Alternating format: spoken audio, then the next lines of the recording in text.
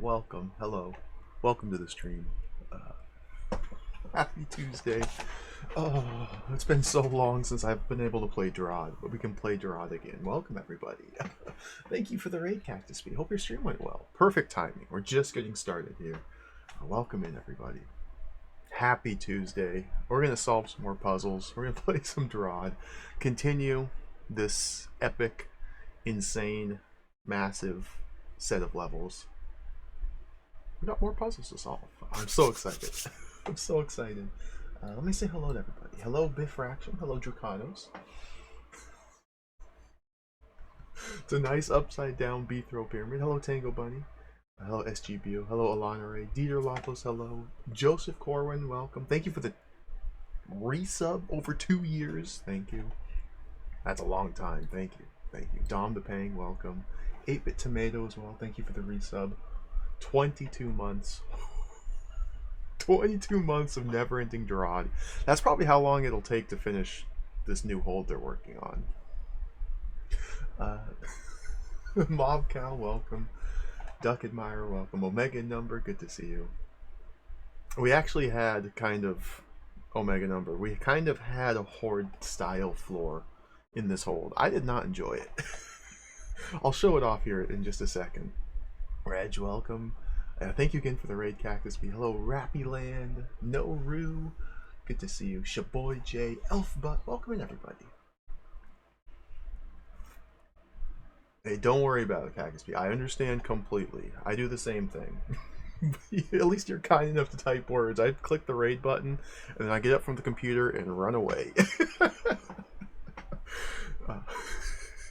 Welcome in, everybody, though. We are deep, neck deep. We're deep into this hold, this set of levels. Let's just dive straight into it. I got nothing else to say. I've been thinking about this constantly. We just have to play more game. There it is. The City Beneath. Where's the music? So there are a couple changes, you may notice, to the visual style here. I can click the roaches. I forgot about this. Got him. I had a couple unused codes sitting in my email for 3-month trials of CaravelNet, so I finally signed up for that, and it caused like some visual changes, but nothing else should be really that different. So yeah, here we are. Gigantic Jewel lost. 253 rooms conquered, 263 visited. We still have over 100 rooms. Still have over 100 rooms. We still have over 100 rooms. I should be more excited about that. There's 370 total. Yeah, now I can submit my high scores, my totally sloppy, terrible moves, my demos where I just like run around in circles, bash into walls, and have no idea what I'm doing, and then 600 turns into the room start to have an idea. I can submit those. That is true. Once you clear a room, I don't know exactly how the demo works. What you do get access to the high score demos with CaravelNet, which is pretty cool.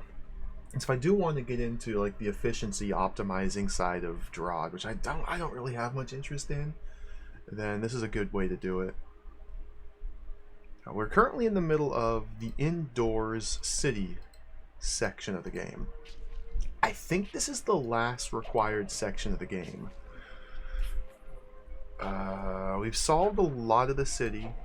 We did the Slayer Zone, we did the Diner Zone, the Bandit Lair. This was like the Carnage War Zone. I was not a huge fan of these rooms. These were basically, there's a whole bunch of guards, and you gotta kill them all. And then you come over here, there's a whole bunch of guards, you gotta kill them all. You come over here, oh look, there's a whole bunch of guards, you gotta kill them all. I really didn't enjoy these rooms. You know, that's a good point. Yeah, let's see.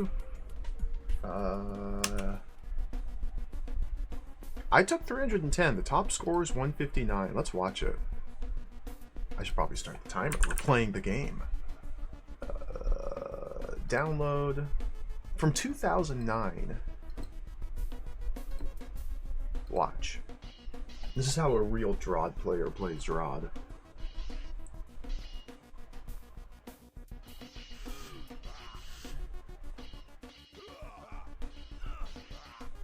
See? You just stab them. I think I had to like run in circles 1,000 times and like slowly pick off one, then run around and kill one, then run around twice. See, solutions like this make me wonder just how long they spent in this one room. Because like a couple monsters at a time, it's realistic to figure out an optimal solution to defeating them, but this many in this large of numbers, I guess you can adjust where they exit. That was impressive. That was impressive. I don't want to play this level. That was in 2009, yeah, before they had unlimited turns of undo. That was one single turn of undo. Anyway, the last huge chunk of levels remaining are... I've been a little bit too apprehensive about starting it, and I'm still going to push this down the road a little bit because I have other things to do first. We have this chunk of levels where we have to program instructions for our robot over here to have him defeat the monsters.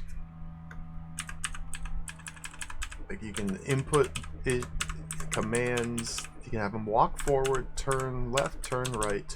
You can call separate functions. You define these functions down here. You can call function 2 within function 1. And you have to use these commands with a very strict number of inputs to kill a rattlesnake here, kill these brains here, drop these trapdoors and kill these brains. We'll get there. I'm not... It seems a little intimidating. However, is this the pool? No. There were 2 puzzles I left unsolved yesterday. We gotta go back to the pool. I think it's this way? Yesterday, 2 days ago. Nope. It's the bar. I don't remember where I'm going. This is what happens when I take a single day off of this game. I have to... Okay, that's the diner. That's the bank. This one. The place surrounded by water. That's the pool.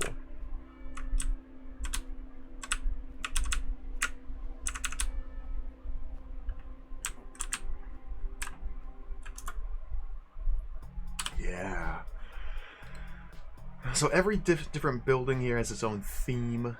The theme of this area was brained roaches and manipulating them. Specifically... Oh god, this room.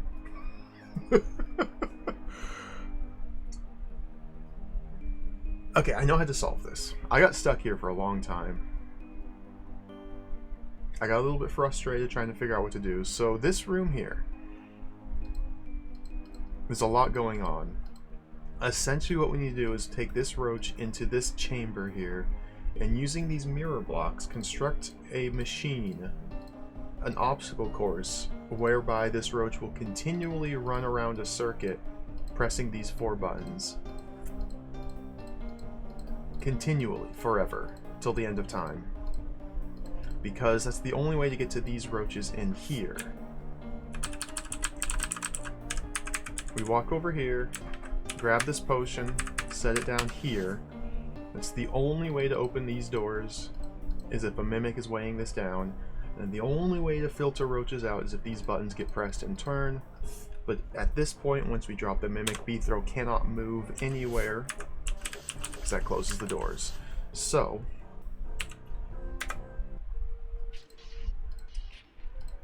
you just have to do this, apparently. You just have to do this. You just have to build this. This is the answer. So let me take a screenshot of that so I can reproduce it.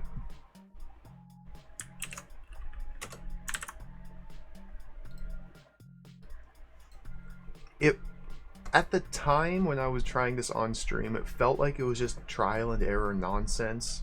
But coming back to it a couple hours after cutting stream, having thought about it a little bit, I realized and understand the logic behind why this works, and it's actually a really cool device.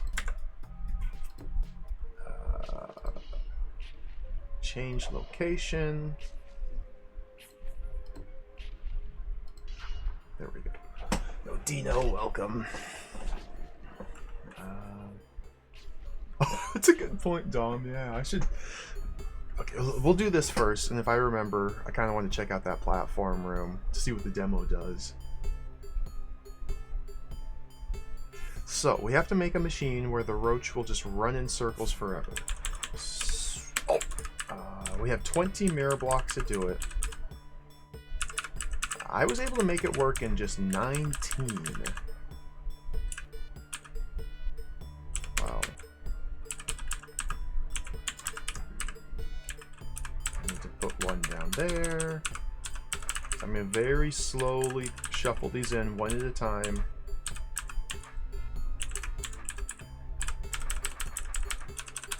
To match my testing configuration.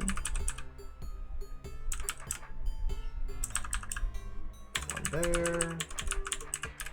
Oh! Oh! Oh!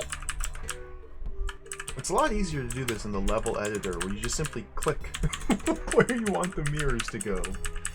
You just click.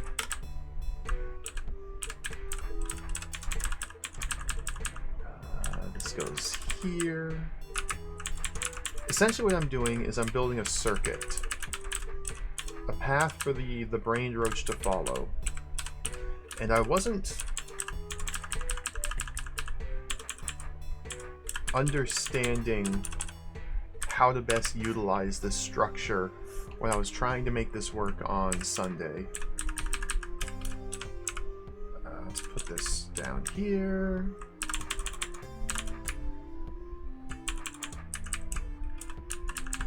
Basically, the arrows here and the walls form two circles, two rings,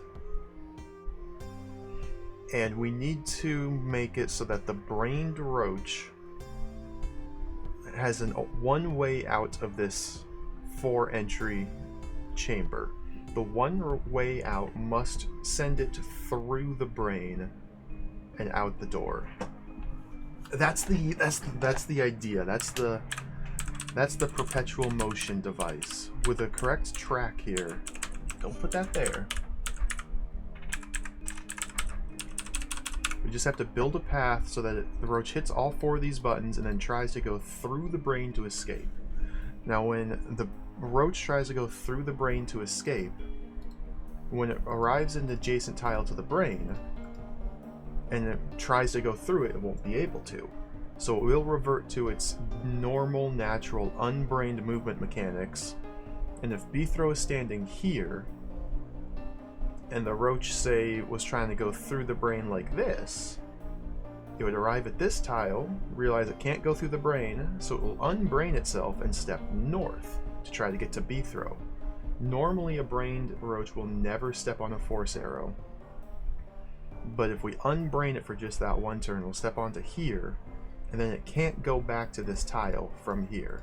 The force arrow prevents that, so it will run its little circuit again, go back here, and then step north, and run its little circuit again, go back here, step north. This is essentially the start of the circuit. Everything hinges on that one single unbrained step that the roach makes. And because the layout here allows for 2 concentric rings, I don't know if concentric's the word, two loops, then that means we can send the roach from here to this button, down and around this way to this button, then to here. I can completely block off this path so that the only way out that the roach sees through the brain is through here. It's pretty slick. Like, it's wild that this sort of thing is even possible.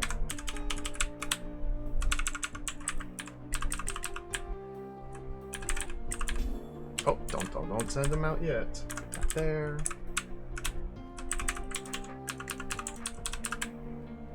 So I was really close when I was trying to figure this out on stream the other day. But at the same time, I just wasn't quite patient enough to think through it. Instead, I tried like one configuration and was frustrated that I didn't immediately figure out the correct sequence. I also thought, because when we grab the Mimic Potion and place it here, we get a single turn of Unbrained Roach movement there as well. I thought that was more relevant. And maybe there's other solutions where we can utilize that, but really that's just kind of... It doesn't. It doesn't really factor into things at all. Oh, Dana, welcome. Chat and business, good to see you. Yeah, I figured this one out in my off time. There really is no off time when it comes to DROD. It's just more DROD. It's either actively playing the game or thinking about the game. There is no off time. So let's stick that there. Go! I really like that Game Boy Advance Saberwolf game. I thought that one was a lot of fun. Okay, I need another one here.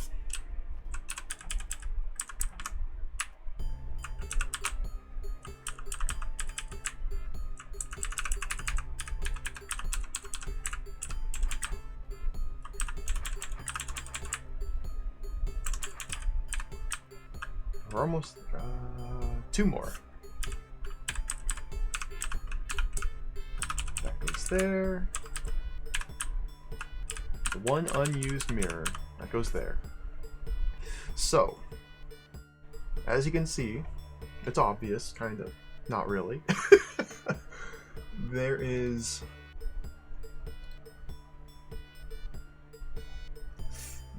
This path here is completely blocked off by arrows and mirrors.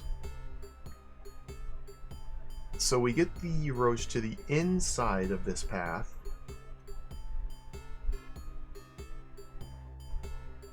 And the roach will try to navigate to this tile here, step through the brain, and get out here.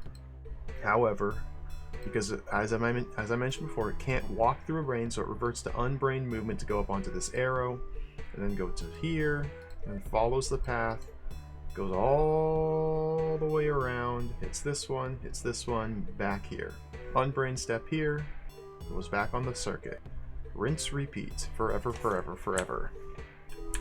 So now we just have to get the roach in there.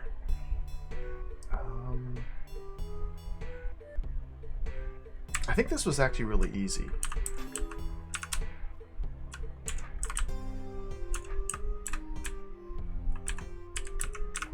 And the cool thing about this circuit is, once the roach is in there, I don't need to do any special setup. If he's inside this circuit, he will be on the circuit running it. So now, there he goes. He's trapped forever, pressing those 4 buttons until the end of time. And everything hinges on this move right here. The single unbrained step onto a force arrow. See, and they're slowly filtering roaches through. It is important here. No, it's not. I can drop that whenever. That gives him another single turn of unbrained move, and now he's rebrained. It's not the fastest.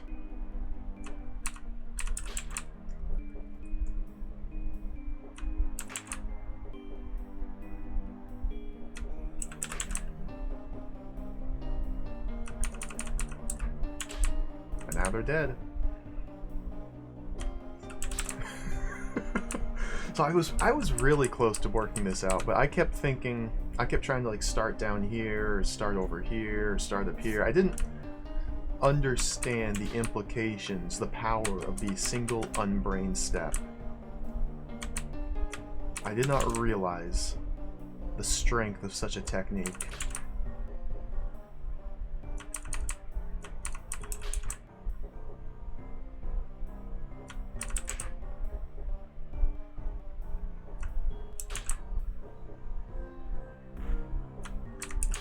Whee! Almost there. I wonder what the high score is for this room. Now we can check the high score of every room.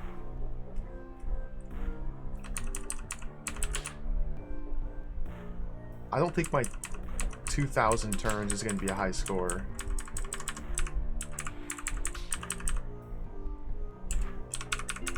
Clear. There we go.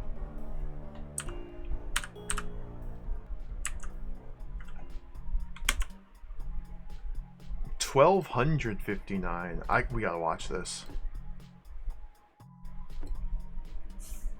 I mean, it's just gonna be building more efficiently. I wonder if he makes the exact same setup as... No, it's different. Okay, he's setting the exit out this direction. So I guess you can just rotate it 90 degrees.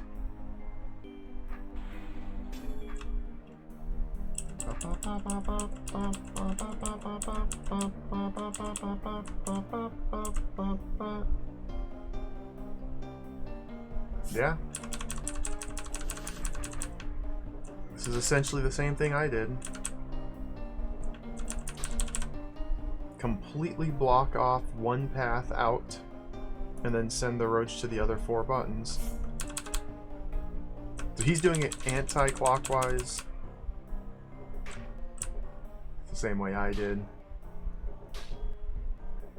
Slightly different arrangement of mirrors.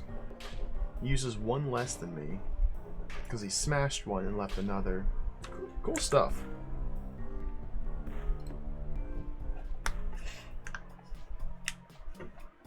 No Magic Imp, welcome. One unbrained step, yeah.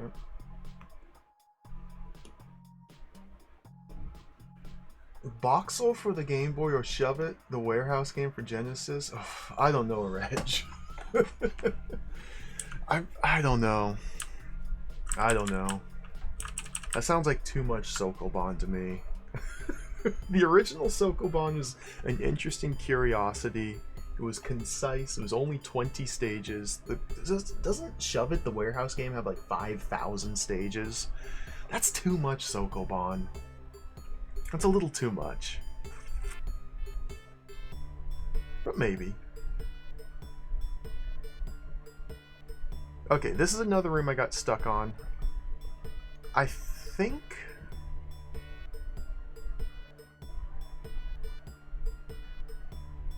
I had the right idea in this room, I just couldn't make it happen.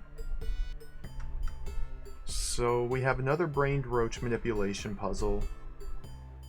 The roach will never be able to get out of its containment center unless it goes through the force arrow. And as demonstrated here and in other rooms, brained monsters will never step on force arrows. So we need to unbrain this roach. We have to do the single turn of unbrained step and utilize the power of that technique again.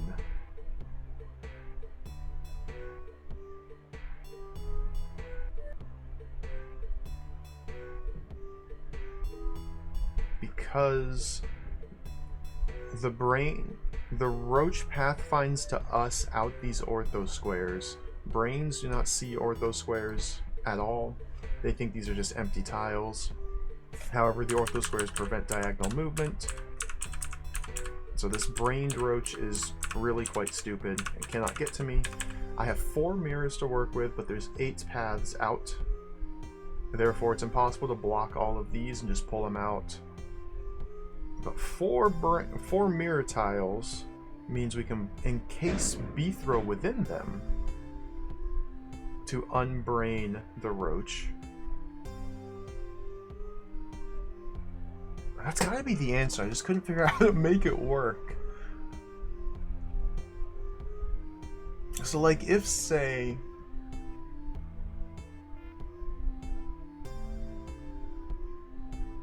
If the roach is up here trying to get to Beethro, Beethro would have to be south of the force arrow, completely enclosed in mirrors. Which, like, if Beethro were standing on this door and there was a mirror here, here, or here, that would work. I don't think I can get that to set up.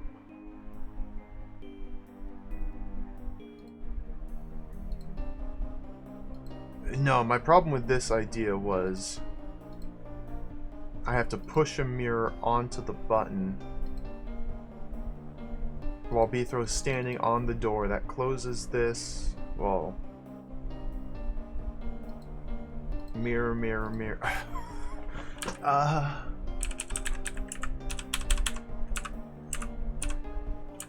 If I block these, then I can redirect the roach down there. Can I then get this mirror back?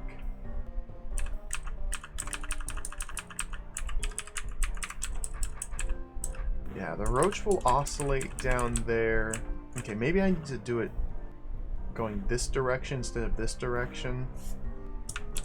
Can I get the roach down there without any mirror blocks blocking the top left? I can. So yeah, this tells me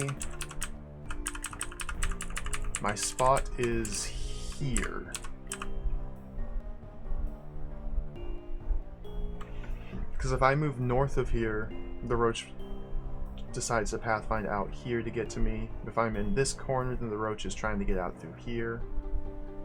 We're right on the verge of him changing his path map, but this tile, he remains in the stable oscillation pattern. So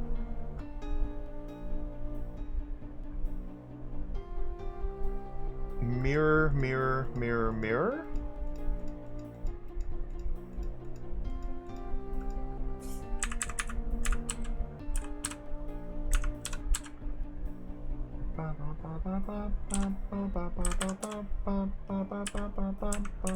Murmur, murmur.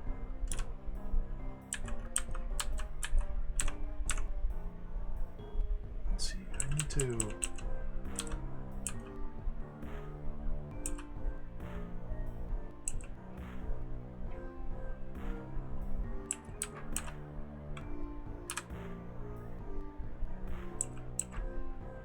What the heck?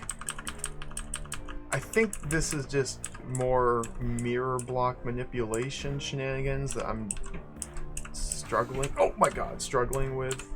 More so than its brain roach manipulation. Yeah, I don't really get it either. Ooh. Like, I can get myself in here, but I just need to pull this one to the left.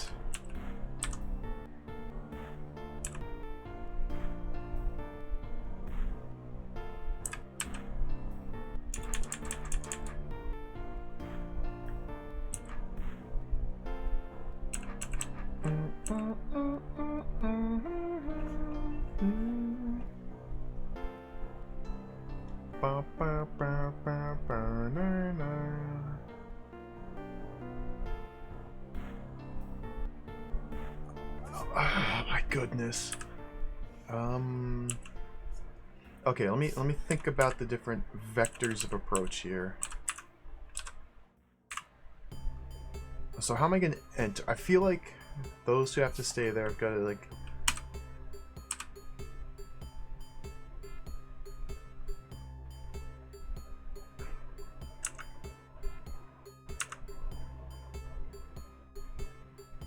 Okay, if this guy were up here, and I enter through there, but then how would I seal that off behind me?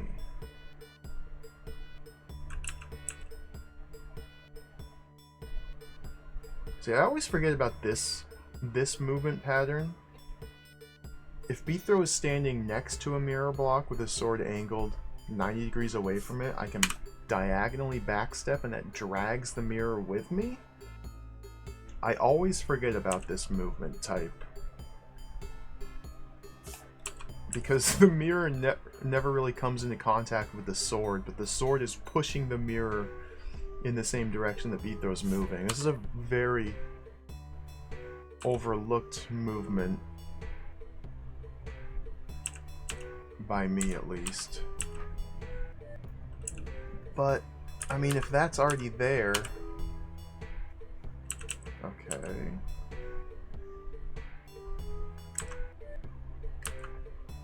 Boop, boop, boop, boop. Ah.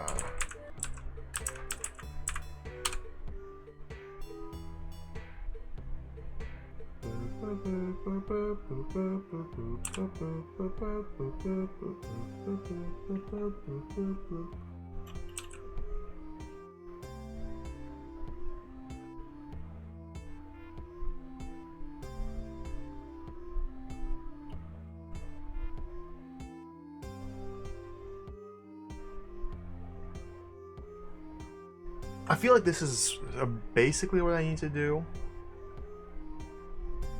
I just gotta figure out how to make it actually work.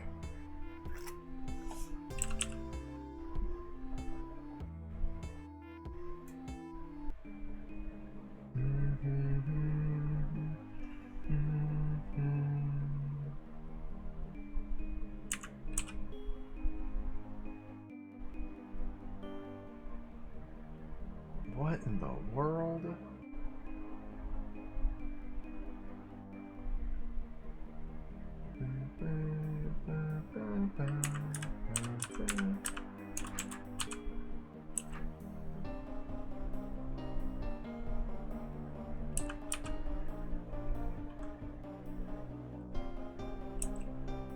There must be... I feel like I'm missing something still. Maybe this isn't quite right. Do I need it to be sticking out this far horizontally? Or can I...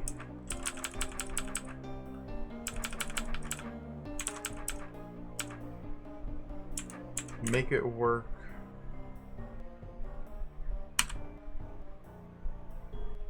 Okay, if there's already a mirror there... then I need to...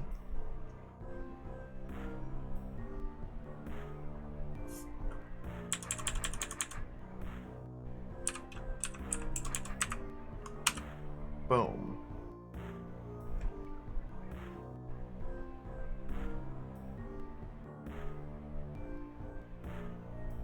Mirror here, here, here? Would that work?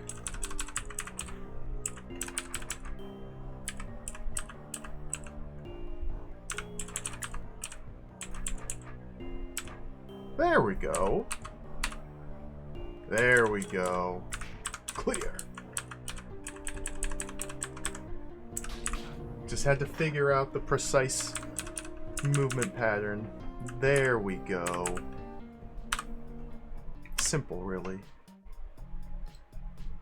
Let's watch MX Vladi do it. Dude, this is so cool being able to download demos like this.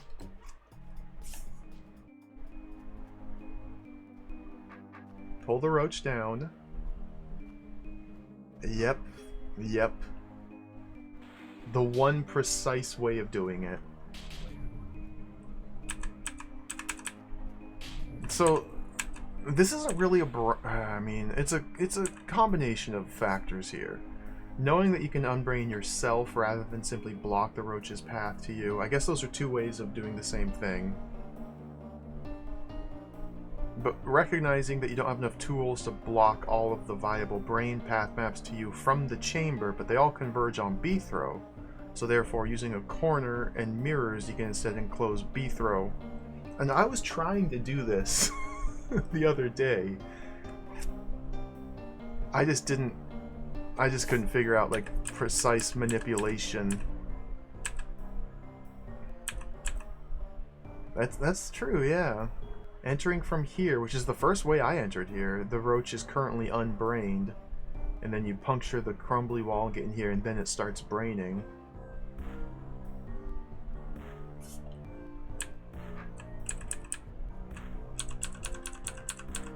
Boop, boop. Pull the roach down. Boop, boop, boop, boop, boop, boop. Pretty slick. Pretty slick. Good stuff. 14 seconds back in 2009. And nobody's even tied that record. So, there's my move, 468. It is kind of funny how they track like efficiency demos or lowest turn counts, but if the demos are publicly available, then it should be trivial. I guess it's kind of an honor system, but it's trivial for anyone else to replicate the high score. I guess it's kind of just on you not to just flood the leaderboard with duplicate demos, because they only show the top 1, 2, 3, 4, 5, 6, 7, the top 8 scores.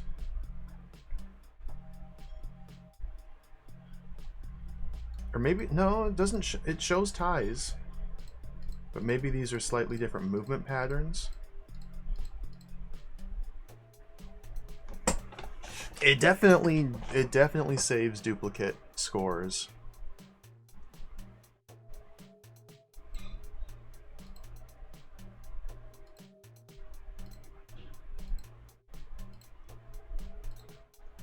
Okay, I just got access to this the other day, so I'm still understanding how this works.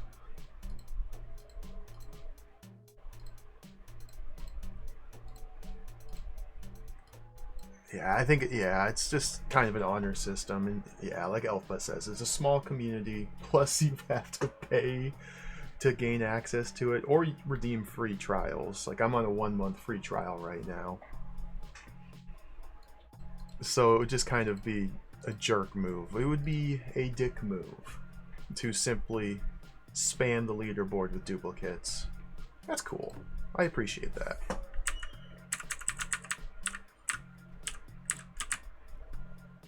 But like, if you were to say boot up King Dugan's Dungeon or Journey to Rooted Hold, surely the same does not apply there. Like, surely the demos there are all the same high scores that have been optimized over the course of the last 20 years.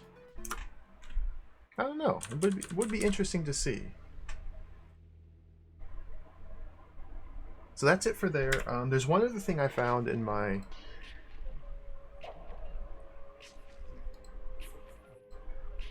Lava Land. Here, I found another secret. Spoiler alert. It's been bugging me. There's a path up here. Up here, I have never been able to get to.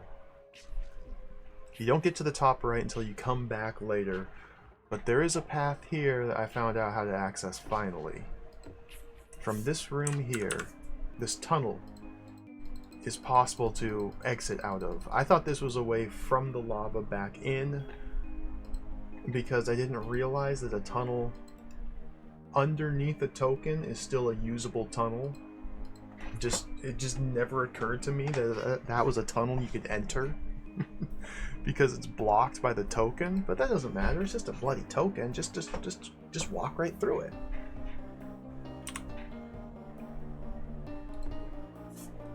So how do I do this again? We run in circles for a bit. Hit the bottom right button. Hit the top button. Hit that one, then that one, then that one, then that one.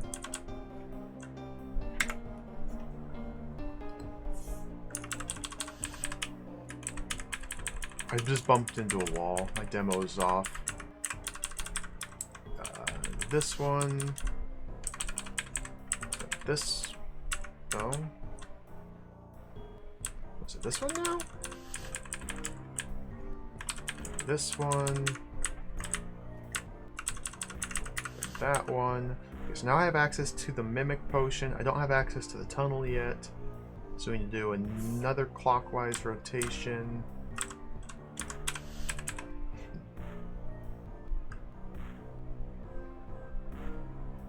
Oh, whoops. Gotta get this first. So you're supposed to use the Mimic in here to kill the giants. But if you instead use the Mimic to clear the mud, I might have screwed this up.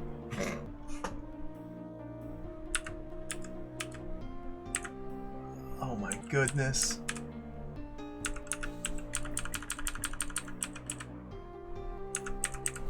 Dude.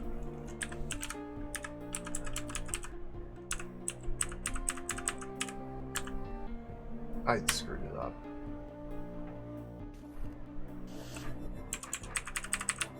If I do it correctly, Mimic with that sword orientation.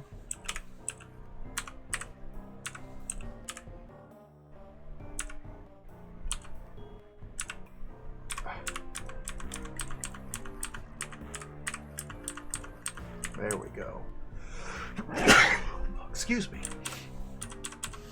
Now hit that. Even though there's a token here, you can go through the tunnel now.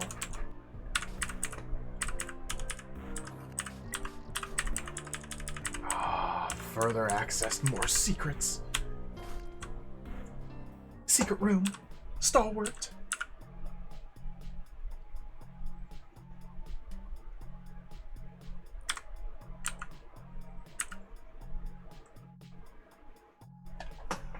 Now, unfortunately, I don't have the full map of this area.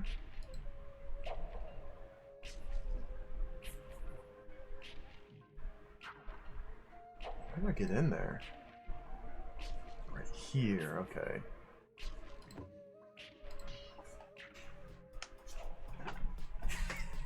Yeah, but I can see that being the case.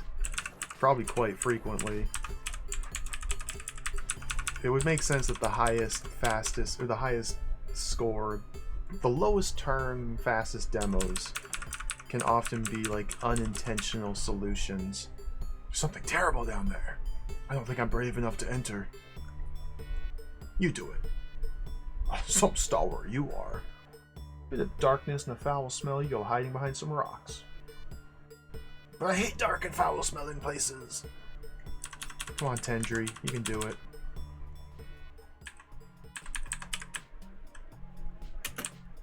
So I can go down?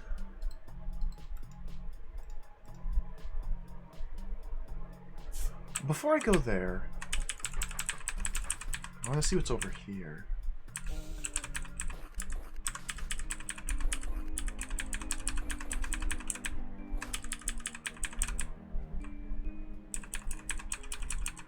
This should be the western edge of the map, I believe. Ooh. What?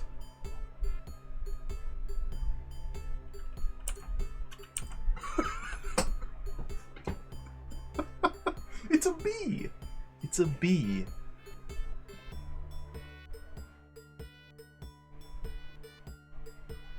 Cool. I died.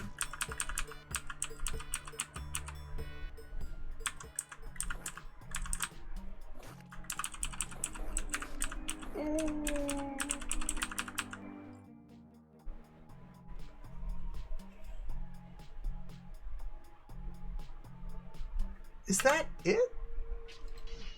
That's it. Okay. I really enjoy it when these little side paths that are convoluted to get to just lead to a little bug, a little piece of art. One of the cool things about this hole is all the unique artwork in it. Like the mini-map art is just brilliant. Do I remember Bug? Do I remember Bug?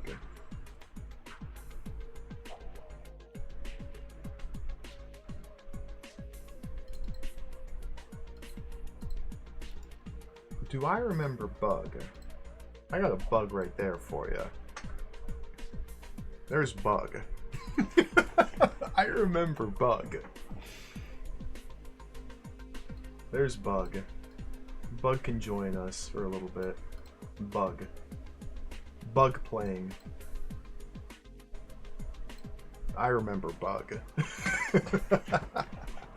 Hey, Fancy Maleeb. Cadus, welcome. Jerusalem cricket? Yeah, I'm not familiar with the precise species. It's a cool bug, though.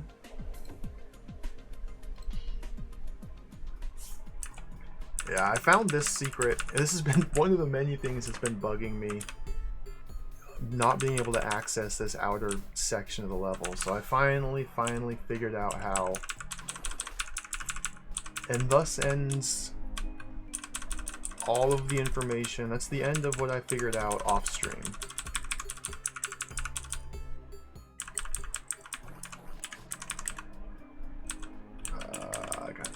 I can't rotate my sword on these hot tiles. There we go.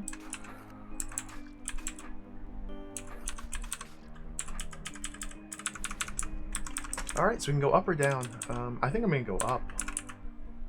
He said there's something scary down. Let's go down. Despair and depression.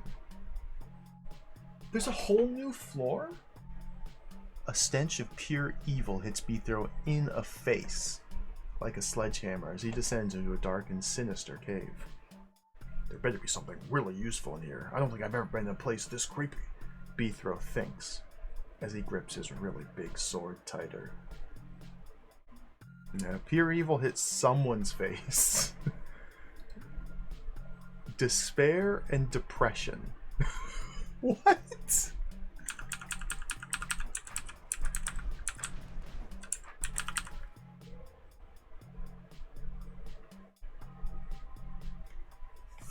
I can't even see the screen. It's too dark. If someone were to build a 38 by 32 lights out puzzle, this would be its solution. Rumor is that there's a solution for a 15 by 15 puzzle too, somewhere in this hold. What?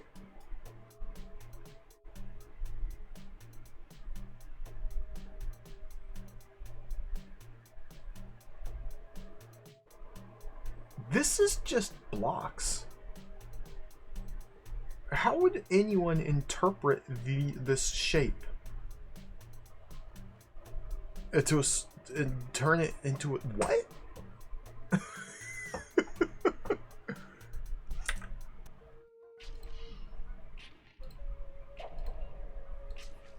This is also a solution to a lights out puzzle?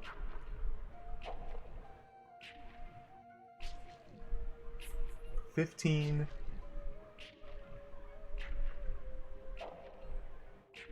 by 15. I'm supposed to be able to read that? Is this like a punch card? Do I need to like get an old mainframe computer punch card and like punch holes like this and then it'll give me the solution? What esoteric language is this? How's that? That's a solution, okay. And this is a solution. Despair and depression. What?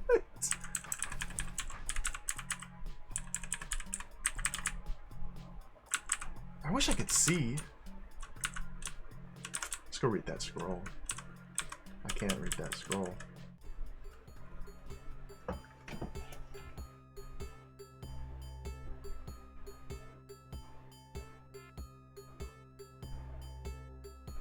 What?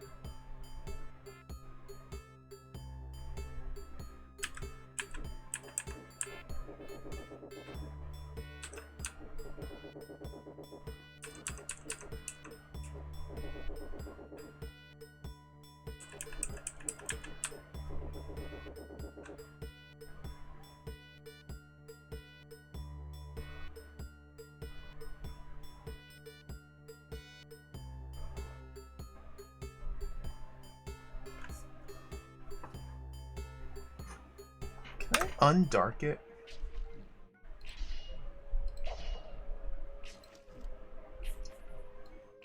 If I turn that up, can I start to see? Is it alpha blending?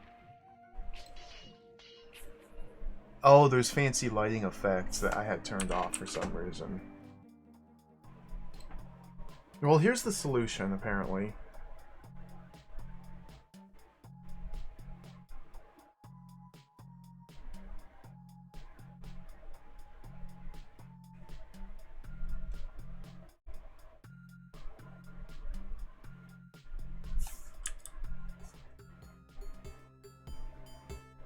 So we need to turn off, whoa, all of these doors. We need to open all of these doors.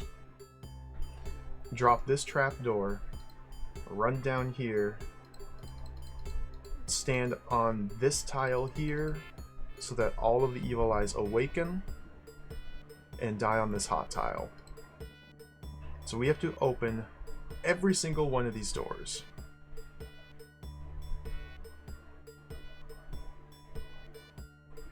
One, 2, 3, 4, 5, 6, 7, 8, 9, 10, 11, 12, 13, 14, 15.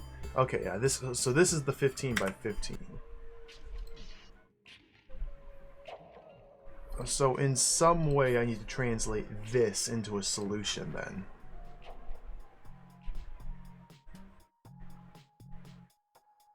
I guess this is telling me which buttons to press or which ones not to press. Okay, well, screenshot. Yeah, if they really wanted to sink the player into despair and depression, they wouldn't have given me the answer. Then I would just probably start crying. Okay, so... oh my god.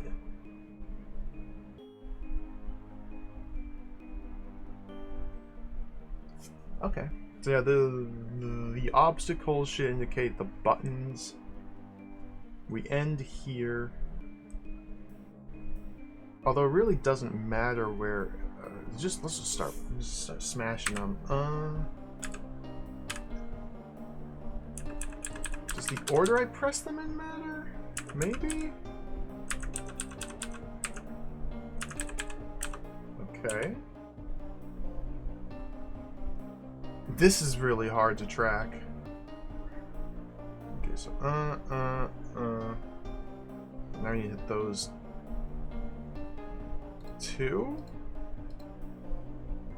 Well, I mean, I can get to any button. I can get to any button I want to. So yeah, it shouldn't really matter what order I press them in then. It's just trying to translate this into this. Okay. Okay. I press that one, that one, that one. So I press that one. Don't. I guess I could click on them and show my targets. Press that one. And then these four. And then that one, and that one. Demonic. These four. That one, that one.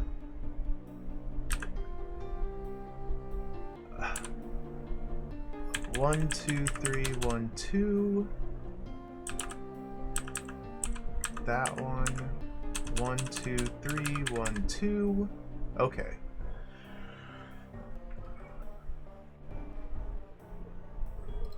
So I've done. I gotta cross these off here. Shoutouts to MS Paint, the true hero of DROD, the savior of puzzles. Those are done, those are done, those are done, those are done. Those are all done. Okay. Can't press on the button again, although it doesn't really matter as long as I repress it.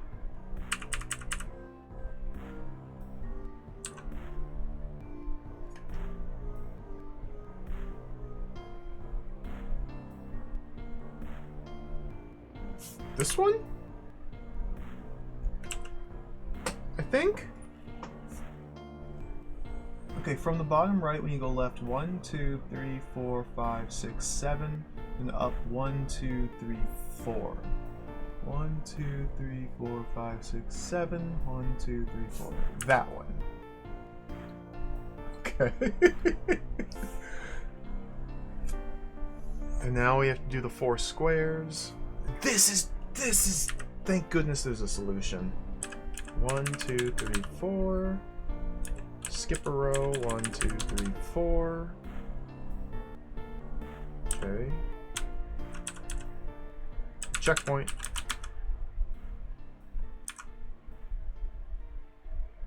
One, 2, 3, 4.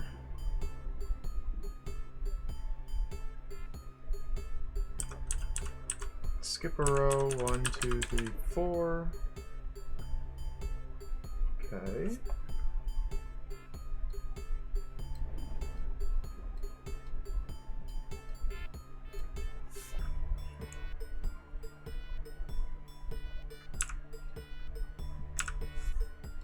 Helps when tabbed into the game.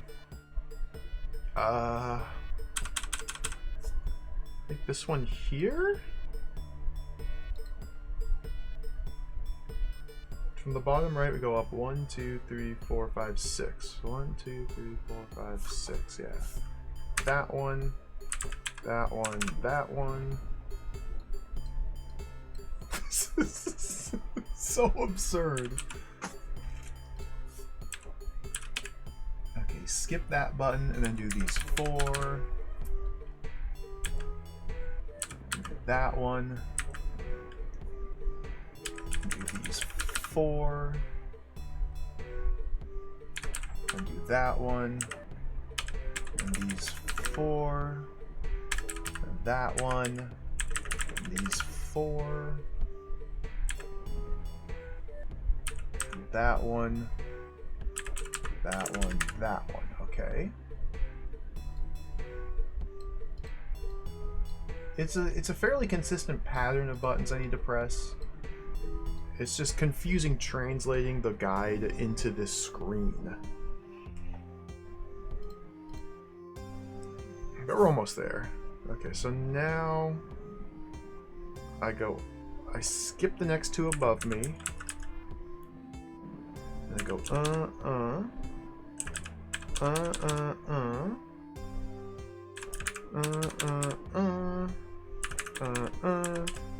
corner.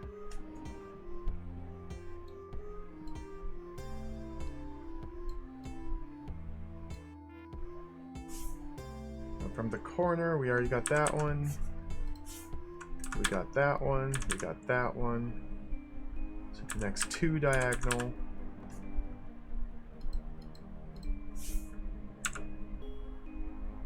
One, 2, 3, 4. That one. 1, 2, 3, 4.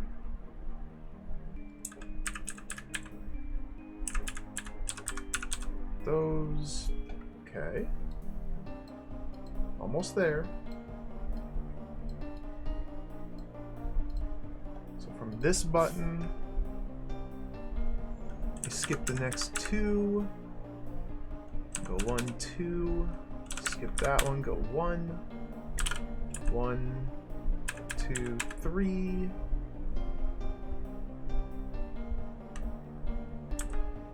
1, 2, 3. 1, 2. Alright.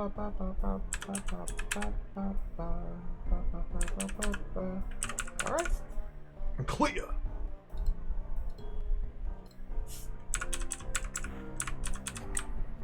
Oh, I gotta wake up that guy.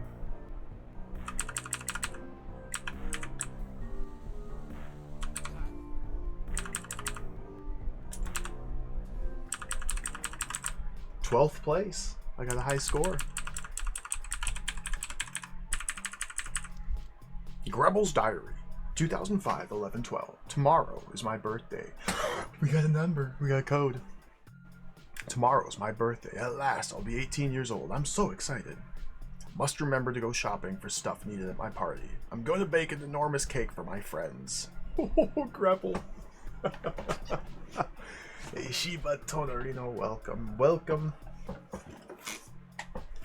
Okay, so maths. Not even really maths. 2005, 11, 22. So 23rd. And then subtract 18 from 2005. Yeah, 1987.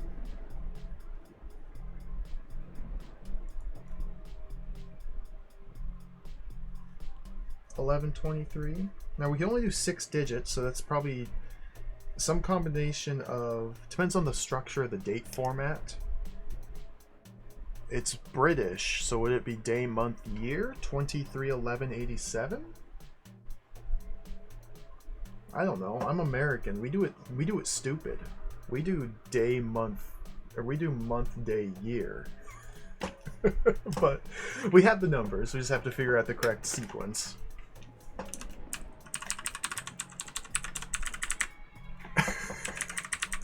We do this the format that makes no sense. How do I get out of here? Channel? I can't see anything.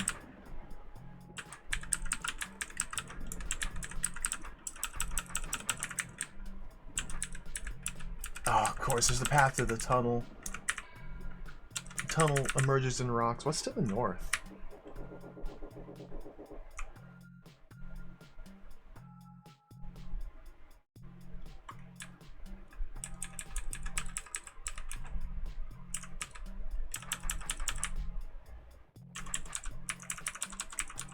I can't see if these are secret paths at all, or crumbly or anything like that, so we just gotta rub our sword against every one of them.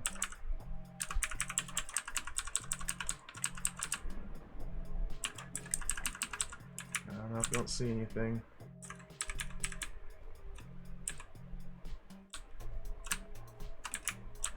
I guess this is just for symmetry? Interesting.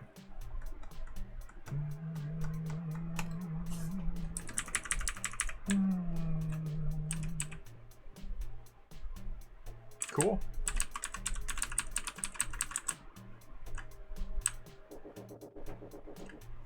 Okay, maybe there's a path.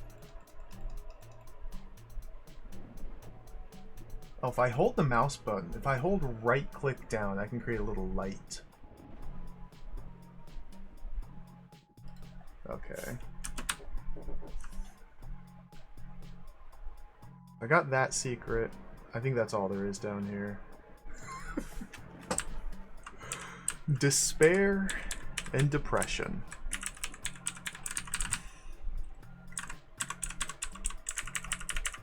I guess that was it? Phew, that really was a depressing place.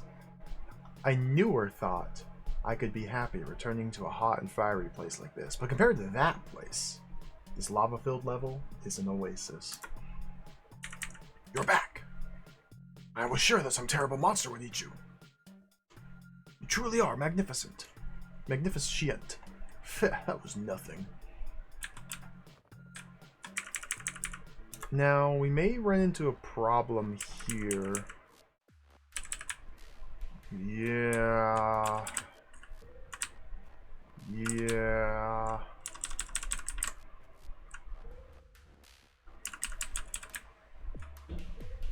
Yeah. Although that's just a shortcut. Okay, no problem at all. I can clear these 2 secret rooms. Since I'm working in a different timeline than my main forward progress save file, then I can clear these 2 rooms now, but when I return here in my forward progress, these doors will be unopened, this room will be unclear, but because they're optional bonus rooms, it doesn't matter.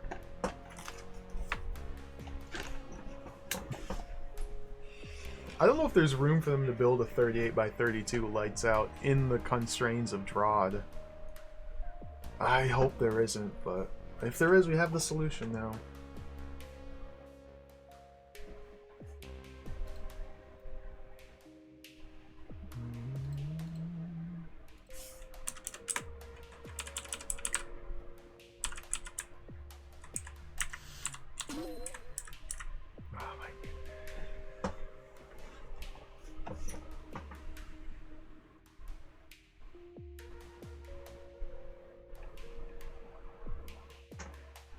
I can barely see these red lines.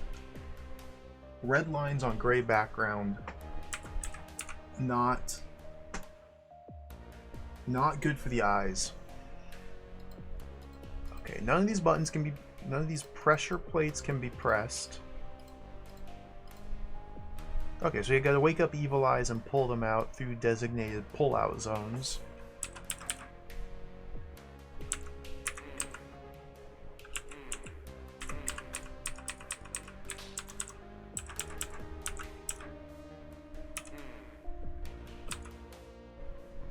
Whoa.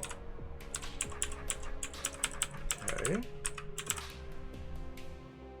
There's some, like this one I'm using, so we don't want to necessarily wake up all the diagonal ones, but the ones in the corners can die.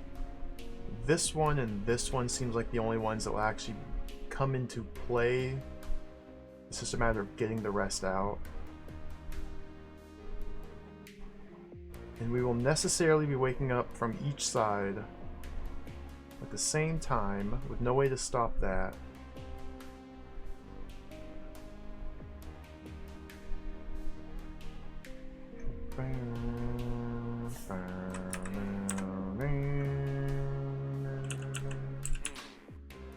Can I can't get that one down. Like, I can use my sword as well.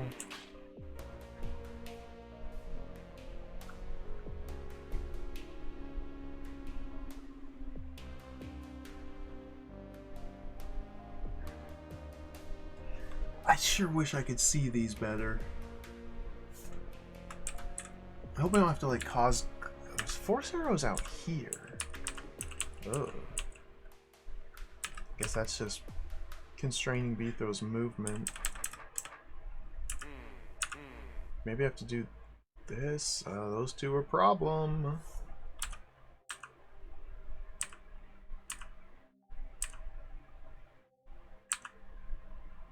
Well...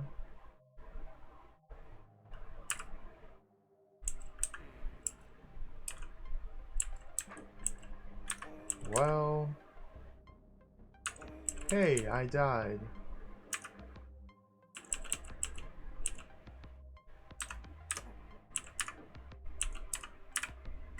There we go. Okay, one problem taken care of for now. Well, how will I get that eye off that arrow if he gets stuck there? You can only go north. I guess I can slide him north. Maybe. Interesting.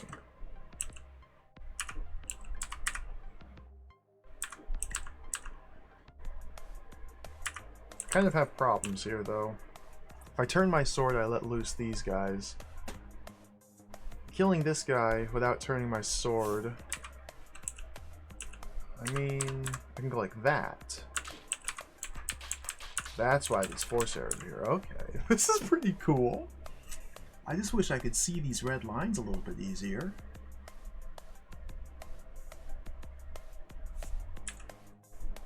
I think I can wake... No, not that guy. This guy up now.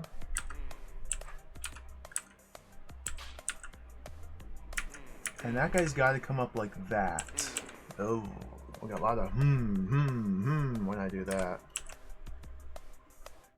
But I can't really step north of here otherwise. Oh dear.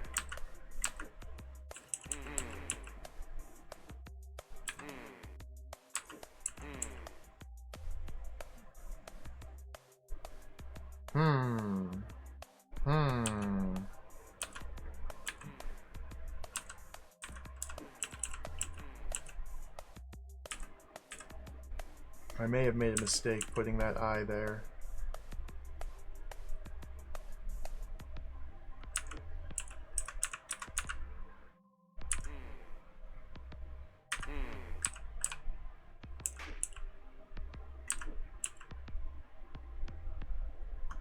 I may have made a terrible mistake.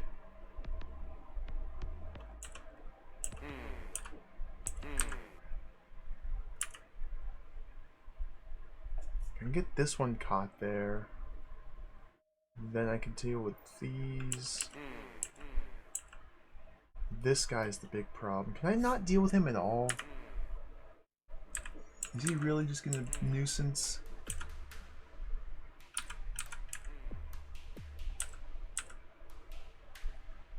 I would need to be horizontal with him to pull him west, or south of him to pull him south. Ugh, that's a nuisance.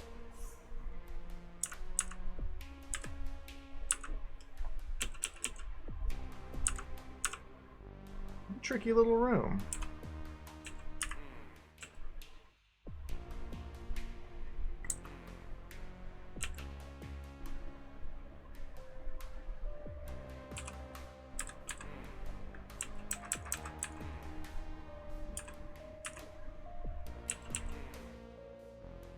So I can't pull him down. Let me see if there's a cleaner way to... This guy is giving me difficulties.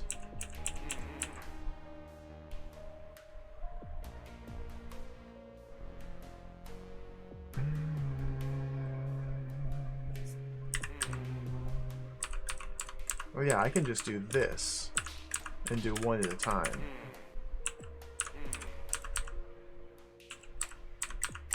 Do the same thing for this guy. Okay, that's a lot nicer. That's a lot better. That's a lot better. Now, Mr. Diagonal, you can go. Now, what about these friends? Okay. Issues.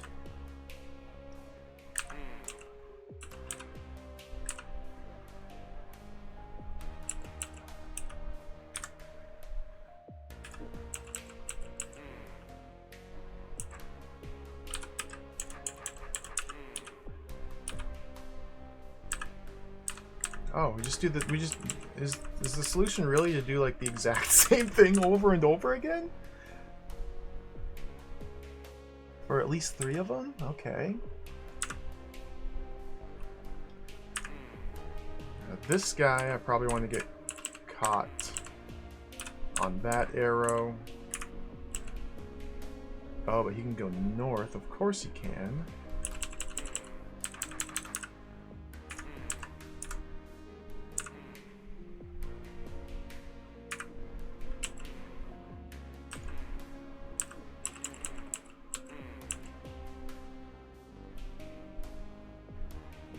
Can I get any of these diagonal friends out?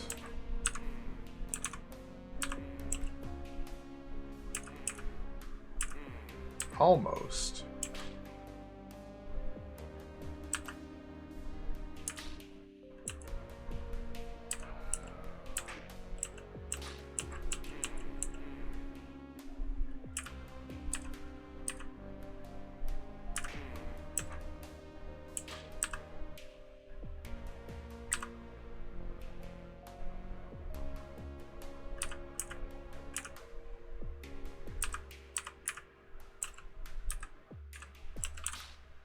Okay.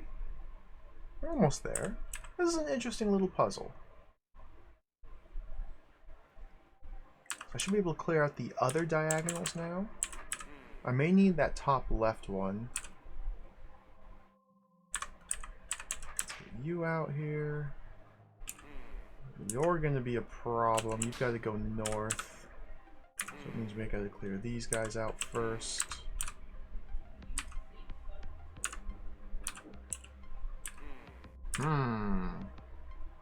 What arrow is that?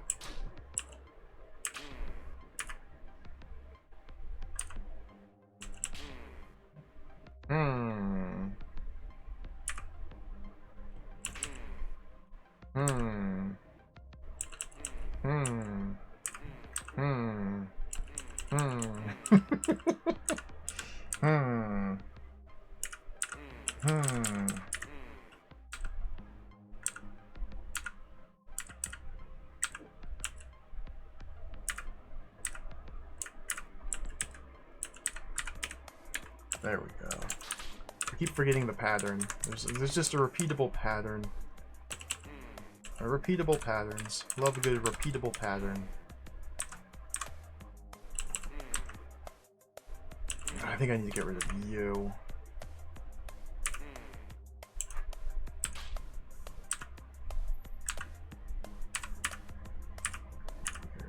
A repeatable pattern. Ooh.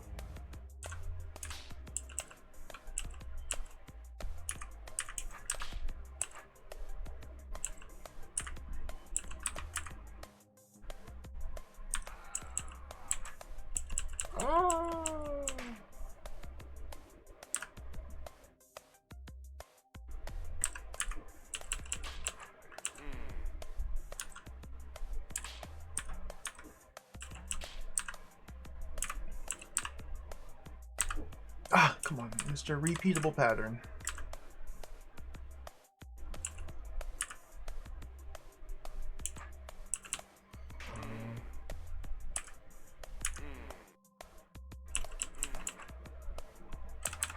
Well, maybe I can go like this.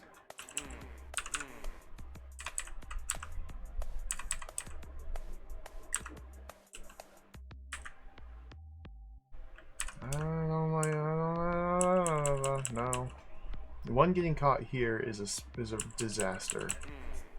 So when I wake up this guy here, he has to go down underneath it.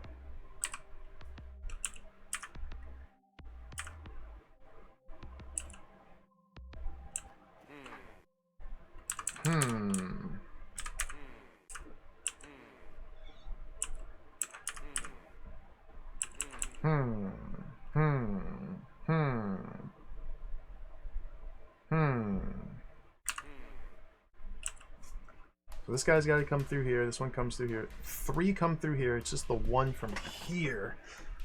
Getting this simultaneous action cleared out.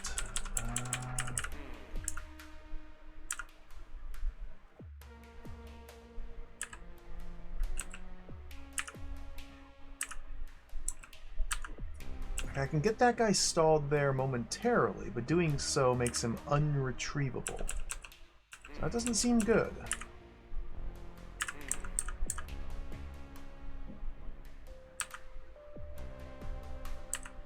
Oh, can I just repeatable pattern him here? Okay, I can just repeatable pattern him there. Okay, okay. Okay. Clear.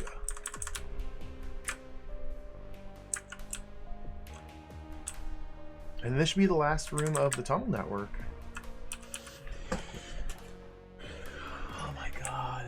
Disarm? Why would I want to disarm? Like, don't I just not want to disarm? Oh, rotator tokens.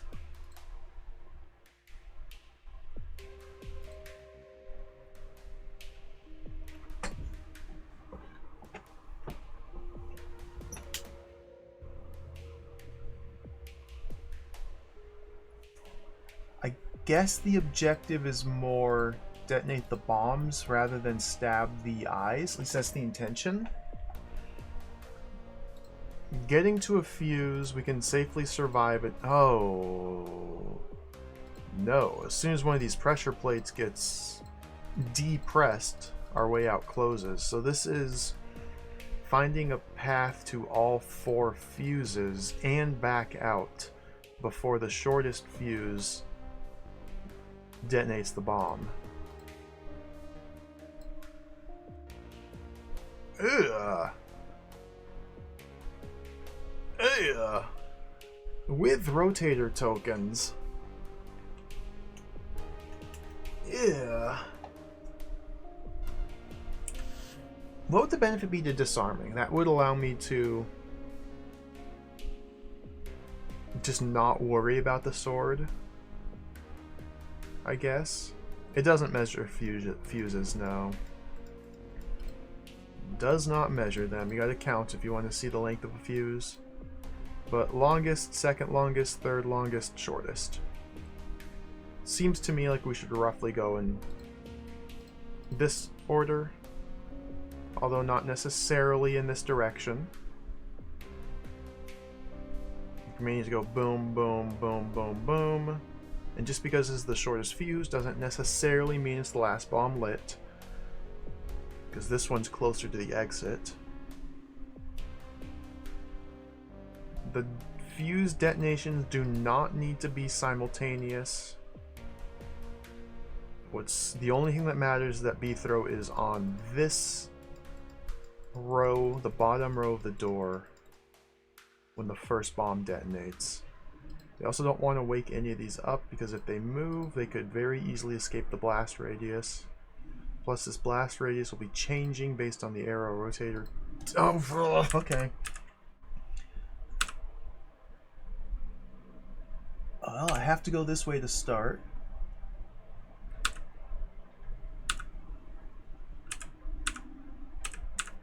I don't... I'm stuck. Instant stuckage. I'm not good at reading force arrows and rotator tokens. Like, it just doesn't. I just can't compute. Force arrows by themselves are hard enough to parse and like trace a path through here. But when you throw 8 rotator tokens into the mix, that's just overwhelming. Alright, let's rotate. Do I want to rotate? Probably not. I can't bump. I'd be sure not to ever bump against walls.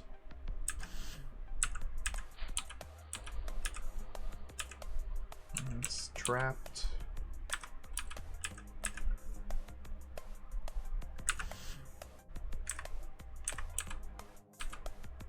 I feel like I'm going the wrong way.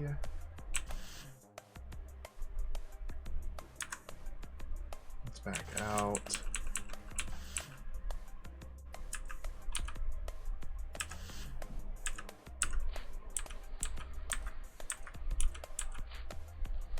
Trapped. Okay, you hit a rotator token before getting that one.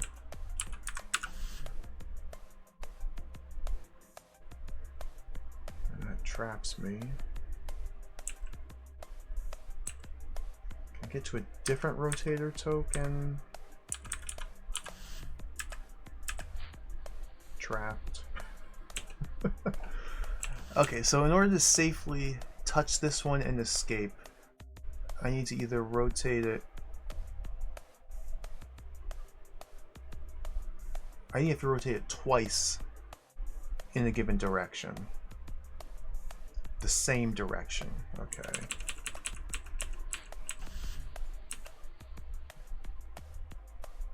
So from here, a single anti-clockwise would be good. But those are all over here. So 3 clockwise rotations? I don't know about that.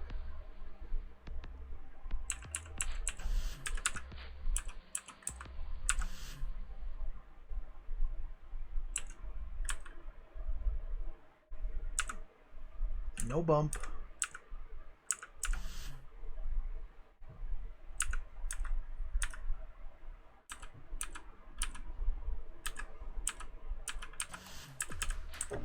Ah! Too slow. So these are extensive fuses. This one's really short. So I should probably try and route it to hit boom, boom, boom, boom, then back out. Okay. So from here... Yeah, I'm stuck like that. Okay, let's step it back to this point.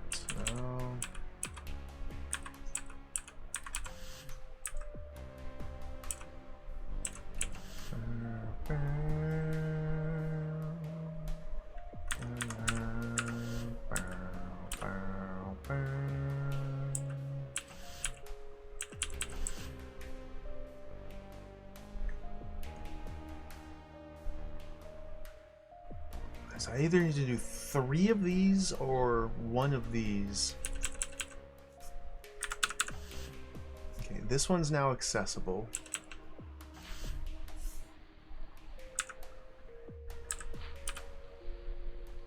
And that's the fastest way to it, it looks like.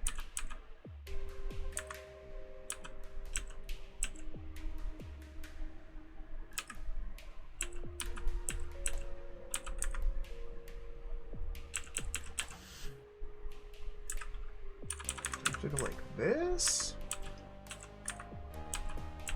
Oh my goodness. This is so hard to look at. Can I hit that one again? Yeah. Okay.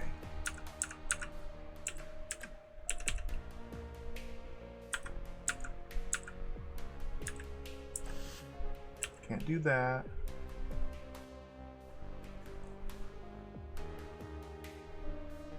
So this is now inaccessible. Unless they were one more anti-clockwise, then I could step here. No, no, no, no, no.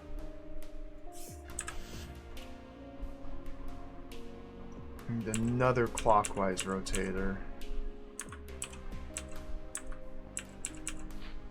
So that one.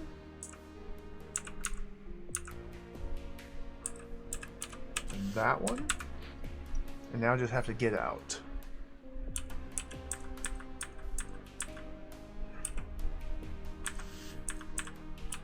Okay.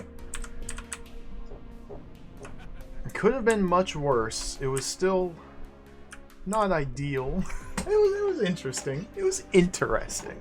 An interesting puzzle. It's just 12th place. Look at that. I got 12th place. Got 12th place. I got 12th place. I can feel accomplished. Hey, Al Roker, welcome. Unlimited DROD Gaming. I got 12th place. You can't see how many demos there are total, though. Again, it only shows you the top 8. I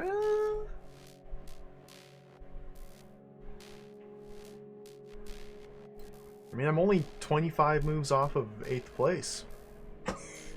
Yeah, I feel like the number of people who have even submitted demos to these holds is quite small. Oh, I recognize that guy. This is the guy who made Beathro's teacher. That was such a good hold.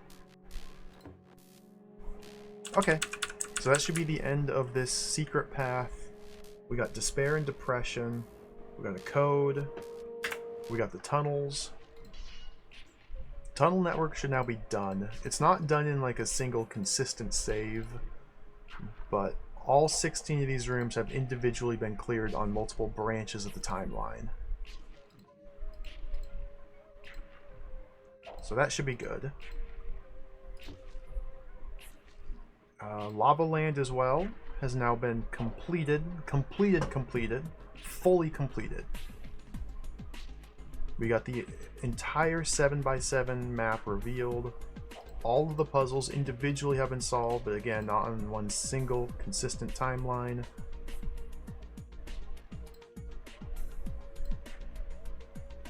I guess I gotta face my fears and start doing robot programming now. Let's head to the bank. Let's head to the bank, use this new code, and then start programming some robots.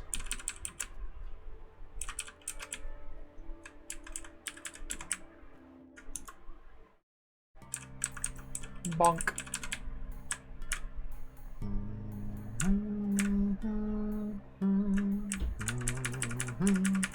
Okay. We'll just try 87, 11, 23 first. There we go. Year, month, day.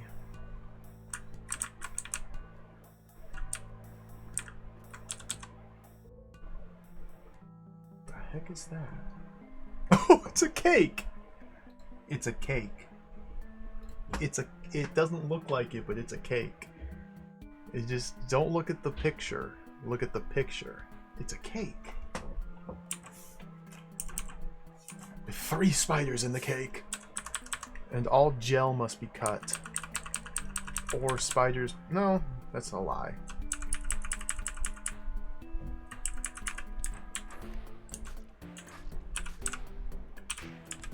Cake.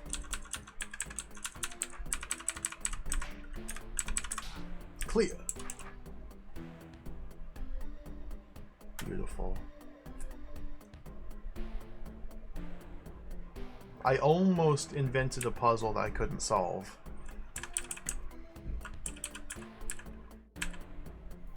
I like the bank area. 18th place. I could do better than that. I could do better than that. I could do better than that. Room start. Let's get a higher score than that. Okay. Is it faster to go up and around or down and around to get to here? Because the spiders are here. Probably up and around because that will pull the spiders up with me. I want my sword to be angled this way to start. Very careful. Don't bonk any walls. Or oh, maybe I should wiggle them all out. Because they need to travel. And this way I can kill the babies while the traveling is occurring. Now angle sword this way. Now go!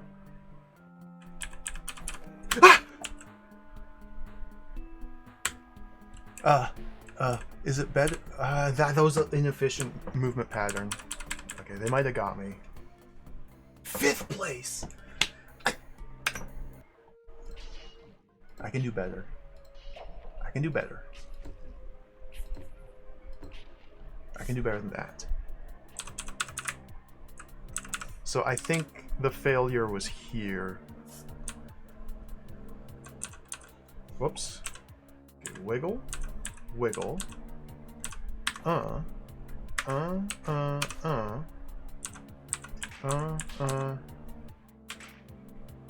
Like I can't pull them out with me. But here I can at least take that path, save a single turn of movement. 4th place tie! Okay, there's...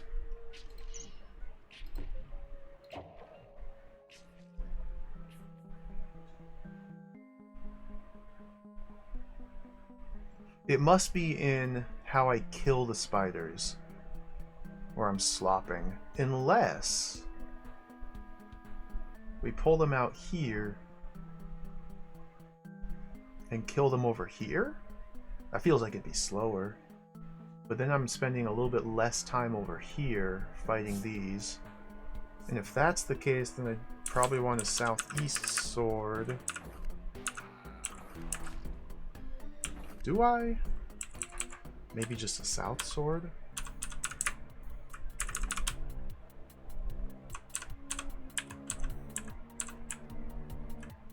No, this is maximum sloppage because they're just stuck here.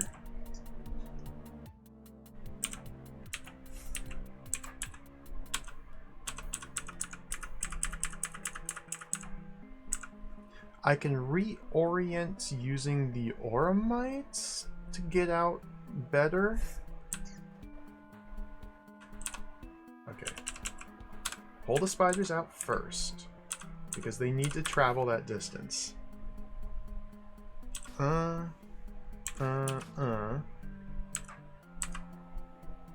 what's... Okay, I need to figure out the most efficient way to kill these spiders. That's where I'm failing. Like, beef there needs to be here.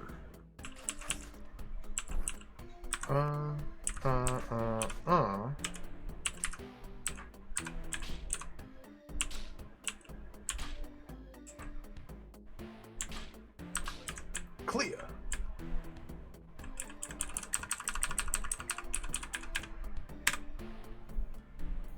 I think that was the exact same score.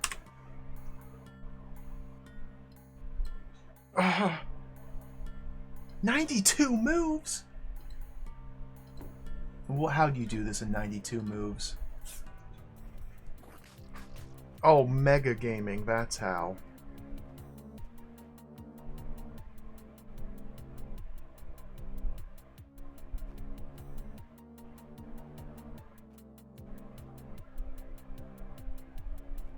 Go up through there. And then kill the 1, 2. Oh my goodness. Take a quicker path to the spiders, of course. Of course. You gotta walk in the cake. You gotta trample the cake to get the high score. I didn't want to disturb the cake. See, I'm thinking the cake must be preserved so somebody could eat it. But no, you gotta trample the cake if you want the high score. It wasn't worth it. I couldn't solve it. Okay.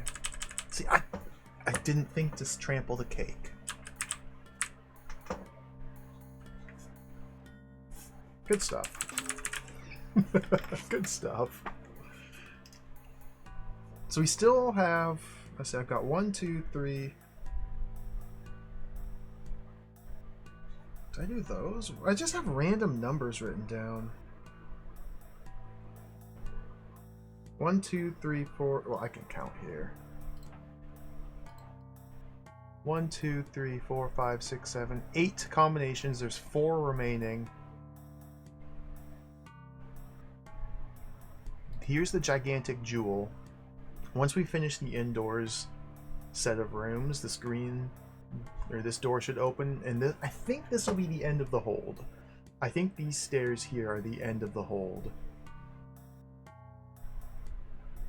Which leaves 4 combinations yet to be found. It's possible combinations would be behind the master wall? No?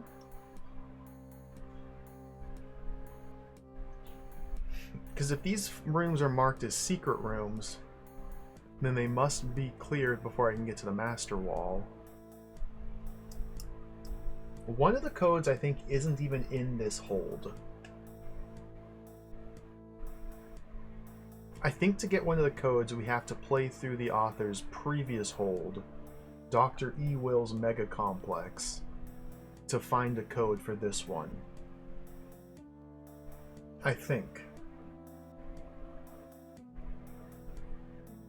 I think we have to play through another 100 hours of DROD levels to get a single code in order to get 100% completion on this DROD hold. I think. I think. But that still leaves 3 more. I haven't figured out how to get to this corner of the bar yet either. Alright, let's go program some robots. I don't think I can delay it any longer. I mean, there's still other secret rooms I could try.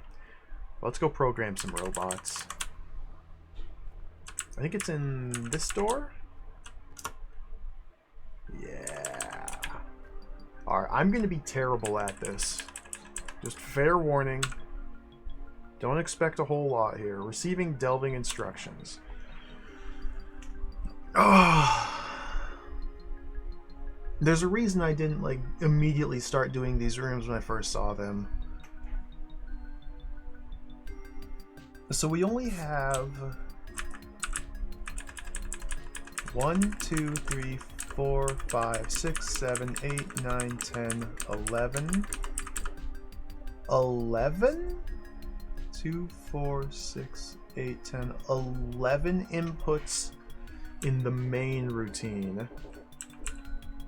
But we have 2 subroutines as well that we can call. Taking an input to call. Routine 2 can be called from within routine 1. So in that way we can do a lot more than 11 inputs. And in fact, we can call routine 2 12 times within routine 1. Or 11 times within routine 1. And then call routine 1 11 times. That's 121 moves if we do it like that.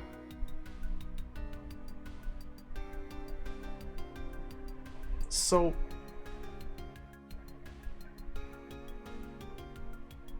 we have to move in the direction we're facing. The only movement option is straight ahead. So we have to turn him and then move him. That's kind of the main constraint here that makes it hard to think about. I kind of want to just do this in the level editor. Just recreate this in the level editor with Bthrow here. And then just run through the inputs and see how I can make that fit into this. Now there will be difficulties because... There won't be difficulties. He's on a force arrow. Okay, he's not going to ever be moving. Yeah, there's an arrow under the snake's head. Fortunately, I was a little bit worried about that too.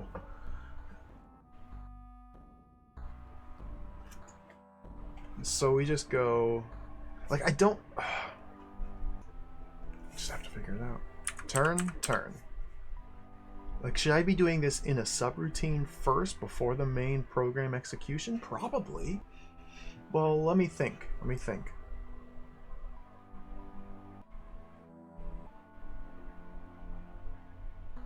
I definitely should. We're going to be doing a lot of clockwise rotation. So I should make it so function 2 is clockwise, clockwise, clockwise, clockwise.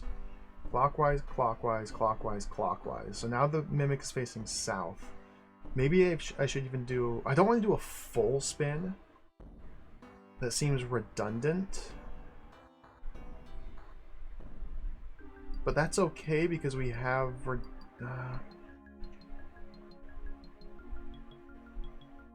right now it's 1, 2, 3, 4. So Beathro's sword is facing south. The tail is here.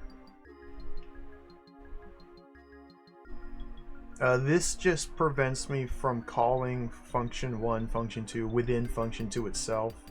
This force arrow prevents me from calling function 1 within function 1 itself, but I can call function 2 from inside function 1. So the force arrows are just, yeah, prevent me from having the function call itself indefinitely.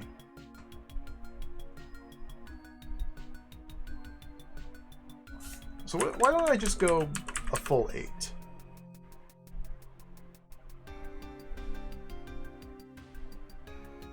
One, 2, 3, 4, 5, 6, 7, 8. Tail is now here.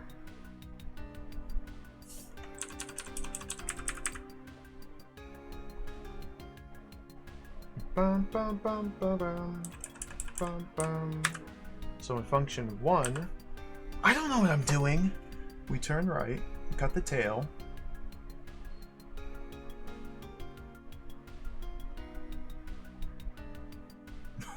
Oh my god. The corners.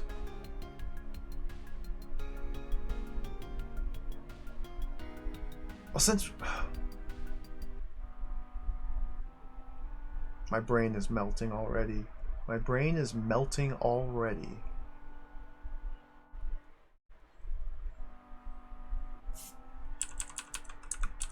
So if we start by calling function 2, the Beathro does a spinaroonie. Tail is here.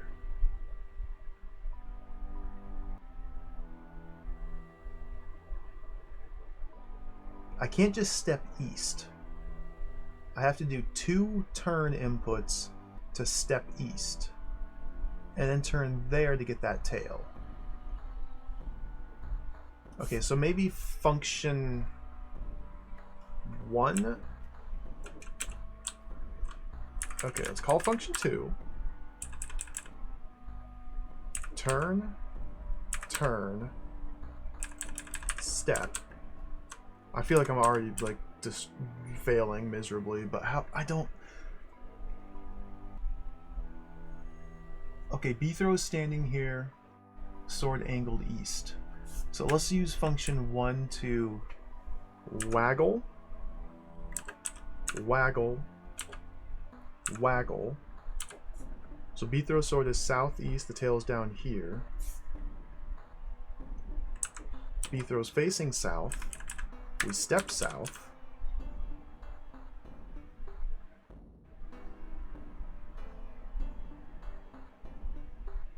We waggle back this way.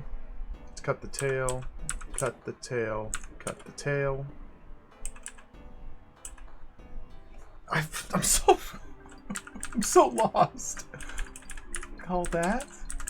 Okay, how does this play out? And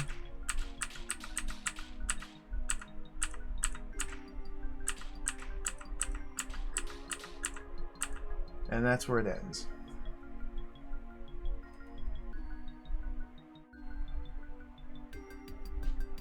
And so I don't have enough space to put all the directional inputs necessary. There's a lot more movement that I just don't have room for anymore.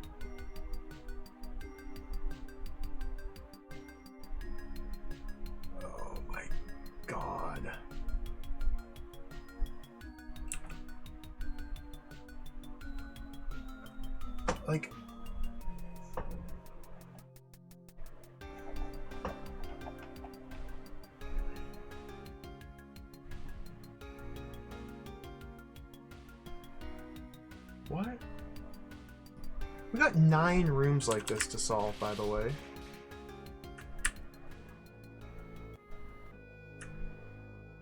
Bobo? Bobo Lab?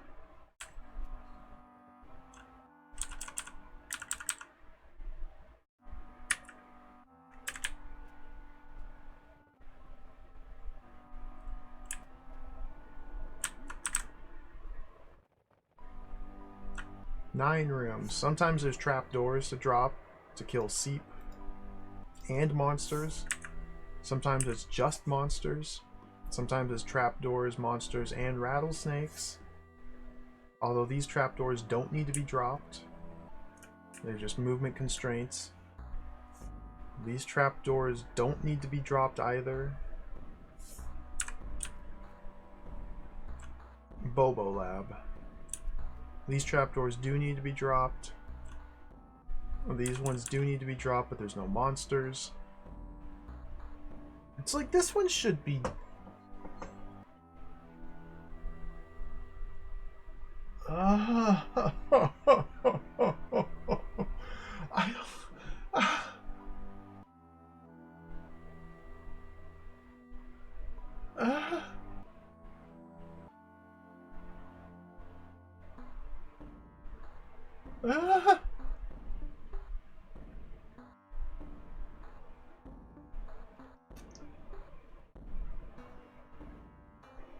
I feel like the way I can figure this out with my shriveled peanut brain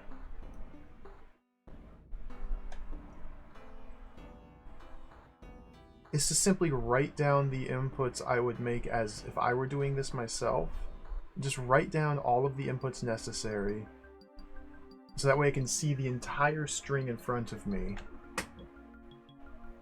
Locate where there are redundant or duplicated patterns and insert those duplicated patterns into the functions. The most commonly used repeatable sequence of moves should be function 2. The second, but we can call function 2 inside function. This, I'm not a computer programmer. I don't write code. I've never programmed a robot. This is hard to think about. We can't do diagonal moves. We must turn to face the direction we're moving in. There's just a limit on the number of inputs you can make. I think.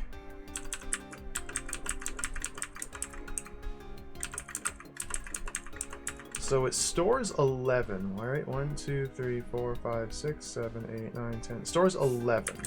If I keep pressing a whole bunch more and then execute, it should only execute 11 turns, right? 1, 2, 3, 4, 5, 6, 7, 8, 9, 10, 11.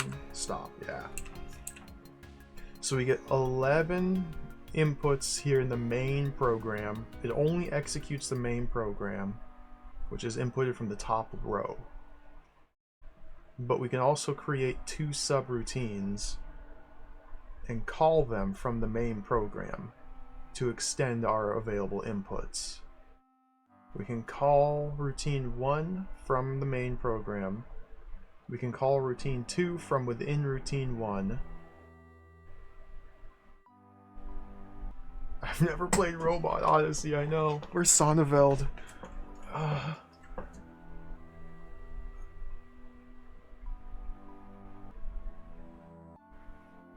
So, like, a thing like this is not really the sort of puzzle, I feel like, that you can just start from the start and just go. Because when you're inputting the inputs, you have to know the entire string ahead of time.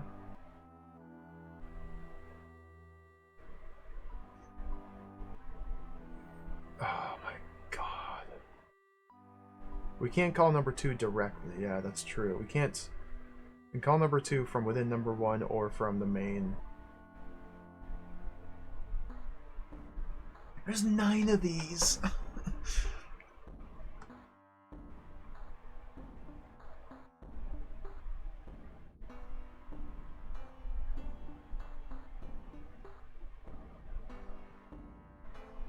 I guess we just have to get started. All right. The only way I can see to do this is by opening up Notepad.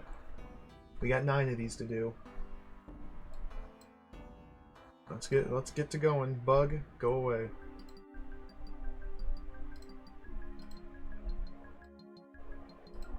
Notepad, the thin white line. Whoa, that's way too big.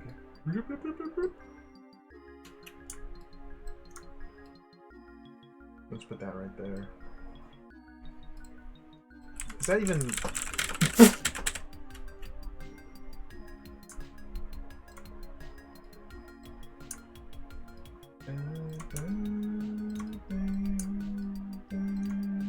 It's barely readable. Good enough. Okay, so if I were just B-throw playing this, what would I do? Well, it would make sense to start with a north with a step. So, step. Step, step. Boom, boom, boom. Turn right, right. And 1, 2, 3, 4 steps. 1, 2, 3, 4 steps. Turn right, right.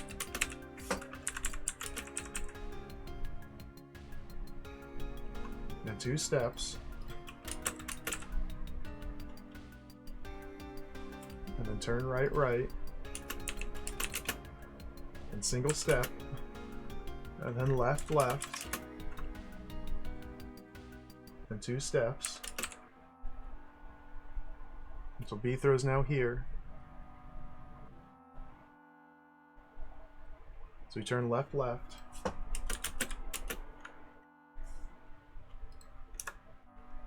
Two steps. Left, left. It's possible that the most optimal path through this is not the routine that we want to program in.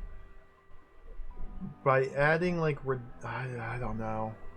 I lost my place. Okay, step, step, step. Rotate, rotate. 4 steppies. Rotate, rotate. 2 steppies. 2 steppy. Wait. Did I do 2 steppies there or 1 steppy? Okay, step, step, step. Rotate, rotate. 4 steps. 1, 2, 3, 4. 2 rotates, 2 steps. 2 rotates, 1 step. 2 lefts, 2 steps, 2 lefts, 2 steps, 2 lefts, single step, 2 rights, 2 steps. So now we're here. 2 rights. 1, 2, 3, 4 steppies. So that should be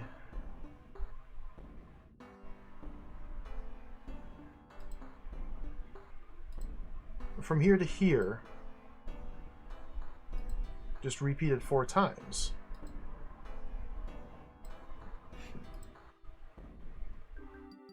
Because, well, I started with a triple step.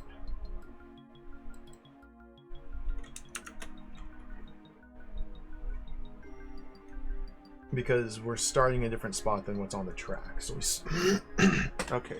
So now let's gaze upon the sequence of L's, S's, and R's and try and subdivide it into the most efficient. This is, oh my, oh what?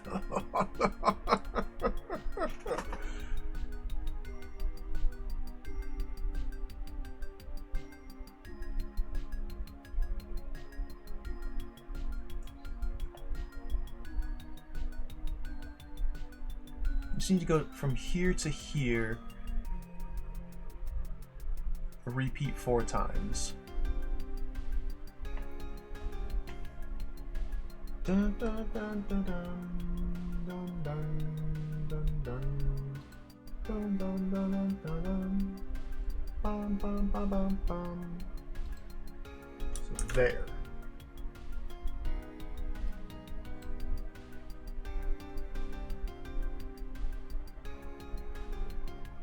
And thus begins the repeat. Okay, so how do I make this with the start? So let's erase that. I need to figure out how to make this sequence inputtable 4 times with room for an additional singular step. Okay, so where's the patterns here? What sort of patterns am I looking at? SSRR 4S. This could be split into, say, SSRRSS, SSRRSS.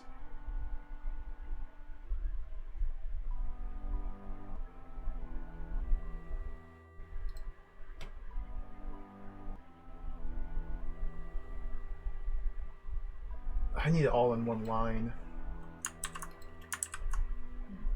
I know that makes it harder to read. This is delightful. This is gaming, I guess. My brain is not built for this.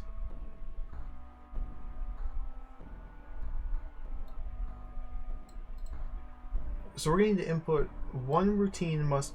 So routine 2 should probably do right turns. Routine 1 should be left turns. And I can do 11 digits per routine.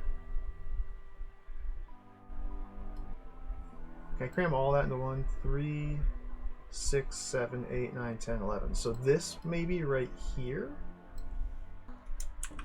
Don't do that. Curly brace. Curly brace.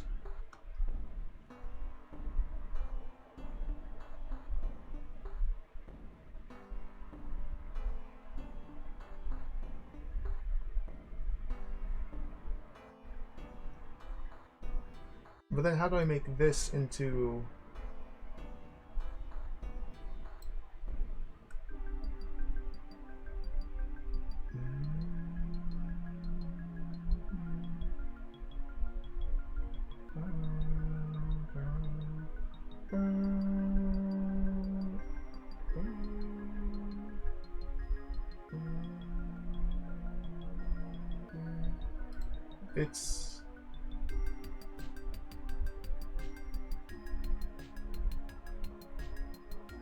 It's not the sort of puzzle I look forward to solving when I play DROD.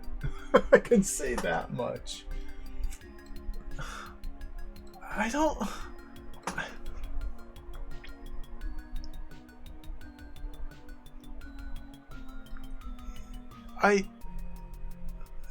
Do I want to do that?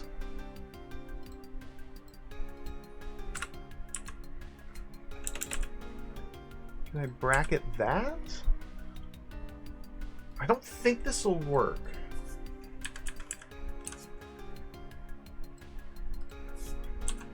So function 2 would be what? Steppy, steppy, right, right, steppy, steppy. Function 1 would be steppy, left, left, steppy, steppy, left, left, steppy, steppy, left, left. And then the main input will be step 1 forward, call function 2, call function 2, right, right, function 1, step, right, right. Well, I've done 1/4 of it, and I'm out of inputs. So obviously this is way wrong.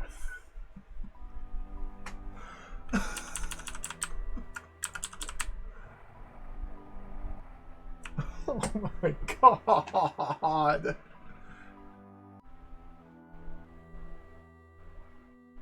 Okay, so just make this... I just need 4 times as much space. That's all I have to do. I just have to somehow condense this.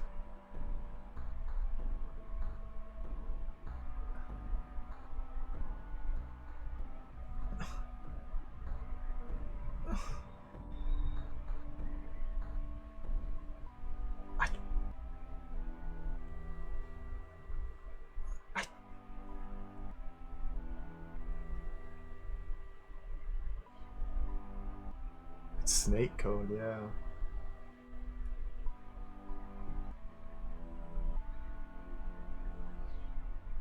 Well, obviously my approach is wrong. So I just have to learn how to code. Alright, let's go.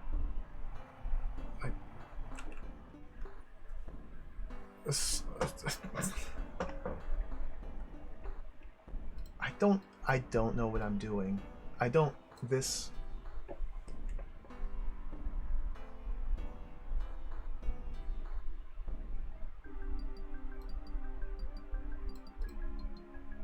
Like, I don't even know how to think about this.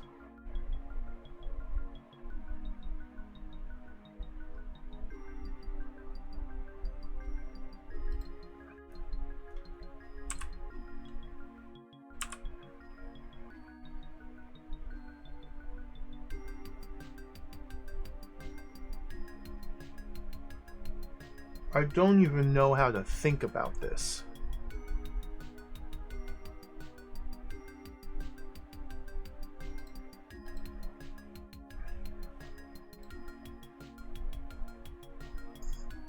And we have to move off them to end the sequence at least. But yeah, we could... Like, again, it's possible that a more efficient routine here is not the same as a completely optimal movement pattern.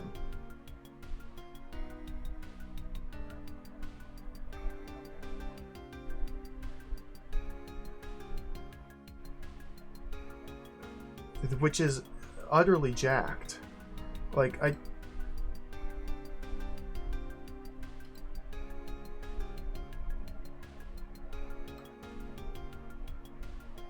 what?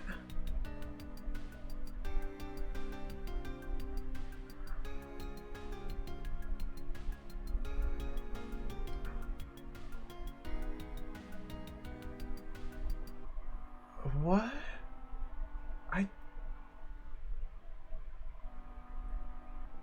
What? So can I call this within function 1? Can I...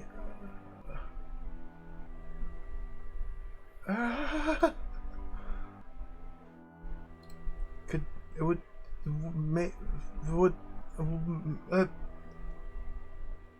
I don't know what to do. I don't like this.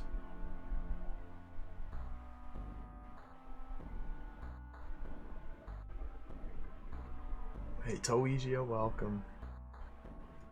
This is a delightful looking area. We're in the Robo Lab here.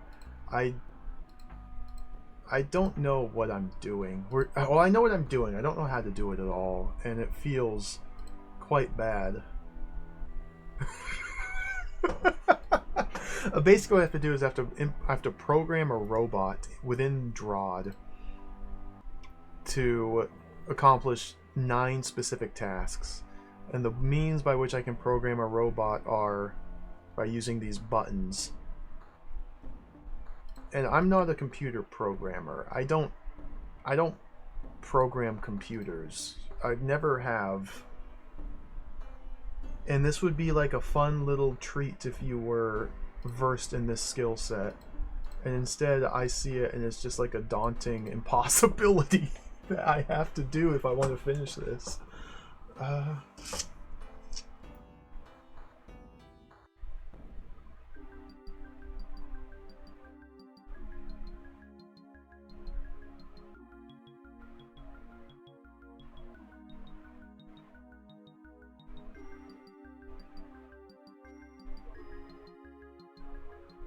So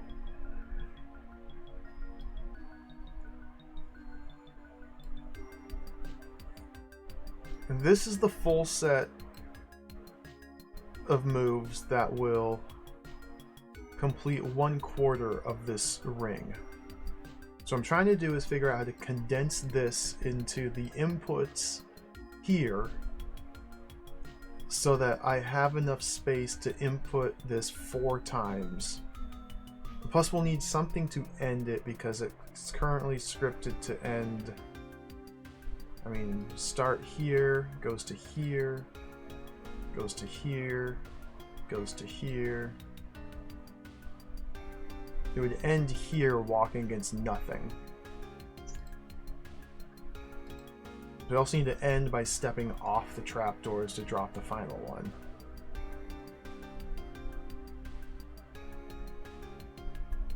So we need to have space at the start of the program and at the end.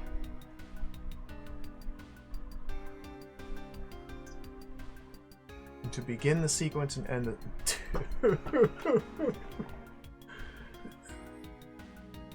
So I had this as function 2, this as function 1.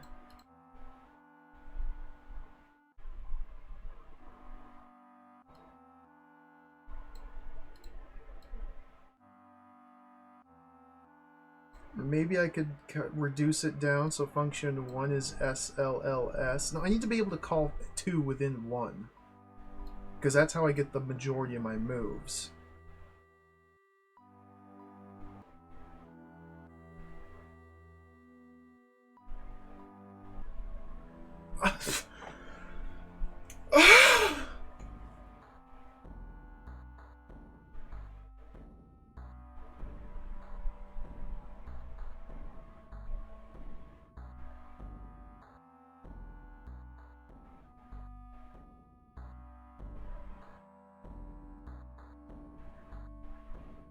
I don't like this.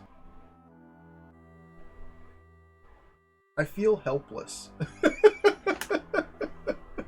Like, this is so far outside of my skill set.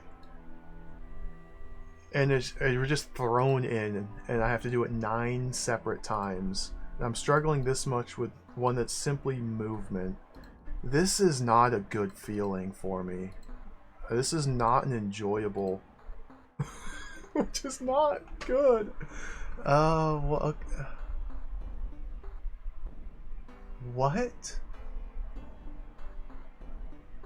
I appreciate people trying to help. I'm trying to work through this on my own right now, but I will not last much longer, and I'll start reading all of the pings.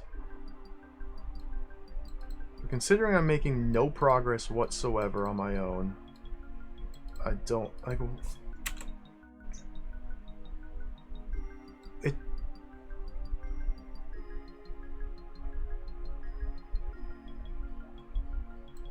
But okay, if I remove the curly braces and the loop-de-loops and the Vulcan salutes,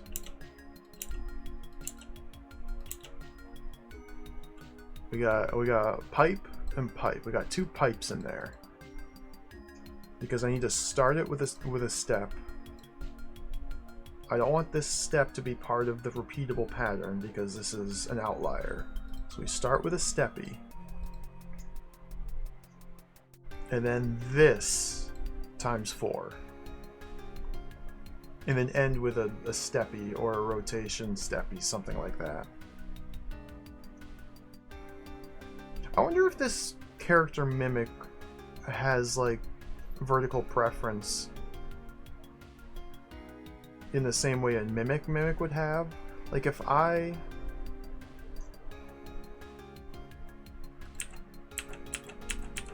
guess I should test that. Go up. Go right, go over. And I've dropped this trapdoor, I've dropped this trapdoor, I'm standing here. I'm standing here facing south. I'm out of inputs. Dude, I have to freaking use... Okay. I'm standing here facing south. So in function 1, we turn 1, 2, 3. That should face him northwest, facing this pit. And if I make a step,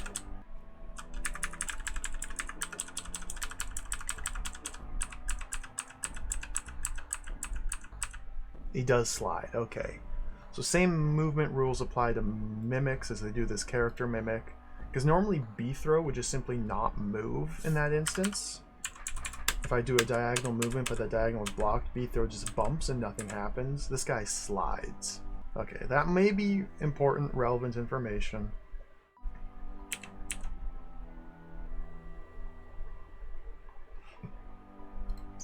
So let's get back to staring at this and falling into despair and depression. I mean, there's two clear sequences here.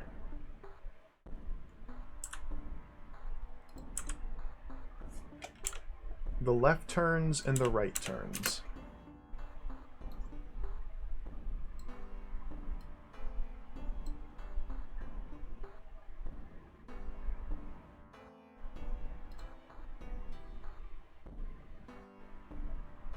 And it goes back into the right turns.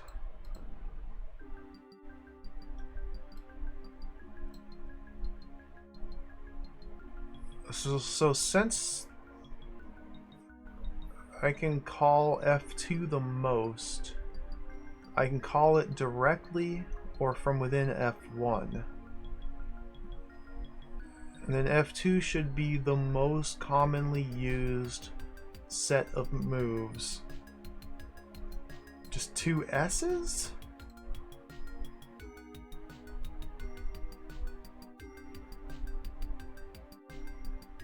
No.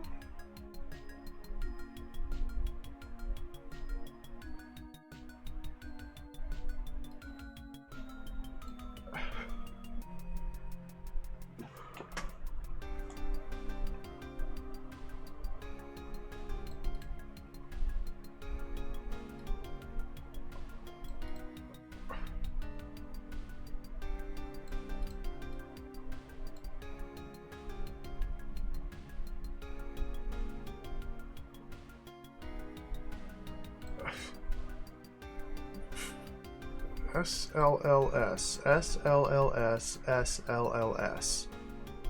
We have this repeated 3 times.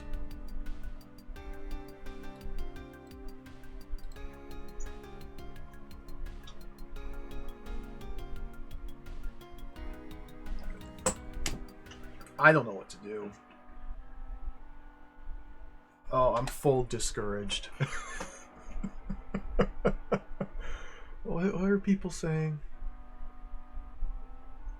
Good general approach for all of these would be to make F2 the main loop. Have F1 call F2 multiple times with small moves in between. Have the top function call F1 multiple times with small moves in between. Small suggestion. Not meant as a spoiler, I'd like to be sure you want to hear before saying. F2 should be most repeated sequence of moves followed by F1. This is just jacked.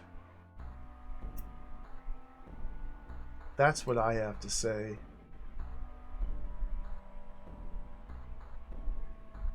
Like, I'm paralyzed here. I gotta do this 9 times.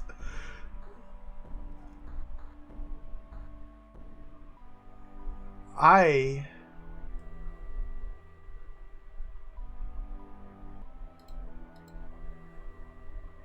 can't really seem to make any progress here. Okay, what? How do I even think about it? I have to figure out how to think about this first.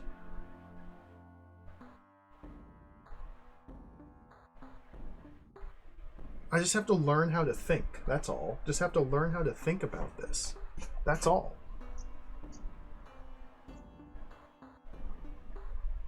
I just need to teach myself how to think like a programmer. You know, the sort of thing that people take classes and read books and spend years learning how to do.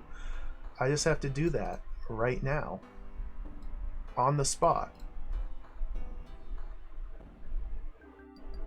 What?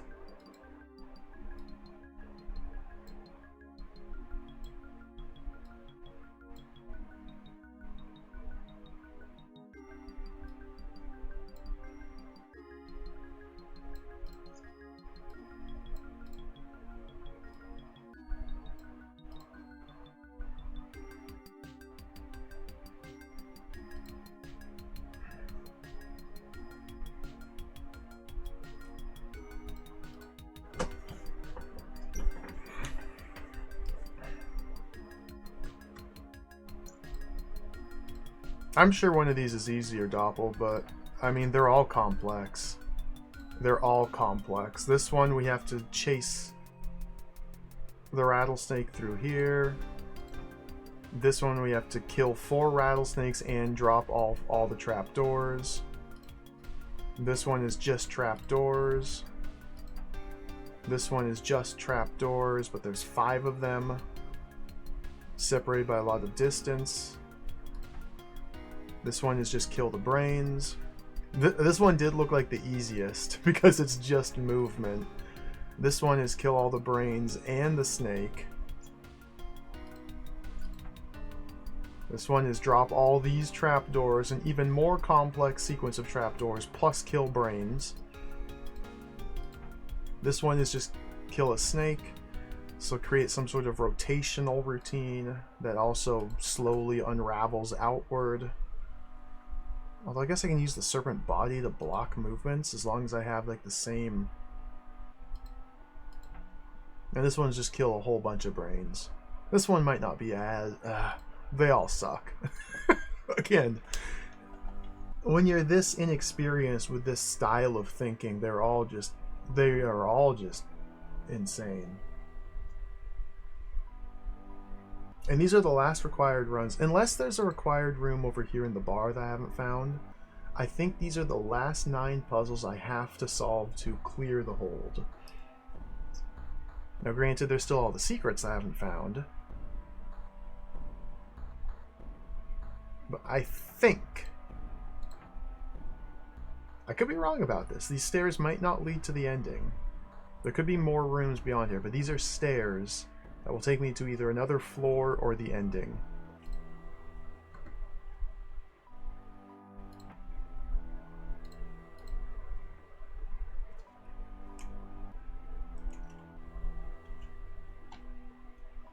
There is a master wall, yeah. The master wall is located in the parallel dimension right here. There's some secret walls you can crack and go out into the void to access the master wall. Neighbors, what was this? Oh yeah, this thing. Despair and depression.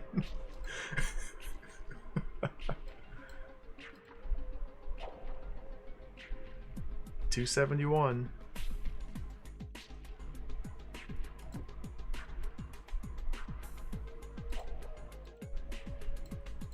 But then again, there aren't really that many secrets I haven't... At this point, I got these 2 secret rooms here, so that's 2. And these 2 here is 4. We might only have 4 secrets that I haven't solved. But how unless the master wall has like literally 70 or 80 rooms behind it, which is possible. I feel like I'm missing large chunks still.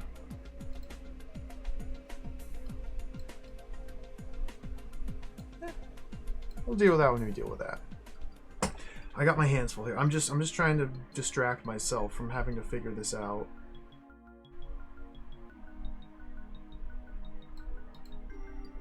So it's the process of converting this sequence of moves into a repeatable pattern that is where I'm struggling. It's all because like I'm second guessing whether or not it's good to even have this specific sequence, or if there's a different way I could write the moves to make it fit into this more efficiently.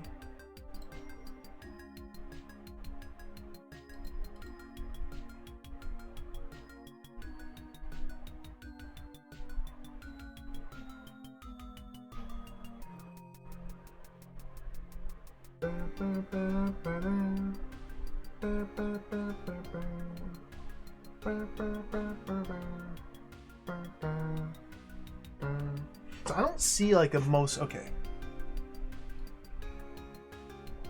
This pattern here, SSRRSS, it's called once, twice.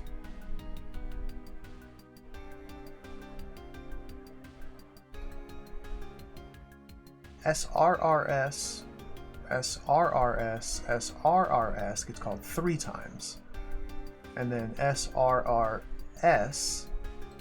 so 4 times.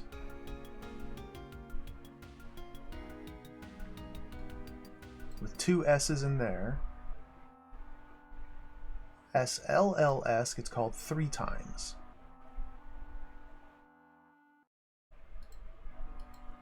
So if we do F2 equals what? SRRS.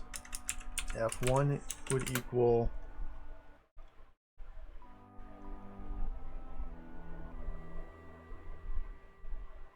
and that's where I shut down. Would equal what? It's like, how do I interweave that? Well, okay, we do F2, then F2, then F2.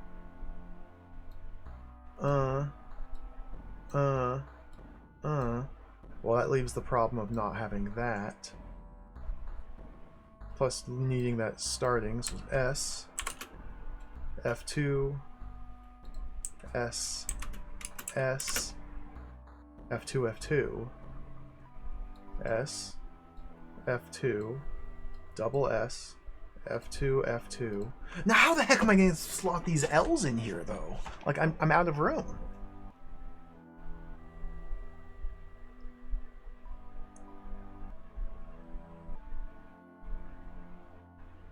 Because I only have 5 more digits in F1. And F2 can only be a single repeatable sequence, unless...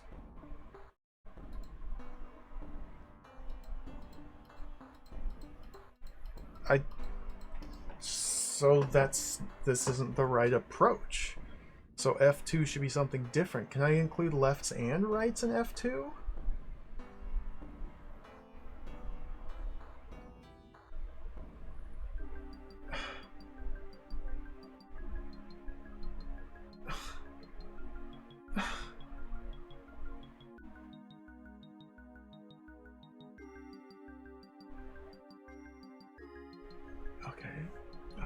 I have to change my approach. I just have to figure out something different. I don't...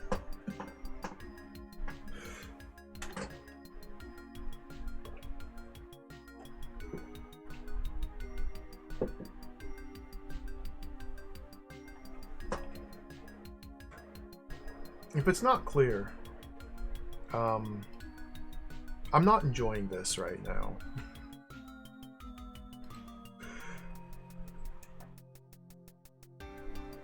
I feel like this is completely unapproachable unless I literally just spend hours learning a different way of thinking.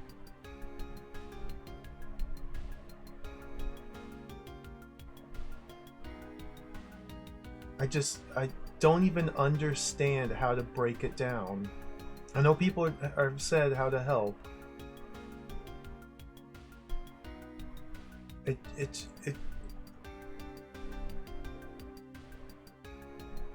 It's not what I look for when I play DROD. Is this... It's cool that they made it work in DROD. I appreciate that. But like, what in... Okay. Maybe my sequence of moves is wrong.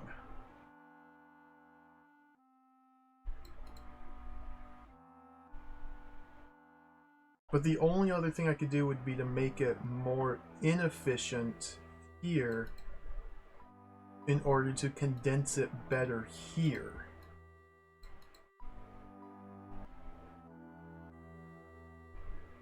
But how would I do that? Like, what?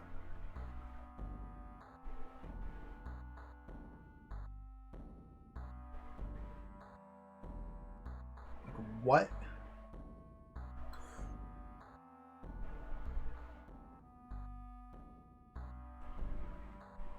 I only have 11 inputs.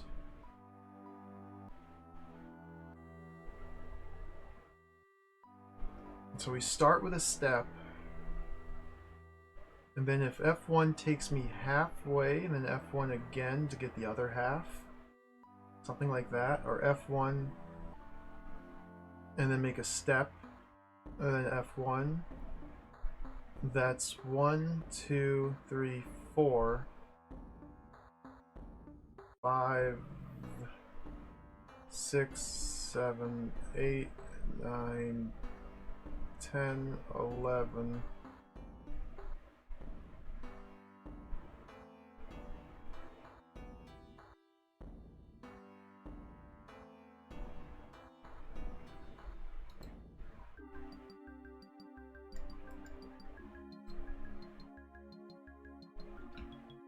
What's up, Par? Still welcome. Yeah, I have to use this mechanism here to program inputs for this mimic to clear these puzzles.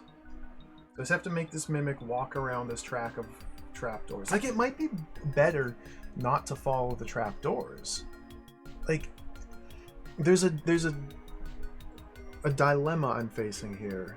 I don't know if I should make an efficient set of moves as if I were clearing it myself, or try and find like a repeatable pattern of moves that steps off the trapdoors occasionally but condenses better into these routines. And I don't even know how I would I keep saying I just don't know.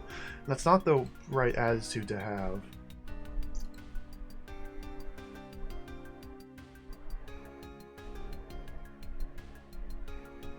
We have 11 inputs by 11 by 11.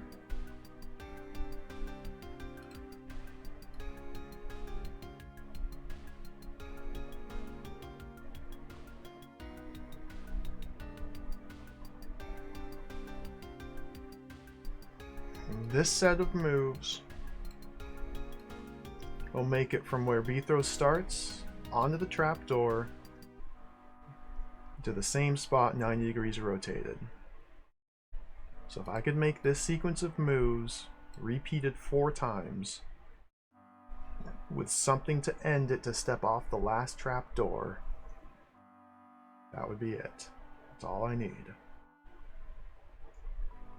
It's just where I'm struggling though.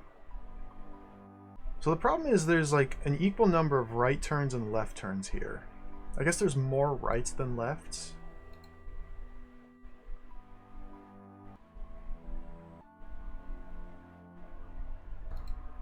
And I can convert those lefts into rights. But like 2 left turns is the same as 6 right turns. That feels like way too much slop. But I don't know.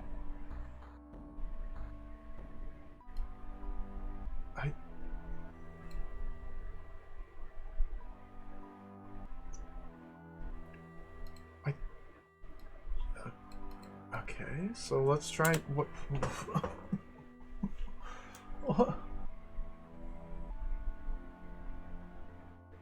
I'm worried that I just don't know what to do.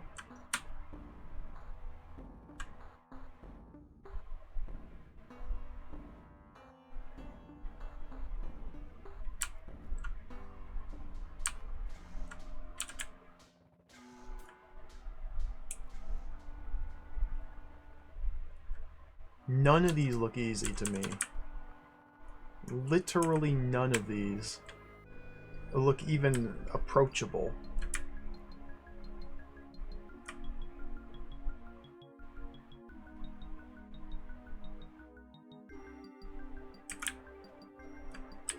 Okay, a stationary serpent.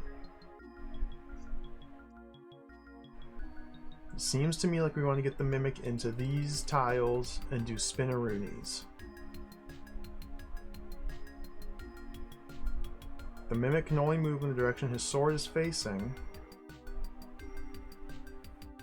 So from here, if I step north, north, north, turn, should I be on the inside maybe? Like, what the?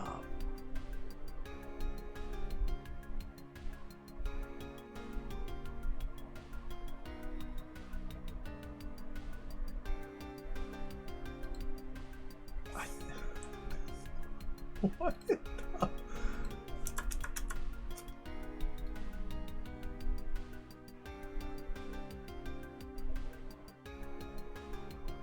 I might just look all of these up.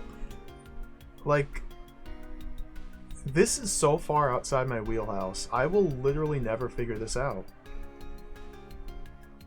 Is how I'm feeling right now when I look at these rooms. I might just try and see if there are full solutions and just take them. Like, I can't just look at other people's demos, because the room must first be conquered. And like, none of solving these puzzles will apply or give me DROD knowledge to help me with other DROD puzzles. These are its own little subset of invented puzzles by the Hold authors, and it's really cool that they did this. I don't mean that like sarcastically. Like, it's really like genuinely quite impressive that they made this sort of thing work here in DROD. But it's not at all what I like to see.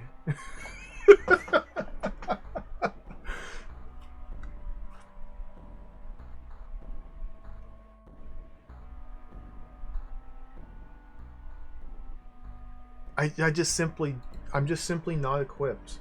I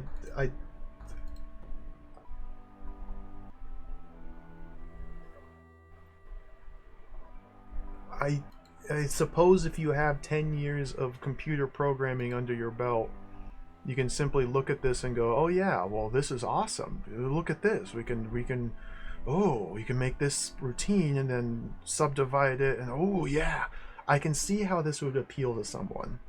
That's not me. It does not spark joy whatsoever. Are there full solutions to this online? I'm just gonna look for them. This is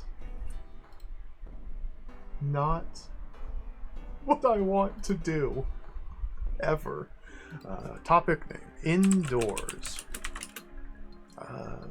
Search the hint boards. I don't know if they're gonna just post full solutions here.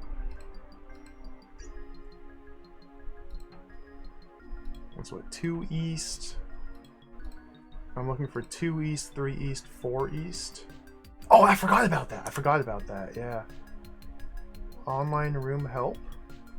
I totally forgot about that.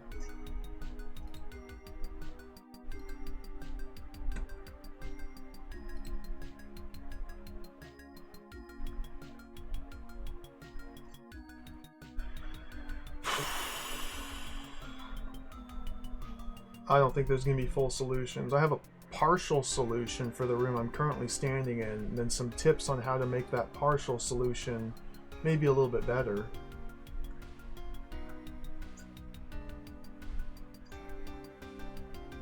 God.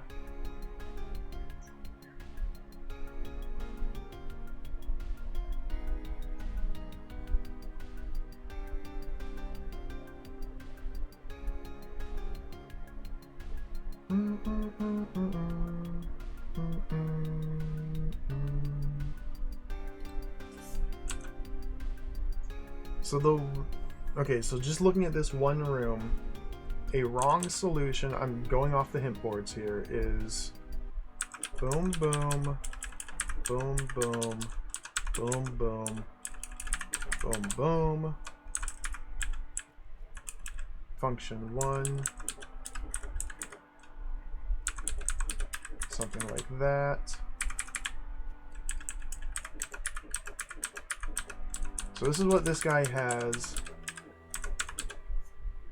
He says it doesn't work. The response: try to go as far as possible on your F1.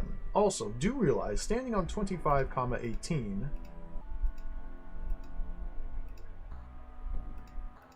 standing here with your sword pointing south is the same as standing on 3124 with your sword pointing north. What? What?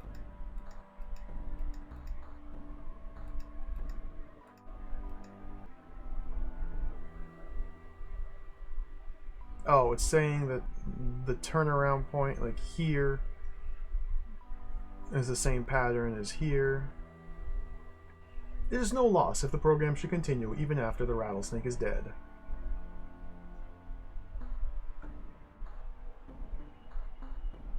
Next response. Wow, somehow that worked. Okay. Like, it's... That doesn't help me. Just post the solution.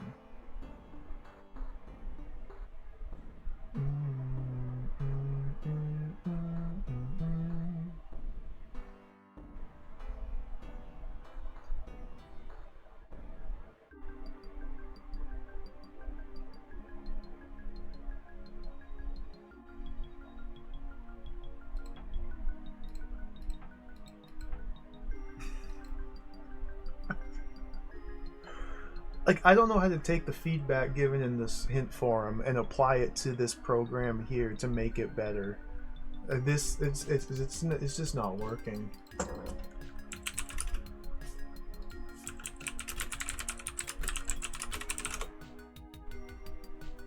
Let's play DROD, Gigantic Jewel Lost.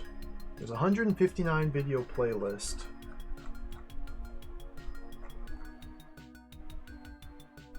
Whoa, spoilers, I haven't seen those rooms yet. Where's Robot Odyssey?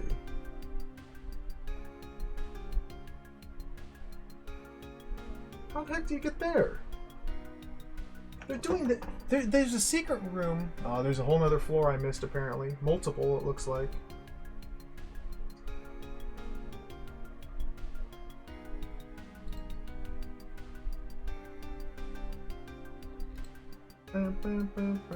I'm literally just looking up a Let's Play here. I'm going to copy their answers.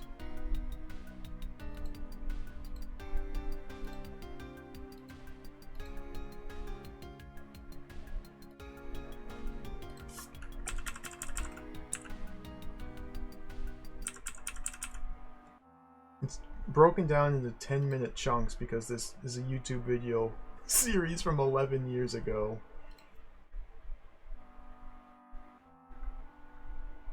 Okay, is that the answer? That's the answer, okay. I'm going full cheat mode.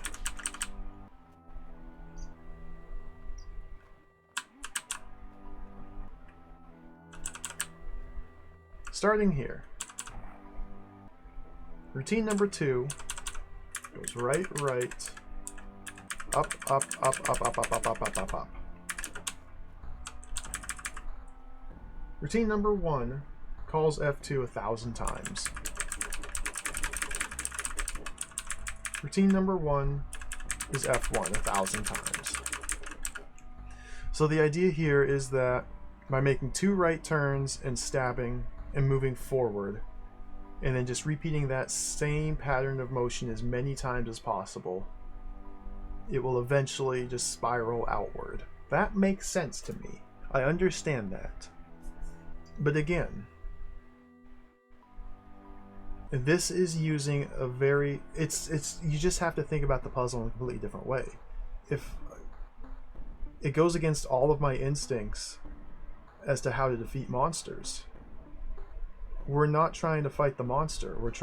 You have to create an efficient, repeatable pattern that will eventually, given the total number of turns available, eventually kill the monster.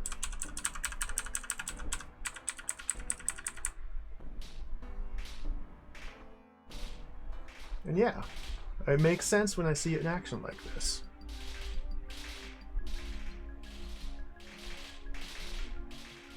Clear. Okay, what room do they do next? They move left. I'm moving left. Yeah, it's not doing optimal route.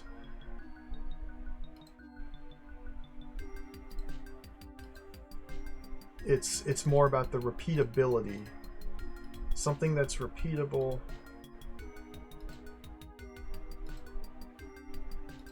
And fits within the allotted set of moves. Clear. Next video.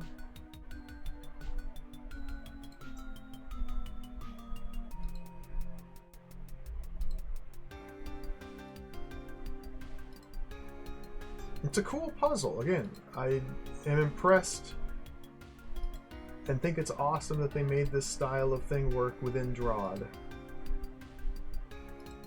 it's also not the sort of puzzle I like to try and solve. Alright. So I'm just going to copy this solution as well.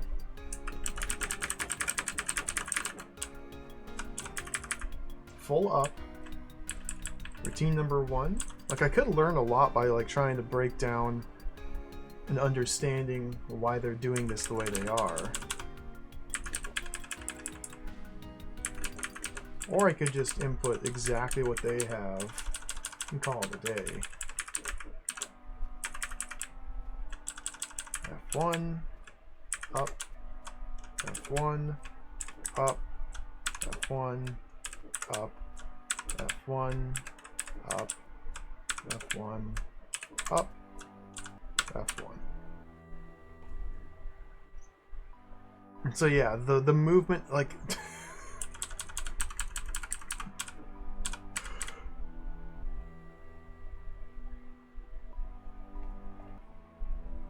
turning right and going all the way forward, then turning left, going up once, turning left, then going all the way forward, turning right, stepping up. So this is just going to sweep across like this, I guess?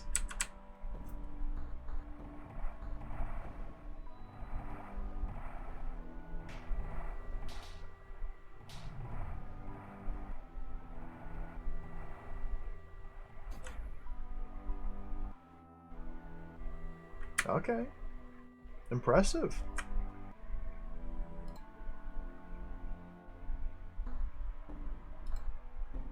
Alright, let's look up the solution to the next one. I strongly disagree, Silo, but obviously it's very subjective.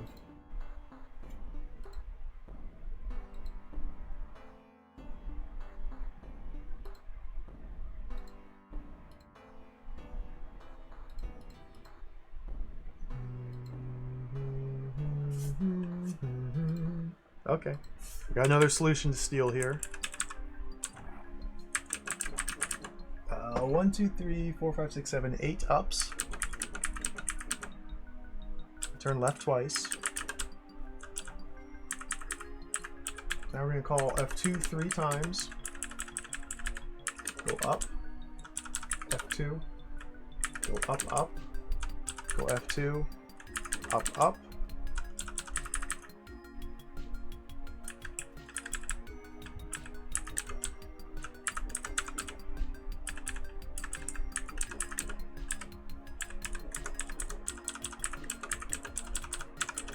It's simple, really. Look at this. Like, what did I even just enter? I haven't even looked at the room. Like, I'm not even like trying to read these or understand. He goes up, calls F1, which goes F2 3 times, which just rams him straight up. Turns left twice, rams him straight in. Turns left, rams him straight down. Well, not all the way down. To here, and goes forward to here, and then F2 again, which just rams him into the snake and then goes left.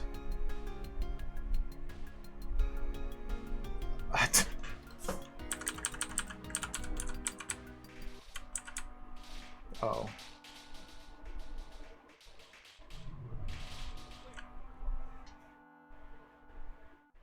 Wow. Impressive.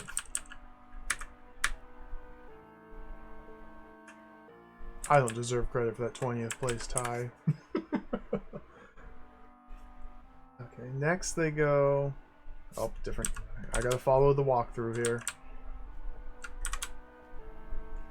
Next they go over here.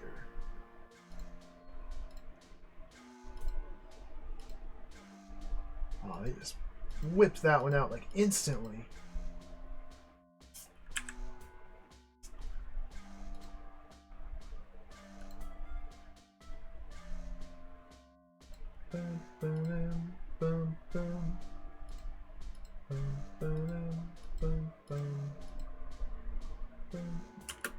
Okay.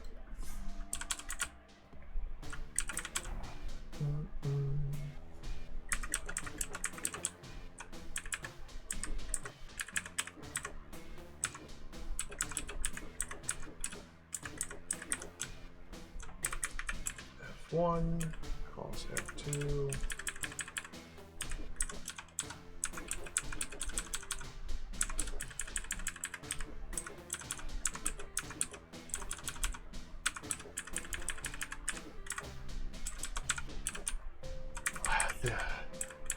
I don't know if I would have. I mean, I'm not even parsing what I'm doing here. I'm just literally following in a set of commands. I am the robot now. I have become the robot, and I'm just following the instructions here.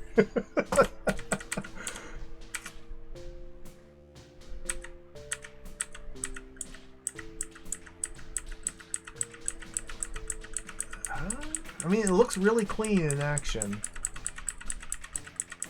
but translating this specific set of moves into this is just I just break down. Okay, pretty slick, pretty neat. Looks like they're going to the right next.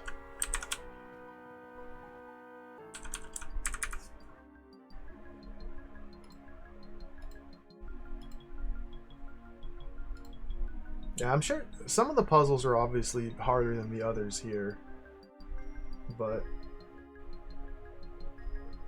like seeing the solution to this one here makes a lot of sense now that I've seen the solution, and it does kind of prime you into thinking about these in a certain way. So maybe I set myself up for failure by starting all the way up here and trying to do this. I just thought it would be doable. I thought it would be doable. Regardless. Yeah, Tawi, that's exactly where I'm at. That is exactly where I'm at.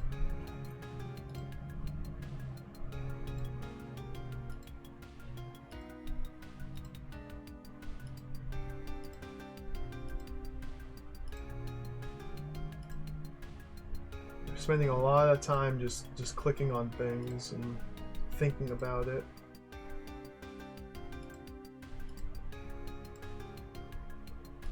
Boop, boop, boop, boop, boop. Oh, video ended. I spent 10 entire minutes trying to figure out this room, and then the video just ended. Okay, solution found. Up, up, up. Right, right. Up, up, up. F2. Right, right. F2. Up, up, up.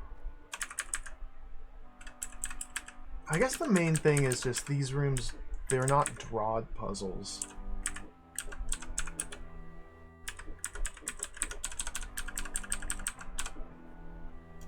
I mean, it's using DROD elements, but it's just such a radically different style.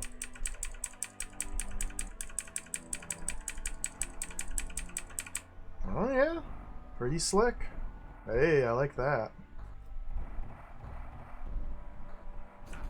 Ha! Simple. Okay, where do they go next? Bottom right. 25th place. I think the pop-up only appears if I get 25th place or higher. So let's Stolen Valor. I did not mean to. I didn't solve any of these.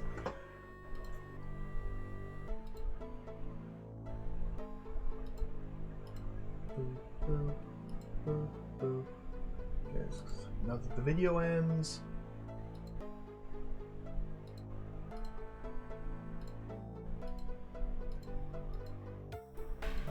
I missed the solution. Yeah, yeah, B-Throw should be fighting off swarms of roaches. Or juggling a Wraithwing or something while doing this. Okay. 1, 2, 3, 4, 8 turns. Looks like the general approach here is to move the Mimic into a centrally located area, then spin.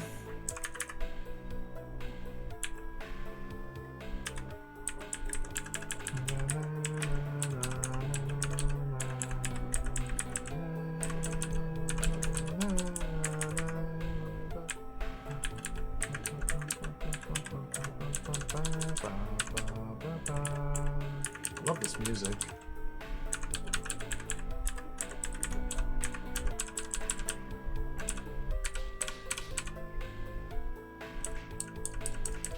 Spin. Yeah, just kind of clear out nodes of 8x8s. Or 3x3 nodes, I guess. That makes sense.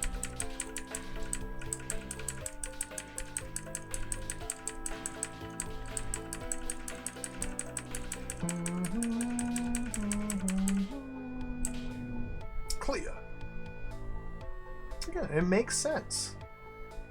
It makes sense when I see it in action. Deriving the solution, though, that's where that does not make sense.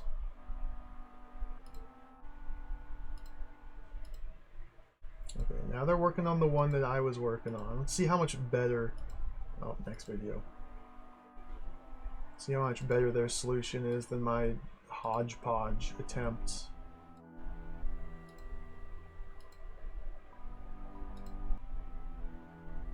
Wow.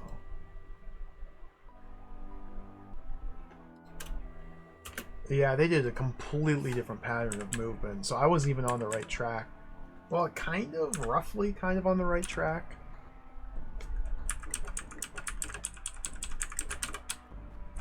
No, don't do that. F2. 4 F2s.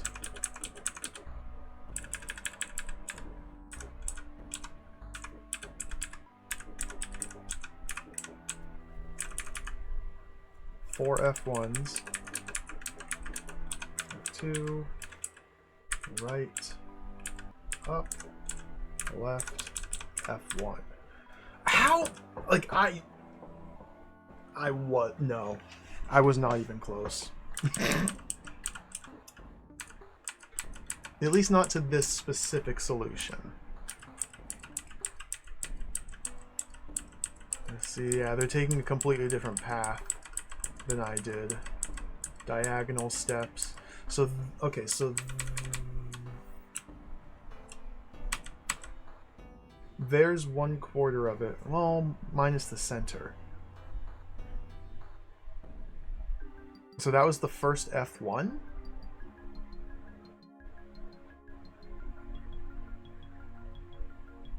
Was that that was the very first F1 call right there, all those moves. Because they did F2 5 times with that and all that stuff in between it. Good gravy, man.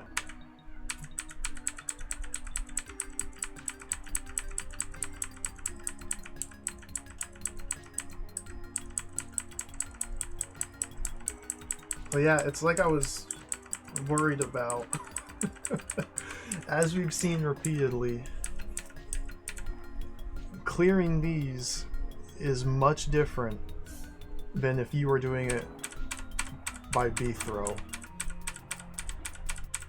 It's just, you have to think of completely different ways of approaching the puzzle and the movement in terms of what's a repeatable or multiple repeatable small sequences that can be duplicated in order to get where you want to go. Wow.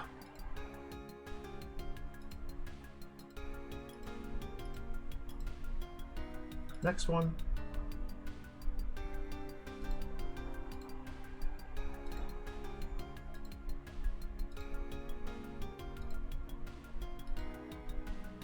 Whoa, they just left. I thought they had one more after this. Did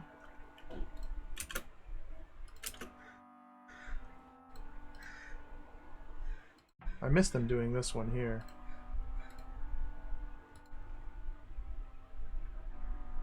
Okay.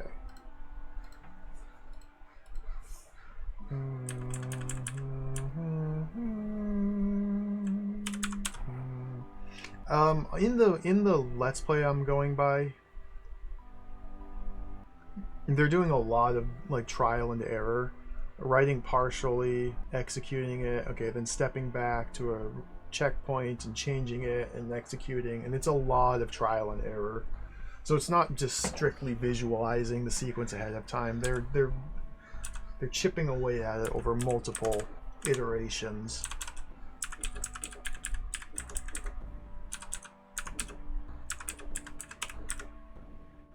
But yeah, getting the clones stuck in places so that extraneous inputs just kind of get ignored is definitely part of it.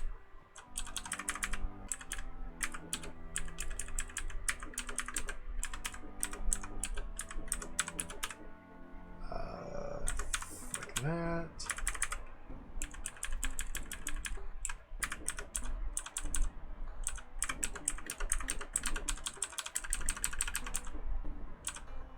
I didn't even see what I just typed in. Because this one you have to drop all the trapdoors and kill the rattlesnakes. Boom. So that was the first F1. Which called F2, then did this sequence of moves. Now they're just repeating F1, which calls F2. Okay, no, that was the first F1. So now F1 has ended. They're doing the second F1, which is 2 forward motions, 2 right turns, 2 forward motions, 2 right turns, forward, left, forward. Okay, so that's F2. Now the remainder of F1 is 2 left turns, forward, left, forward, left. Boom. So yeah, it also just kind of breaking it down into quarters of the room and not focusing on the entire room as a whole, but just the smallest section, and then figuring out a repeatable pattern to clear that and position yourself ready to start the next section. Okay, I missed their solution to this. You better believe I'm not going back to try and solve it myself.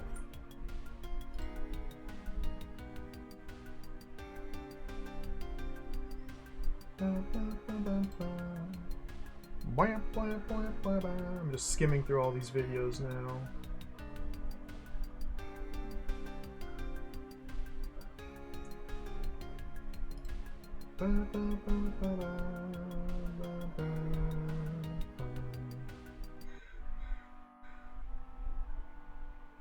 Full 10 minutes trying to figure that one out. Maybe they did that last room in a different session.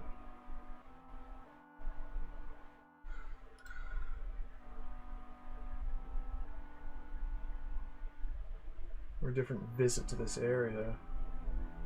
Yeah, it's already clear. They did it. Oh my god.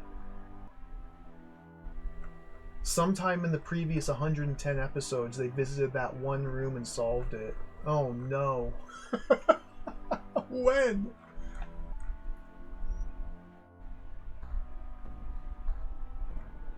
Okay, lethal lava land, tunnels, that's despair and depression, that's the molten core. Tunnels, slaying time. Let's go back to when they first arrived at the indoors.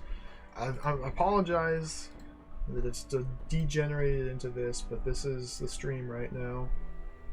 Trying to figure out where the answers are to these puzzles. Okay, they're doing Slayer rooms. Slayer rooms were so much fun. Doing Slayer rooms.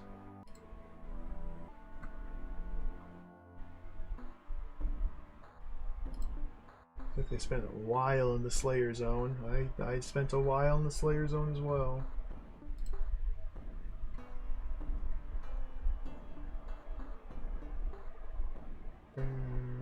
Here, oh. Robolab.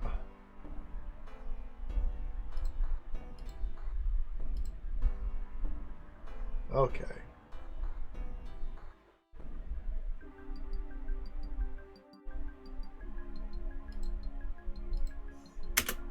There's my solution.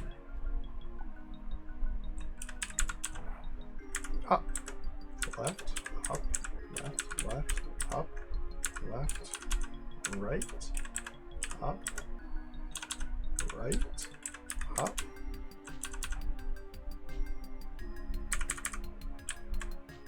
F2, right, F2, right.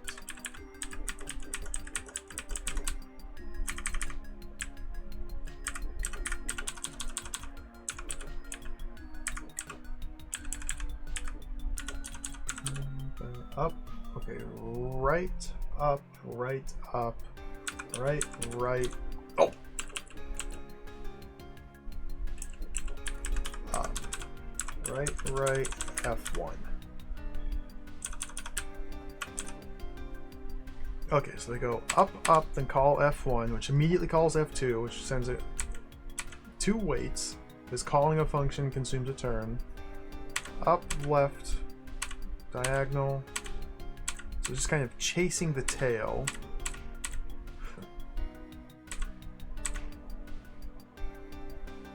Call F2 again.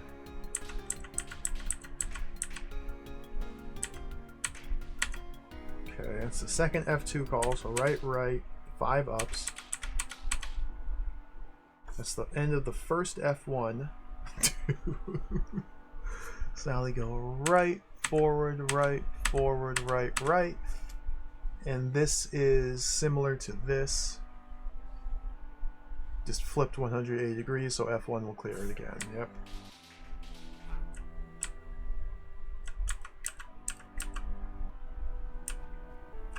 All right. The level clear gate did not open, meaning there is a required room over here that I've missed. We gotta go back to the bar. Well, Robolabs, I gave you a solid 20 minutes of effort. And then decided it's simply not for me. A solid 20 minutes of effort is all I could do before despair and depression kicked in. Oh, thank you to Pearls 13A for your 143 series of videos on YouTube with solutions.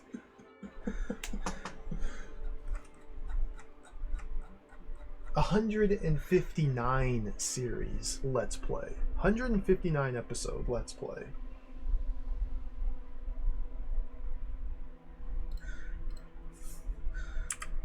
Alright, so we gotta go to the bar, I guess. Now we can play DROD. That, again, it's really cool. It's just not the sort of thing I want to do. It's just not. I can appreciate how awesome it is that it exists. But no, I don't think programmer games are for me. Where's the bar? Was this the bar?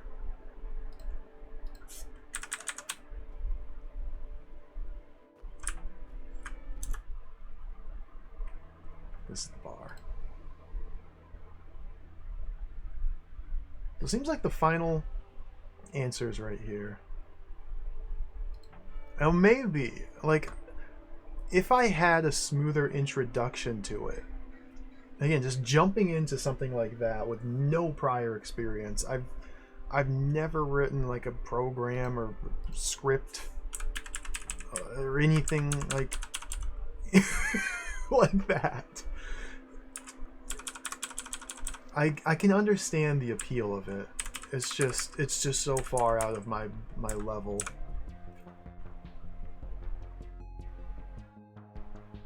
But I could understand, yeah, something that gradually builds into something,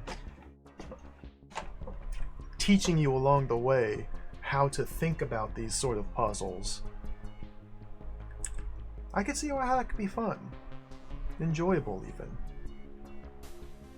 Good. Delightful, perhaps. Maybe even awesome. Maybe even cool.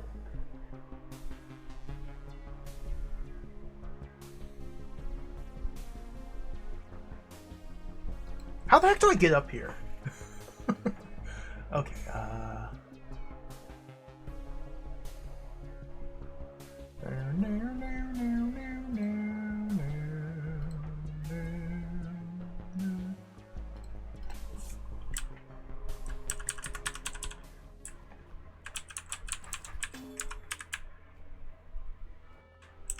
As far as I can tell, this is a required room up here. That doesn't help me. I can't go up that way.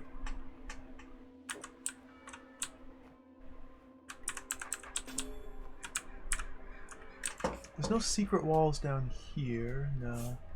According to the thumbnails of that Let's Play series, there are multiple levels. Complete levels I have just simply not found yet. Which is insane. I don't... Where could they even be? Like maybe some of the vault doors take you to new levels?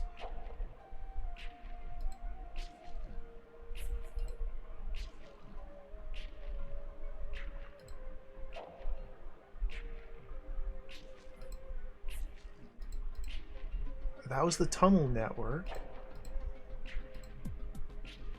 That's the tunnel network.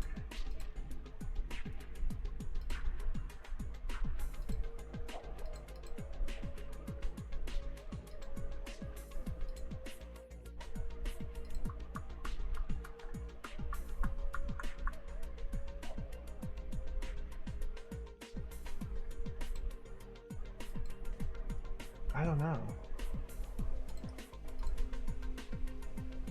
We went down both of those. That went up to the tunnel and went down to despair and depression. Went through both of those. That led down to molten core, up to the tunnels. Parallel universe. This led down to molten core, up to the tunnels.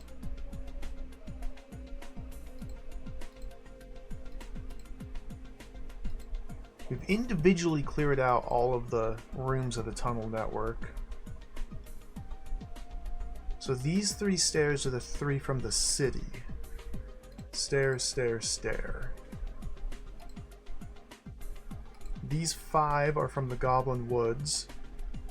There's the 1 that Bethro goes down and the 4 that the Stalwarts go down. And I believe at this point I have come up through each of those 4.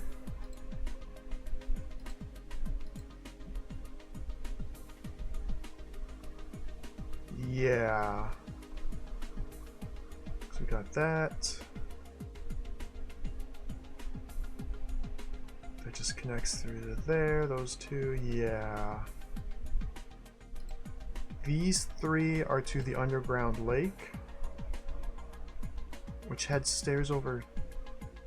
This was underground, or this is back to the tunnels. This is up to the tunnels and up to the tunnels. This led to goblin mode. I still haven't solved these 2, but they're not going to lead to new rooms, I don't think, or new floors. Warp zone. Lava land. Again, up to tunnels, down to despair and depression, up to tunnels, down to molten core, down to molten core, up to tunnels. Got the 1, 2, 3 paths up to the tunnels, which have all been cleared. Like, there could be secret... I guess I should just not worry about the missing levels yet, because I have no idea where they are. Maybe this path that I'm missing has like multiple... Okay. So to get north from here, I have to go order a drink.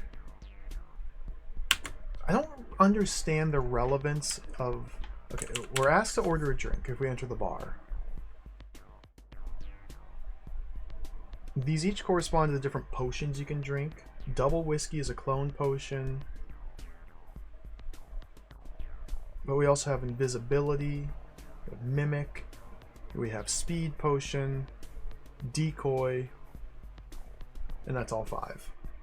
I don't remember precisely which ones are which, but double whiskey gives us a clone. Whoops. Which we can place, I think it was up here? I think?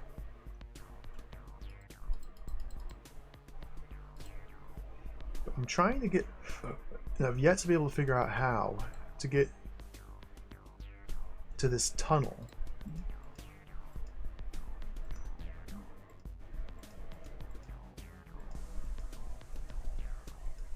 Yeah, but the entrance to the tunnel is on an obstacle, so I can't.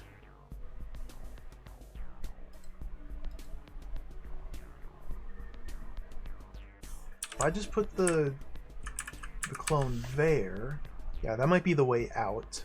It's very possibly the way out, but even still, emerging here,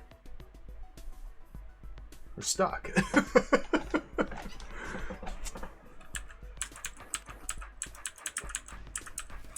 So I can take this guy up this way. It's to the left of here. That's a dead end, dead end.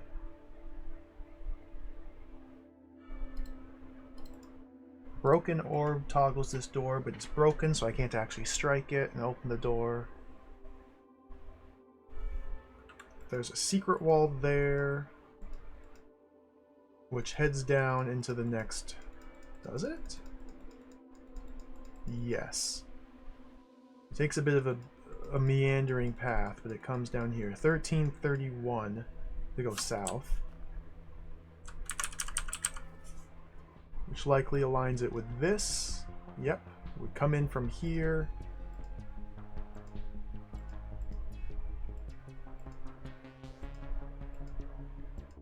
Into the tunnel.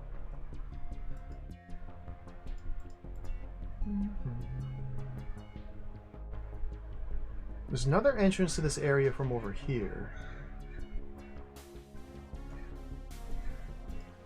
It's also a secret wall. There's a secret wall here.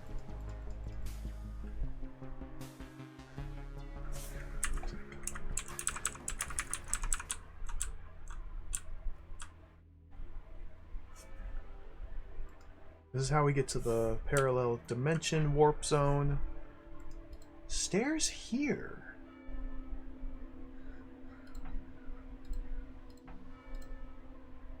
Where did those lead?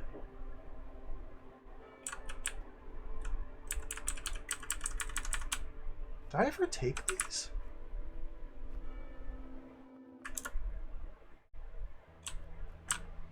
Oh, this just takes me out here to the other part of the city. Or we can go back to the tunnel network to get this secret room and head back to Goblin Woods.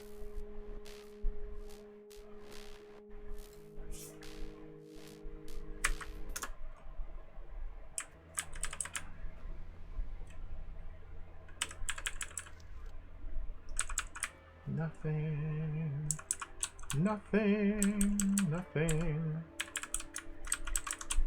This person over here had a conversation. I can stab him. Talking about the underground lake.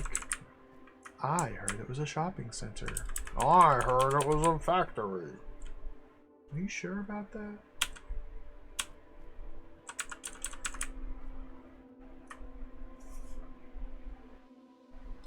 Yeah, we hit both of those, Biff. Down was despair and depression. Up led back to the tunnel network. This entry, which led down to these two eyeball secret rooms. Then clearing them doesn't give me access to anything new, but they do open up kind of convenient fast travel back to Goblin Woods or to here. But yeah. Hey, Kagarado, welcome. Zerp, welcome.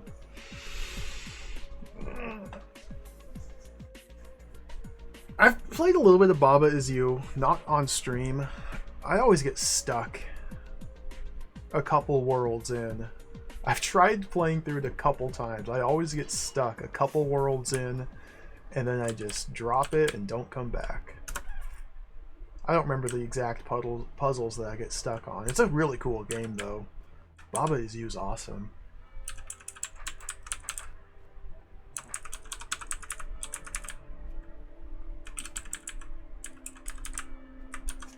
I think I just need to get to this empty spot. Okay, let's investigate this direction.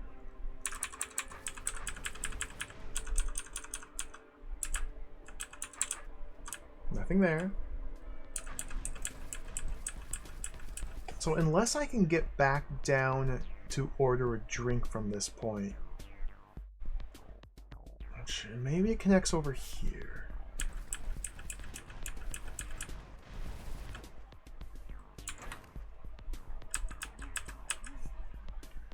If the raft were down there, but to move the raft, I have to have already gotten a clone potion to set here, or a mimic even, and set it here. I can only get one drink.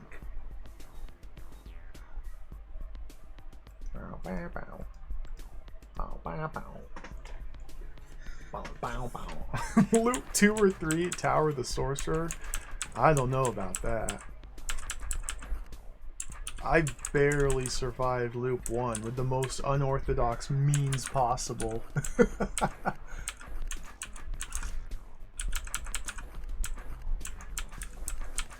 That game was so awesome though, that was so much fun.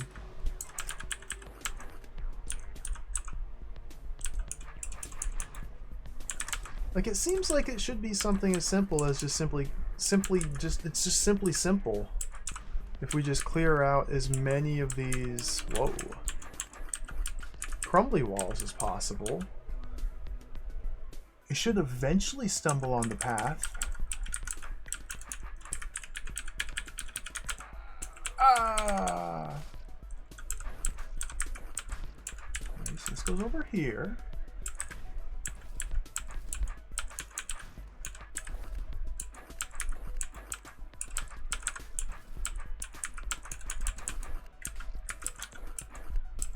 Now, I can't get to that tunnel because of the ortho square here.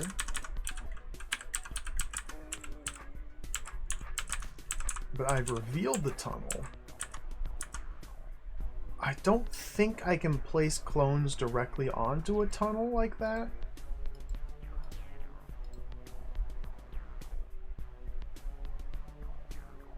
Because, since I can only drink one potion as well. It's like, what? There's no other cracked walls. Huh. The real slave, welcome. Welcome, how's it going? I'm playing some DROD in here. This is a wonderful, delightful puzzle game that fills me with joy and wonder. I love this game so much. We're playing as Bithro. What? Yeah. I see. What? You got food? Wait, I'm starving. My name is Bithro. My name is Bithro. We're playing as Bithro, trying to stab a bunch of monsters, but every room is a puzzle of many different varieties. Here I'm trying to figure out how to get through this mess.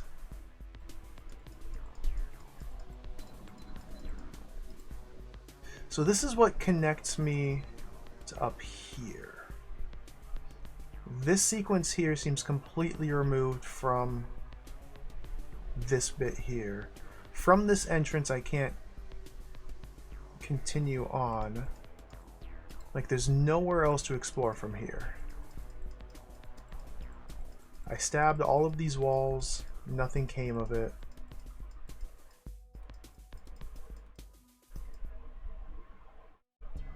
I feel like I just need to somehow get a second drink from the bar. But they won't overserve me.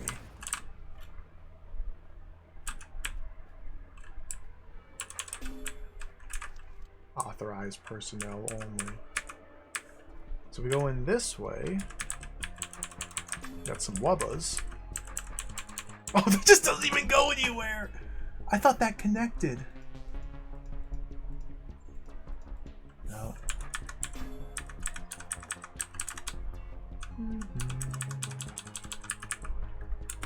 Water is an invisibility potion. I don't see how this would be relevant whatsoever. White wine. Mimic. But like, since down here is removed from up here, no connection from down here to go up here. Unless there's a tunnel under the scroll. Oh. There's a tunnel underneath the scroll.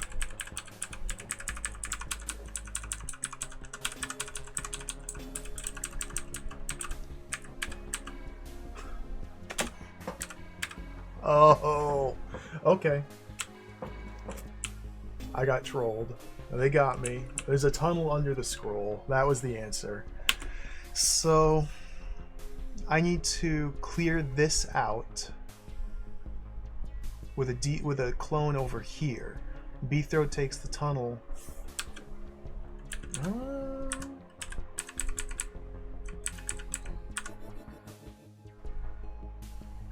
And that's what the wubbas are for.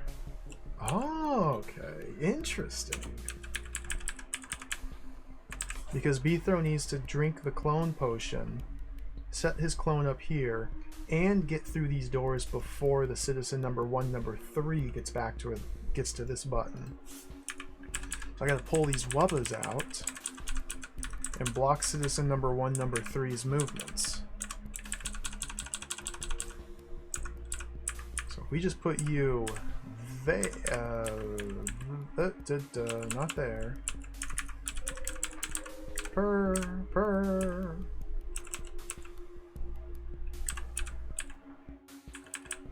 Can I get you out as well?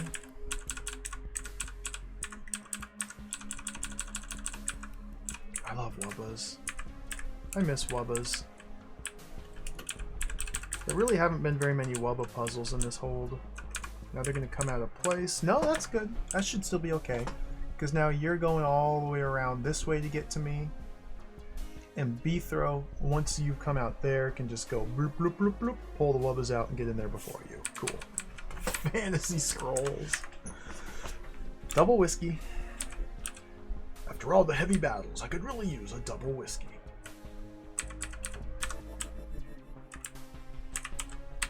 Go there.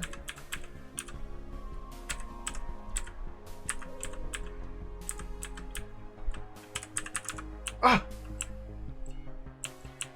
Oh, okay. You're trying to get back to your relay station. Weird.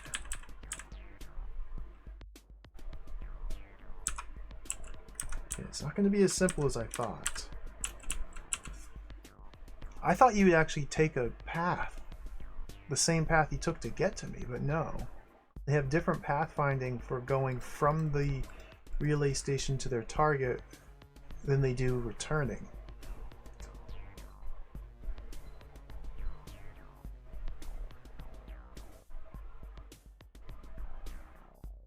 I think I need the two wubbas. I need the two wubbas in a different spot. Oh, bow, bow.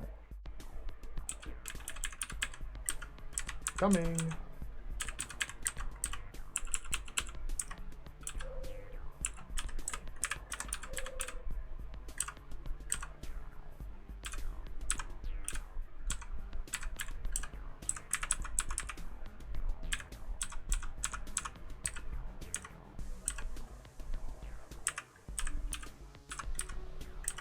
I don't really know what I'm trying to do here exactly. Don't really have a good plan for this, and in fact, I've lost my race. Yeah.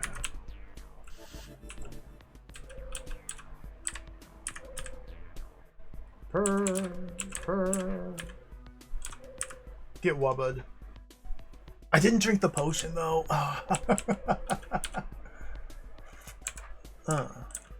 Hey.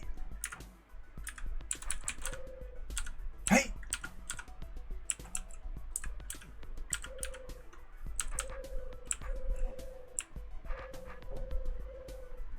Okay, I gotta think about this a bit harder.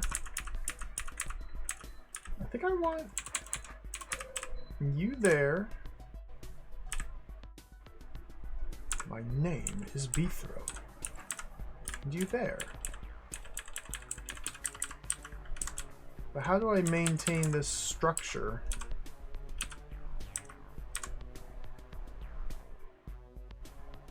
Might be good.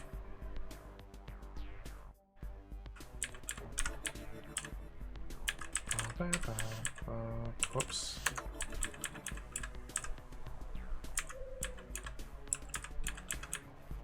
Same thing's gonna happen. Yep, as soon as I move up there. Ah! Tricky. Is there some other element that I'm overlooking?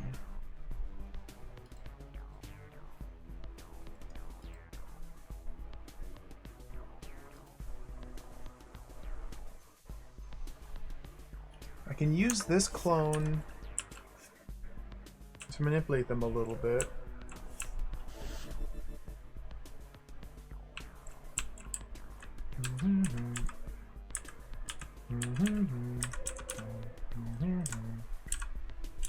Their pathfinding for these citizens is so weird. How about you just hang out in here, Wubba? And press the button for me when I want you to, but don't.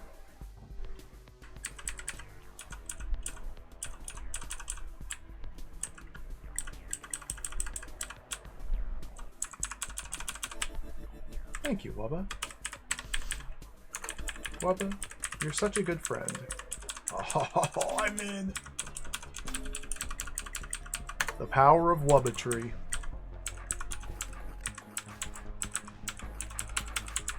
Okay, so now our clone can venture into here. This is pretty cool.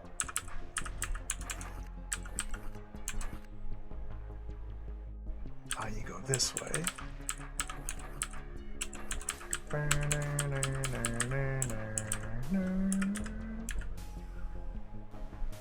need to go this way.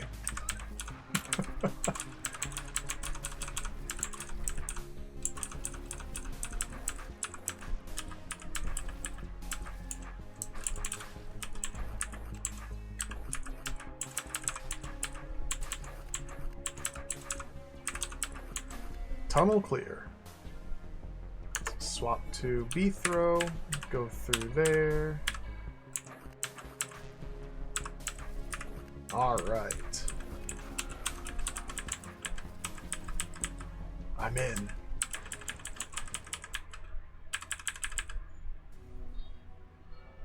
Exit level. And there's the stairs.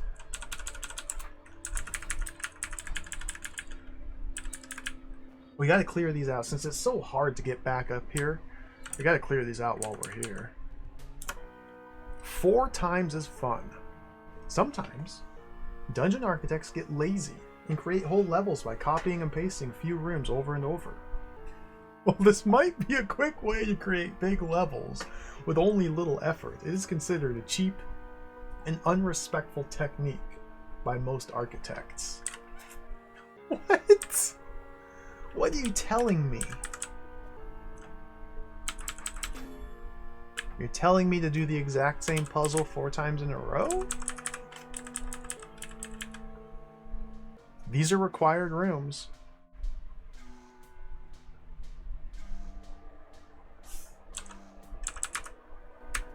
What am I looking at?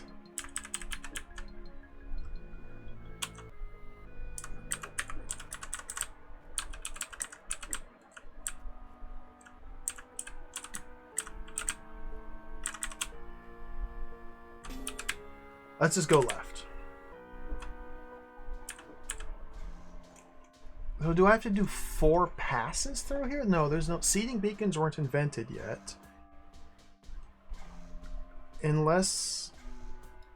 Oh yeah, this is kind of a function similar to seeding beacons. So we have to do 4 laps. I'm guessing right now. Based on the tiny bit I've seen, it looks like we have to do 4 laps, and with every lap we'll end up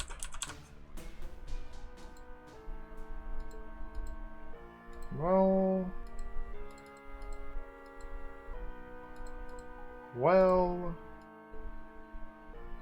I don't know. It's a lot to look at. So from here, it is impossible for me to open either of these doors.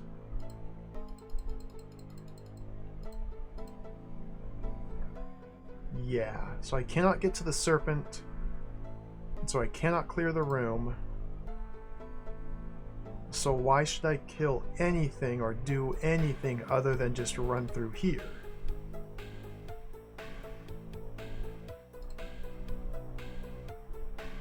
Is there any reason to step on this button and fight these golems?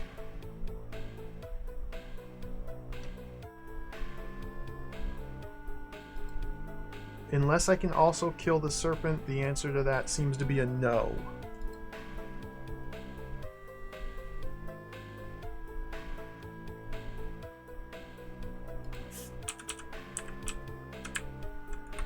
So yeah, why? How weird. The serpent just killed itself. Okay, so then I can clear the room.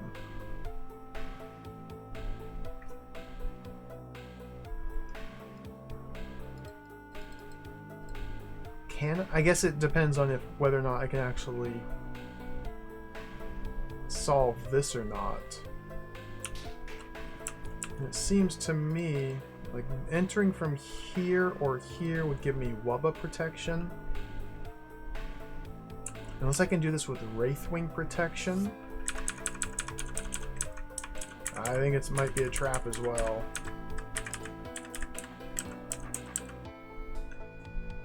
I may need the rotator token to rotate them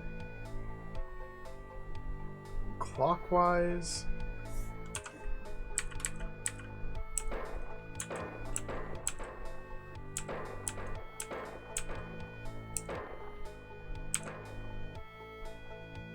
I'm stuck.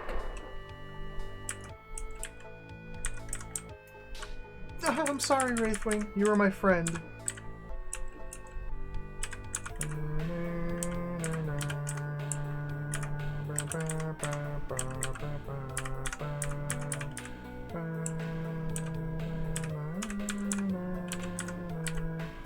I don't think I can get a Wraithwing to block these guys. If I get too many Wraithwings in there, it's doomed for disaster. Whew! Oh, Father Axekeeper, welcome. It's going. It's coming along. There's so many rooms. We're getting close to the end, though. In fact, I might have access to an ending at this point. Hey, wait a minute. Wait a minute. Wait a minute. This is the exact same room. They're copy and pasting.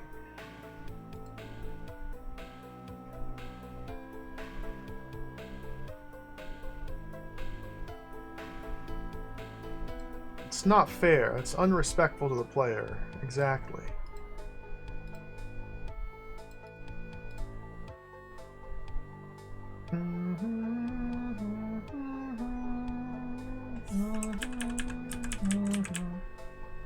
So now it's asking the question, can we use a Wubba to solve this? I feel like this is also going to be a no.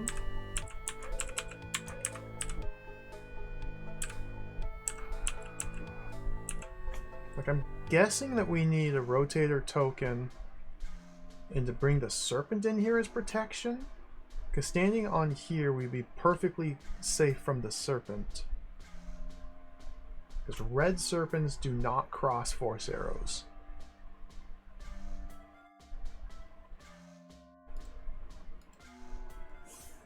I don't believe the Wubba would be enough.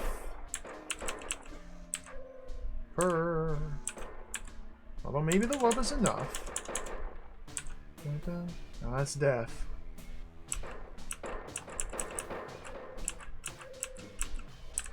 Bum, bum, bum, bum, bum, bum, bum, bum, bum.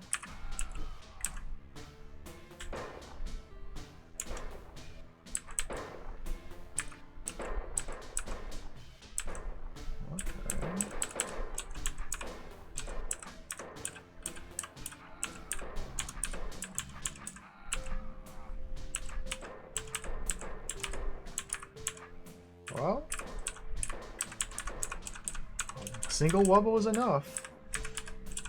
Now we have the Wraith Wings. Alright, so I cleared one iteration. So as long as we get access to the wubba, we can clear the room.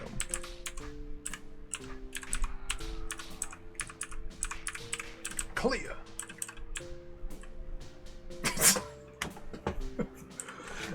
This gets me a rotator token only. Maybe I can clear the... Oh, I think they're telling me to clear the room in 4 separate ways. Yeah.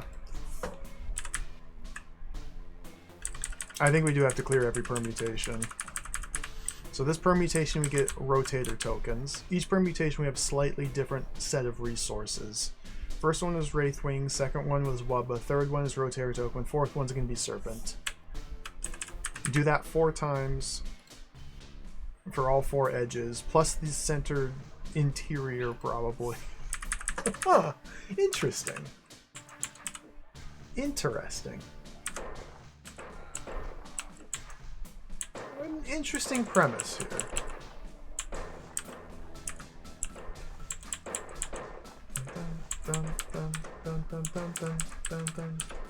Like pretty much as long as I can safely survive, as long as I can safely survive the start, the button press, this should be relatively straightforward and simple. Although I'm making it quite messy here. It's still fine. Yep. I don't want unsafe survival, no. I have safe survival. Ha! So we're gonna have to go back and do that first iteration again. Yeah, this is now Serpent. Come with me, Serpent, if you want to live. So the Serpent's gonna wind himself there. Probably want to...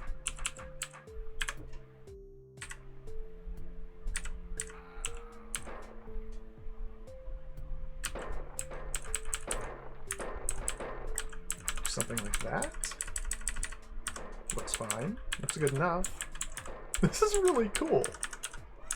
We'll see how I feel once I've done the same room 14,000 times, but this is pretty cool. Perish.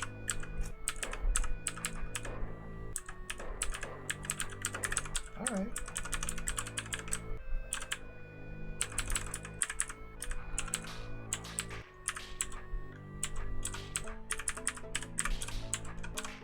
We might even get a vault code from the end of this. Door! Okay, let's go back and do that first one.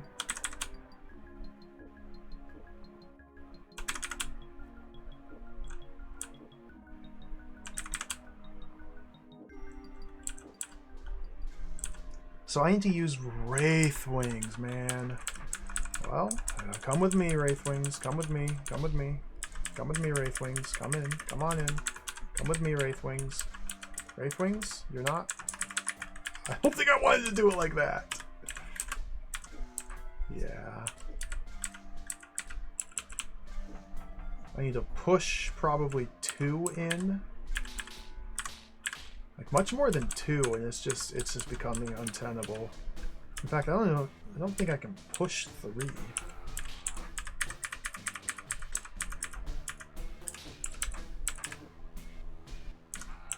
Bum, bum, bum, bum.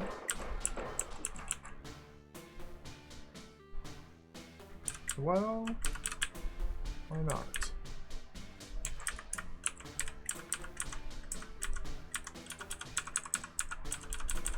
Why do I think I can't push 4?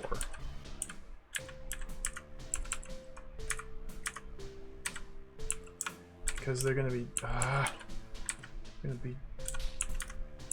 cheeseheads. Their aggression. Can I get 3 at least? Not with him there.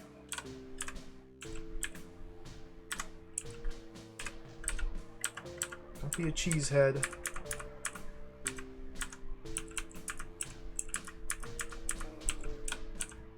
Bum, bum, bum, bum.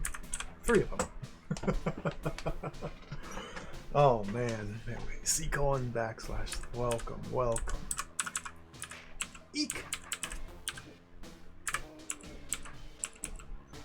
Where? How do I even... Don't kill me, Wraithwing!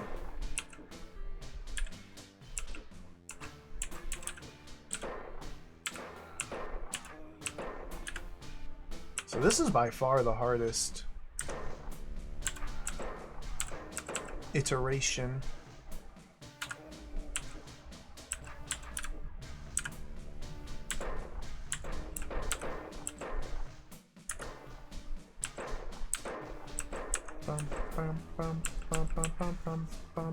Like, I'm trying to use these Wraithwings as shields to survive the button press. I don't think I can really get the Wraithwings anywhere else other than where they've accumulated to.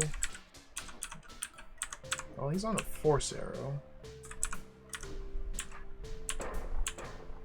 But, like, that might be enough right here. In fact...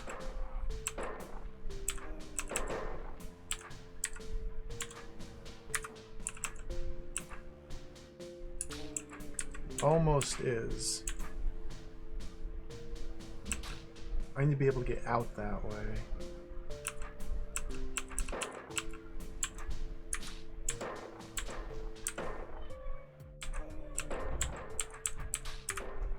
There we go.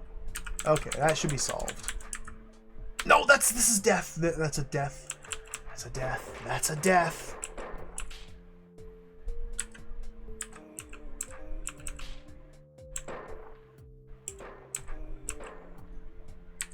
The Wraithwing kills me?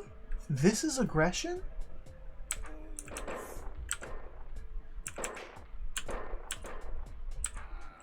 That's aggression. Lay off me. And that's death.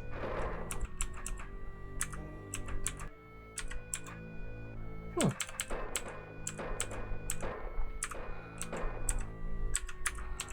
Hmm.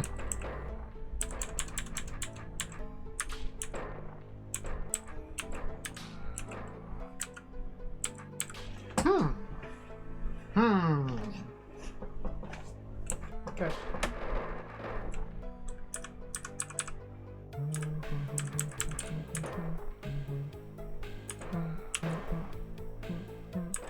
The Wraithwing kills me there. The Wraithwing keeps killing me.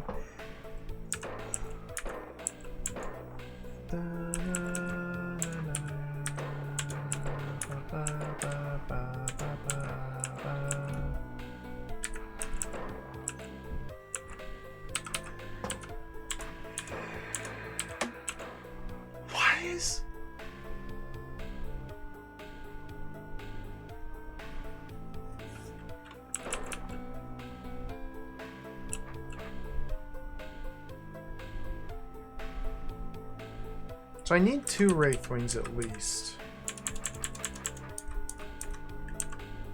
In fact, 2 may be the exact number I need.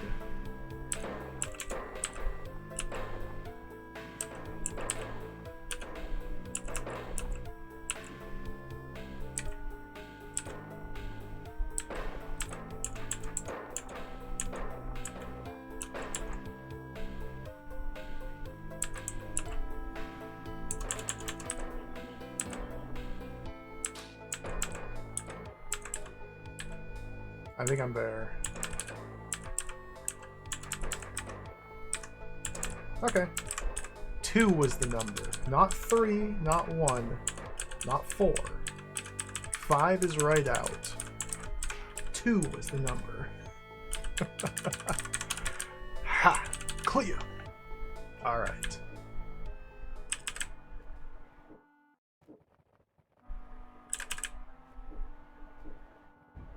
Let's go to the next version. I wonder if these stairs each lead to different rooms or different zones. There's 4 different scrolls. There's still the inner sanctum as well.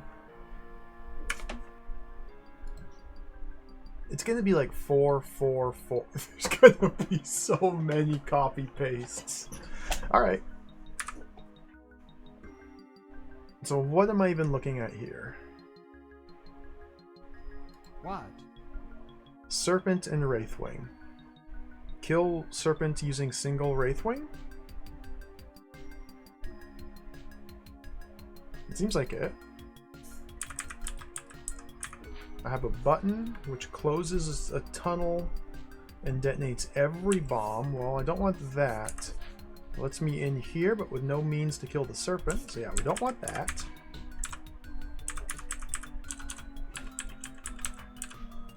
Let's go Alfred Chicken Gaming.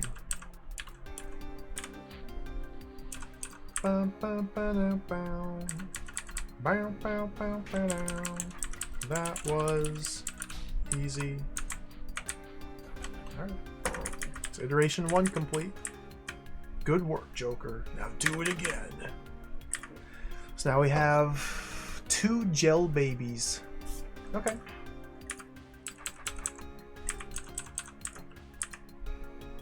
So we do want to press this now. Does that open those? No. I may want to use the tunnel. Ooh.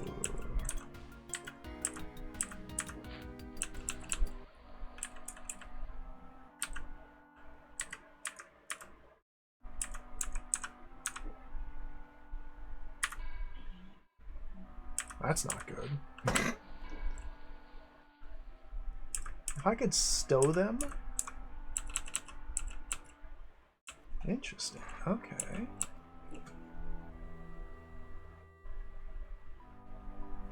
This might be the sort of thing where it's best... I'm not really sure why, but it might be best to enter from down here. Yeah, that kind of gets me a better angle on these babies.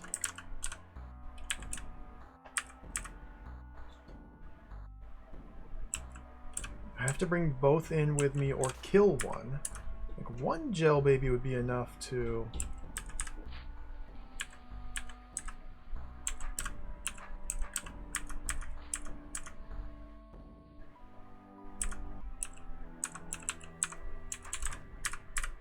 Like down there's a serpent kill spot, but we just need one a little bit better than that.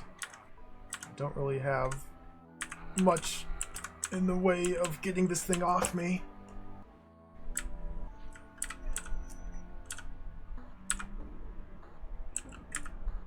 Okay, create distance using the serpent.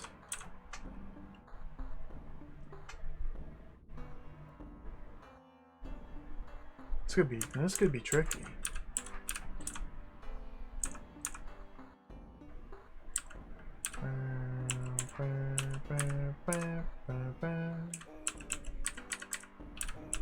Ooh, ooh, ah, ooh.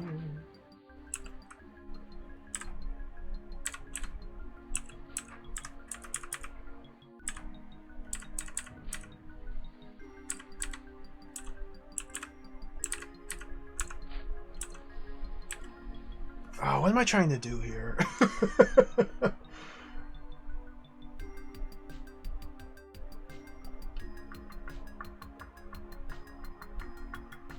I think a second one might actually be good.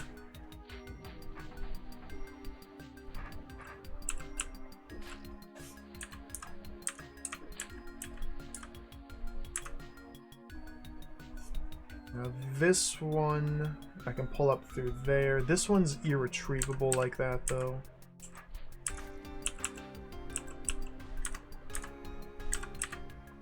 They had a different turn order, which I don't think they're going to get a different turn order. Not really.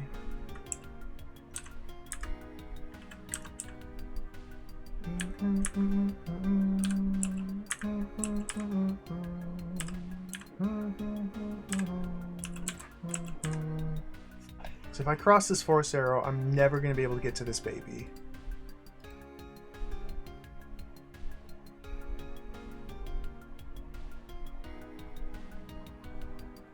I think I want something like this.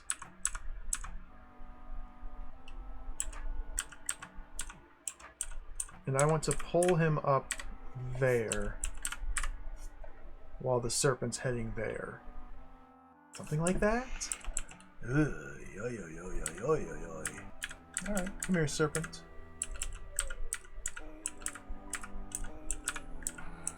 Ooh, ah, ooh, ah, ooh.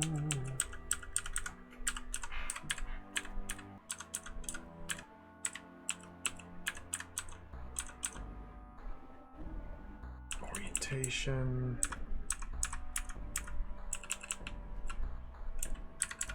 This is awkward.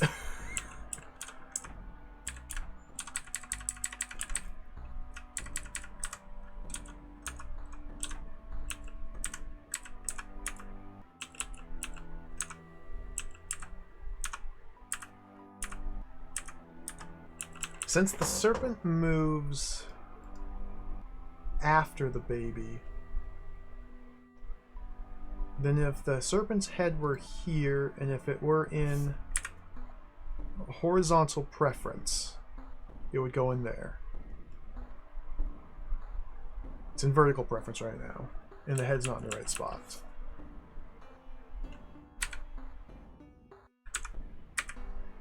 Like, this almost works out, but not quite. So I need to be arriving on this bottom row during horizontal preference.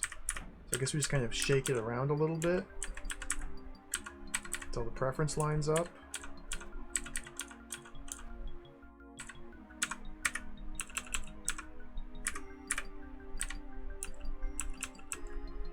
Because I want it to be in horizontal preference when I step here, so it continues east. Horizontal still, so it steps there. No, that wouldn't quite work. I'm a little one removed from that. So horizontal 1, 2, 3, 4, 5. It needs to be arriving on this tile just as it enters horizontal preference. So can I get where it currently is 2 turns later?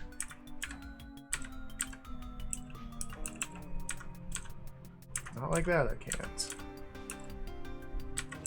Dun, dun, dun, dun, dun. Dun, dun, dun, dun, dun. I love this song.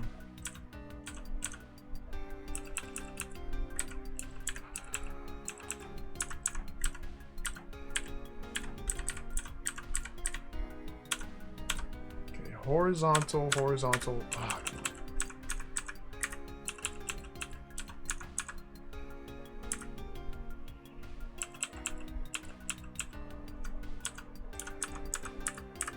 got him.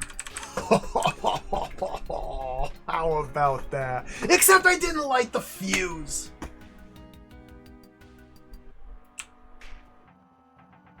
Alright, do it again.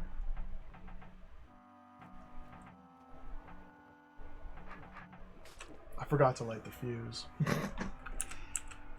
So we've proven that we only need one baby to do it.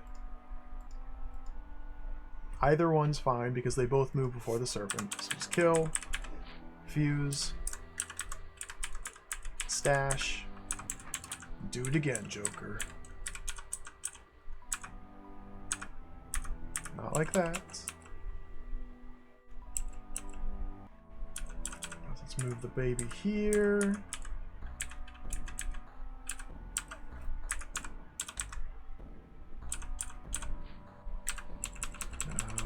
It's gotta be on that bottom row.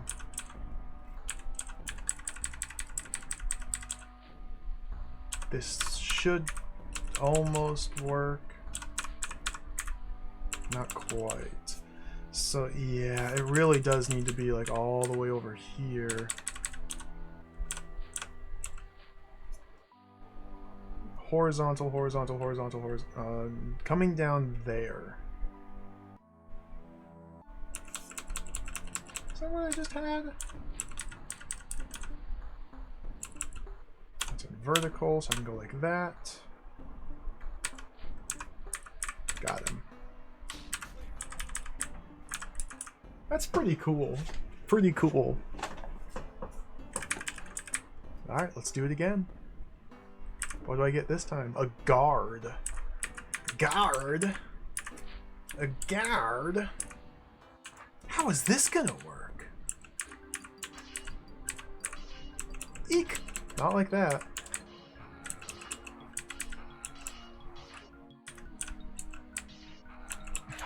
gosh, guard, man. Am I gonna have to set him and then force him to rotate? Interesting, interesting. I think that's a yes. I think that's a bingo. Because he's not just gonna stay there, but like this he will. Okay, so a similar set of moves as we did with the baby, or a similar set of timings rather.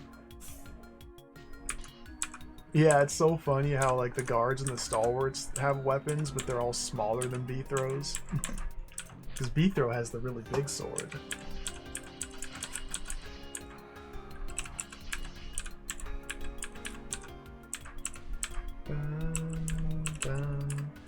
Dun, dun, dun, dun, dun, dun. Dun, dun, dun, dun, dun. Serpent, you want to go southwest? He will never want to go southwest. Northeast is the easiest direction for serpents. They just naturally gravitate that way.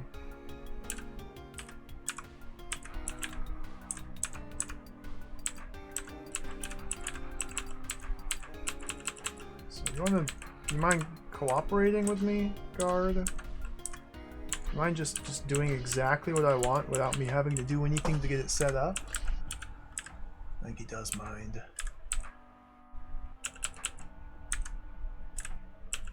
Okay, I want him to take a northeast step.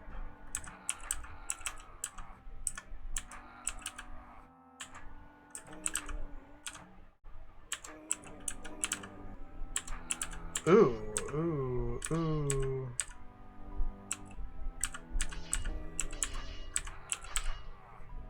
That's good.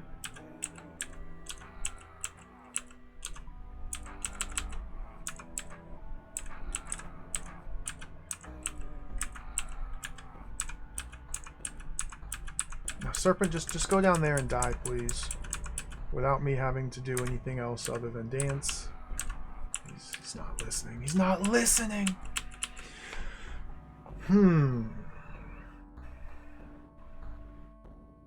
It'd be so cool if I can get some way to set this up like I did with the baby, rather than manipulate both at the same time.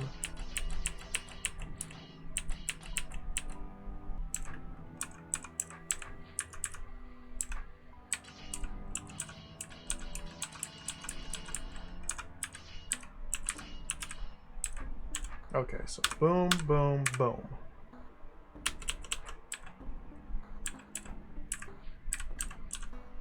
It's a similar set of moves. Preference is all jacked up. Can I make him shorten himself? That'd be pretty cool. I don't like that very well.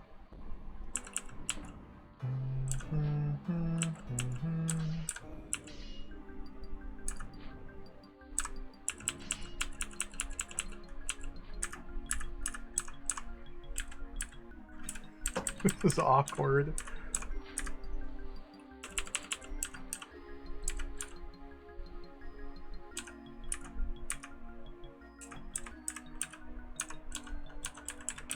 Gotta love playing with snakes. Okay, this should just work. Yeah. Got him. One more. So what's a singular roach now is my tool. Singular roach is the new tool of choice. So I think it's just best to go like that. Singular roach should be the easiest.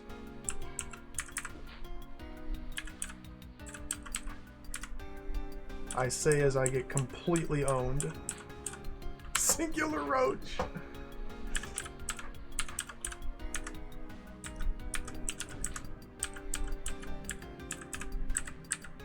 There. It's a northwest corner though, which is bad.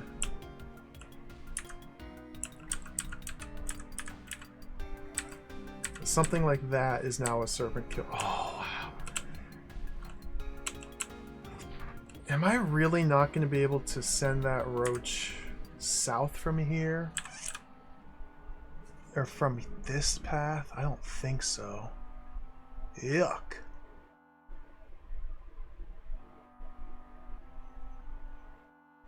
Yuck. Taters Games, welcome. DROD. You almost got there. Welcome.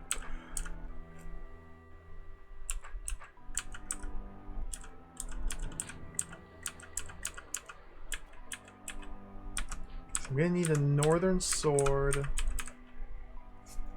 In order for... Okay, so this actually should work with horizontal preference, similar to previously. We just send him up this way. Have him follow me. Yeah.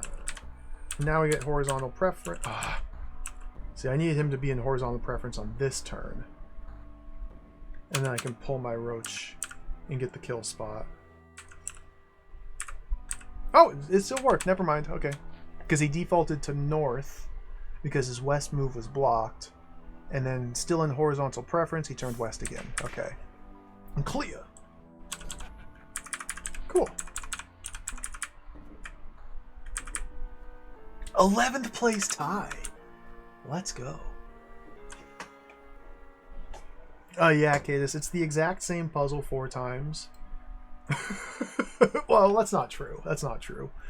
It's the exact same room layout 4 times. You just get a couple different tools to solve the puzzle.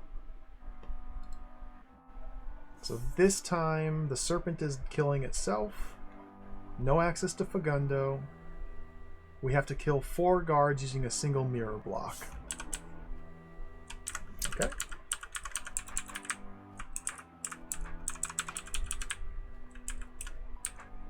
So the entirety of this is...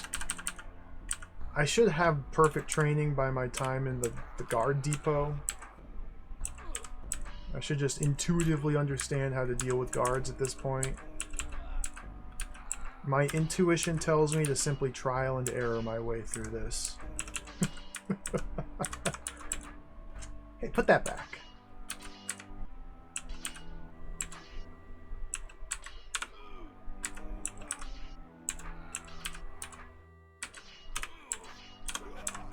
Clear.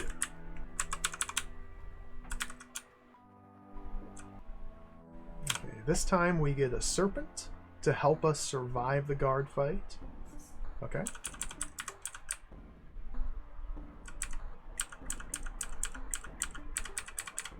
Don't do that.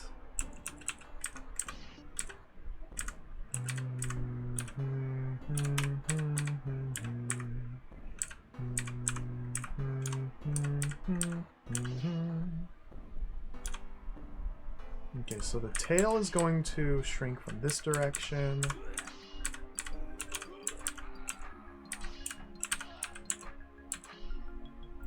I gotta be careful here, because I'm still gonna need to kill this serpent. So let's just hold the guard there. Whoa, hey, I said hold there. Thank you. Clear. Cool. Third puzzle. A single Fagundo. There haven't been any Fagundos in this entire hold. This might be the very first one. I also have access to here. Why is that?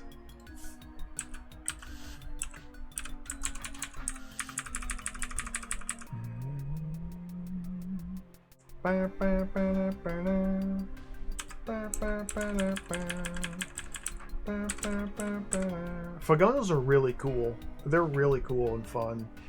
Essentially, if you touch a power token, you gain control of the Fagundo. Fagundos are friends, by the way.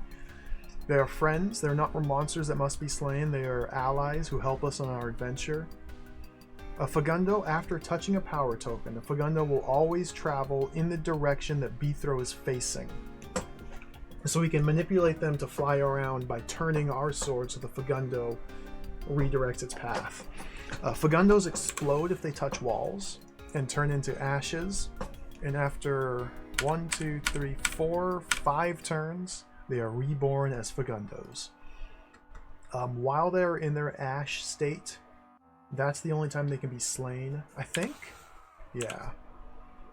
Stabbing them normally just causes them to explode into ashes, but if they are in ashes, then you can stab and kill them.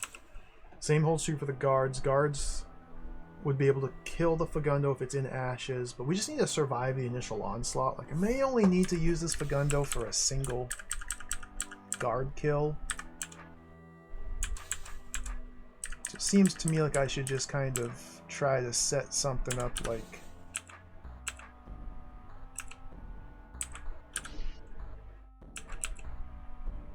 Like what? Maybe like that? That gets me killed. Interesting. Interesting. There's nothing to crash the Fagundo into so that the Fagundo can trigger the pressure plate. They're flying just like Wraith Wings, but their ashes are on the ground. So they fly over pressure plates, but if you collide them into something, their ashes can press the plates. I don't think I can collide it like into Beathro's sword.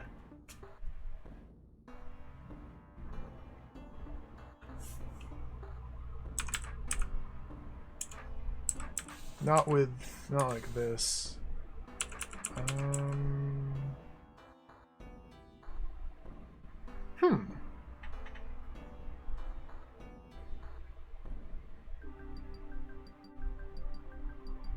Interesting.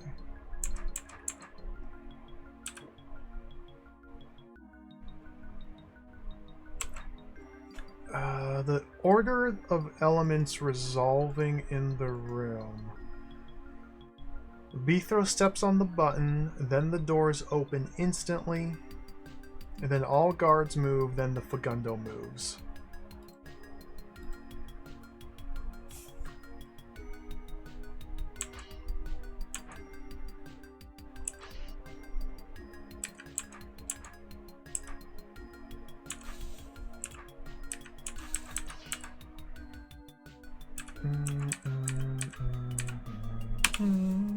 Why? But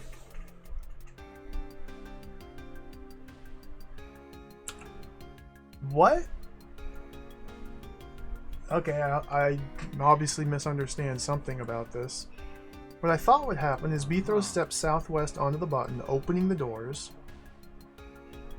Guard number 3 takes his spot here. And then Fagundo crashes into guard number 3 and kills him. But instead what happens is not that. Fagundo moves after all the guards. 1!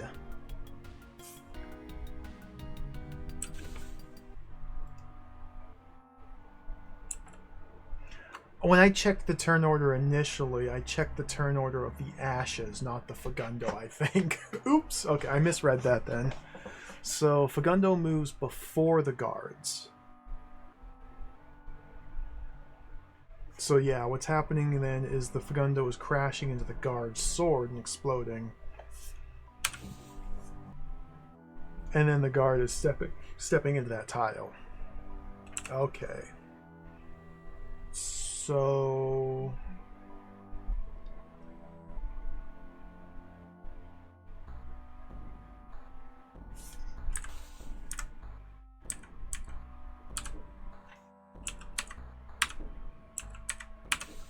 It's the same thing.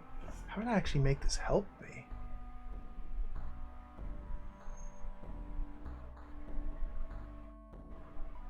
Fagundo planted here.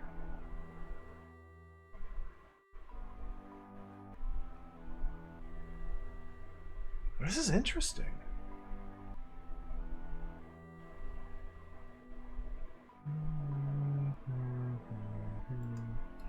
The Fagundo's not going to cause a guard to take a different path to reach me.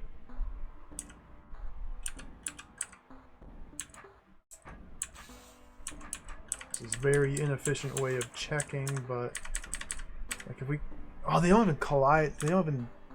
What? What? What? This is weird. Strange edge case shenanigans. Why can the guard simply stab the Fagundo and have nothing happen until the next turn? What? What? If I wait a turn, I die.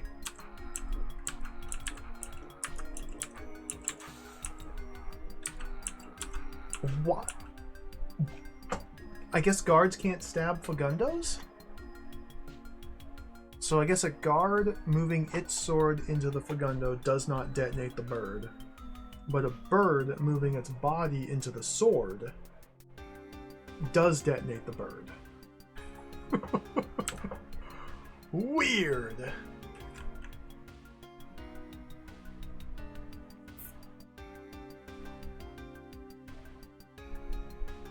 Weird. Okay. We got strange edge case shenanigans occurring here.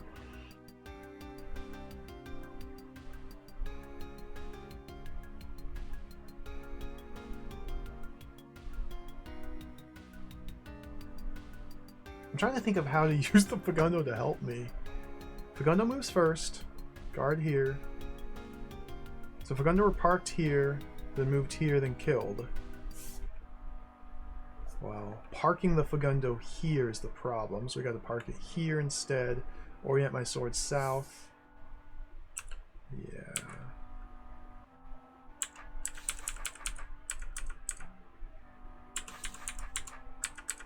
Go boom, boom. Okay, that gets rid of him. But I need to do that.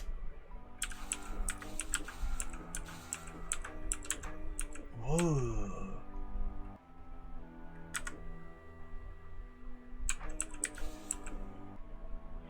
Tricky.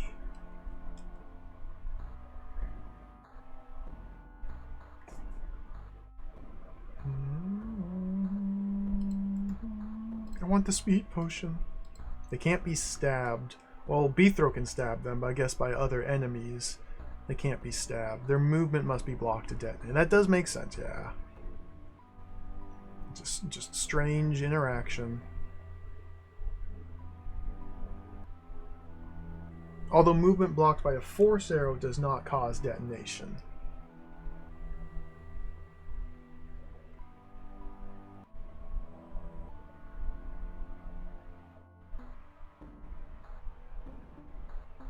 It'd be nice if I could stand. It'd be nice if I could survive beyond a single turn.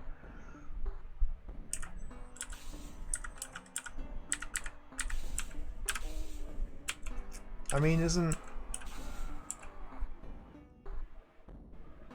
I guess, yeah, I guess technically what's happening here is Beethro is moving north of the Fagundo. My sword is resting next to the Fagundo. Fagundo then crashes into the wall and kills me.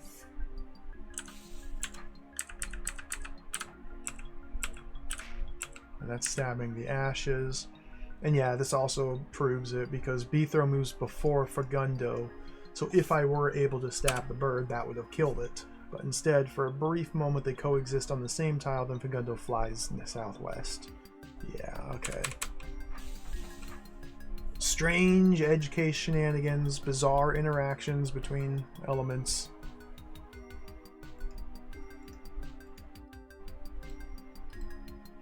None of this really helps me solve my problem here, but...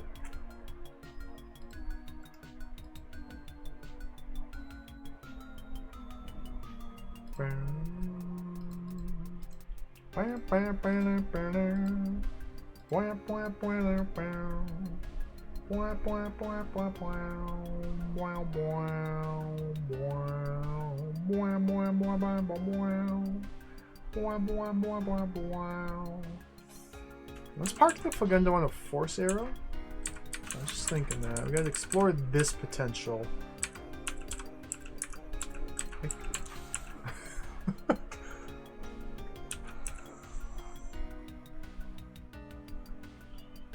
Well, consider the potential explored. Okay.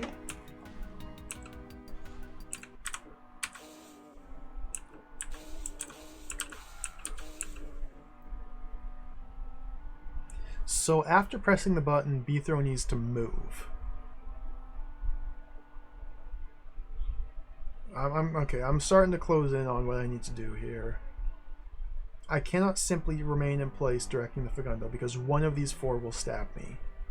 This guy is the one who consistently gets the kill, but they all move. They all are able to kill me. So I need to use the Fagundo to kill one of the two threats on any side, with Bithro's sword oriented in a direction that would prevent me from being killed by another. So if I say had the Fagundo here going southeast, that could be potentially something.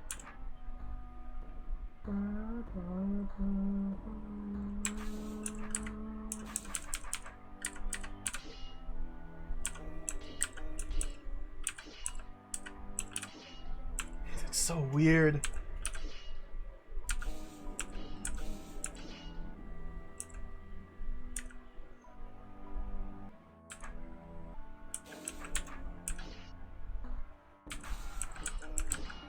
Ah.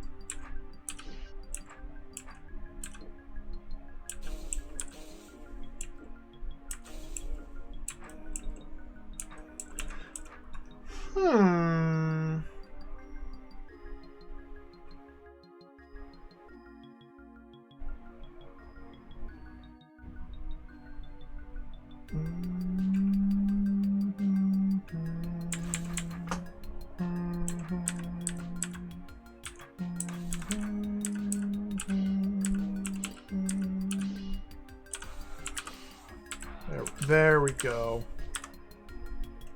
I found the magic set of moves. Okay. We're in there.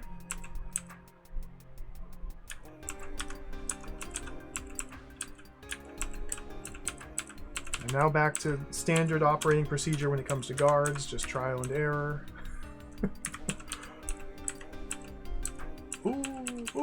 Die 1,000 deaths until I figure out the correct way to deal with them. There we go.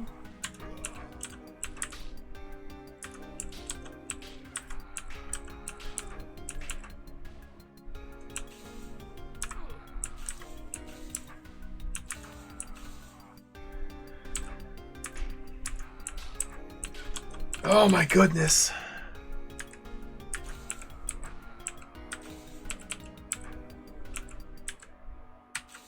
Gets rid of him. That gets me killed. That gets me killed. Gets me killed. I really struggle when it comes to dealing with guards.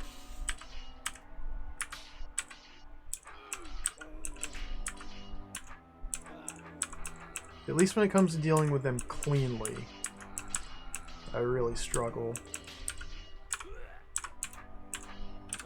There we go. There we go. That's what unlimited undo is for. Whew, what a mess. What a mess. Speed potion. The Fagundo was the key. Oh, I love a speed potion. I'm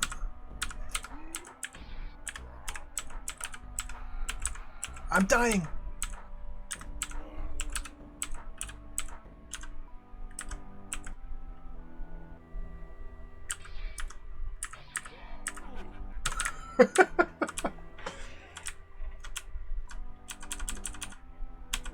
This is a pretty cool floor.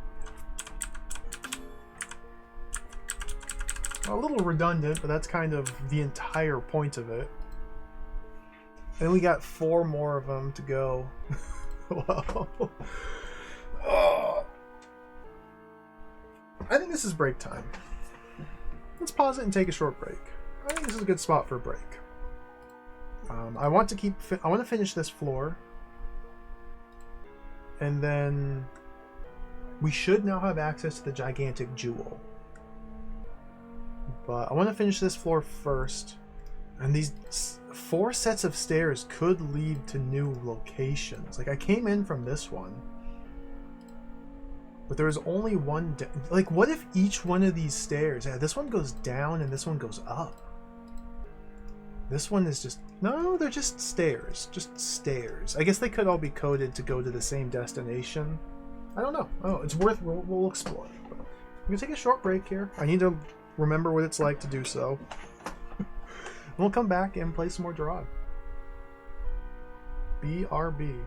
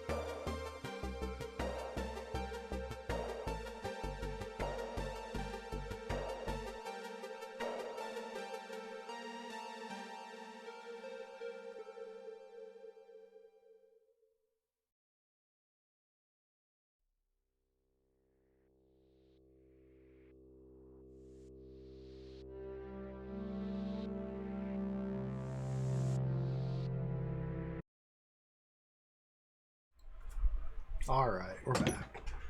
I thought I could get there just as 3 blind mice was ending, but I was a little slow. Let's play some more DROD. Start the timer. Play some more DROD.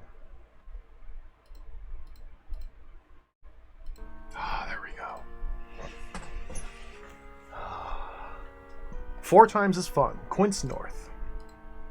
Our adventure continues.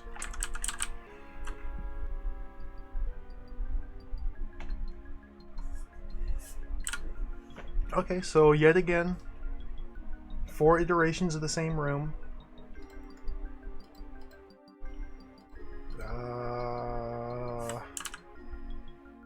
I have access to nothing?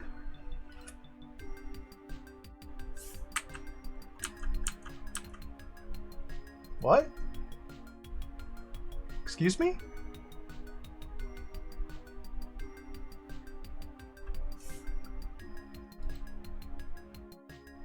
Oh, good call, good call. If that's the case, we should work from the south going up then.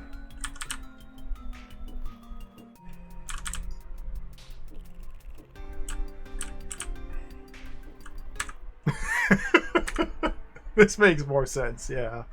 Okay, serpent, 4 Omtlick. Coil the serpent around me to survive the Omtlicks. Okay. This looks familiar.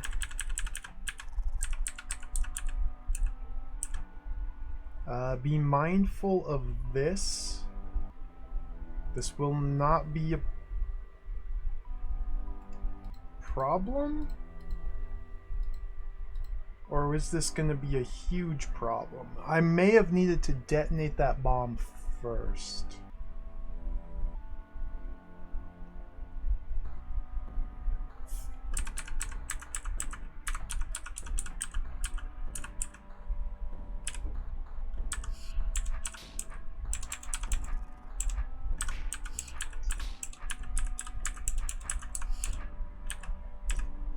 Okay, I need a serpent kill spot. Dancing around an Omtlick.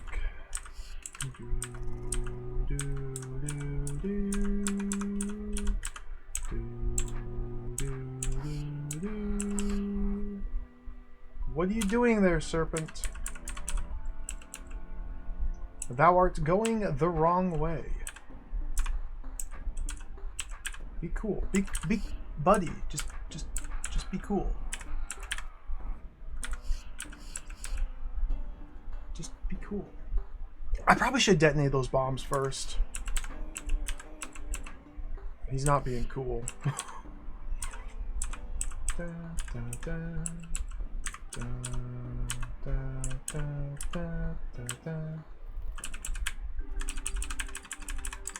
Fine, I'll do them now.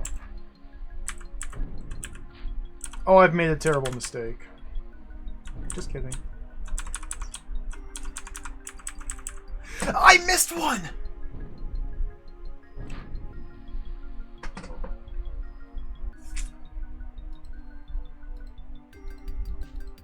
Pressure plate opens this.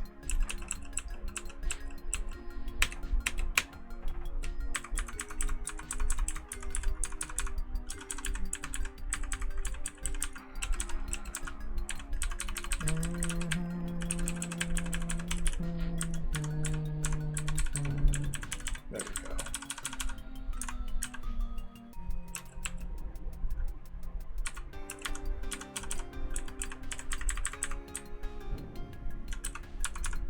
Oh, but I want the serpent to be long to help me with my...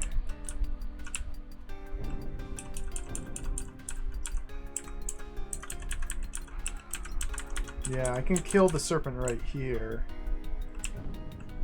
I want the serpent to be long to help me with those... Oh. Okay, got it.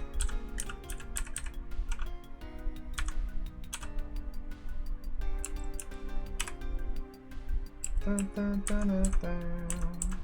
Ba, ba, ba, ba, ba. Ba, ba. My serpent manipulation could use some work. I'm getting owned.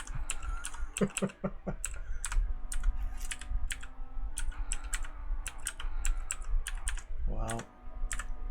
Oh, hey.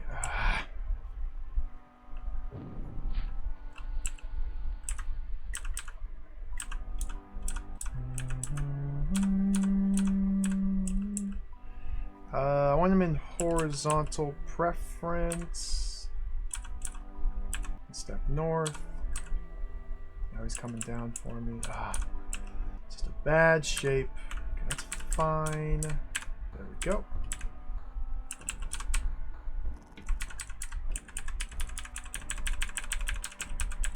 Thank you, Serpent, for getting in there. Okay.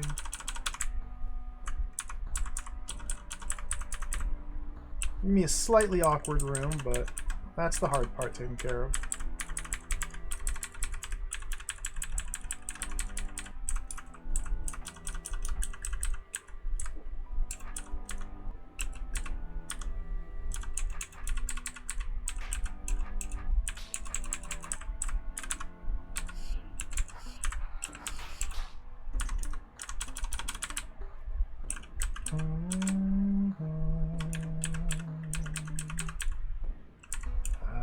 Kill it there. We step north, and it. Oh, and then back down here. Okay. Ha! Oh, wrong way. So this is showcasing the 4 Omtlik ambush. Now we get our Figundo and a singular Wraithwing to help. I do think it is wise to, again, as quickly as possible, detonate this.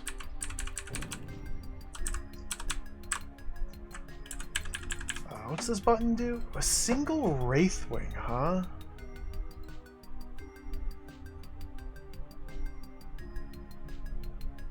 Me juggling a lot. Juggling a lot here.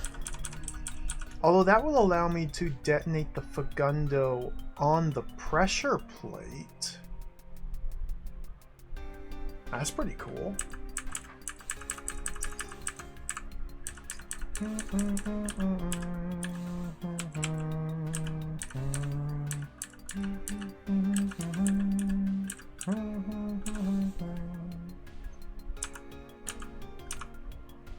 Right here.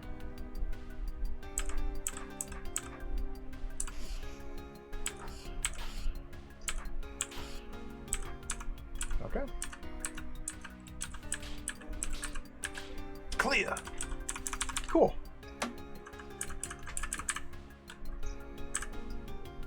Now we have to use the queen.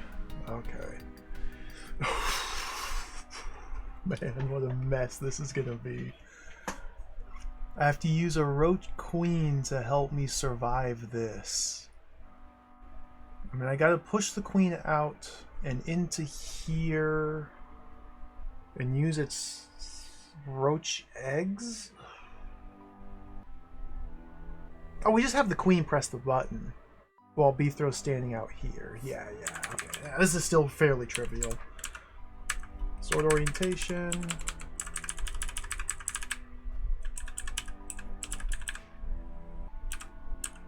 Standard roach queen manipulation tactics, and I've screwed it up already. So trivial that I screwed it up the instant I started.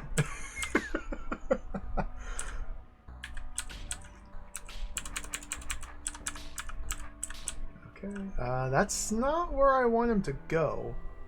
I can no longer bring him west off that line, so we need to wait.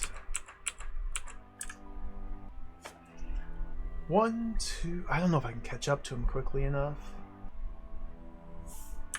Kind of in Slopsville here.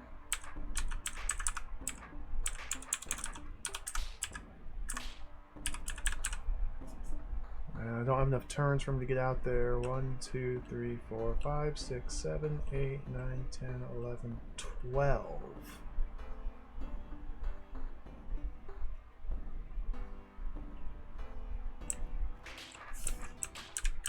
I mean, I can just wait here. While waiting, I should be rotating my sword.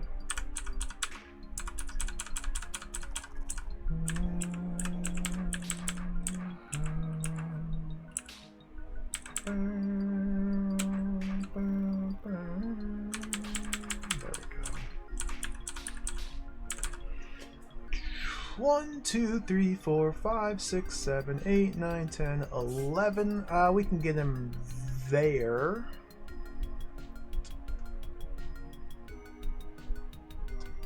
$11, $12, $13, $14. Let's do 13.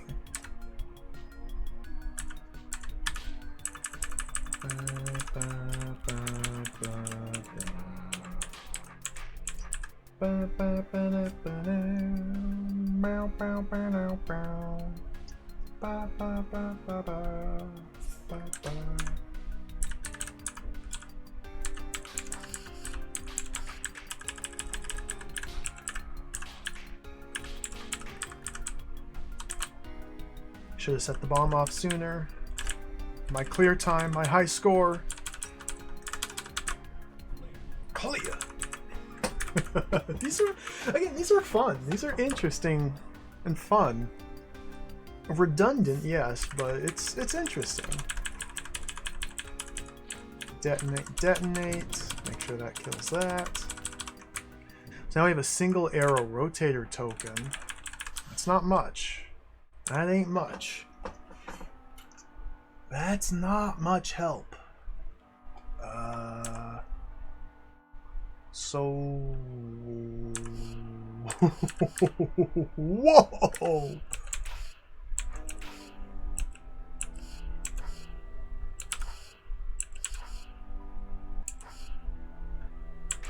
Whoa! This is wild. What's my turn order? Left, top, right, bottom. So 1, 2, 3, 4. Oh, what? That's so funny. And that's a single turn. But he kills me there. Okay.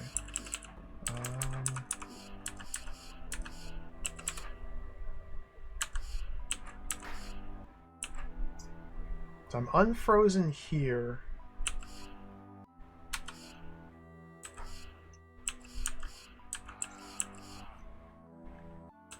Interesting. Frozen.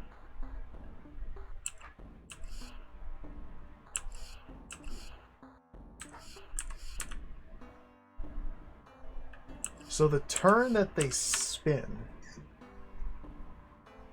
is my chance to either kill one or get out. I think I have to kill, but no, because the next turn I'm frozen by 3 of them. So there's no surviving this. If I step here, then this one is unfrozen and has frozen me now, and there's no way for me to kill it in time.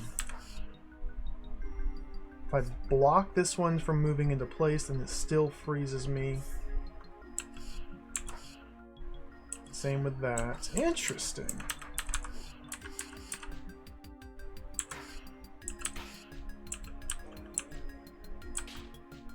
There we go. So to find the right sequence of moves. Oh, I touched the token again.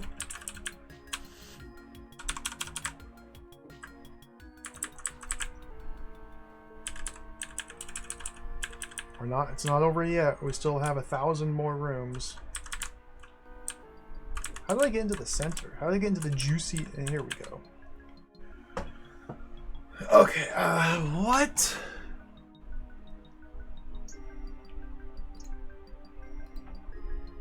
So these are probably iterated horizontally now?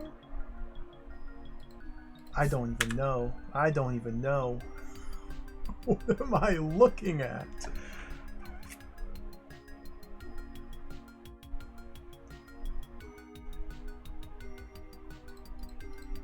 Okay, monsters. So whenever we find a complicated room, just follow a step-by-step procedure. How many monsters are there? How do we kill them? How do we leave the room? That's all that matters. Monsters are adder, omslick, rattlesnake. We have access to adder, omslick, just stabbing them. How do we kill the rattlesnake? One of these bombs must be detonated. because the only thing that opens this door is this button here. The only thing that gives access to this button is a different entrance which you don't have access to. Okay. Omtlik laser can light fuses. Do they have to shoot a fuse end? Can they shoot a bomb to detonate it? My first instinct is, I don't know the answer to this. Can I simply allow this Omtlik to fire its laser beam at the bomb? It very well could happen. Getting an Omtlik to take an orthogonal step. Okay, that's where I want you to go. Not there. There. Perfect. Did not light. Okay. I think the Omtlik has to shoot the fuse end. Oh, so I just have to keep the Omtlik alive. So why do I have an adder here?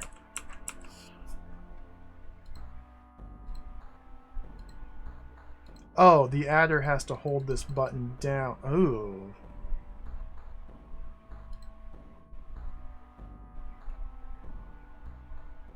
Adder eats one Omtlik to grow.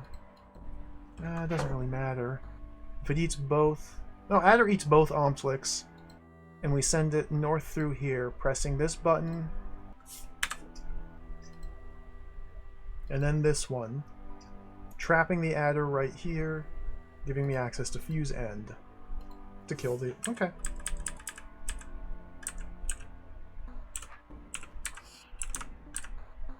Here, Adder, Adder, Adder.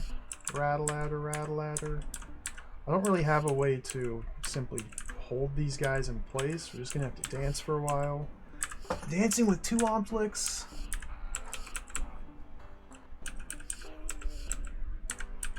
Much more complicated than simply dancing with one.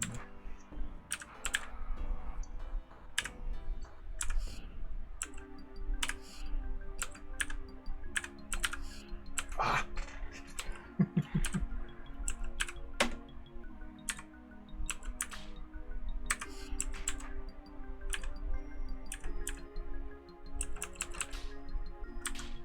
There we go. Come here.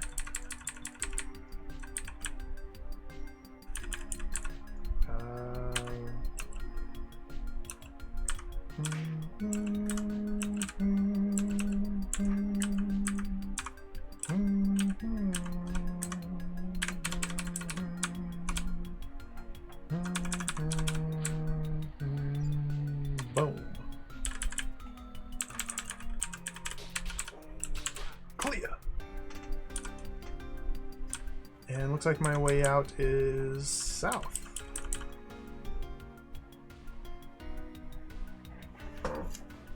Dancing with two ray guns, yeah. Oh, thank goodness there's no guns in this hold. Man, the guns in the second sky, as cool as they were, I did not have a good time on that floor. I think these are sets of 4 like this, not full. And so they will probably end up down here, yep, and then go up. Okay. Oh yeah, the path is on the floor, how about that?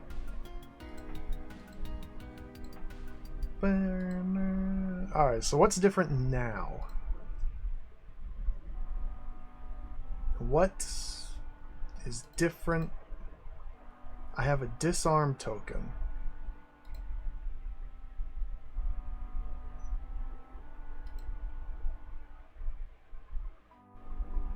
What?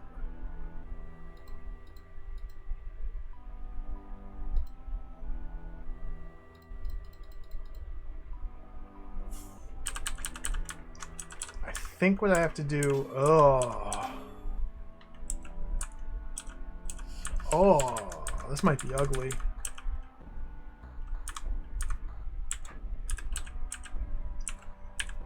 Well, I have to free both of these. I have to free both with my sword.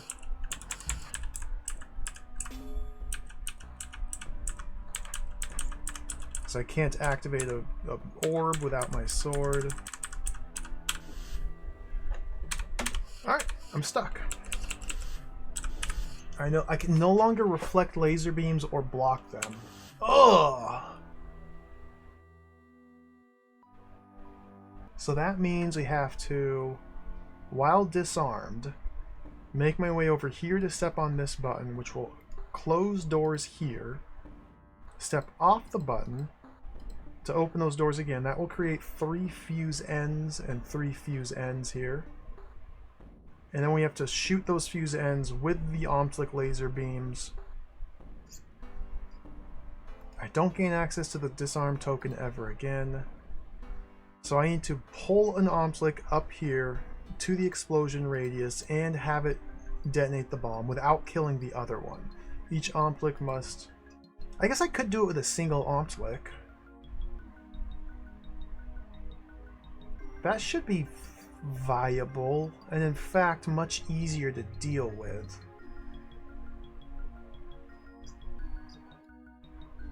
This gives me access to a hot tile and an adder and the serpent. I think I want to kill one of these and try and do this with just one. So first order of business, how do I get to the disarm token without just instantly getting stunned? I need to create distance between me and the Omtlik, which is not accomplished like this. Hey, that worked.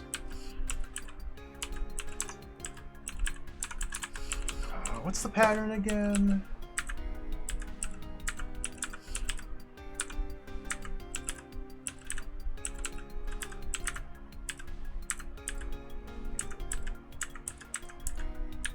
Okay.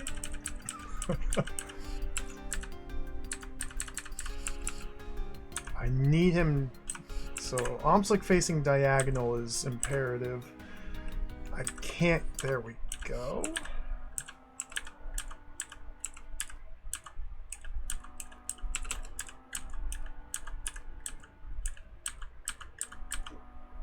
Okay, got my fuse ends. This is pretty cool. Is that the right line already? Nope, not quite. Now moving an Omtlik orthogonally. Ooh, well, that almost worked.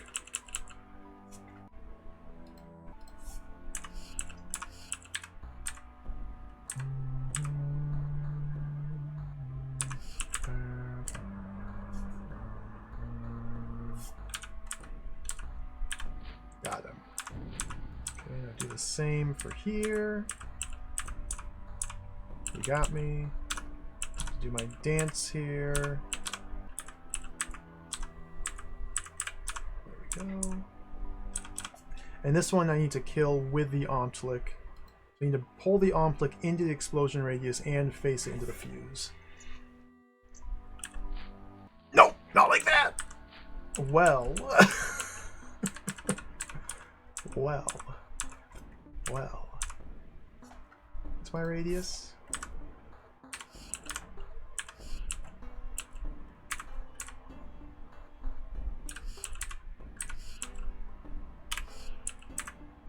There.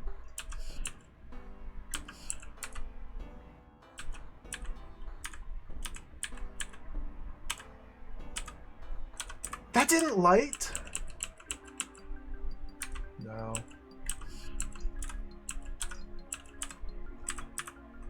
Interesting. I thought maybe that would work.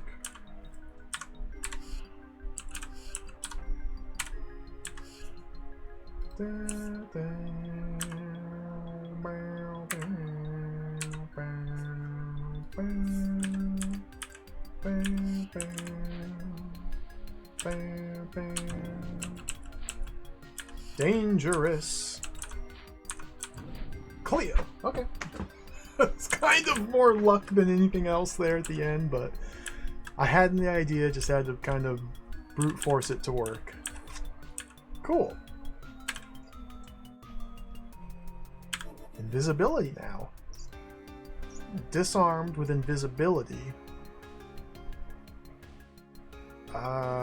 Kill everything on the singular hot tile. That should be fine with invisibility. Is there any reason to keep these Omplix alive? No. No reason whatsoever to keep these alive.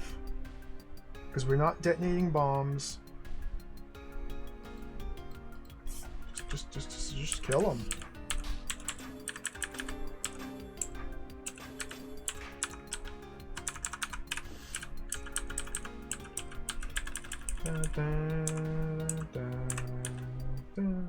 Yeah, those Omplix without a sword as well. Like, disarmed, invisibility. I'd rather not deal with those bad boys at all. So what do I... Okay.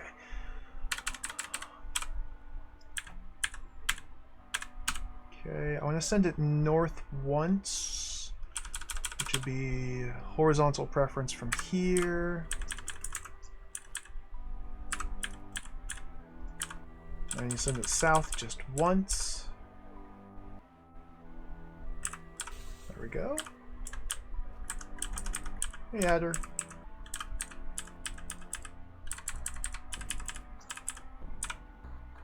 Now, manipulating serpents with invisibility potions is pretty painless, as long as you understand their movement preferences and the way they shift.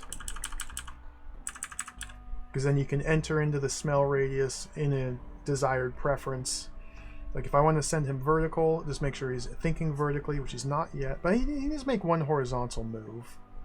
We'll do vertical first. Vertical, oops, vertical. Do a single horizontal, which I have here, and a single vertical. There we go.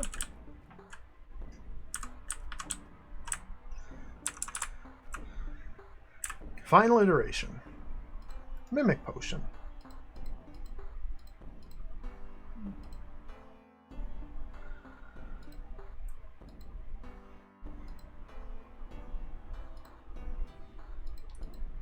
The potion traps me? What? Oh, Mimic goes in the center. I've been completely just ignoring the center this entire time. Mimic goes in the center to release me. The center button activates this, gaining me access to the adder.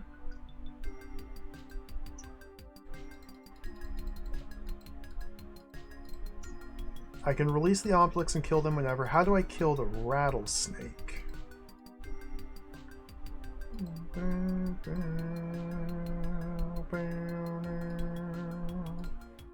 Oh, Mimic detonates the bombs to kill the rattlesnake. Okay, this seems pretty simple.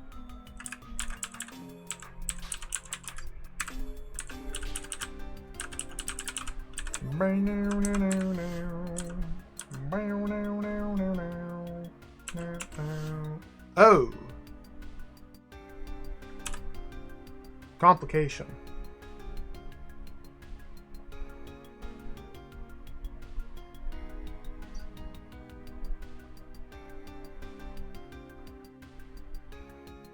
Do I need to plant the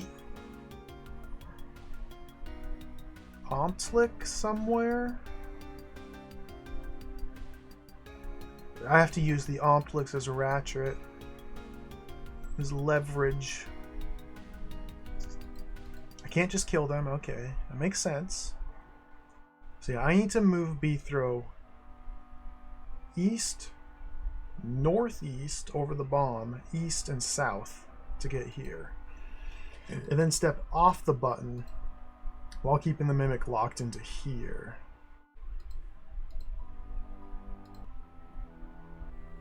Omslick lasers will freeze a Mimic in place.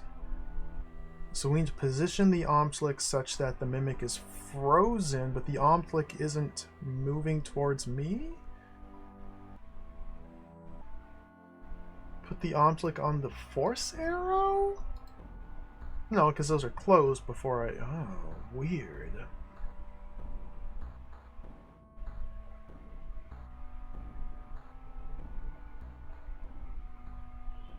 Interesting.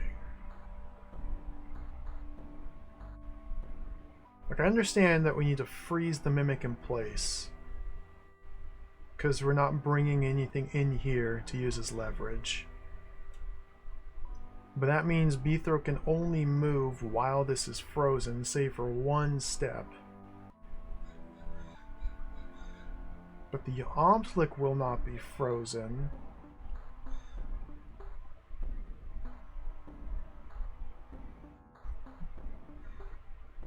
I could reflect a beam off the Mimic Sword to freeze one Omtlick, but they can't be freezing each other.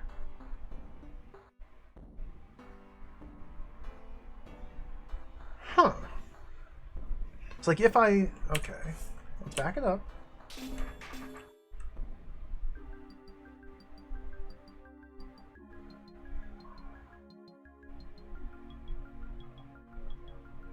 Interesting.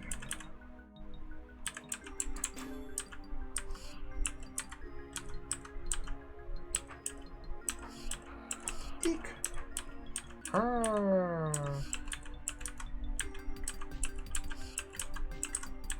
not on a good angle here. And simply creating this much distance as well is going to be annoying with this big door in the way.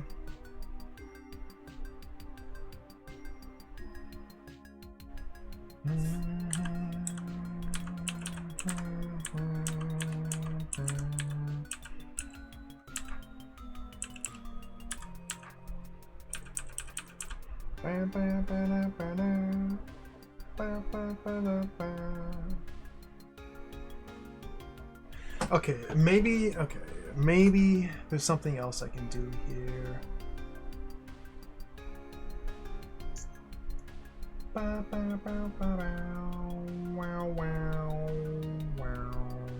What the heck?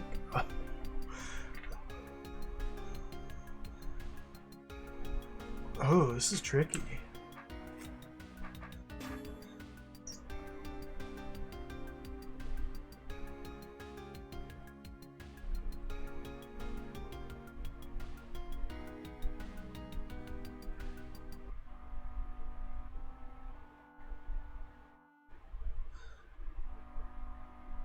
This is weird.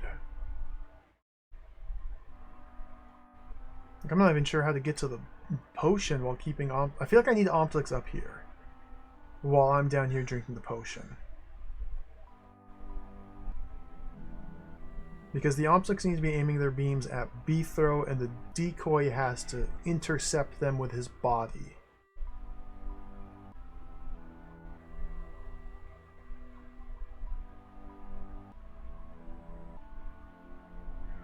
This is weird. I am not really sure how to set this up just yet. Now, once I grab this, I have to place the potion in here.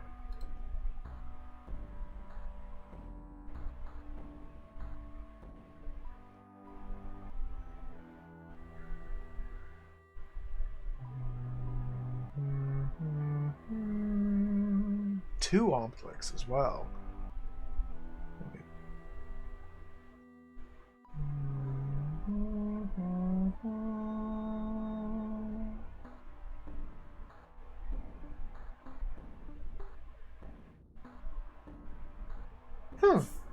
I genuinely don't know what to do here. Well, let's play around a little bit and get something to happen, I'm sure.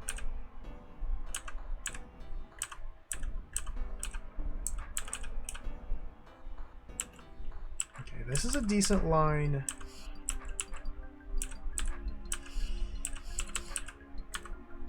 Well, it was. This is a decent line here to take, I think. But, like,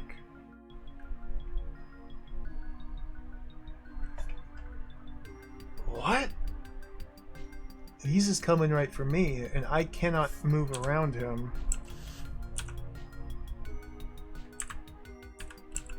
Oh, we got wiggle. A wiggle action.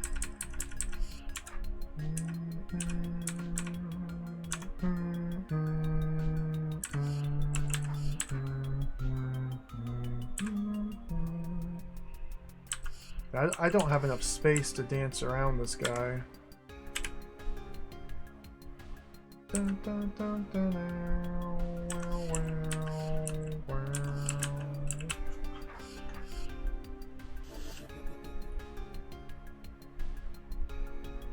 wow.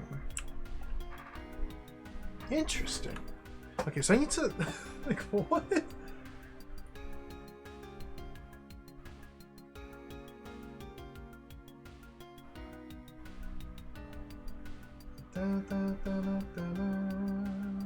Sentinel Proxima, welcome, hello. Yeah, getting the object to stay up here. There's a force arrow. Hey, I just saw these force arrows. They blended. I didn't even see these there. Boom, boom. That's my angle. That's the angle of my dangle. All right. Why does that orb make such a weird sound?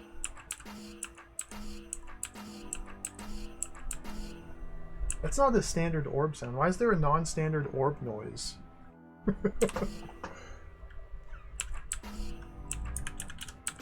That's the standard orb noise. Why does that one make a different noise? Weird. Strange edge case shenanigans. Alright, buddy. You're coming with me. No! I'm sorry! You're coming with me. Thank you.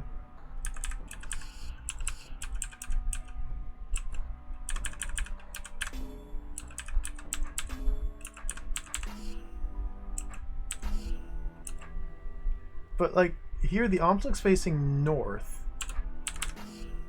Oh, I'm getting zapped by the laser. Yeah, yeah, good call, Nestra. Yeah. Oh.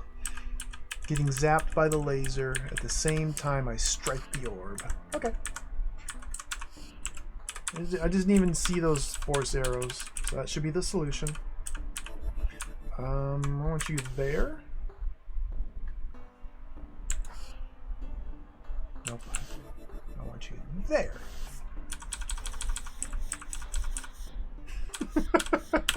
And then step back. That's hilarious.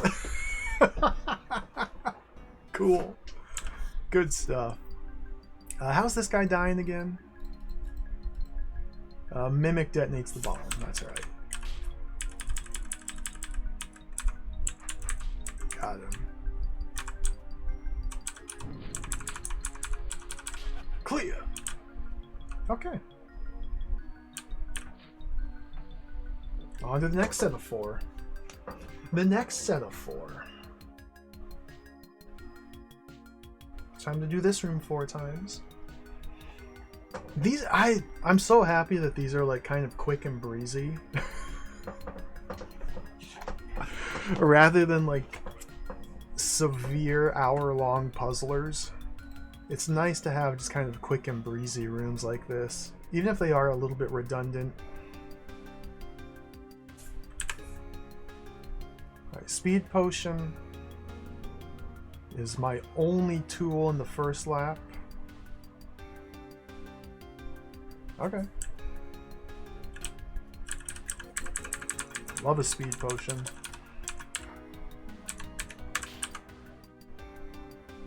Where's my serpent kill zone? Bow, bow, bow, bow, bow, bow, bow, bow. I can make one in here. Should probably do that first. Northwest corner would be the smartest one.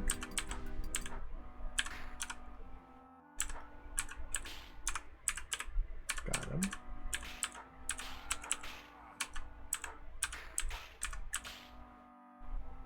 So with speed potion, I just have to mind my half turns. There we go. Which is strange, but perfectly fine.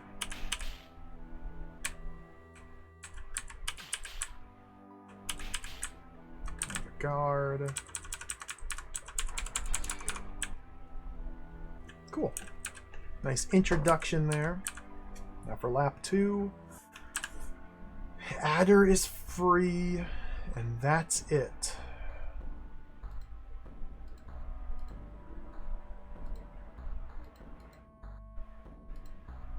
Do I get the adder stuck here to give me access to this orb?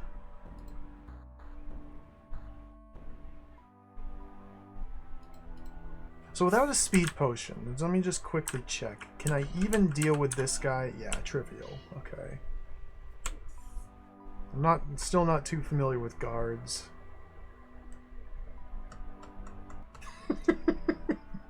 Don't say it, Nestshot. That might be a puzzle. Layla site, welcome. So do I. I like the strange sound effects. Beathro's so fast, everything just kind of warps around him.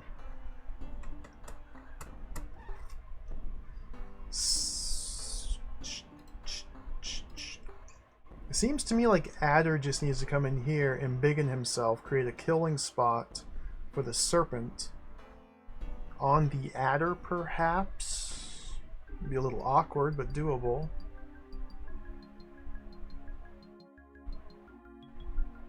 And once the Adder is embiggened, you just stab him to death. I don't see a need to get the Adder stuck here for any reason. This might be where we put the guard when we have guard access. Should work, yeah.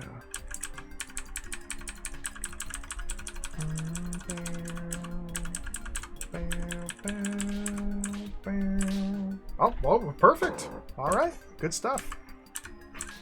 I love it when a plan comes together with zero effort on my part.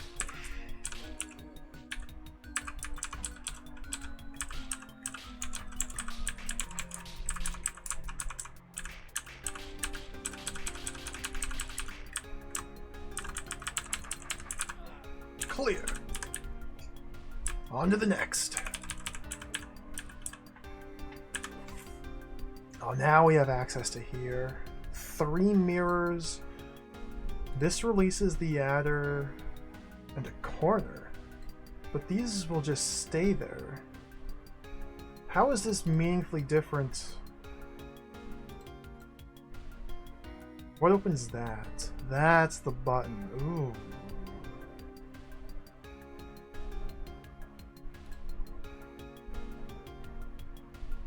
Well,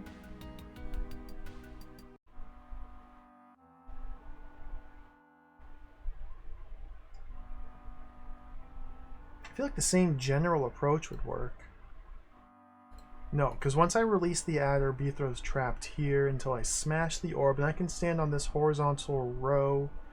And if I've manipulated the adder, no, because I can't manipulate. 3 mirrors to force the adder to go over there? Sounds plausible. To release Beathro. 1 corner being removed means this is all clearable by Beathro. It's paying attention to the serpent though. Okay. Guard still just hangs out and dies. What releases him? A disarm token, okay. So we need to force the adder to, while standing here, travel west and south. West is where they least like to go, but all other available moves are blocked, so he will go west by default. If he's thinking horizontally, he'll continue west till he hits there. So wouldn't that be enough?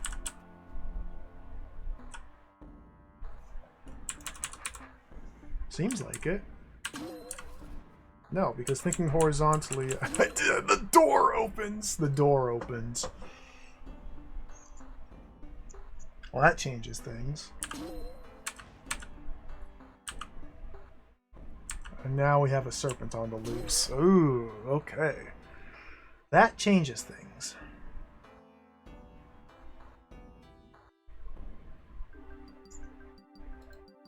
Interesting. There's an ortho square here for some reason. Might come into play when we have the guard. Guard, yeah, guard's gonna have to kill the adder by standing in the ortho square. Okay, cool.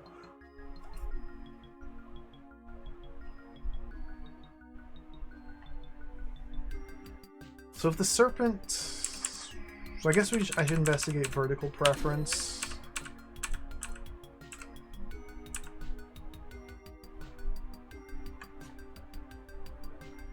So if I block this, this, and this with my 3 mirrors, while in vertical preference, any preference really, you would travel north to the wall. And then you would shorten and probably get out. Huh.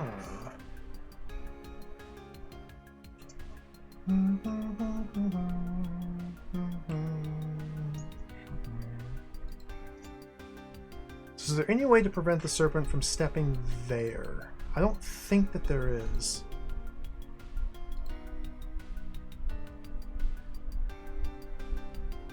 Since I strike the orb and the door opens instantly before the adder takes its turn.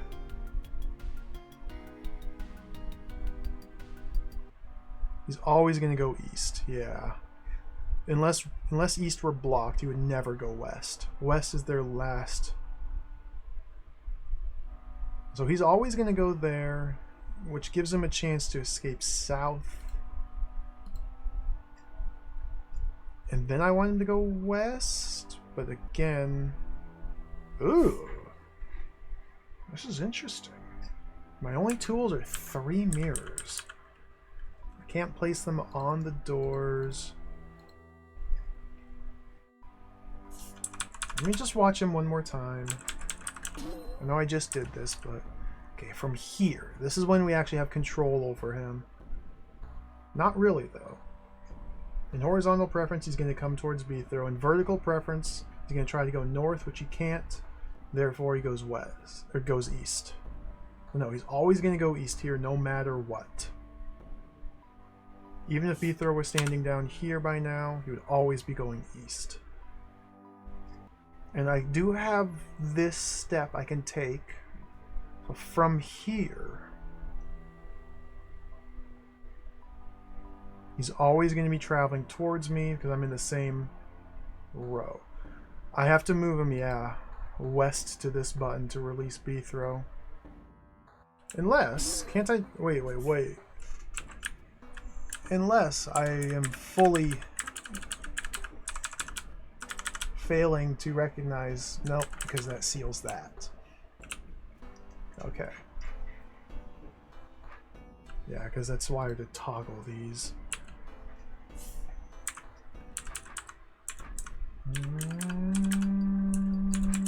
Just put that there and see how he responds to this. Slowly chip away at... Oh, that doesn't do anything. Okay, here.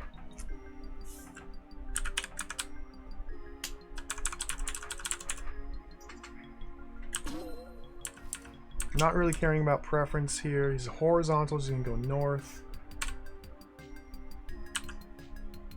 No, I like have to fully block this while he's in vertical preference to send him this way, but then why?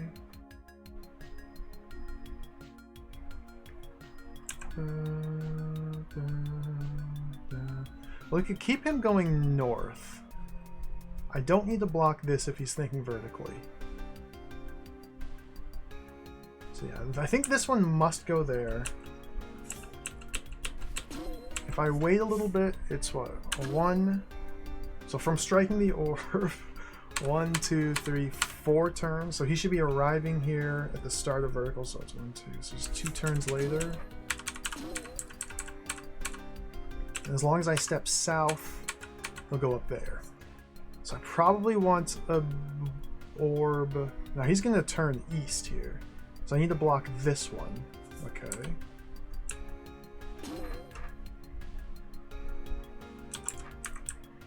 Trial and error.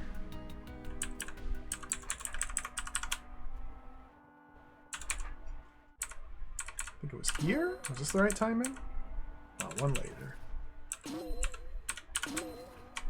Whoops. Press step south. Okay, now he's thinking vertical.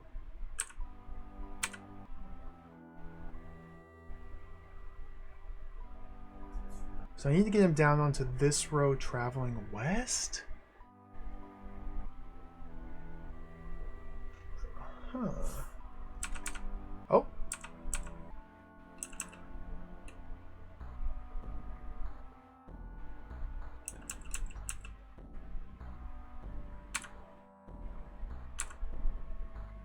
Oh, he's got the one turn of horizontal, then he switches to vertical.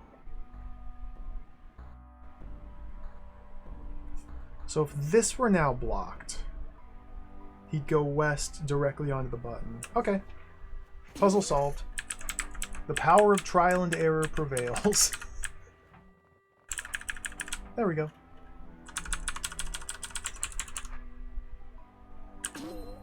Wrong timing.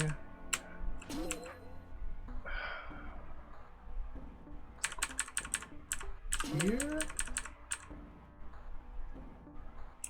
One turn too early. Oh, I have to step. Oh my... no, that was the right timing last time. I forgot to step, though. There we go. What?!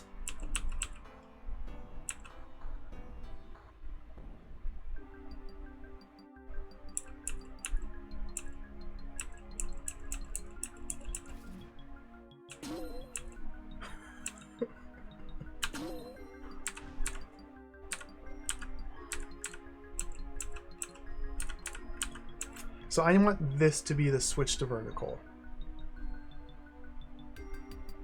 That's what I needed. So wait 2 turns. 1, 2.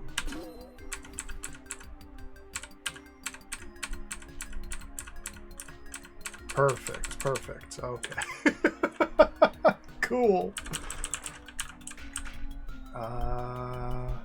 What are we doing? Oh, I got mirrors, so I shouldn't really have to worry too much about this guy. There's a kill spot.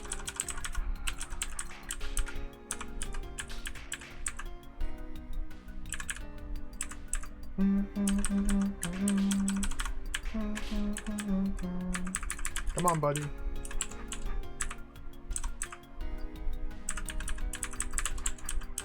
Another kill spot for you.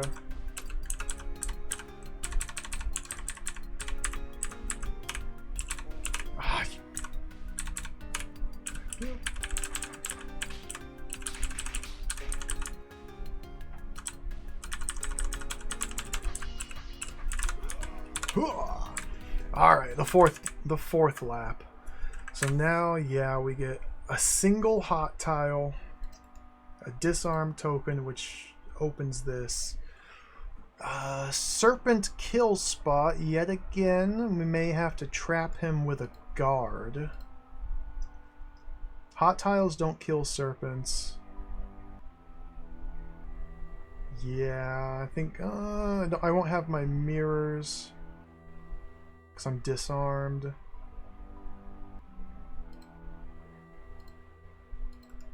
Guards are gonna be doing most of the heavy lifting, all the heavy lifting here. I'm gonna kill the guard there by forcing him to waggle.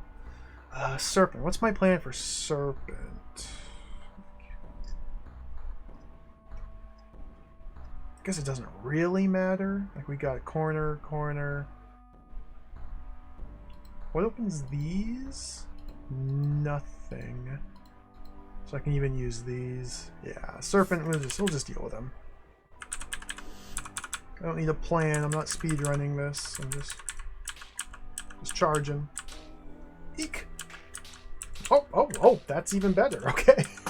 It just resolved itself.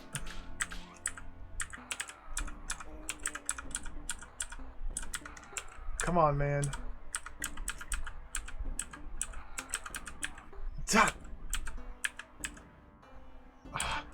Okay, I'm gonna have to create distance here. What's the pattern? What's the move? I never remember. Something like that. I lost all of my distance.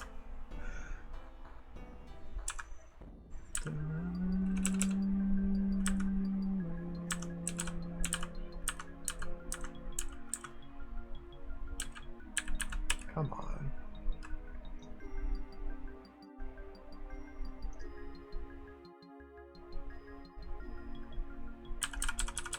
I want him to be down here.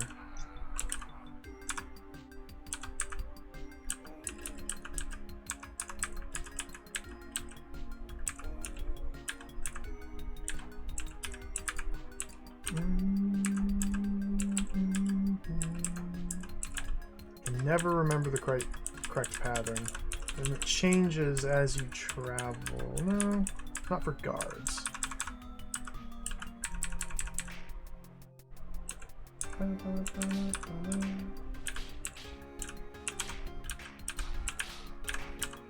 Thank you.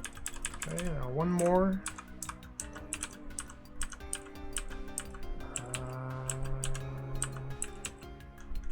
This should be okay. If it wasn't okay, this should still be okay. Okay. This is cool. This is cool.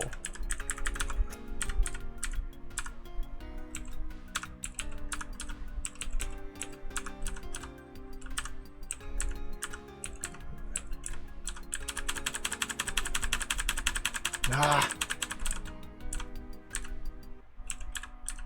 Not quite.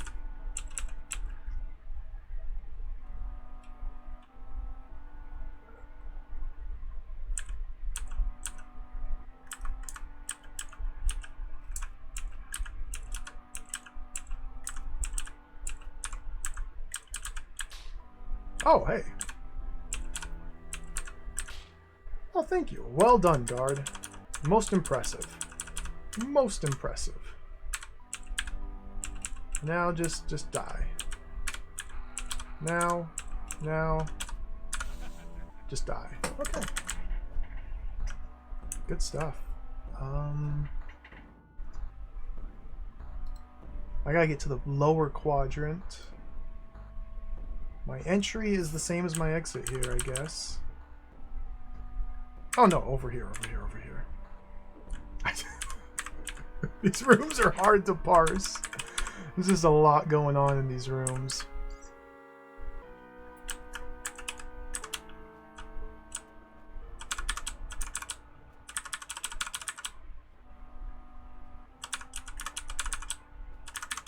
I still haven't found any codes in here. I want some more code.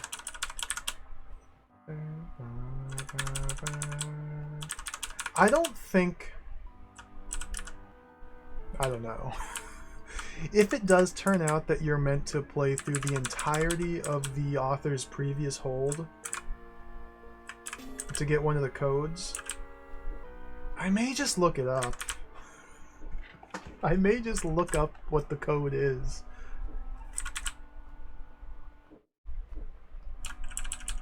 Yeah, when you first go to the bank for the first time,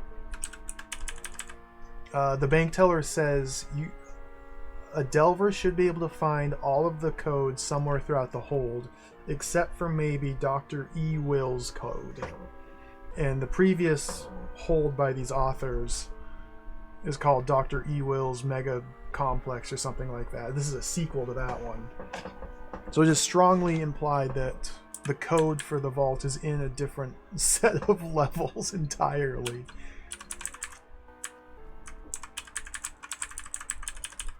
Alright, we're in. What?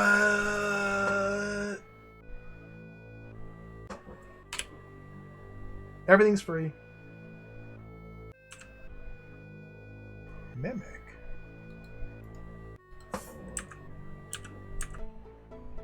I have a mimic.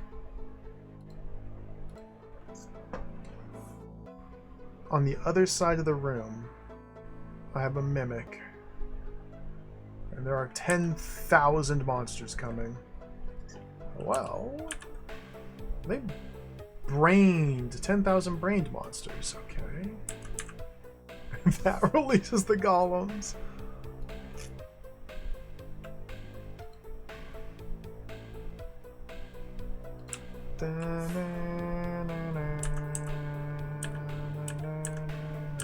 Well, with smart movement, I don't need to release these guys yet.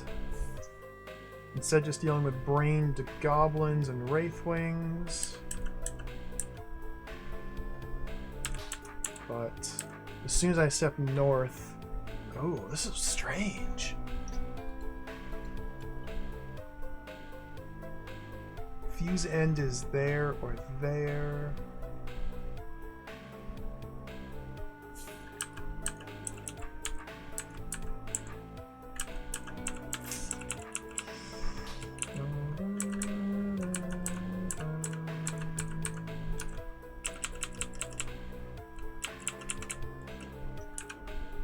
I really don't know how brained goblins behave that well. They just do things, and typically they end up dying. But here under movement constraints, it's going to be a little strange.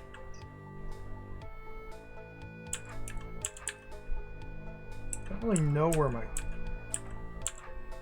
kill spot's going to be.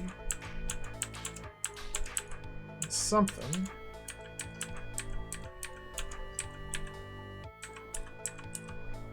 Can't go that way.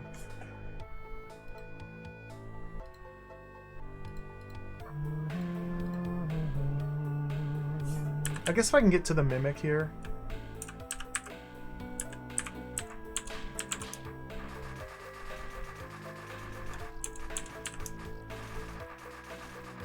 Something like this should work. Until it stops working! Oh no! Well...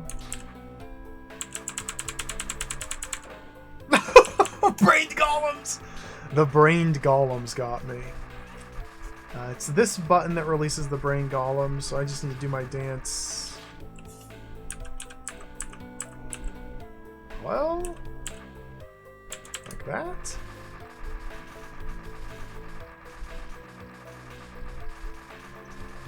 Got him.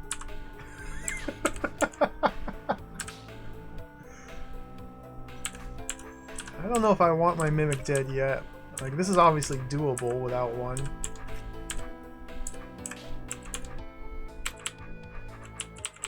Let's do that.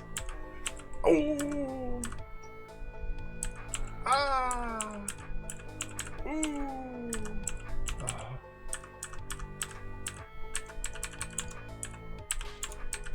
There we go.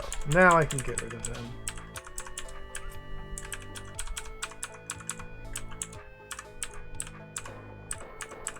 What a funny room.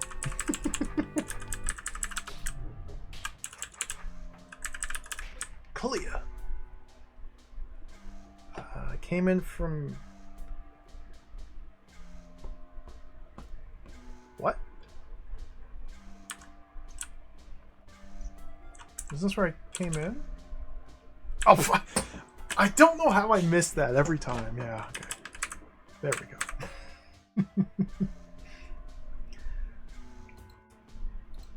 We got a button up here, button in here. Okay, so this seems like we just detonate the bombs.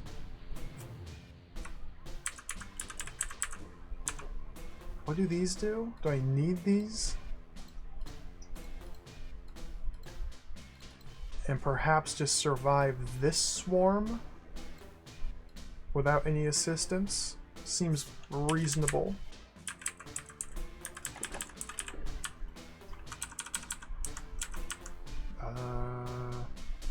Wraithwing shouldn't be aggressive when they're on the same side. They're going to split instantly, though. Wraiths and golems are the big worry here. Let's just see how this plays out. I can create walls. Let's see how goblins. Don't really have anywhere to escape to hide from these goblins. Except for here. Wraithlings could help me deal with the goblins. Oh, not like that. Need to get closer, though. Bum, bum, bum, bum, bum.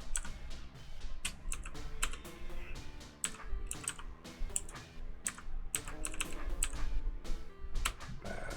Bad.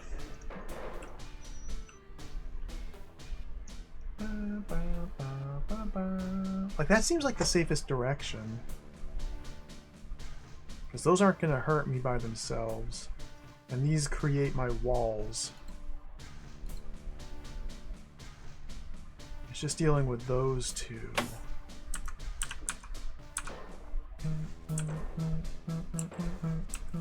Like, what other pattern? Like, starting from here? That's too slow like that.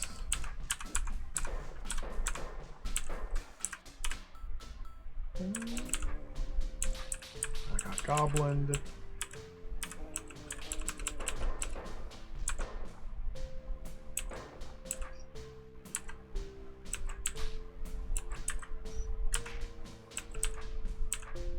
Ah, guys, he's getting around me.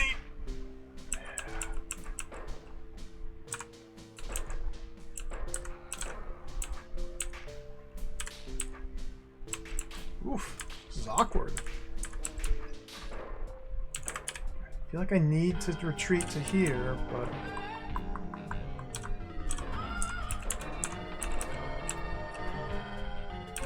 Start down here. Like, we have a couple different starting locations. Podmo, well, thank you for the resub. Thank you. Enjoy the bthrow.tonguewaggle.gif. Thank you for the resub. I'm still deep in the DROD mines. There is a light at the end of the tunnel, but it's still a long ways out. How the heck do I get... I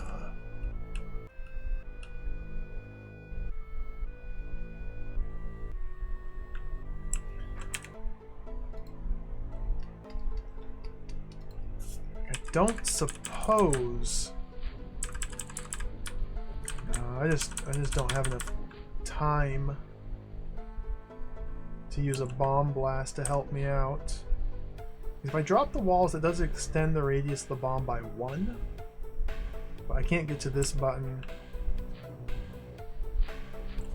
quickly enough to take advantage of that at all. In fact, it only makes it worse.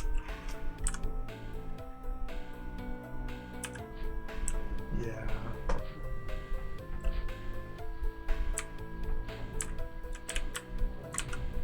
Do I have any tools to help me with this? Is it just it's just B-throw.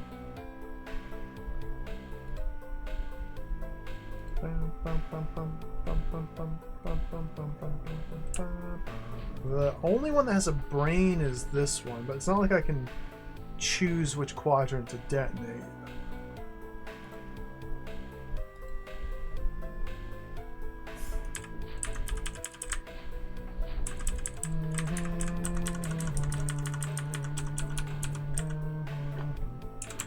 Going this way is just a non-starter because roaches. Maybe I chase the goblins?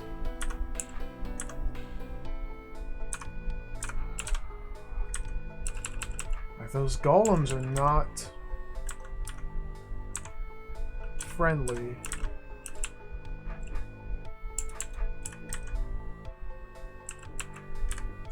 What's the turn order? 14, 15, 16, 17. So they're going to kind of spread a little bit as they go, like that.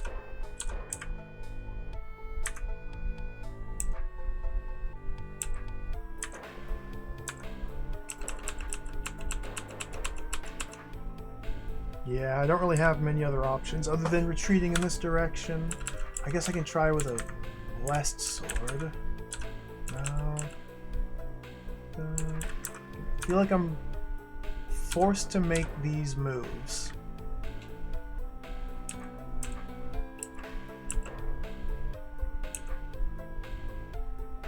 But with the goblins on the same column as me, I'm already in really bad shape.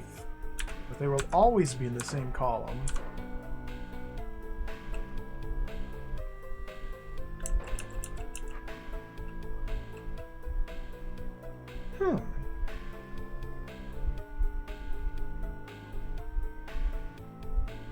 Interesting.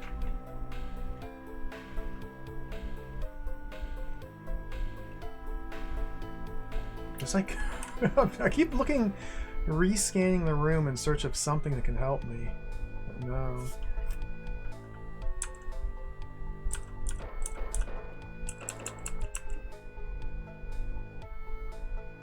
I guess I could try different sword orientations.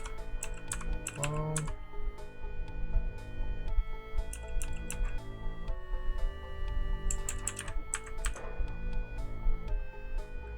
I don't like north. It gets me killed.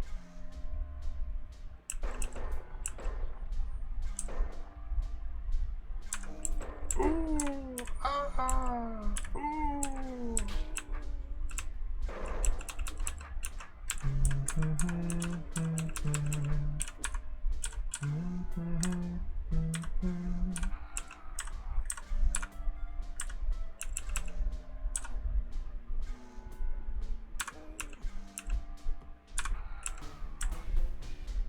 I still have big problems. Like, I can kind of use the Wraithwings as shield for the golems. It's these freaking goblins, though. What a mess.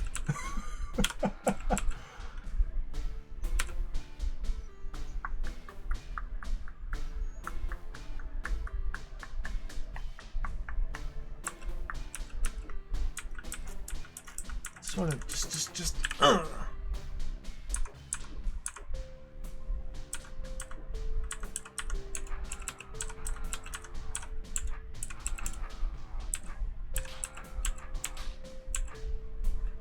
You know, this might be my home.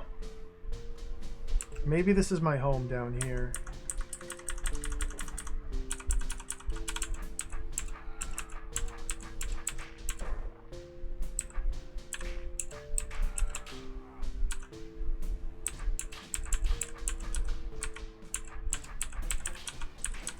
This may be my home. Well, almost was.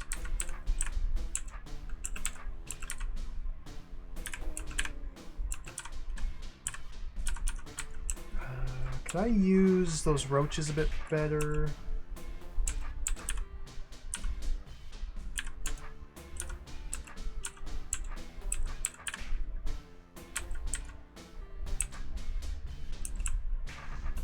There's some Wraithwings in here too.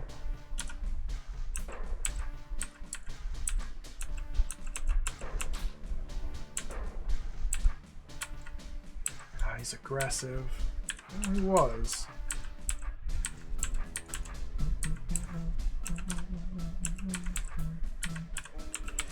Oh my goodness!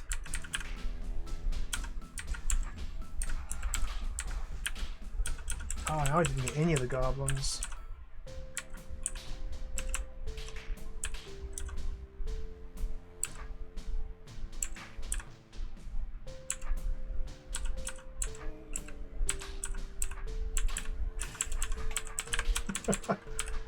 Well, this is close. This is close. Just not quite enough.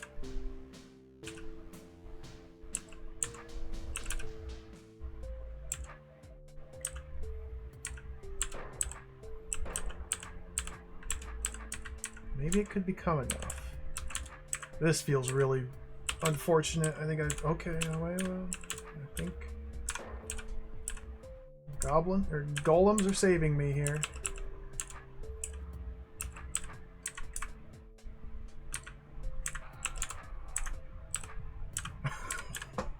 This is so awkward.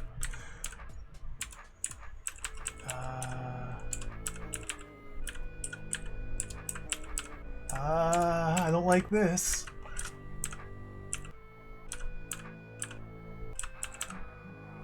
Almost. I gotta get that last golem out. I need to run north to here to pull him out. Ugh. Well, that was about the step I needed.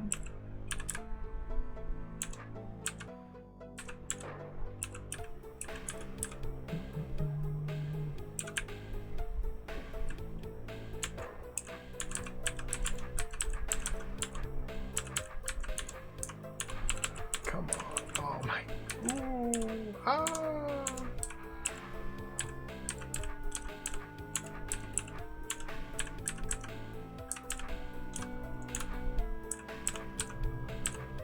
Ugh.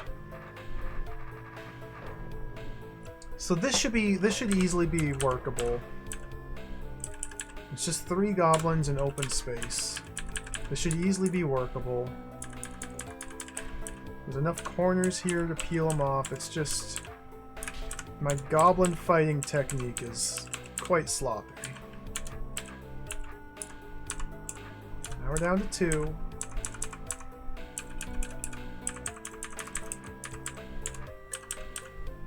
Wraith wings!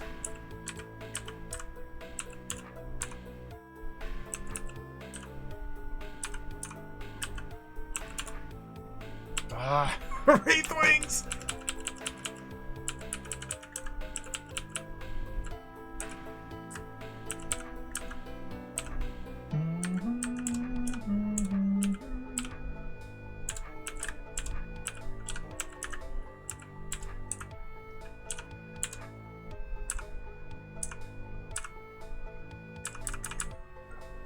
Where am I going?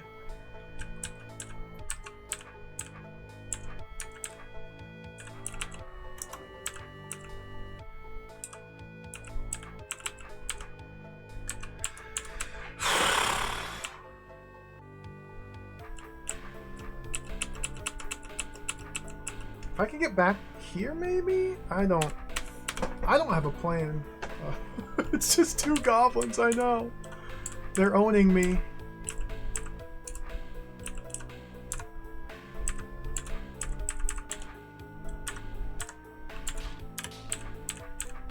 There we go.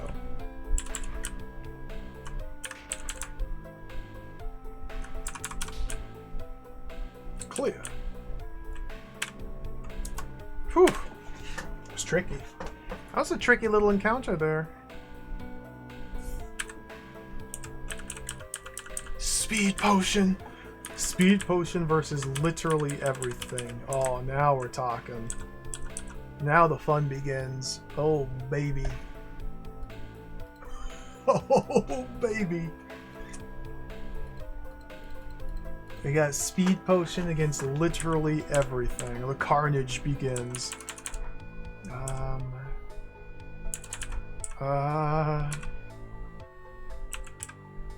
How do pressure plates and half turns resolve?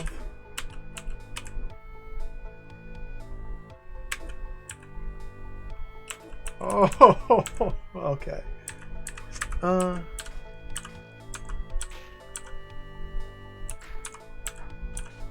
Bad.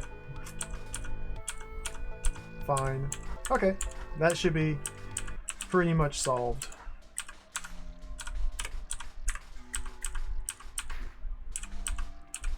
I kind of want them brained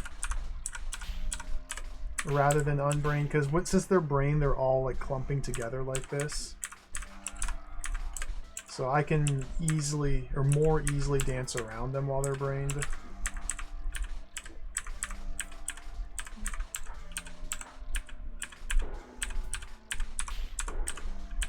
Yeah, this is... Ah, dude, speed potion's so fun. Just destroy everything. Oops, don't do that. Don't do that.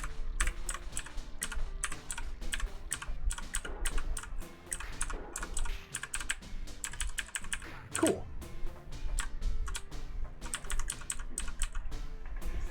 And what's this all about?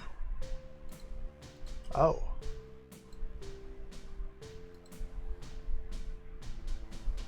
Now it's about surviving the starting onslaught. I can light the fuse. Can I light the fuse? Yeah. It's doors closing underneath fuses that severs them, not doors opening with fuses on top of them. So this gives me access to this, which releases these. So I'm going to have the same fun dealing with these again. Rain. Stepping on the fuse will eventually detonate.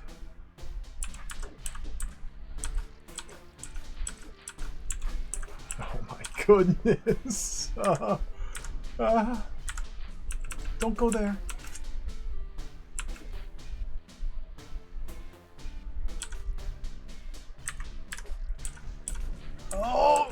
wow.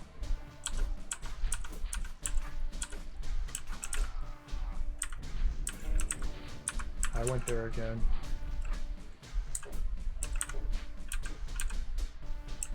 There's no way I can just hold this. Yikes.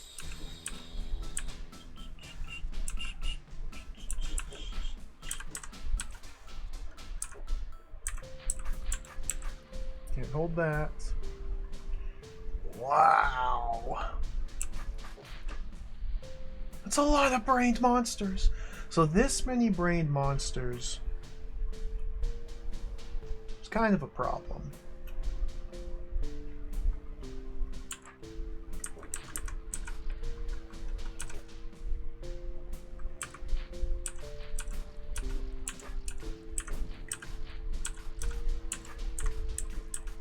I almost got around him.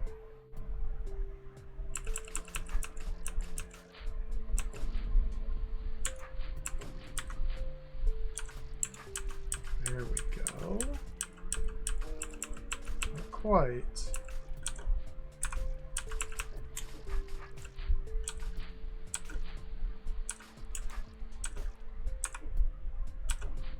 I don't like that. So going this way?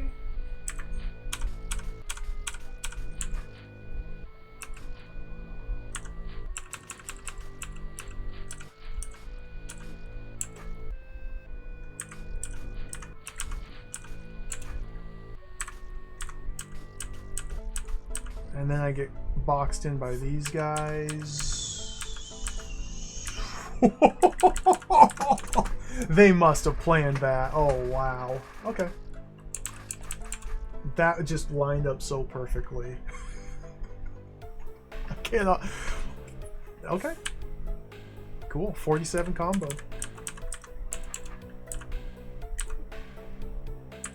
So as long as I'm smart about it, which I'm immediately not being smart about it, this should be a lot easier. Yeah.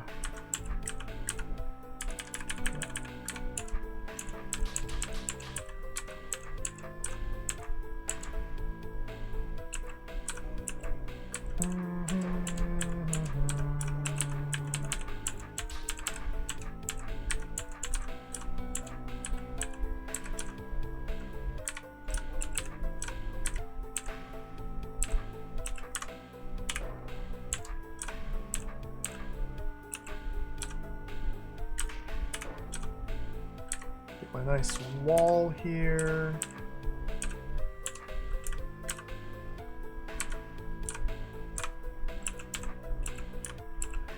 Come on. Oh, I just want one goblin. No, that's two.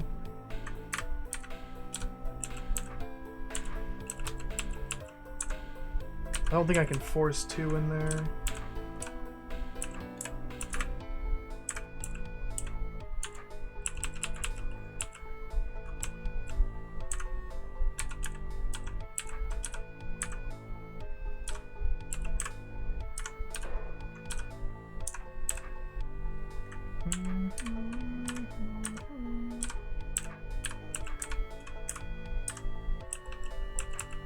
I'm letting them get away. I mean, I have some deficiencies when it comes to goblin slaying. I gotta practice this.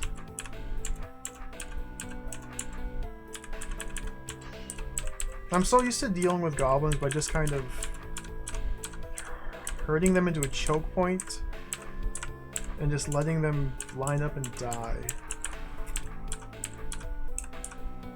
I have a 3-wide hallway up here.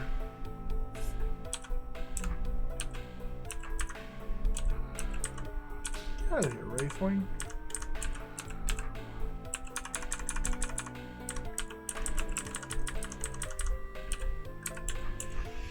I went the wrong way.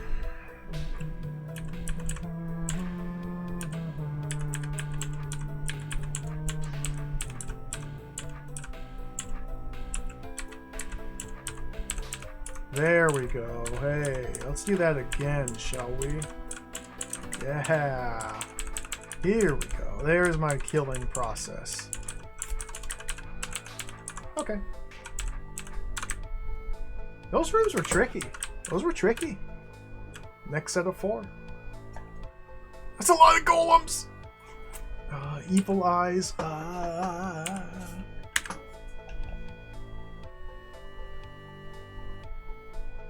Scroll.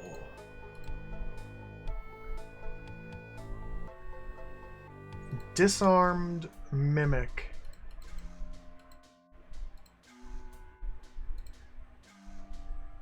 What do these buttons do?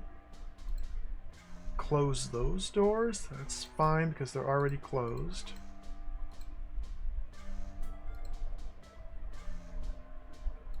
Bum, bum, bum, bum, bum. Okay, so all we can do is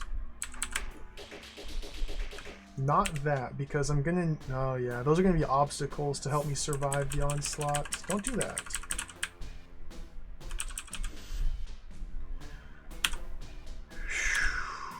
Oh, what's the scroll say?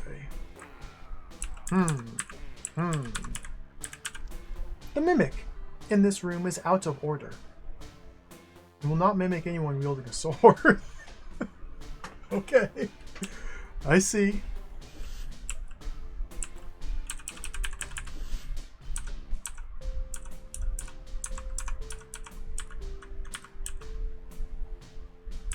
My leverage.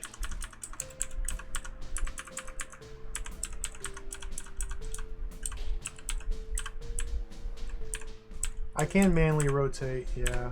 The mimic does not turn to match Beethro's facing direction when you're disarmed. The only way to turn the mimic is by inputting a turn command. The only way to turn a mimic when you're disarmed is by inputting a turn command. Well, let's... Oh, I wasn't paying attention to these guys! Goblins again! Okay, we stalled all of those and now I'm dead.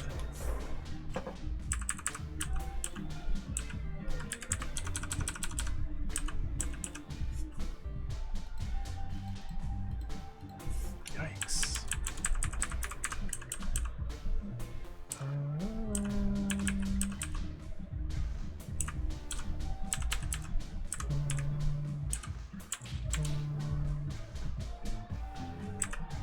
Goodness, somebody's just rocking out outside. You can probably hear that.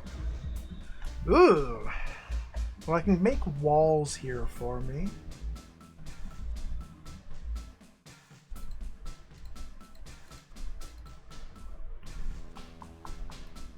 Oh, huge sloppy mess in here. Some goblins.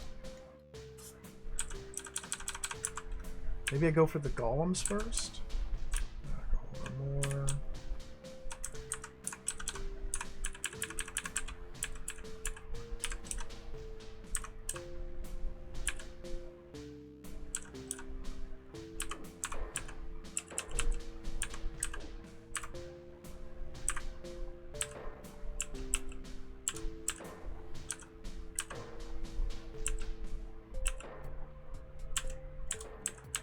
Look at that. They all stun as long as I'm standing here. I can't get this guy over here to save me from those without breaking this dam. Interesting. Yep, that kills me. Ooh, wow.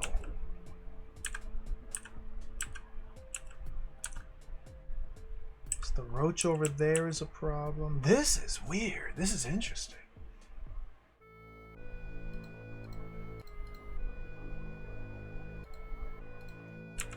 So these two golems are a problem. This guy's only a problem if I step west or south of him. This roach is a problem. Problem. I've isolated down to 1, 2, 3, 4 problems. And problem number 4 is made up of a lot of smaller individual problems.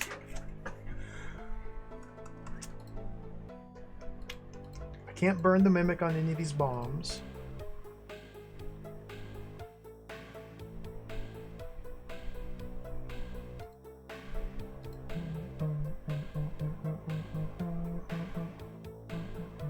Maybe I just want the mimic right next to me?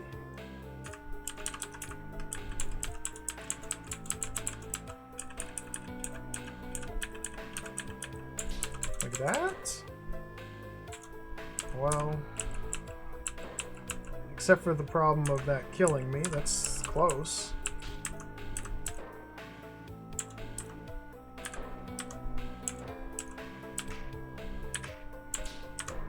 This is something. This is something. Okay. I think that's the something I needed. That's pretty cool. That was pretty cool.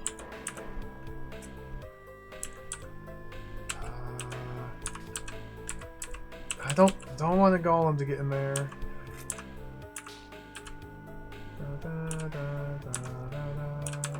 Okay, golem got in there.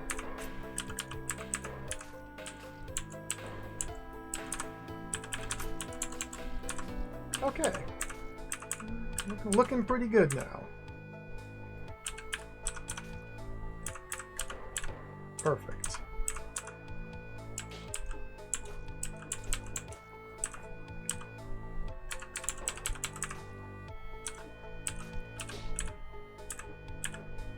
Start getting rid of these guys.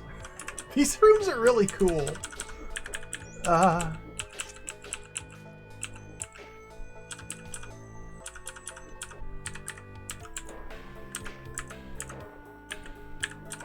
we go.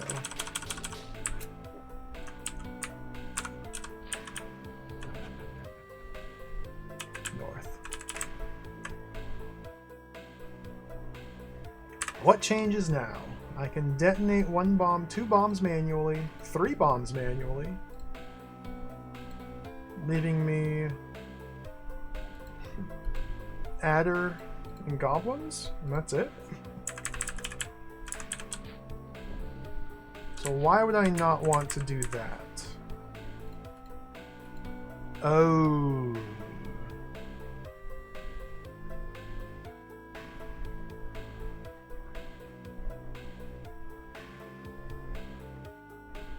Interesting. Because I need to use these giants. Well, can I? No. So this is the room where the evil eyes really come into play. If any evil eye, if any one of these switches depresses ever, then my way out closes. So yeah. The only way to deal with that then is to send the adder through here.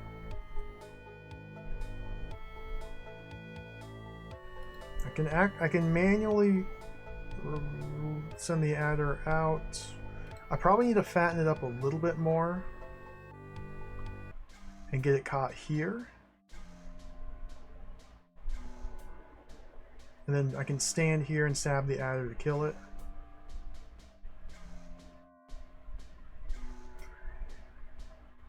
I don't actually... this might be long enough. Well, I can't release these or these, but I could release the goblins, feed them to the adder. Presumably. Where's my red lines? I only really have to worry about here. Okay, so we gotta kill these guys.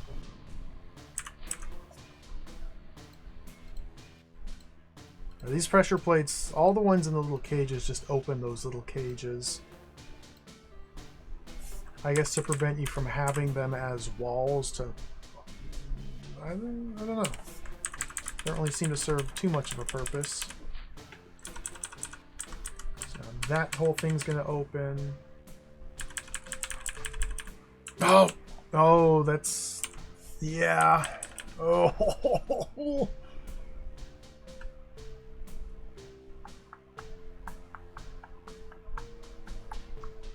3 goblins, yet again, is the big problem. Adder, would you do me a huge favor?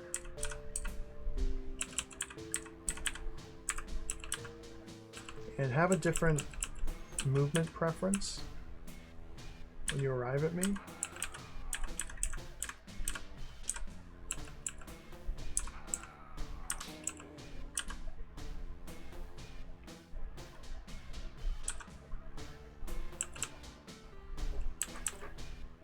Sending an adder west is never a good time. I'm trying to see if I can get the adder to press that button for some reason. I don't actually know if that's advantageous at all.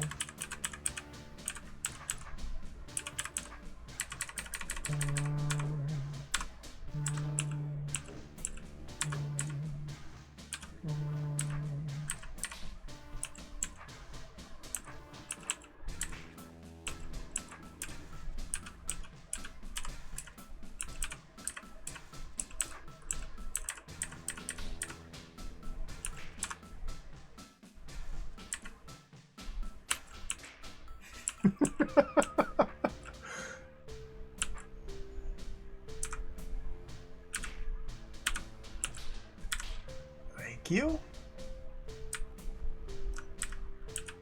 Oh dear. Oh dear.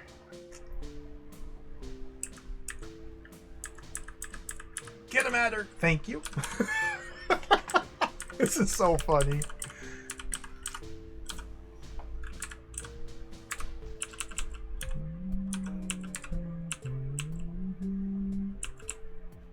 Reference is wrong.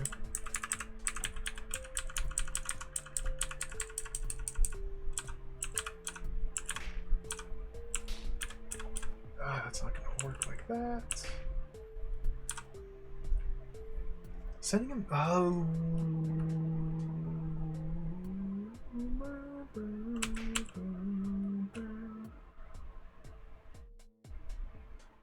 I gotta think about this. So I need to send him west and then step behind his head. To do that,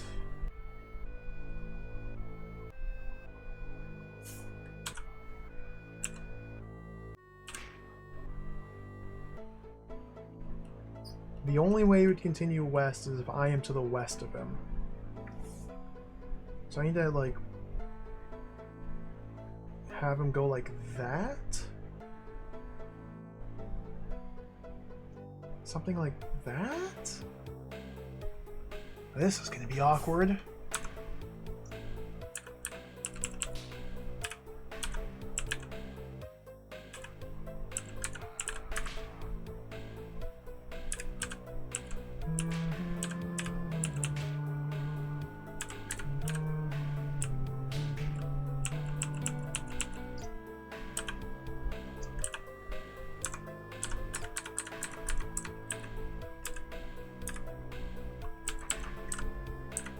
He shrank himself.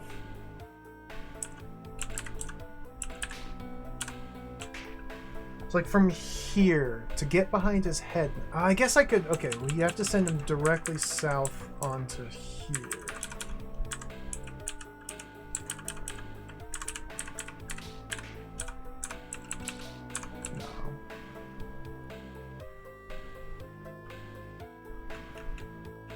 I hope I didn't need the goblins alive to block. No, because he would just eat them.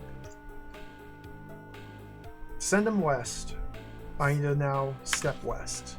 To keep him continuing to the west, while I step behind his head, the only way that would work is if if north and south are both currently blocked. Because right now he's thinking horizontally, he wants to go east, so he went north instead. If he were thinking vertically, he'd gone south. Which if that were blocked, he would have gone north. I'm not worried about the sword stabs yet. I feel like I need to do some very fiddly, like coming north, then around, and then down, then west, while B throws on this side of him?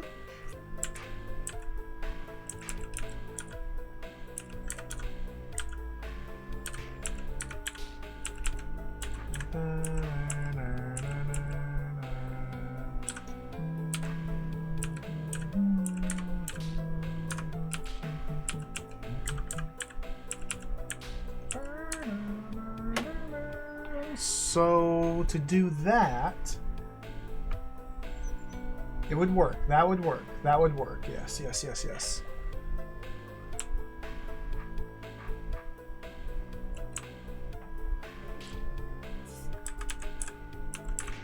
maximum length adder.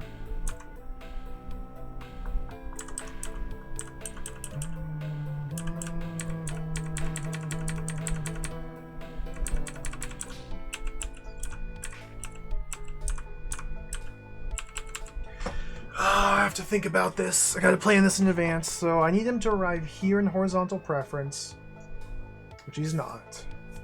So he goes horizontal, and then follows me, and then follows me.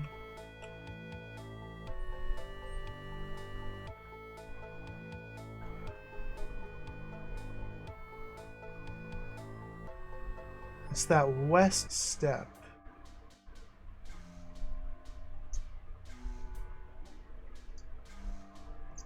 So I have to lead him boom, boom, boom, boom, boom, and then north by stepping out of his way while he's in horizontal preference.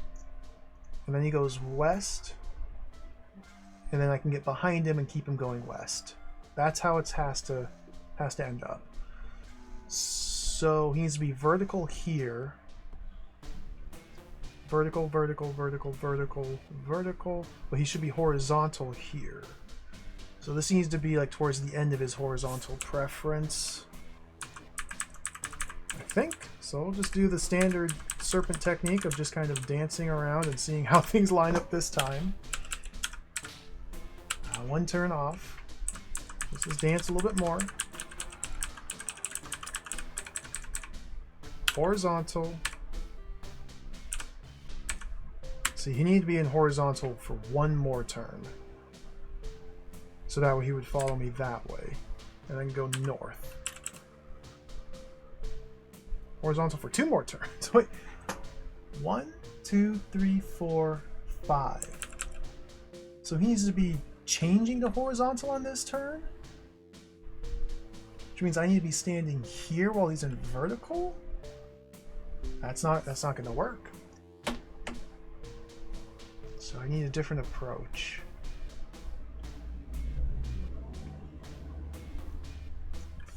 I have to eat from right to left, because once these buttons get depressed, I need to be standing on this door to kill the serpent.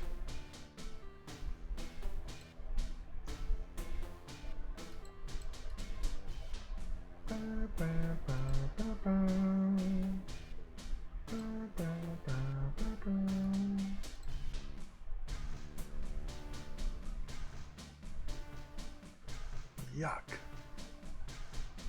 It's never easy to send someone a serpent west. So that's all I'm trying to do, send it west in open ground.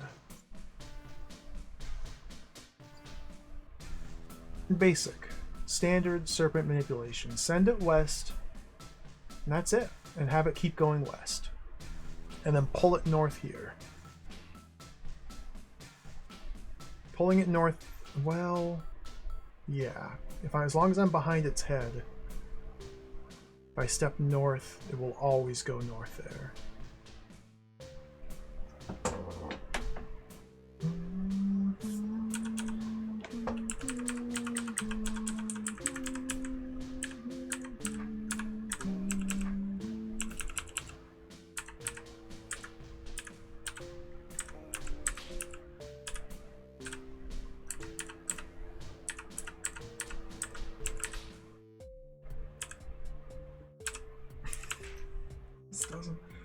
Ooh.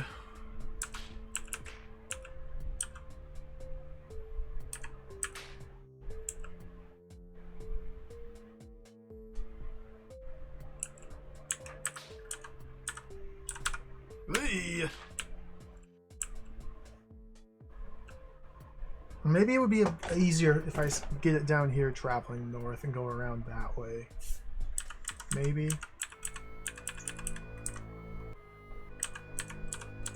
Okay.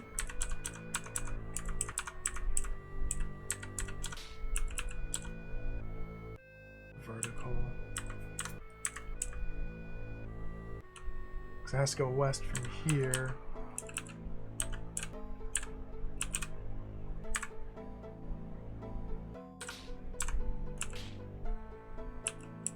Yeah, I can't have this extra kink, otherwise its tail is out of the way. I hope this isn't impossible, what I'm trying to do, and I hope I don't just simply have the wrong approach, which I might.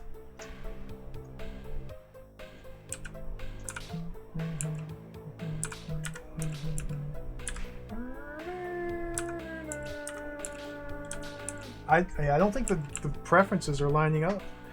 So...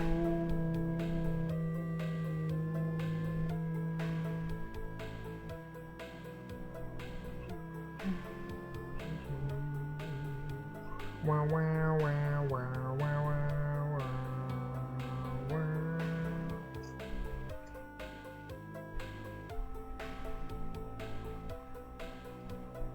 Wow, wow, wow, wow, wow.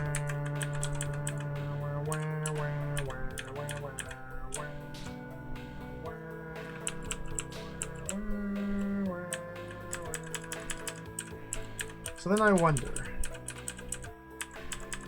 Makes me wonder. Can I just stand here? Wow.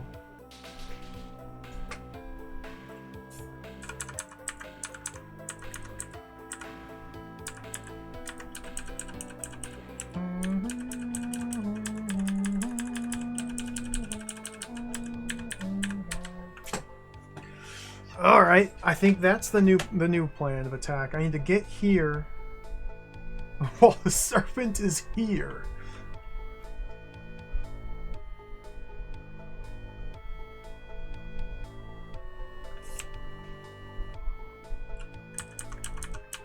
Seems like a tall order.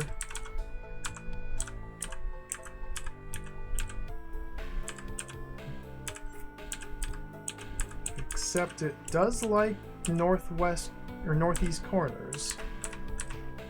If it were shorter?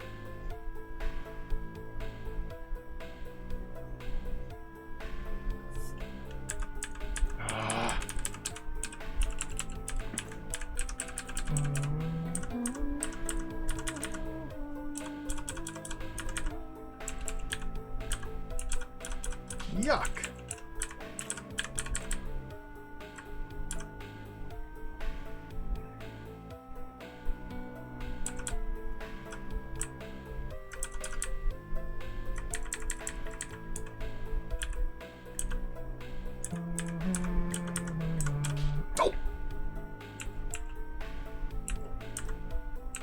Yuck.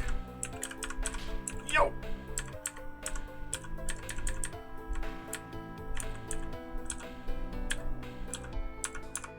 Yuck.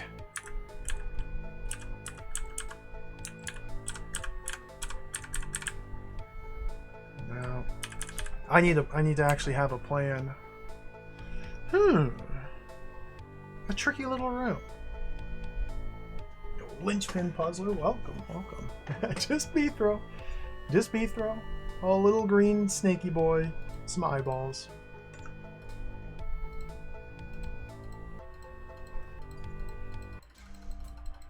And so the problem here is, I guess it's relevant that as soon as one of these becomes depressed is when the door closes. But if I'm standing here, I have to be standing here when the door is closed. I can reopen the door.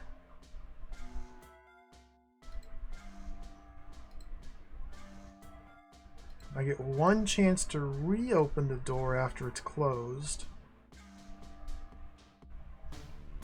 And then I either have to be standing here again. Like, I can get most of these killed. It's the farthest east who are giving me difficulties. Hey, you Goonie, welcome. Good to see you. Yeah, I don't think I'm gonna just be able to race it. Considering I've tried simply racing it so many times, and it hasn't worked yet. I don't think it's gonna work now.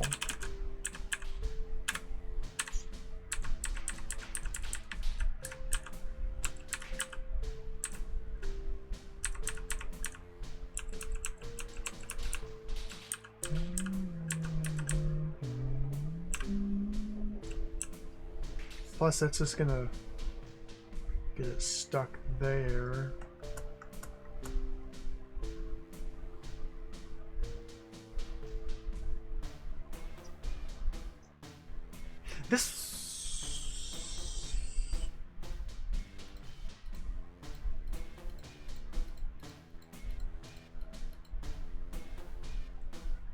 We have to do this in chunks. I have to do this piecemeal, right? Well, now I'm stuck in here. Never mind. I have to wait for him to fully depress all the buttons. Ugh. How do I do that without him getting caught? I can't.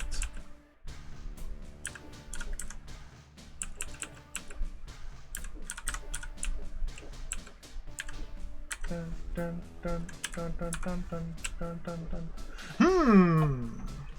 I had 3 goblins to start with. Could they help me out here somehow? I fed the 3 goblins to the adder. I don't see how. This is tricky. How many days have I been playing this? A while. It's not about how long it takes to clear the puzzles. It's about the journey. And these are still really fun and engaging. This is only the 2nd iteration. Oh, baby.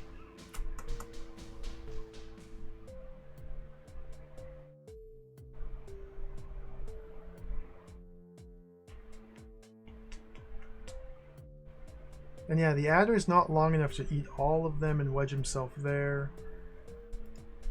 It's 6 right now. 1, 2, 3, 4, 5, 6, 7, 8, 9, 10, 11, 12, 13, 14, 15, 16, 17, 18, 19, 20, 21, 22, 23, 24, 25, 26, 27, 29. It's 6 right now. 7, 8, 9, 10, 11, 12, 13, 14, 15, 16, 17, 18, 19. Yeah.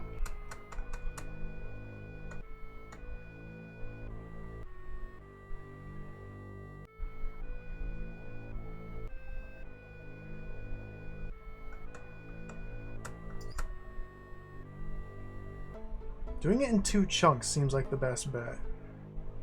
But even still, I'm left with a problem of how do I kill these guys here while B throws over here? I'm just not managing to get the serpent to cooperate. He just shrank himself. Didn't want to go back this far.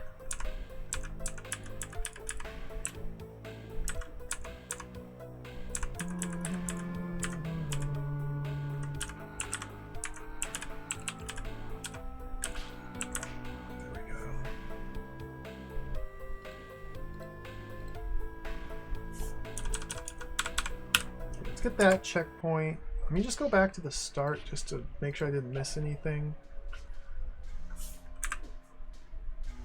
No. Well, walls.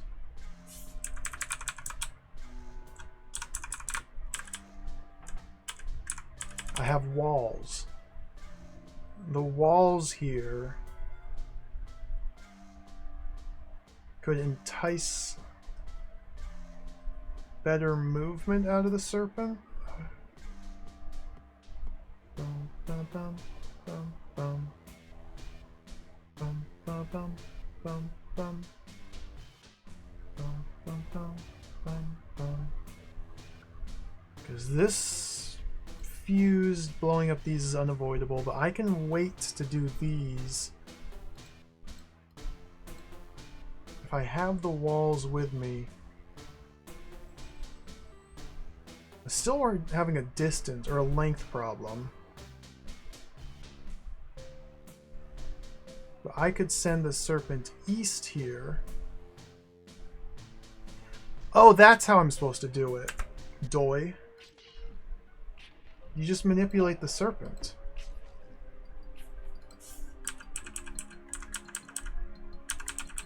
You just manipulate the serpent. Like a delver.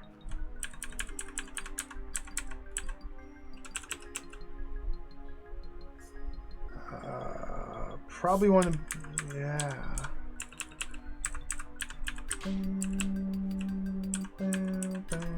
Sir, sir, just cooperate with me, please. Just do exactly what I want to do with no fuss or struggle on my part, please. like that. I was thinking vertically. There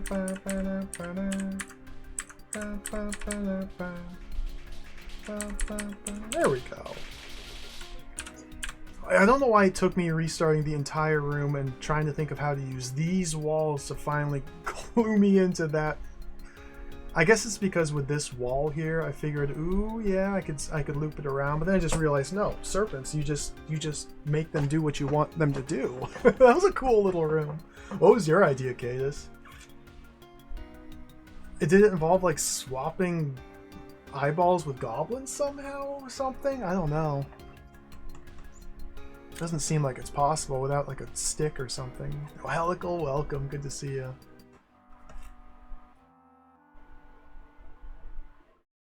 Now you're standing on that gate, step off onto the pressure pad. Oh, like, yeah, from here, step onto there. I can't help myself, Helical. I literally cannot stop myself. This game is so addicting.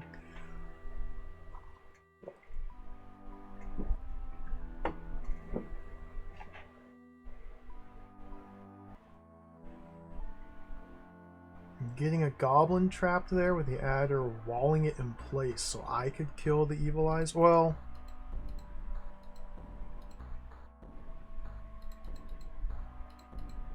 I don't think that would work. Because this is a single use open. Oh, keeping the...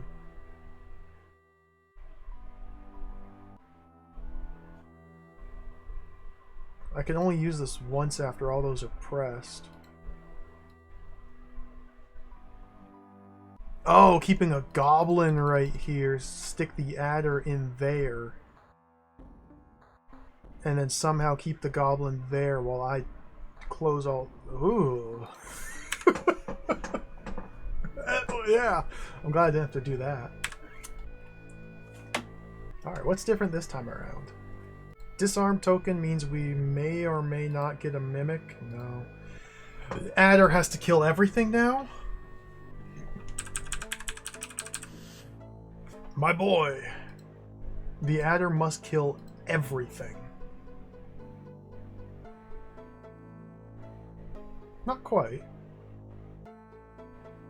Mostly. I gain access to 4 bombs. But the adder's gonna have to do the bulk of the work.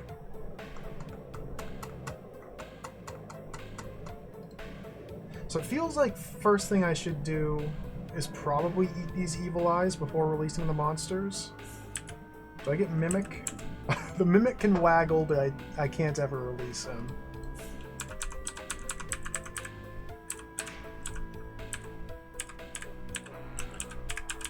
Ah!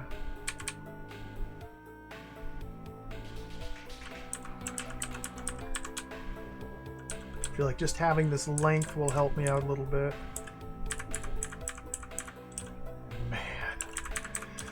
This might be a... I need a way out.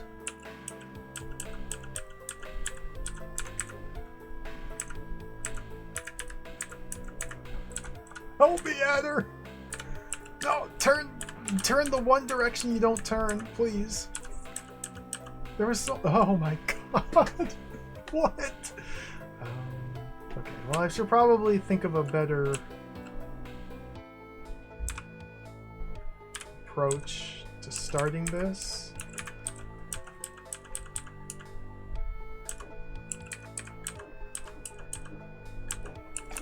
Turn order. Adder's not last, or he's not first.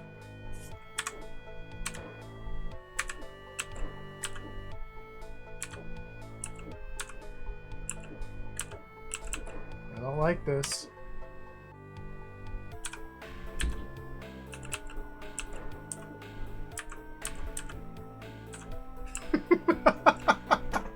Again, I'm having the same problem of sending the adder west. Now, I could have the adder press the button for me.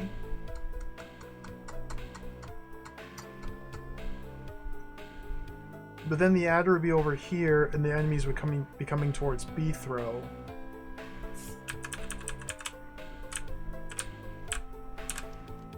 This is the same thing.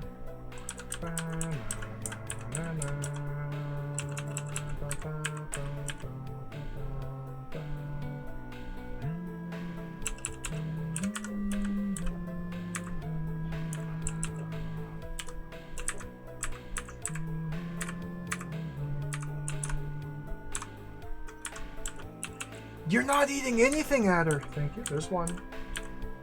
Hey. That's almost something, except now golems killed me. Man.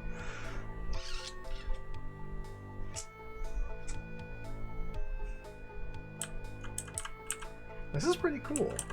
Oops.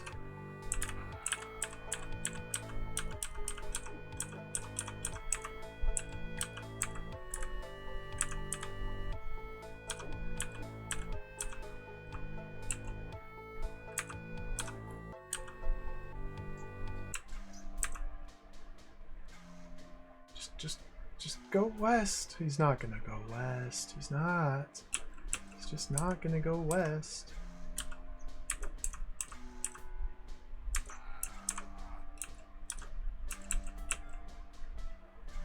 I don't know what I'm trying to do. Again, I don't really have many thoughts as to how to even start this yet, but we'll get something soon.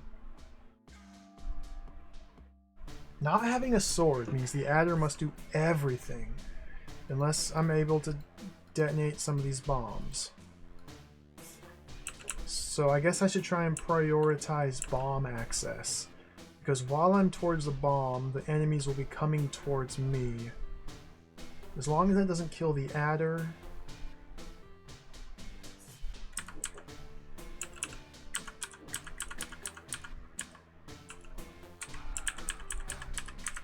That's not good enough. No. Getting to this one seems almost impossible. You just got, if you blow up the adder's head, the whole thing will die. I think that's how it works. Pretty sure? Don't actually know. To the level editor. We haven't gone here at all today. Oh, remember this?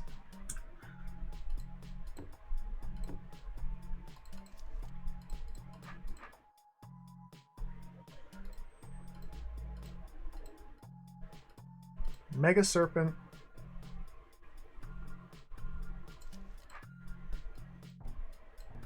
Unable to move. Bomb.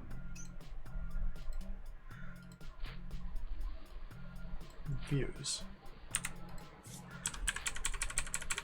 Yeah, the whole thing dies. Okay.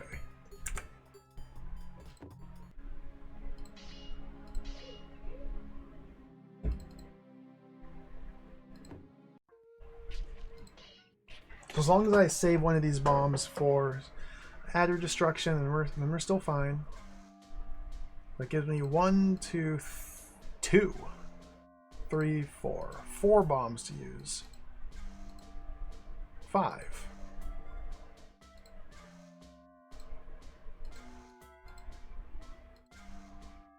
No, I don't get this bomb. I don't get this bomb, so I get 4 bombs to use. Okay. So I want to use this one. I think is the first because it doesn't have enemies in it. So I want to try to protect myself long enough to get up to this bomb and detonate it, clearing as many of these as possible with the bomb explosion. There should be a large portion of them. So that means I need protection from the golems. I need like the adder to be like there, but then he's gonna turn toward. Adder can go like that. Get out of the destruction, maybe? Dude, they're so fast!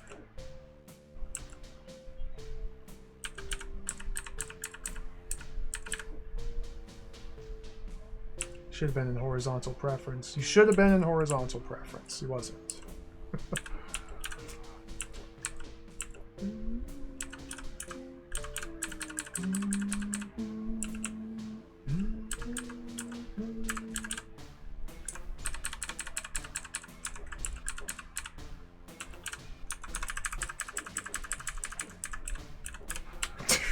What the hell? Okay, so I need to send the adder that way.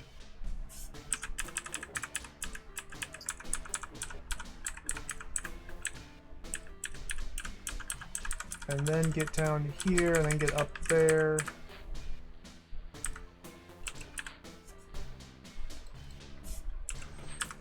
Well, were it not for these golems, this would be nice. Wow. Wow.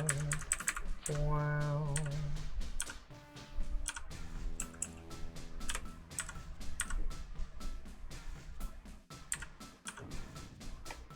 So if the adder would have killed these three, that would have been super cool.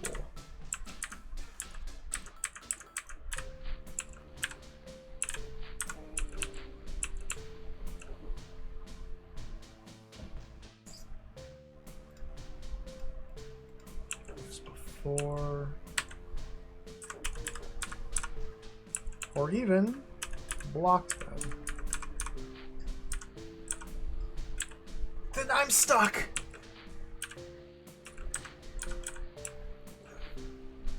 Man! Wow.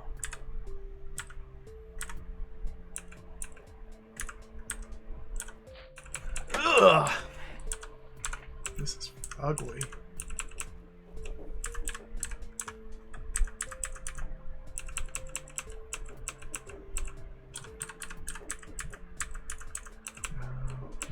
One.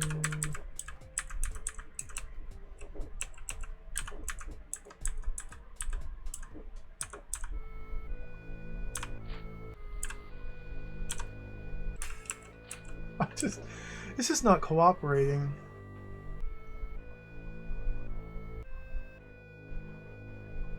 Again with the west. These monsters to my west. The worst direction to try and have an adder go.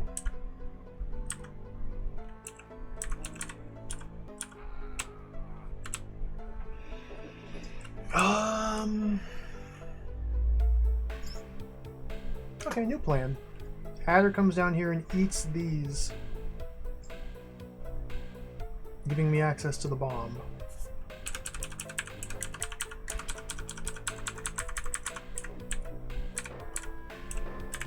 Hear that, adder? Thank you.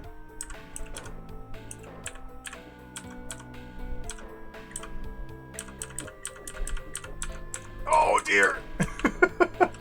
Yeah, this was starting to go into something workable.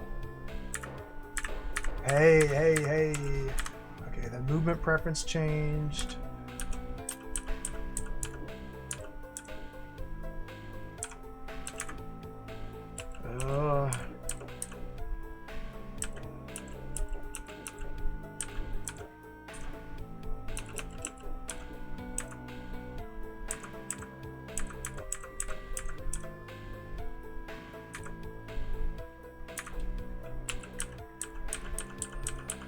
I'm just stalling. I'm just stalling.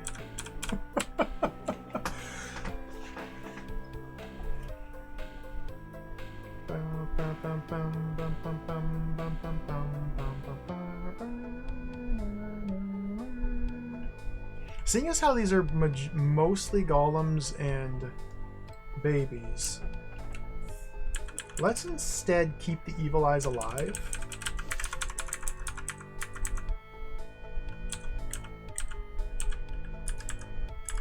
Because that will give me a lot of protection if I travel south.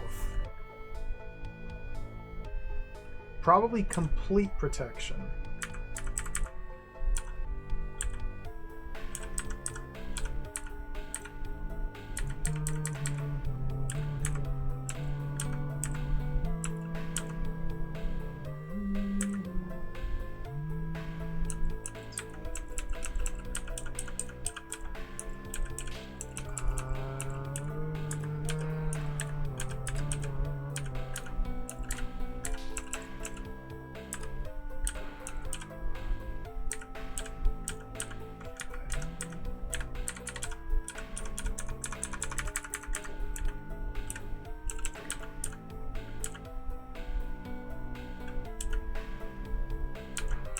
Come on. And now a little baby adder is just, it's so hard to... it's not complete protection either.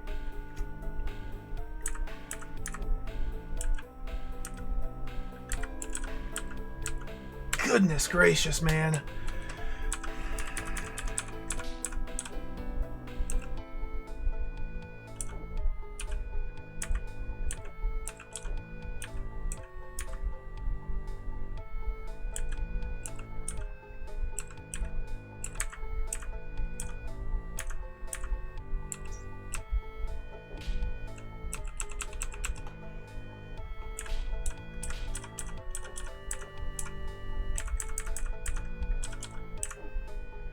This room is, like, there's gotta be a much cleaner, obvious way to go about this.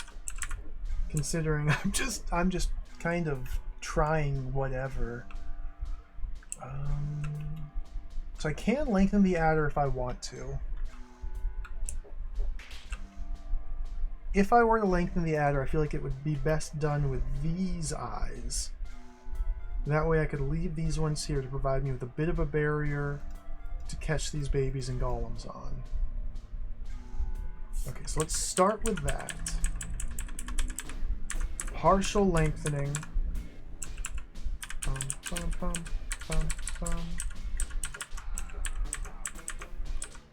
Not a full lengthen, just a partial. Okay.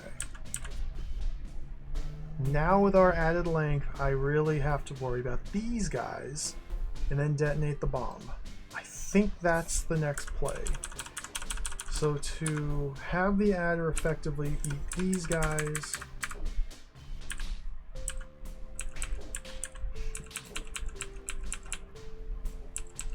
I get another turn ahead of it.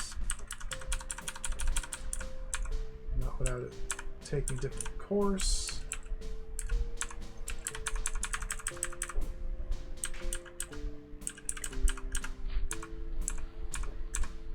Yikes. I think now I want the adder coming south.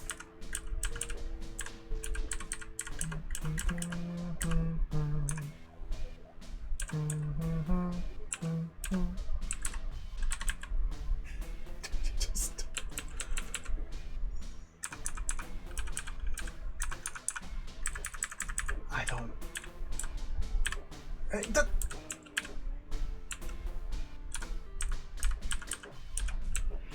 Man,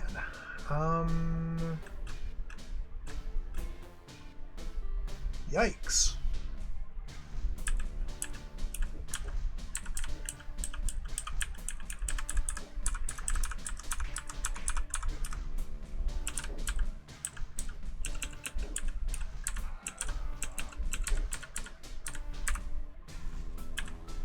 Oh my goodness!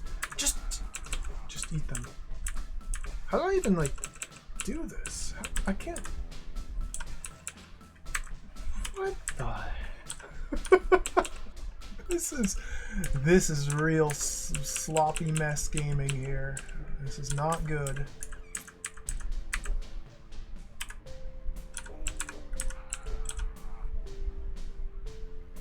That gets me killed. I just wish I had my really big sword. Yuck!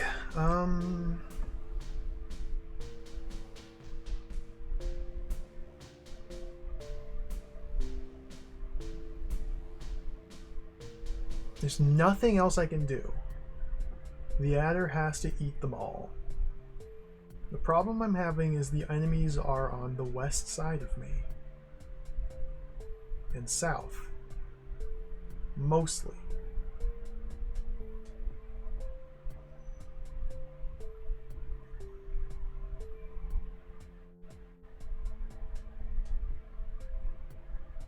Which is not a direction serpents like to travel in.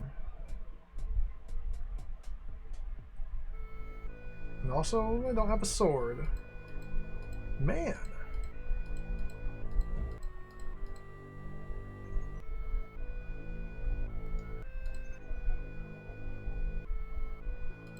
I hope I don't have to do some shenanigans like wake up an evil eye Use the adder to block its movement to pull it onto the button while I am right next to the fuse, thus giving me the time to step on the fuse the instant it's available, step off. Bomb detonation should coincide with the majority of monster arrival.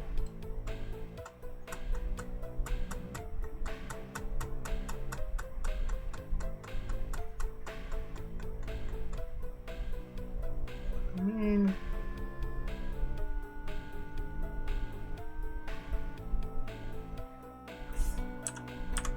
almost sounds feasible.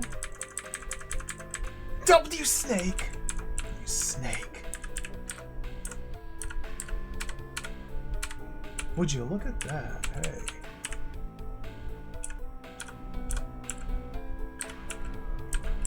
If that didn't kill me, that'd be really cool right there.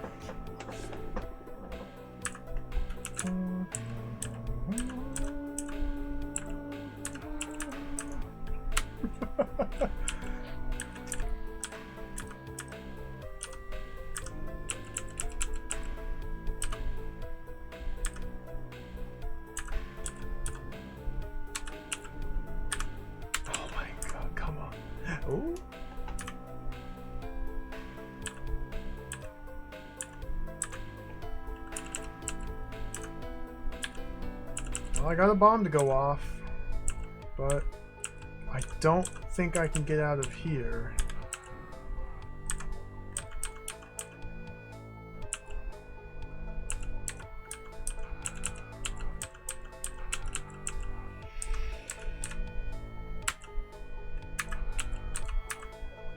Dude. Well, this is a little bit better. It's just not better enough.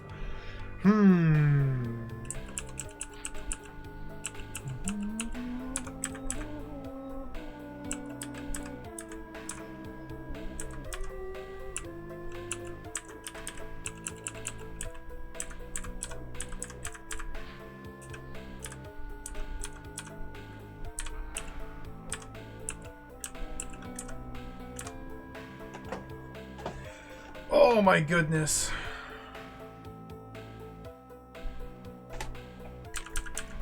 And they got me.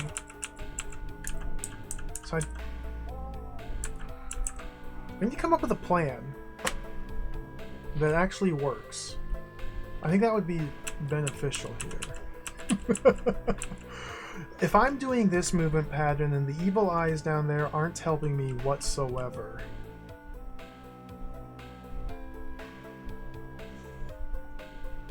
so lengthen it again.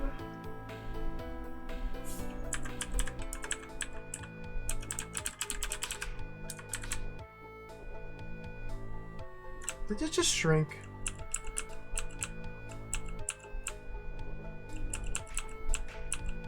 You absolute buffoon.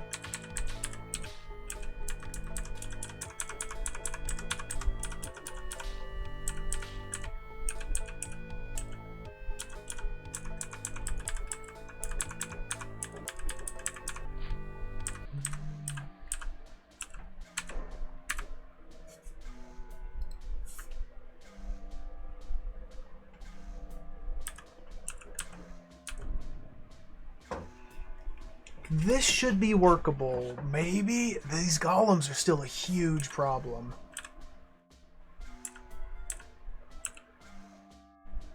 Of course, he switches to vertical.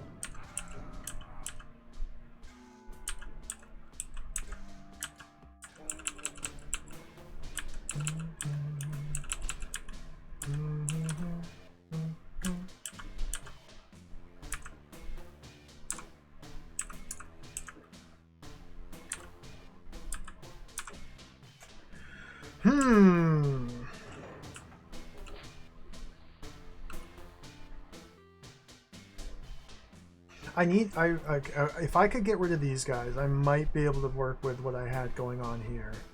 So that would mean... Well, these guys don't get freed until this button gets pressed. Dude, this...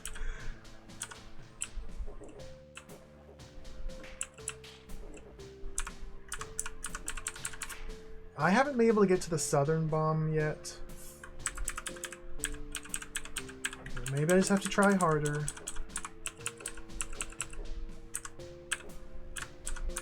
Because getting the serpent to give me a safe path like that...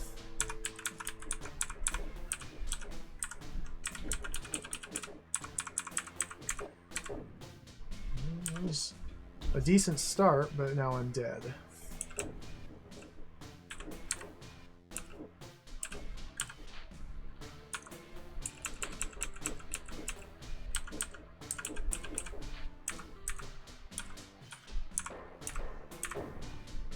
That was a really good... And then the adder shrinks itself and I die.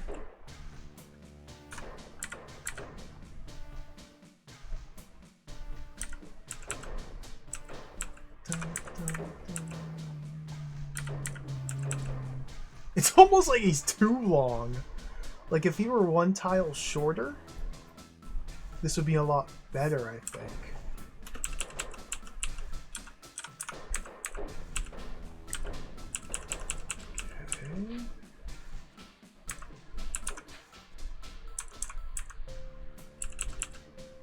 So I have to stand in this column to bring the adder down.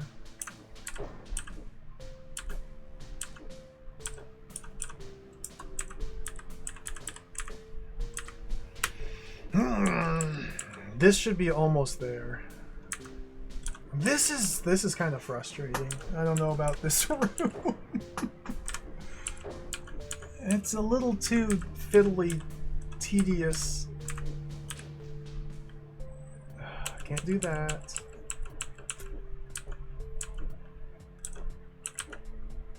At least my approach here is a little bit too tedious and fiddly and awkward.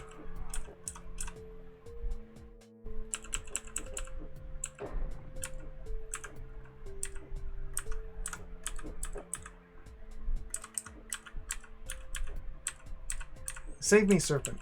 Oh, he's too long. He wants to save me, but he can't. And I'm dead.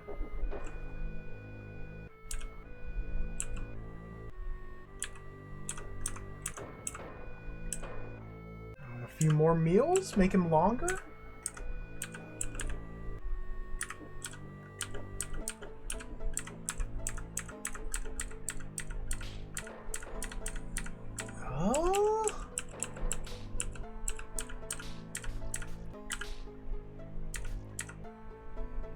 If you have gone south, this could have almost done it.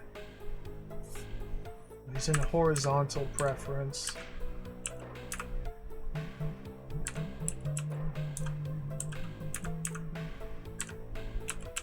Man.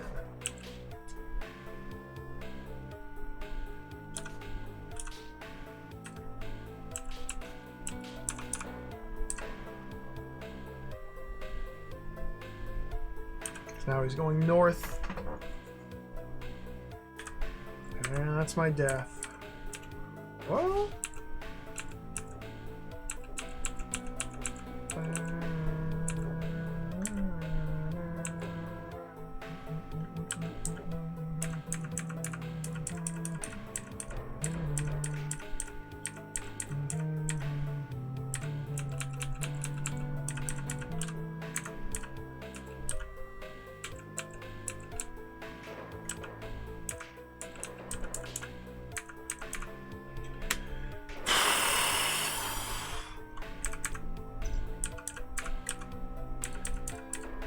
I feel like I'm almost there. It's just a room like this, it's hard to say. Look how close this is, man. But I can't get around these monsters. My serpent control isn't quite at that level. Oh! One.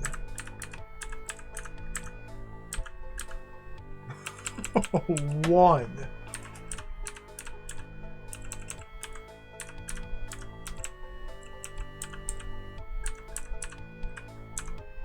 Come here, adder.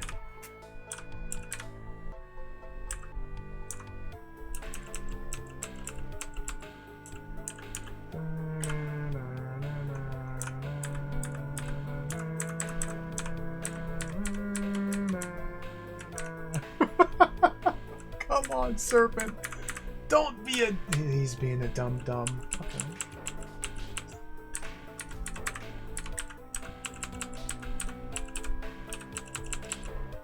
We'll figure out the magic moves. There we go.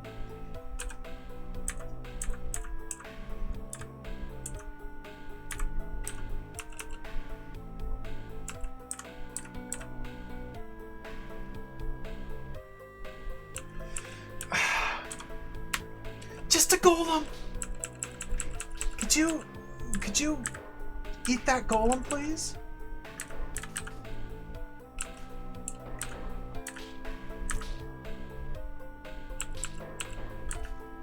This is a rare opportunity for it to travel west.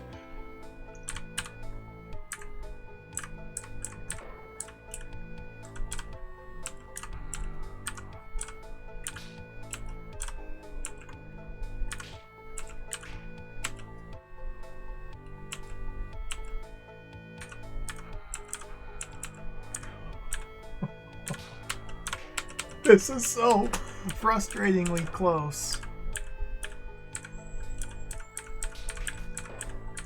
There we go. Oh my god. Oh, wow.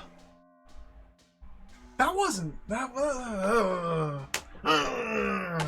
Now, this does not give me a sense of pride and accomplishment for completing.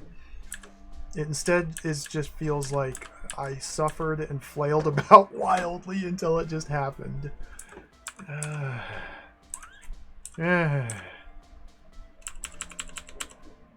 That's okay. Sometimes the puzzles don't make you feel like a brain lord. That's okay.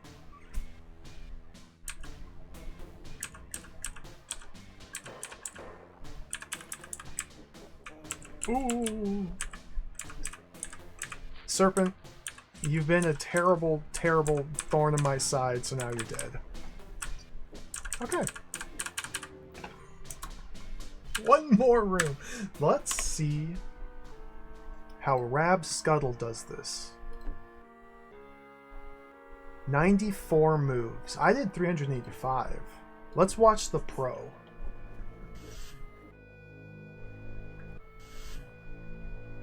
He just rearms himself and just completely disables the entire room.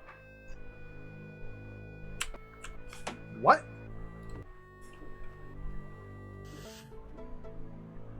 Yeah. Okay. Well, that explains that. Okay. The pro's solution to the puzzle is to not do the puzzle. Good. Okay. See, I should be looking for things like that. I got to keep my eye open for little unintended exploits like that. He simply chose an easier puzzle. He said, yeah, that's a mess trying to have the adder do everything for you. Well, just take my sword. Just don't get rid of the sword. Just outsmart the developer. Yeah. Okay, so what's different this time? Bum, bum, bum, bum, bum. And this is just pure combat. Trial by combat. Oh, baby.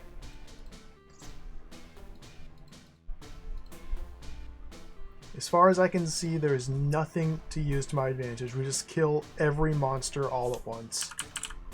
Okay. Oh, we have the eyes. So I have to enter from the west.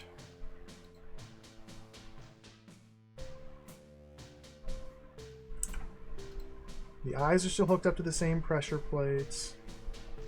I don't think they're going to be that helpful, but they could be potential. But just getting from here down to there to use them as a potential shield it's just more trouble than it's going to be worth.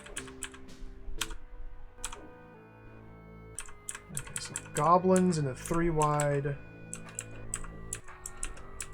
passage. There should be a repeatable pattern I can use.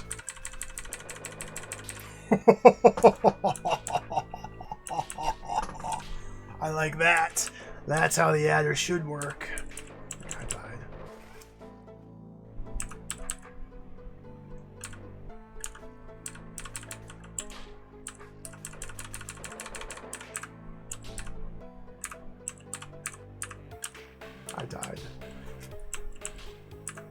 dun, dun, dun.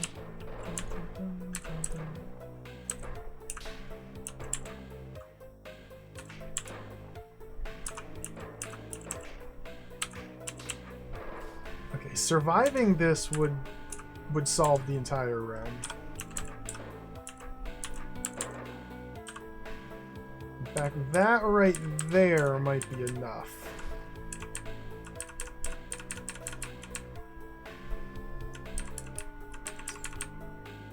Hey, buddy! I'm sorry for blowing you up earlier. I thought we were friends.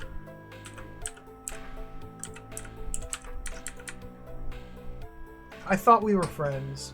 He hates me.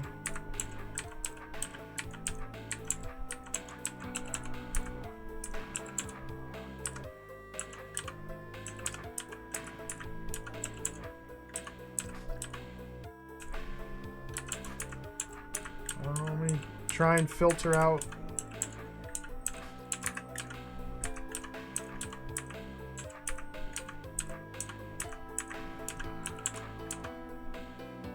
Oh dear. Well? Well? I've made a mistake.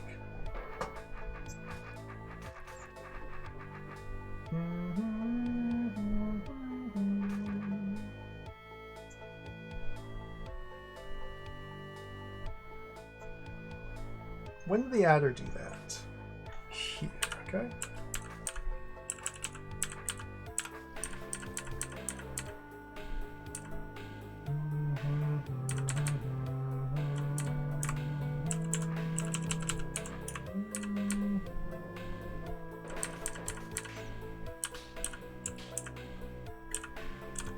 There we go.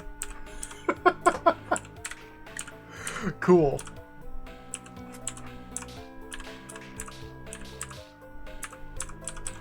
You shrink yourself.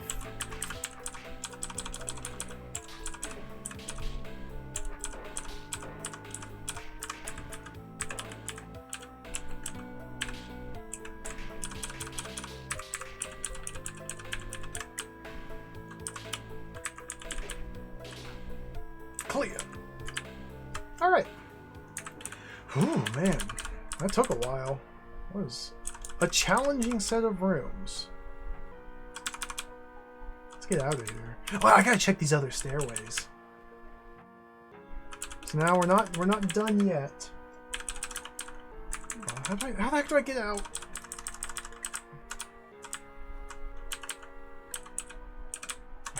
This way. So each corner has its own set of stairs as well as its own scroll. I'm gonna guess they all say the same thing. Oh! To get the code to my vault, you must think about the prime number 45943 and remember where you are. Calculator. Let's take the prime number 45943, multiply by 4. We get a number 183772.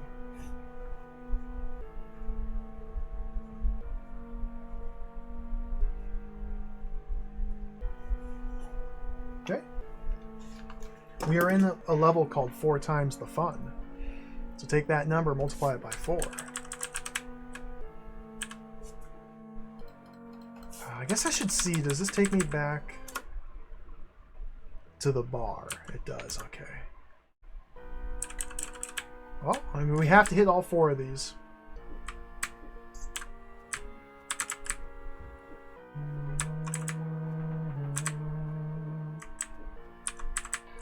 Should be using tunnels to expedite my travel. They are almost definitely going to say the exact same thing, but it's worth investigating. 45943, that's the exact same digit. Okay, exact same number. This is new. Rorim, rorim.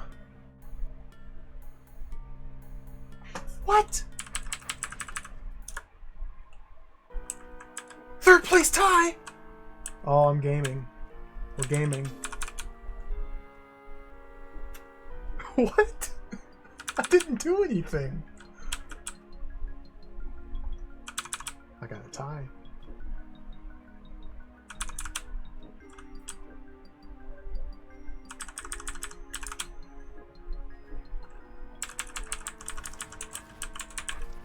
Four, 5, 9, 4, 3, same number.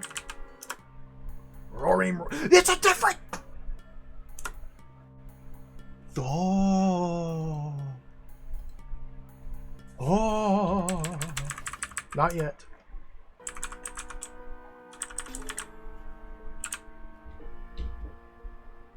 What does it mean?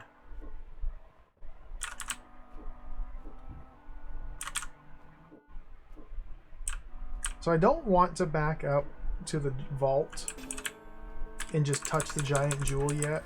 Because to get back in here, we have to walk all the way in. Okay, so this is where I entered. This should be the bar. Yeah. And it was such a pain to get into the secret entrance of the bar. I did find the giant jewel, yeah. I can just grab it right now. It's freely available for the taking. Or I could get lost in more puzzles. Mirror, mirror. Roaring, roaring. Beautiful symmetry. Well. Well. Well. Well. Okay,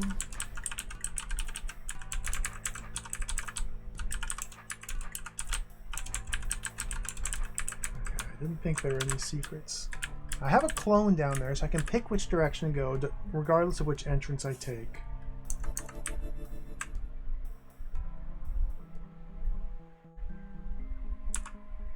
Oh, okay. Roach Queen is immediately starting to do stuff. I could enter from over here, probably, which seems like not good, but we got things going on here.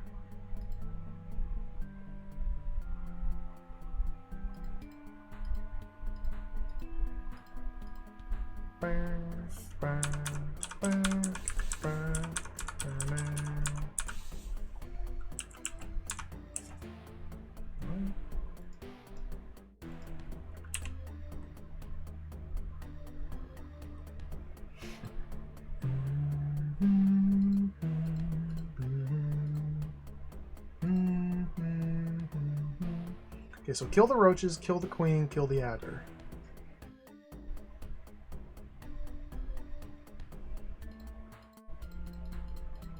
Queen looks like it said to be the last one killed. I mean, I can just push it down there, can't I? Oh no. I can't allow any roaches to get caught here unless I'm able to activate this. But these are stacked in the wrong turn order to allow them to slide.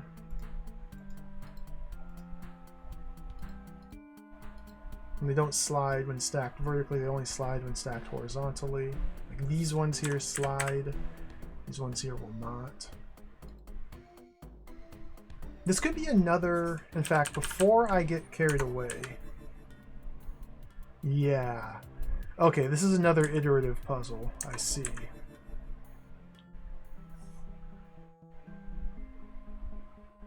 So not every element in the room will necessarily be used in this solution, but when rotated and approached from a different angle, we may use elements unused here. This is really cool. There might only be 4 rooms here. Alright, well. Since there's a roach queen involved, then timing is important. So stepping north of here sets her free. So I'm not going to be able to open this door, which means I can't take the tunnel out. I can take this path out. Well, how do I get in there if I can't take the tunnel out? Or in?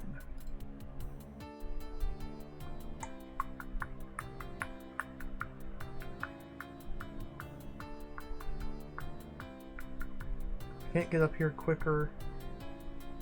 Hot tile, hot tile. If she gets to the west column, I can no longer send her east.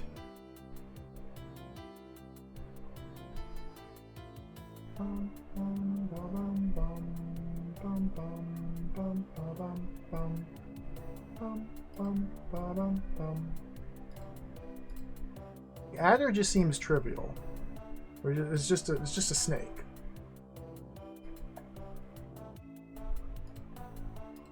Specifically designed not to be able to just sent in here and killed.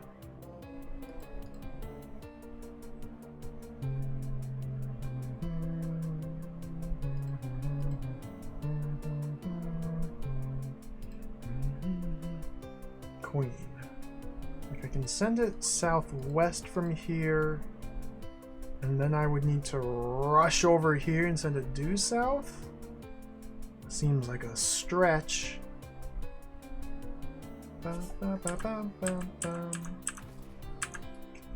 Because again, once it's there, I can never push it to the east. So this seems like a failure state. So I wanted to lay eggs.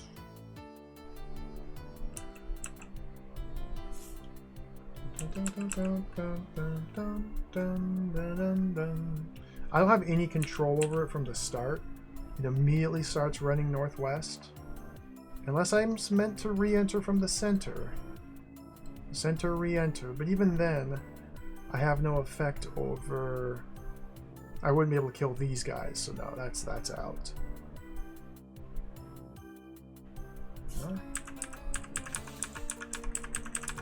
All I can do is choose when to release it to the southwest. So there are 1, 2, 3, 4, 5, 6 viable timings here. Just have to find the right one that works best. Dun, dun, dun, dun, dun, dun, dun, dun. I might need to be manipulating the adder down here while waiting for the timing. Like, okay. We can't allow roaches to go in here. Let's try 1, 2, 3. Let's try 4 and see how that works.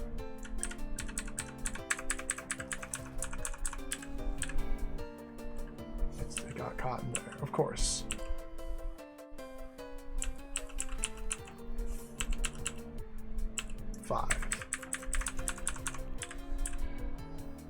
And that slides it into the kill zone, but I lost a roach. Okay. I don't need to have lost that roach. Because as long as I'm north of the... As long as I'm north of him... Her... She's dead. Okay. And I guess that's the puzzle. Okay. Cool.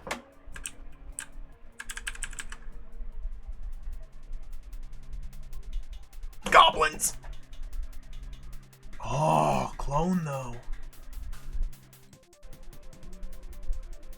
Secrets.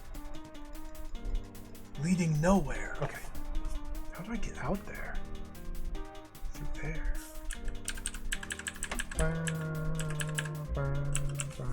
What in the world do I do here?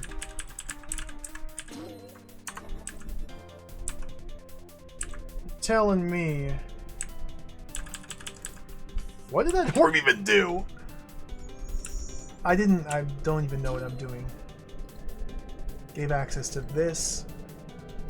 Trapping clone in there. Okay, that's fine. We can still use this guy to draw aggro.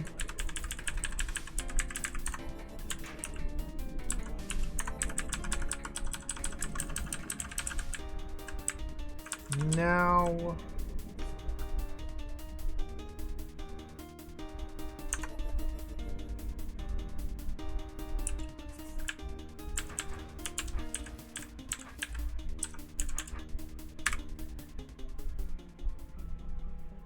Oh. What is all this? Now, what is all this? It's a mega floor.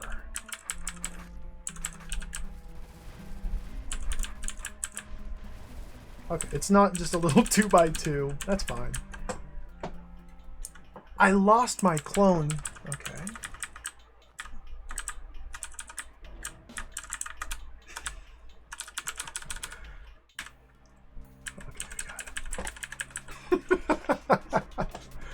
I don't want to get over my head yet. I'll save this for later. Let's focus on this.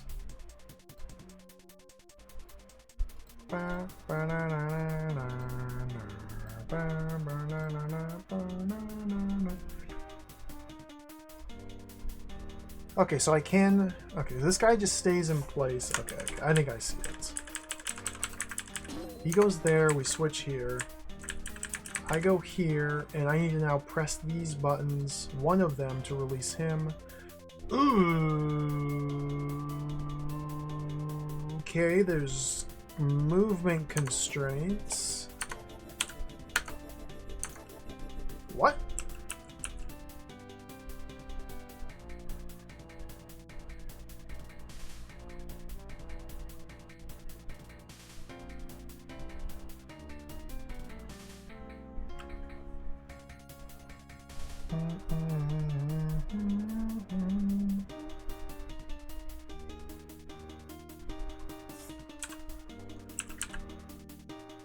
Now I can move north.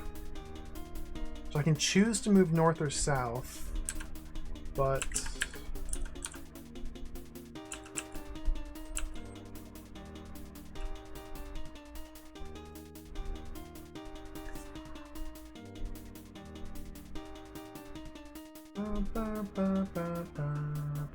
see, the thing is, I can't pass any turns with this clone. I can't do anything with this guy. He's completely inert here. Anything I do with this one gets him killed. I have to stick with this one.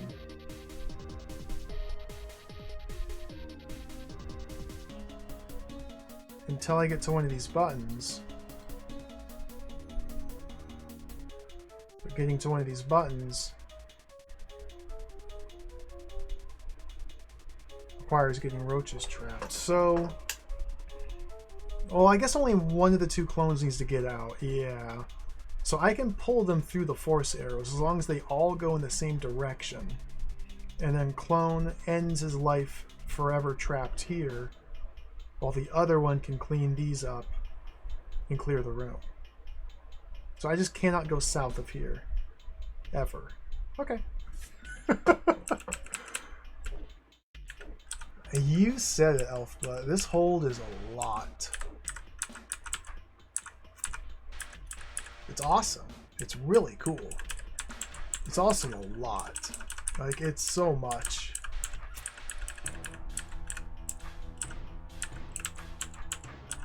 Okay, I want to use this narrow hallway to kill. I just want to use... there we go.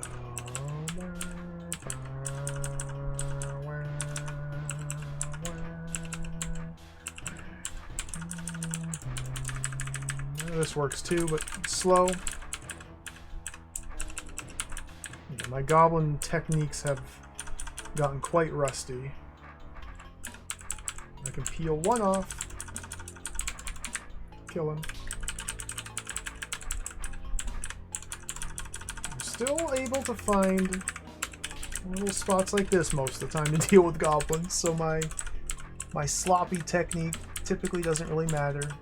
I can get away with just stuff like this. Okay. Now you're free.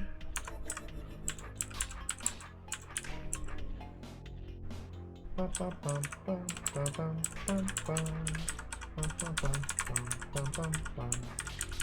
that's your life. You'll never escape that chamber, clone. Cleo! Cool. Should I go this way? I can't go there from here.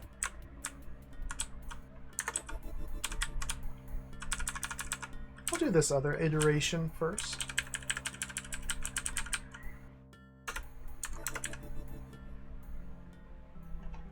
No, the secret wall leads to a whole bunch of new areas, but I just want to do these ones first. I didn't even look at these. Like, I didn't even look at them at all. I just saw more rooms while I was already in the middle of dealing with rooms. So I didn't even really think about the implications. Implications. Okay, so now we're not getting access to this button, so Adder must be manipulated, but we are getting access to Roach Queen. Adder cannot be manipulated into... Now wait a minute. Now hold on just a second. Now wait just a minute here. Now wait a minute. Now hold on just a second.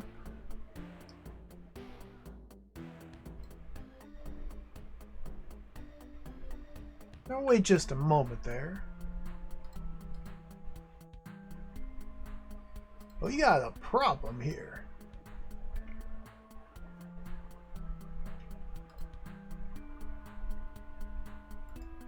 On-off pressure plate. If I send the Adder north into the only kill spot, it will cross over this pressure plate.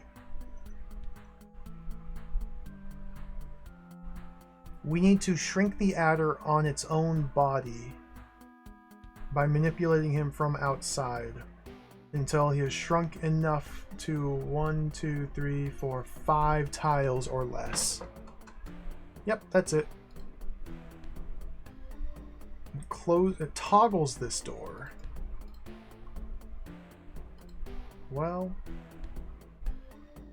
there's a lot of tricky trap spots here.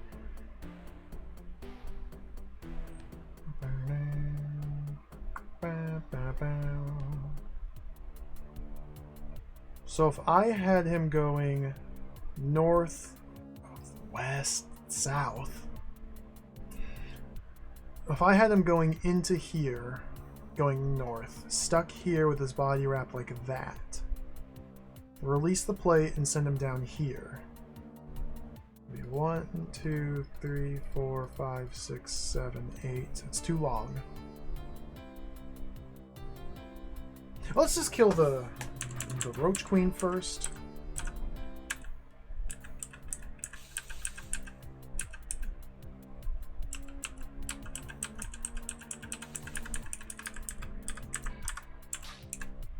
And then think about these other things. Dow!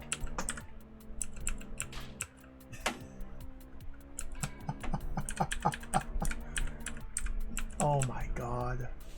He's gonna be like that, is he? That's how you're gonna be? Really? Really? Really? Really? So...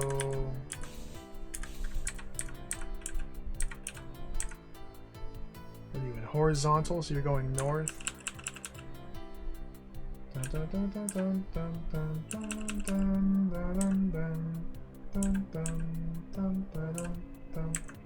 don't have a way to stop you from going north.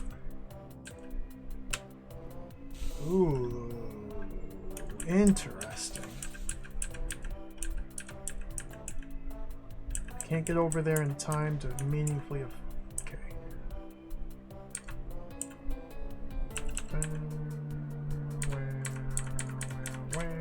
There we go. And I guess I should probably... I'll have to hold this down, so this doesn't really help me too much. No, once that's achieved, I got to...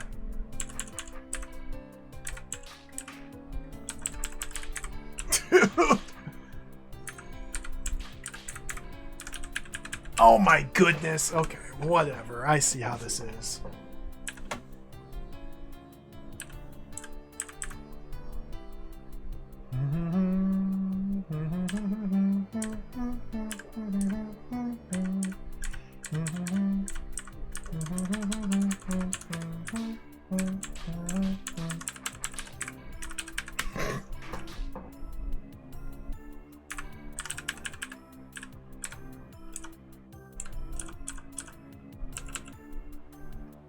Vertical preference. If I could send him up into there. really cool, but no.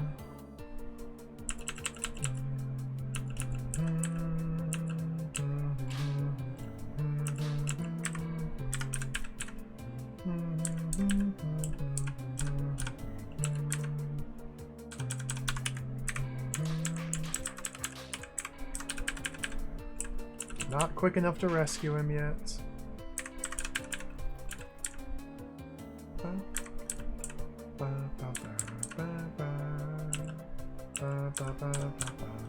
There we go. That's a start. So this is now no longer a threat.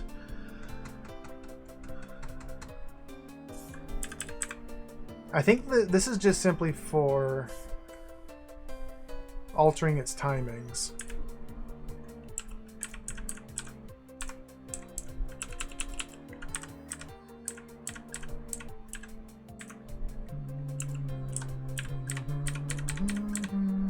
One, two, three, four, five, six, seven. 1, 2, 3, 4, 5. Is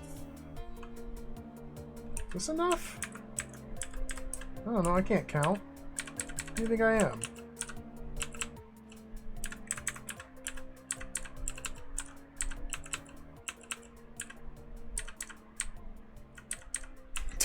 Dude, get real, Snake. What's your...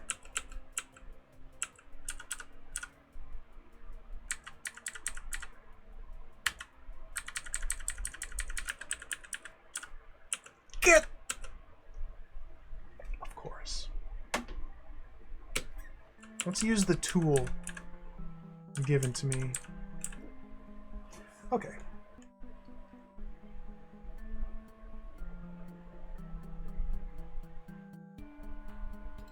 Well, this won't work. I gotta shrink him more? I gotta shrink him more. His head hits here. Then head slither, slither, slither. Tail.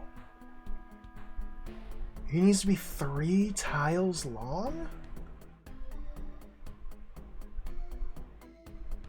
Ba, ba, ba, ba.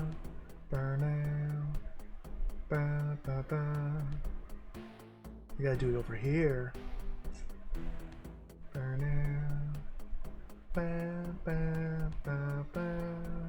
Yeah, if I have this little 2x2 or 2 wide hallway, I should be able to get him to do that.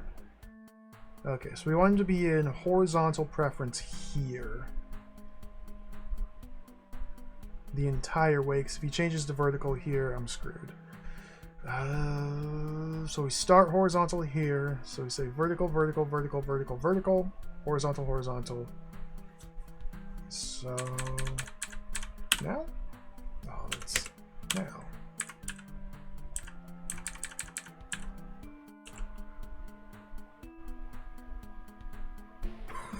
I was way off!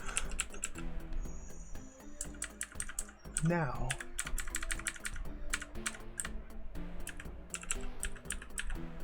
Okay.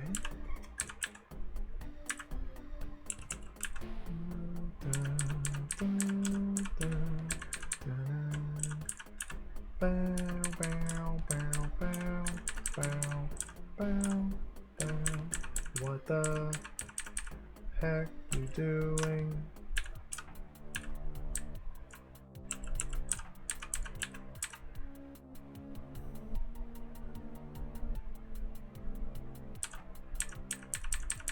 I don't really know how to do this.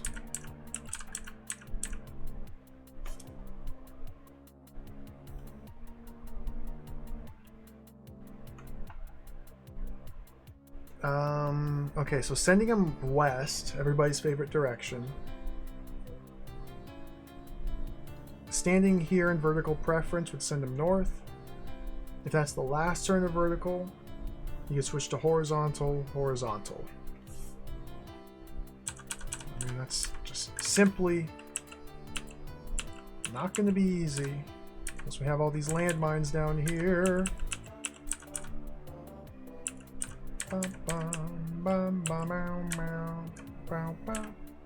Or, conversely,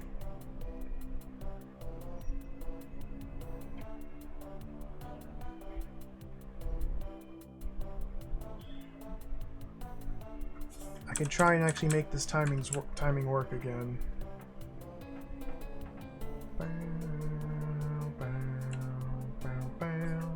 So I need him in horizontal preference here.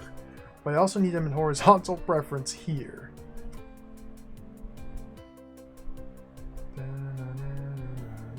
Which means I kind of have some difficulties with this setup.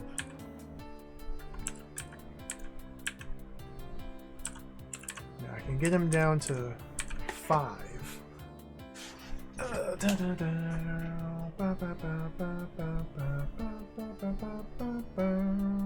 Now he's coming south.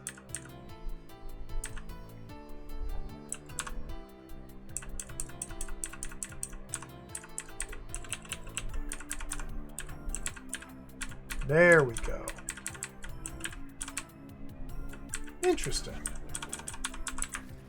Cool. It's a little serpent manipulation. Okay, now what died? Serpent. Instant perish. Okay.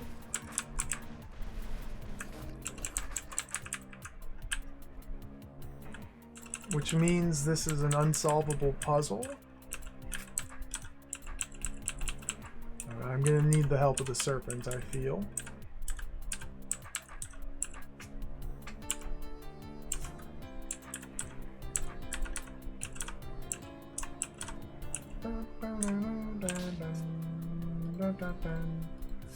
Yeah.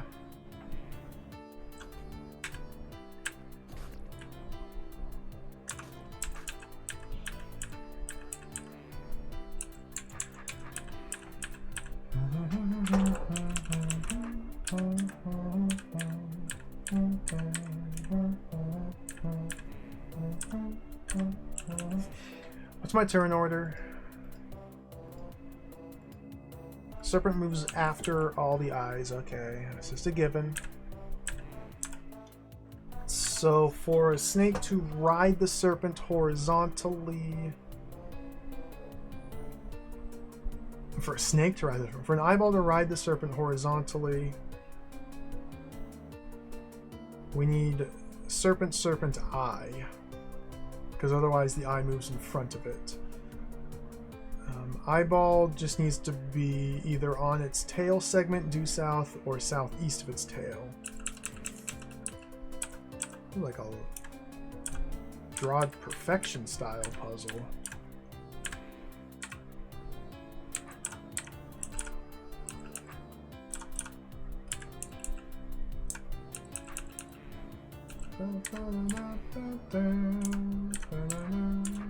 There we go.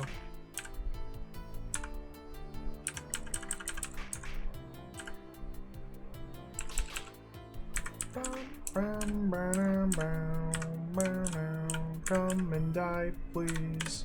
Hey!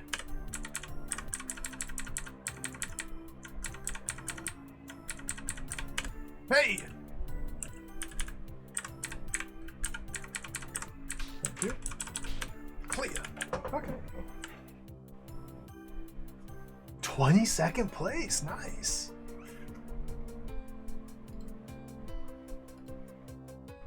Oh, this is going to be a giant mega. It's going to... Well, I found my missing rooms.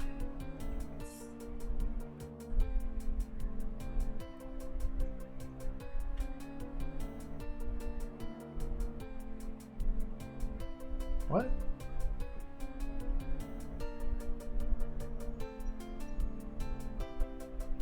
Oh, inert clone.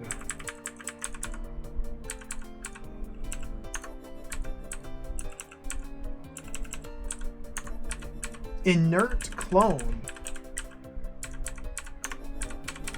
Interesting. I did not know that that would happen. I thought the inert clone would simply perish. It just shows my unfamiliarity with clones. Interesting. Leg and stab rats for a jar of Starbat's DNA gel. Excuse me?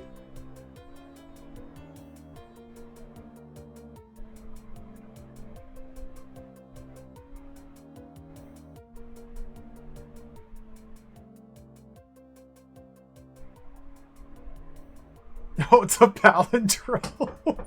Okay. Leg and stab rats for a jar of Starbat's DNA gel. This may be some sort of meta cryptic puzzle. We'll keep that in mind. I've already forgotten what it said. Why is there a checkpoint in the pit? Oh, mysterious. Same as before. Evil.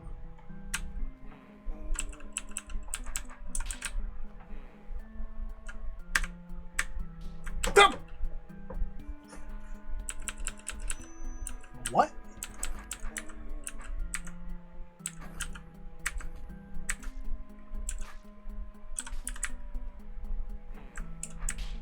Hello? What? Oh.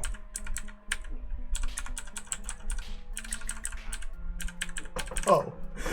Of course. Wait.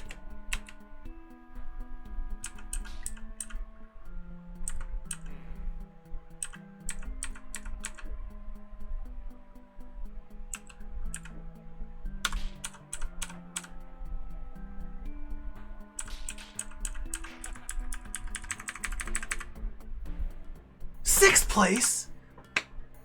I'm happy with that.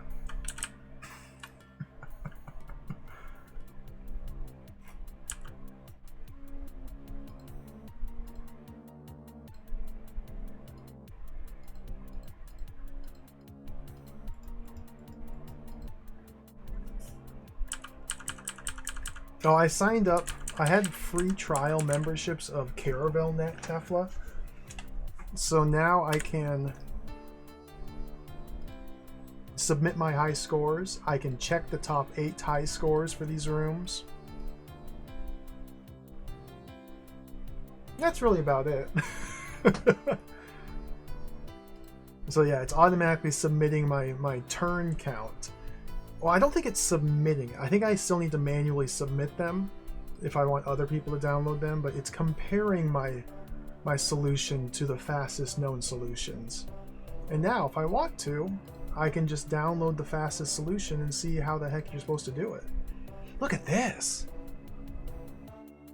2015, 6 years later, this person showed up and just like, ha, I can shave 4 moves off your solution, get owned.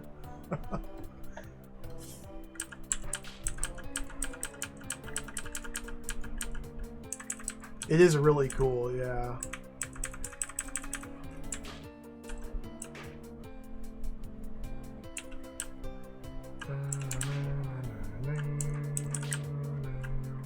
I wonder what the heck is happening here. This just seems like a impossible room.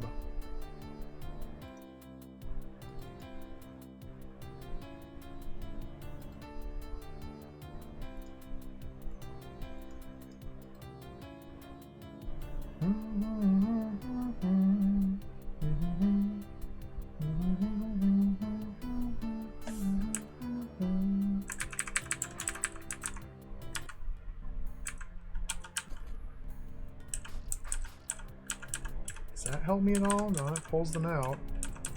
Okay, I can get 2 in there by using these gates. Does that help me at all?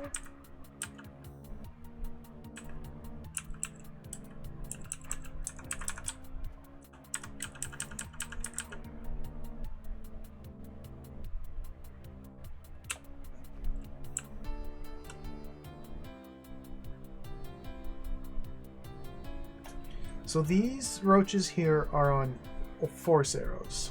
So these cannot get out. The monsters start on this pressure plate, the single-use pressure plate, holding it down, but not activating it.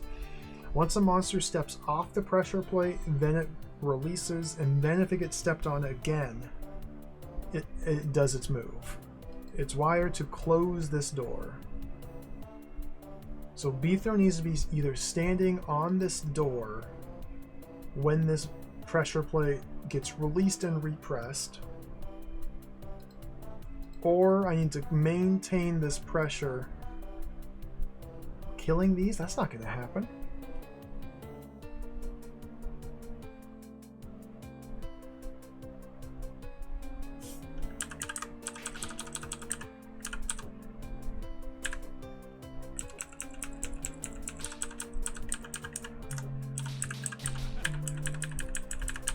Oh.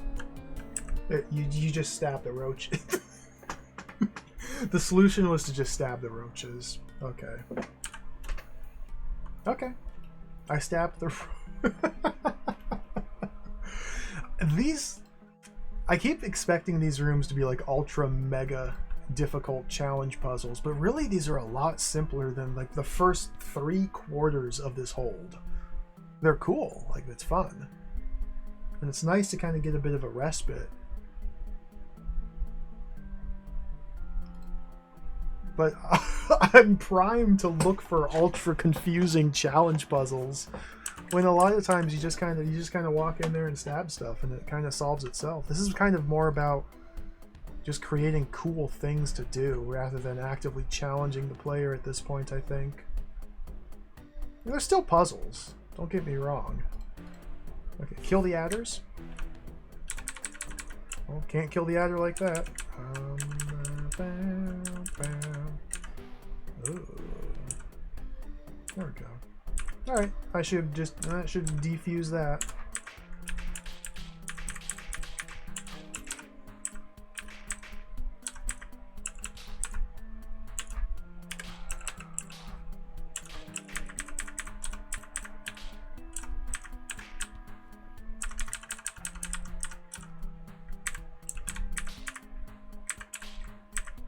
Hey.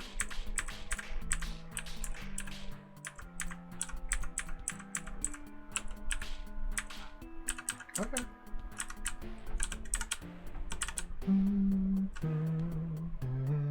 Ooh! Wraithwing!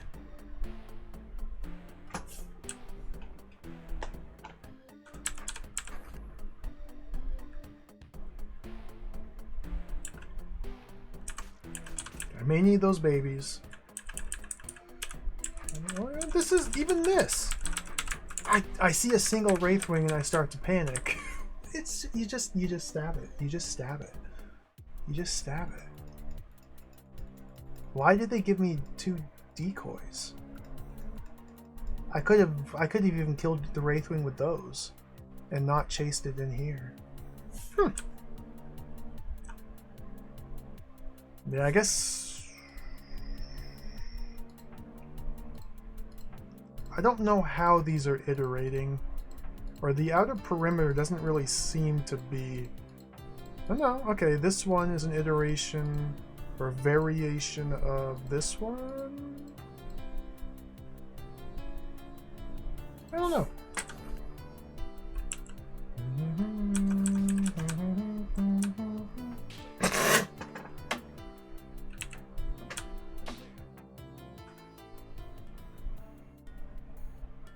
Clear.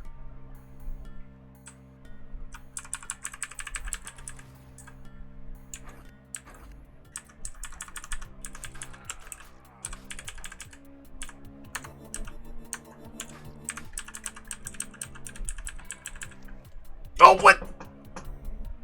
My code is the sum of the 2 numbers in that other scroll. Oh, that's too big. The number's too big. The number's too big. Okay, I got that code still to try. 891982.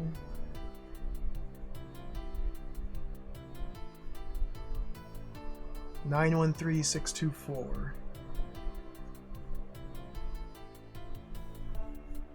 And if we sum them,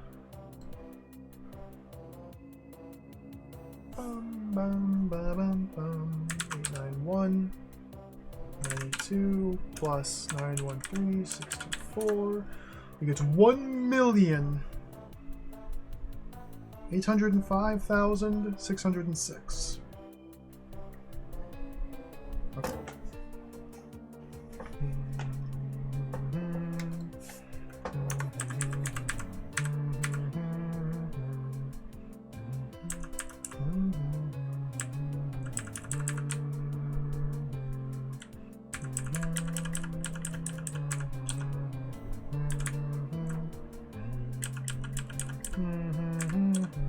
now we're getting into something that doesn't just instantly solve itself.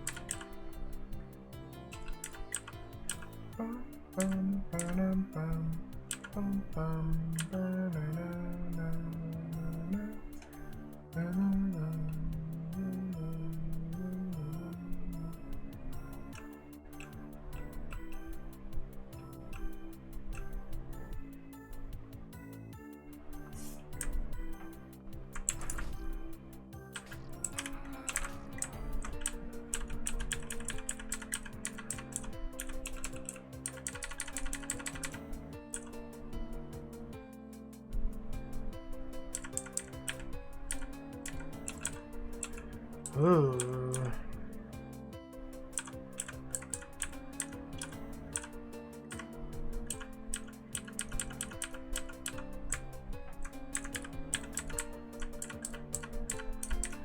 Come down there, come up here.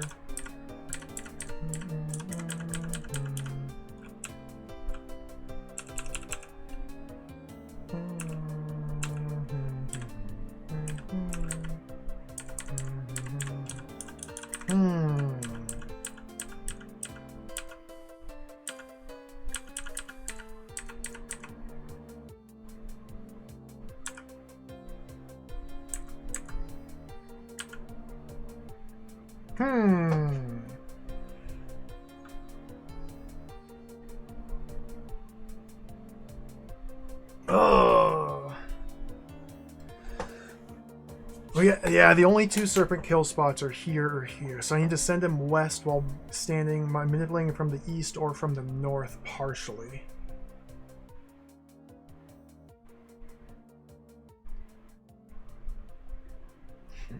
Which simply doesn't work.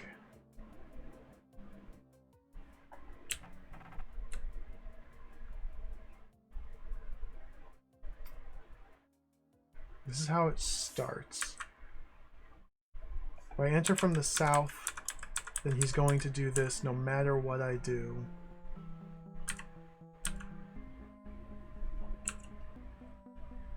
It's in horizontal preference right now, so he's always going to go east. But now he's switching to vertical.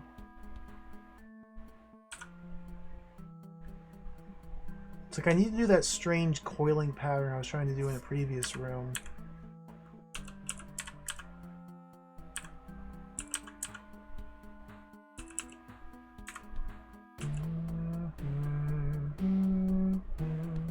So now he's traveling south. He will continue traveling south until he hits the wall. I cannot turn him in any other direction. He would never turn west until he hits the south wall. Then he'll go west for a little bit until he switches to vertical preference.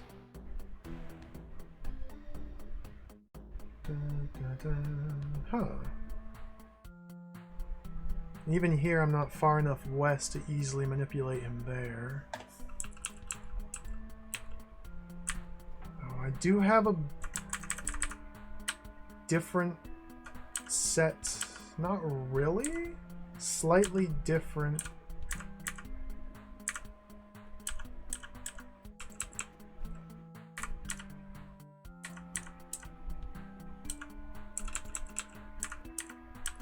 And disrupt his little chain like that. Ugh. There's got to be a way to make this work. Once he gets into this pattern, it's kind of screwed. Or is it?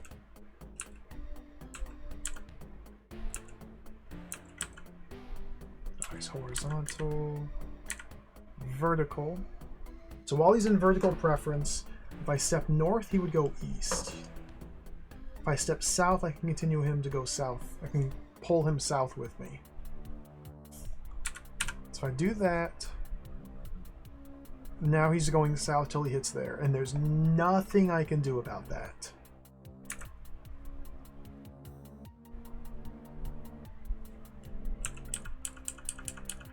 So my only choice here is, do I send him due south and crook him there? Which will cause him to turn around that way. Or send him due south this way till he gets to the very bottom.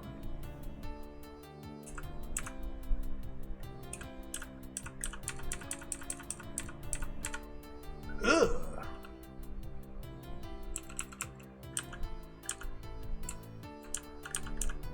What are these types of rooms?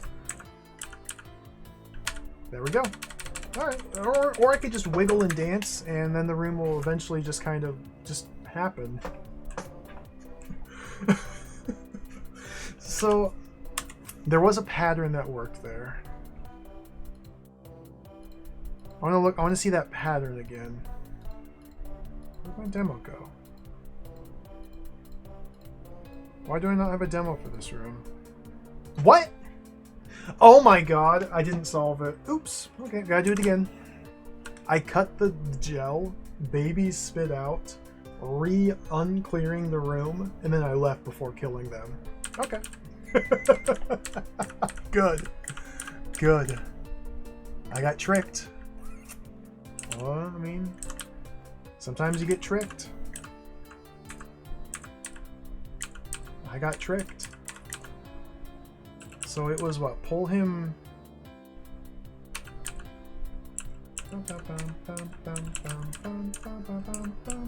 I don't even remember what I did.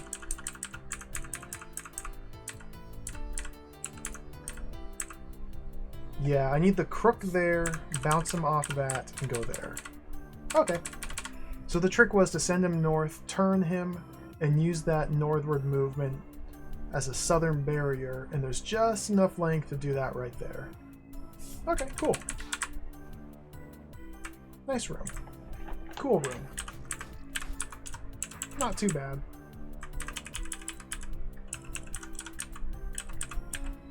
And now...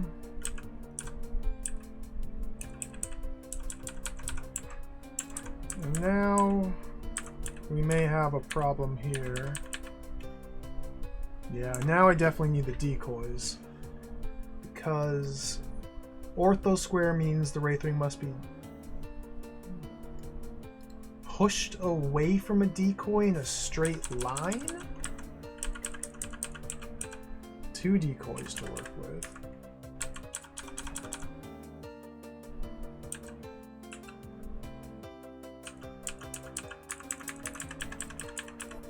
Can't really go like that.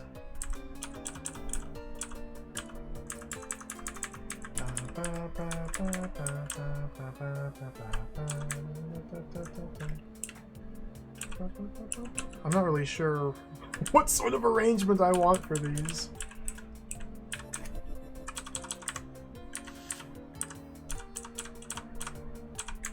There. But he's switching to beef throw.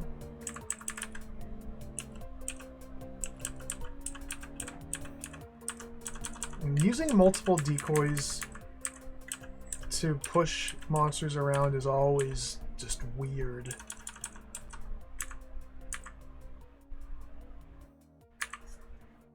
Because the Wraithwing prioritizes beef throw. Food? Wait, I'm starving. As long as the beef throw is within the same range as the decoy's range is. So the decoy has a 5 distance smell range using Chebyshev distance. Beef throw as well has the same distance, you just can't see it. If the Wraithwing is in both of our smell ranges, mine's invisible, then the Wraithwing only cares about mine and ignores the decoy. If I step out of it,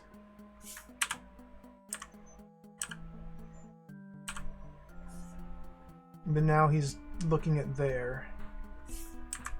You can kind of see in who the Wraithwing is facing. Yeah, he's 5 tiles away from me, and it's very convenient how it lines up. Decoys have a 5 tile range. Wraithwings have a 5 tile distance that they keep. Yeah, chubby chef distance.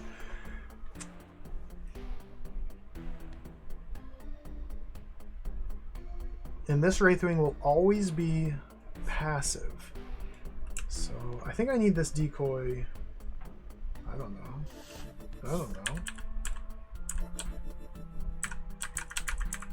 Right there. Okay, and that passed him off to the decoy.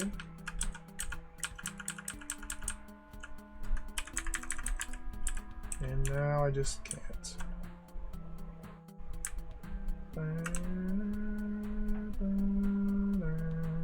It'd be ideal if I could kill the Wraithwing with the decoy potion. That would be so cool. Hear that, Wraithwing? Just get killed. Just wait right there. Okay. Thank you. Once I stopped trying to pull the Wraithwing through the ortho square, I saw a solution. No invisibility! Okay, that's fine.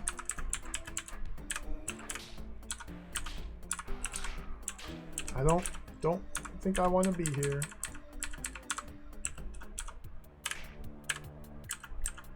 I'm in danger. I'm fine. I'm in danger.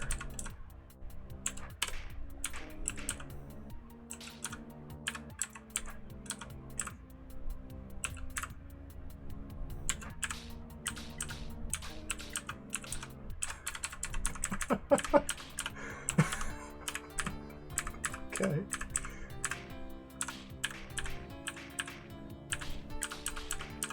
Okay. Cool. In the room of the final room. What? Don't do that.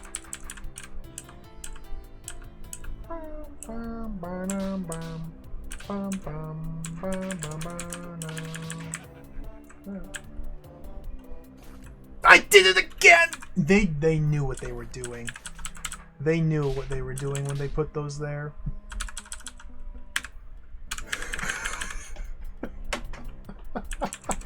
They knew. Fortunately, these puzzles again aren't very hard, so it's just funny instead of intensely maddening. All right, there's Rorim. What a fun set of levels. That was cool.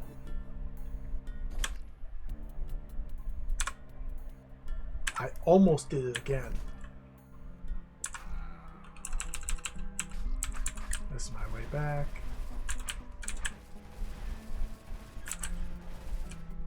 Let's go see the ending. The first ending, the fake ending. I think we can get an ending. I could be totally wrong, though. I could be completely off track. But there might be an ending here.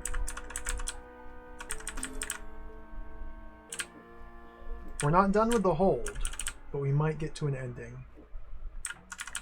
I don't know how close I am to mastery, no. I should be fairly close. I only know of 4 secret rooms I haven't solved. But there could be entire floors I don't have access to as well. And yeah, the vault codes. That could be a huge problem. The vault codes. That could be a huge problem. It might be a huge problem. Yeah, once we clear the hold, it will then start to say, it'll tell me the percentage of secrets found, as well as which floors have secrets I've missed.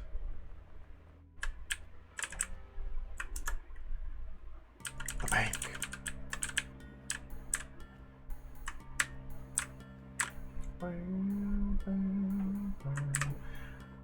All right. First code to try was 183772.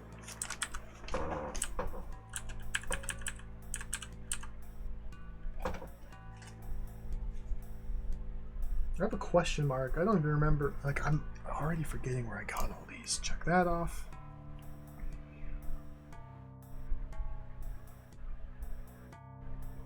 Oh, that was the two numbers added together. Or the prime times 4. Yeah, prime number, this times 4. Yeah.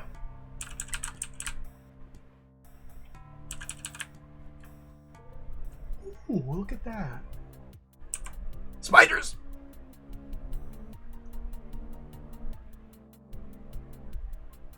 Drop trapdoors so I can kill spiders. What is this? Platform on water. Okay. Cutting gel on trapdoor. Oh, what's this say? That's...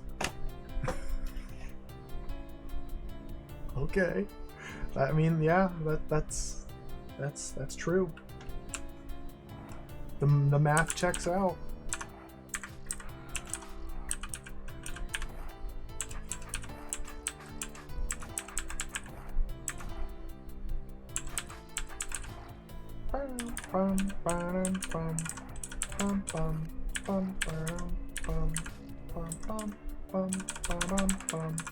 I have screwed this up now. I need to cut it here. Not run. No, don't run. Don't do that.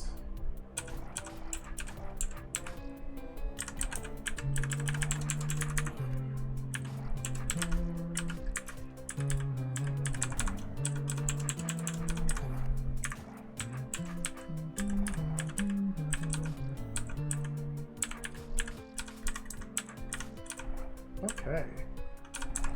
Drop all the trapdoors.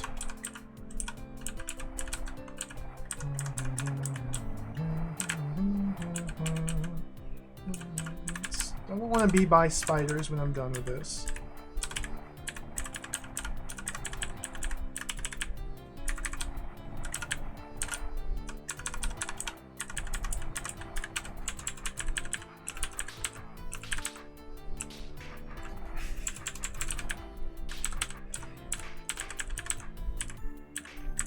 Clear.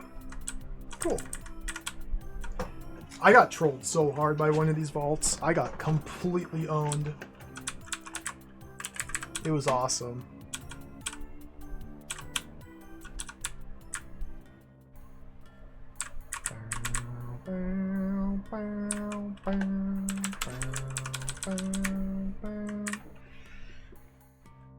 Eight 9-1 982.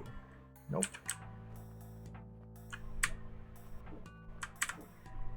913624. Nope. So the scroll said to add those two numbers together. We probably have to add. We probably okay. I see. I get ya. We gotta. It's reverse. 289 198 plus 426319. Comes up with a palindrome. 715517.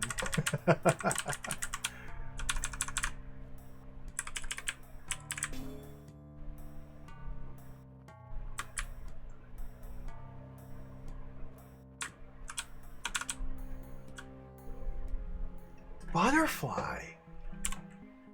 That's a lot of spiders. Butterfly.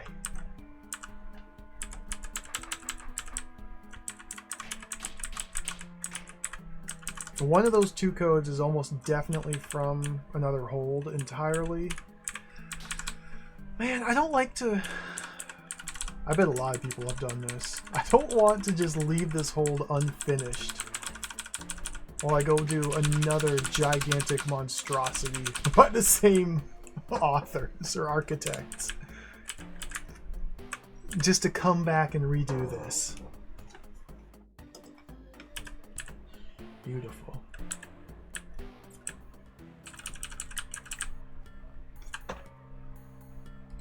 It's possible these aren't secret rooms. And perhaps the code to one of them is behind the master wall.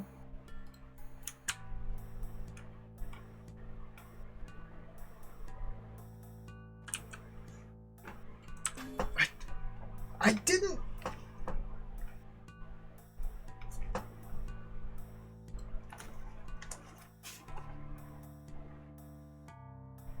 I just have a list of numbers here. See that?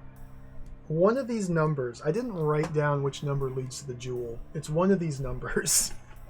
I think it's 564299. Oh, we're going there right now, Megami. Right now. It's happening. I think it's 564299. Yeah.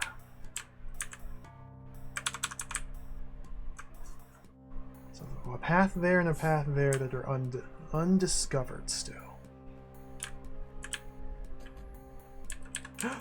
There it is!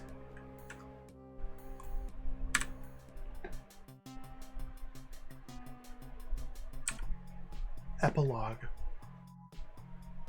Some days later, Bethro and the DuPont brothers he rescued finally retrieved the lost rainbow jewel. Finally! Told me you knew your way around this castle. We're sorry. We got a little lost because we didn't take the left turn earlier. You mean we should have taken the left turn, don't you? I think we should have taken the middle turn. Pierre, you idiot! There's no such thing as a middle turn!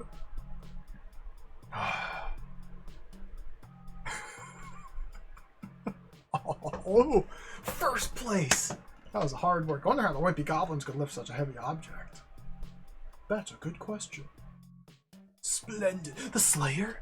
Awesome. Wonderful. You've returned my treasure. I shall reward you most generously. Maybe that's Dr. E. Will. First place tie. 62 hours. 4,000 deaths. 342,000 moves. First place. Try and beat my score. That's a first place.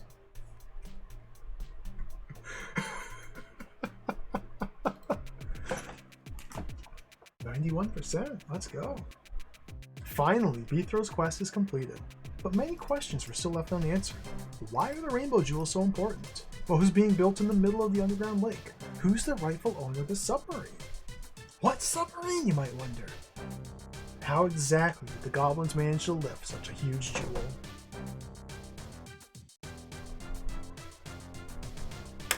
We did it.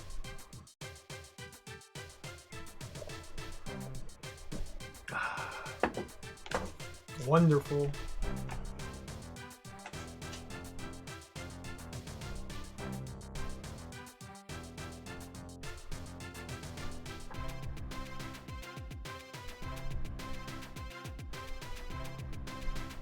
This hold is awesome. 10 out of 10. It's so good. It's so good. This hold is so good. It was so much fun. The puzzles were hard. They were creative. They were incredibly unique. The non-DROD style puzzles implemented in DROD were just amazing. With exception of the robot programming, I noped out of that one. So it was really good. Really good. That was really good.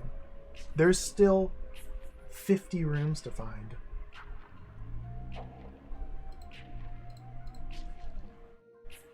Yeah, parallel dimensions. So behind the master wall here, there's a bunch of rooms. Despair and Depression's done. Rorim, rorim. 4 times as fun, done.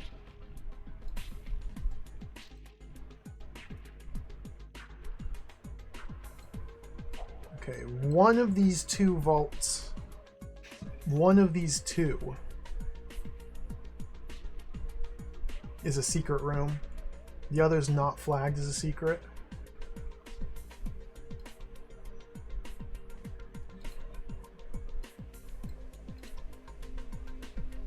The 2 here in Underground Lake still need to be done. I know how to solve this puzzle, or rather how to work out the solution. I just haven't wanted to sit down and do it. This one I tried once and couldn't figure it out. And then I haven't even tried these 2 math puzzles. So yeah, it's just the 4 Okay. So the 4 math puzzle, the 4 secrets that I know about but haven't solved, and 1 vault code that I've missed.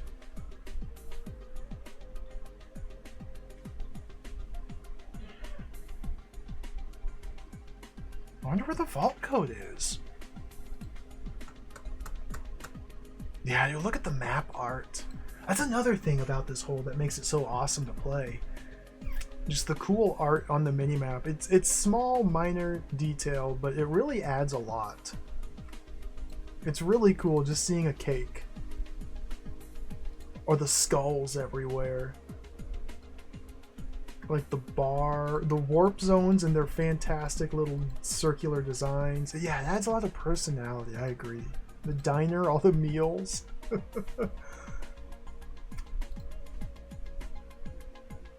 Excellent hold. Just absolutely incredible. So I did have to look up hints for a few of the rooms, but that's okay. And in this entire RoboLab, I did not even solve a single one of these. I just simply looked up. I just simply looked them up. Because that's beyond my brain.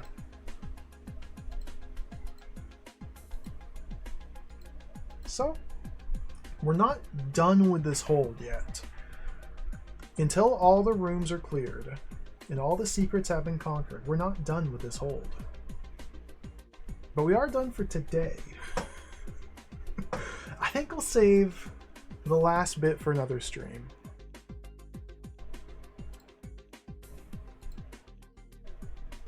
Skull.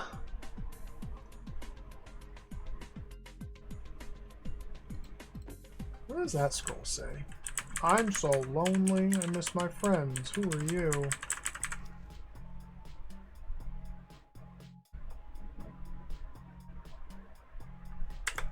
Dude, I went there like 70 hours back.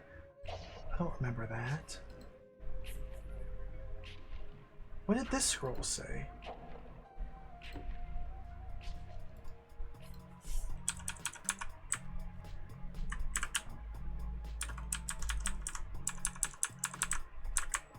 I'm solving puzzles again. Weapons stations. Fire at will. I can't help myself. I can't help myself. It's a sickness.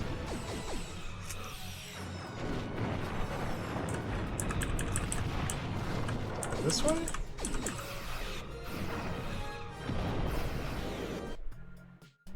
I can't go that way. I can't go that way.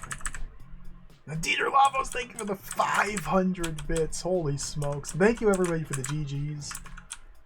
Thank you for hanging out. This has been wonderful. I love this game so much. Dude, I love it. I love Star Trek. Oracle of Stone is out to lunch. I love it in Star Trek when they shoot the explosions and they fight and they have their ship battles. Oh, it's so good. It's so good. Thank you for the cheer.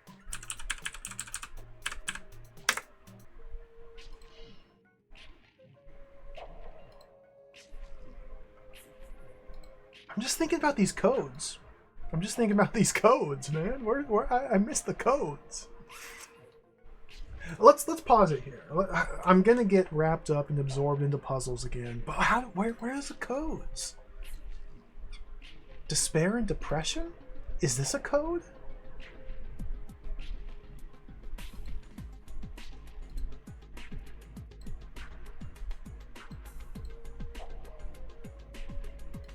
It might be hidden in the quadratic formula of how to calculate binomial. The sum of n first squares. We might have to use these formulaic expressions. Because remember, n plus 1 squared equals n squared plus 2n plus 1. And the sum of n first squares is this. This could lead to a code. What is this? What was this one again? Remember, the sum of n first positive integers is n times the quantity n plus 1 over 2. So the quantity n times the quantity n plus 1 all divide by 2. Order of operations left to right, I believe. Maybe it's 61.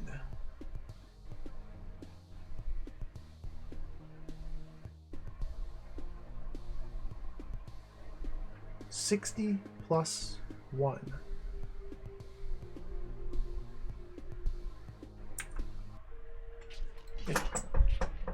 I'm getting distracted again. A piece of horrible knowledge? Oh, okay, that sounds scary. That sounds scary. There's a horrible knowledge? Like, I could go through and try each one of these codes backwards. There might be, like, one that we just have to guess.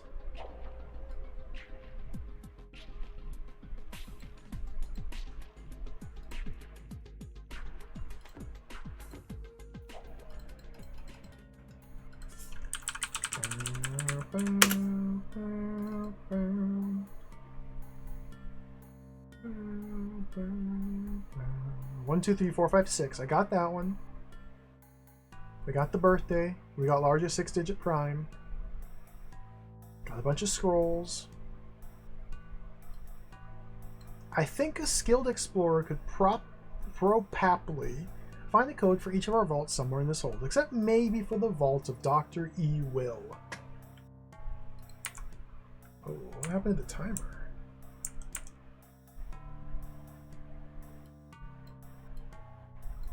I heard someone here has been giving hints about codes to people who come here.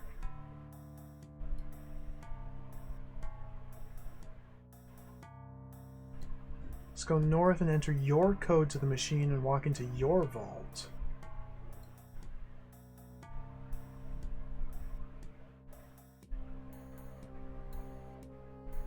So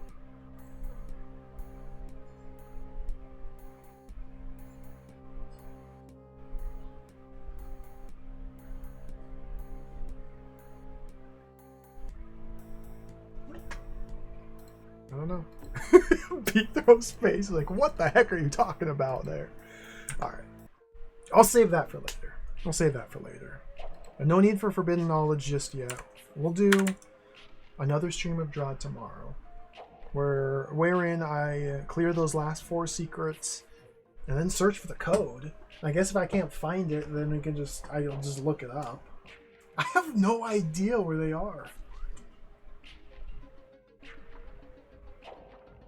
I can't even begin to think of what I missed. I'm thinking about it again. I'm thinking about it again. I can't stop thinking about this code. What if it's this scroll? What if it's the author's birthday?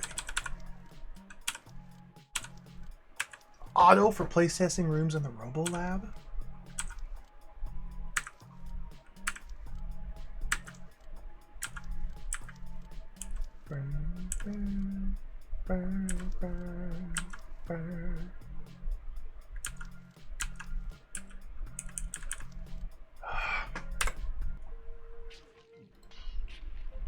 Oh, maybe, Tefla, maybe.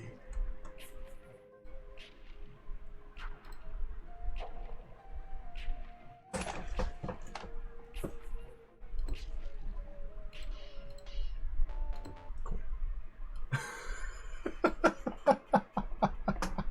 I just want to keep playing DROD. Thank you all for watching. There we go. So again, we're not done yet.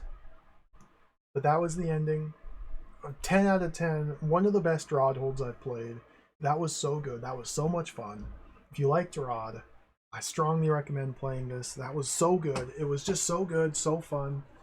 It was so good and fun and awesome. God, this game is so good and fun and awesome. Thank you for watching, everybody. We're going to do it again tomorrow. Maybe tomorrow we can actually truly ultimate finish ending this hold. Because I want to see what's behind the master wall. And sometimes behind the master wall there's harder variants of puzzles or like concept art or notes. I don't even know what goes into master walls. in these fan-made holds. I've only been to the official ones. Oh, I can't wait. Yeah, thanks for watching. Thank you for the cheers. Thank you for the big emotes. Thank you for the follows. Thank you for the subs, the resubs. Thanks for hanging out, everybody. Thank you, Cactus Bee, for the raid earlier.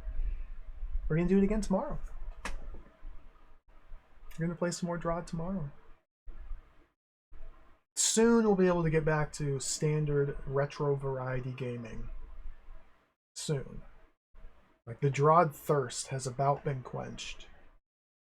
But there's still a couple loose ends I gotta tie up. I know, I abandoned Dizzy last weekend. I still feel bad about it. I still feel bad. We'll get to Dizzy. I only have a couple more official Dizzy games to play. Like that journey is almost at a new arc as well.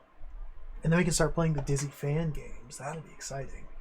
And they'll be free to play other Codemasters games like Super Robin Hood or CJ's Elephant Antics or what's the other dude's name? Not Dizzy. Seymour. We can play some Seymour games. Linus Spacehead. Yeah, Cosmic Spacehead. Linus Cosmic Crusade Head. Dude, so many games. So many games. I can play Quattro Adventure. I can play King or Boomerang Kid.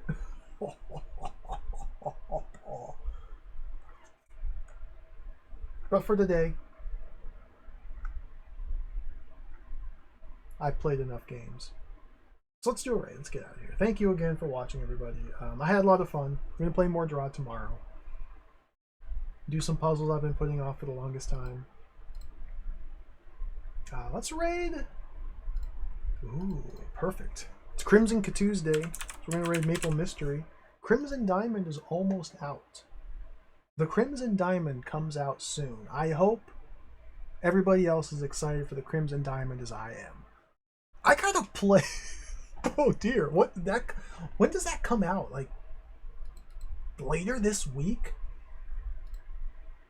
I wonder if I can play Colonel's Bequest before then. I haven't played Colonel's Bequest. Thursday? I haven't played Colonel's Bequest. Take care, everybody. Thanks for watching. Have a nice night. I'll be back soon. Catch you later. Bye-bye.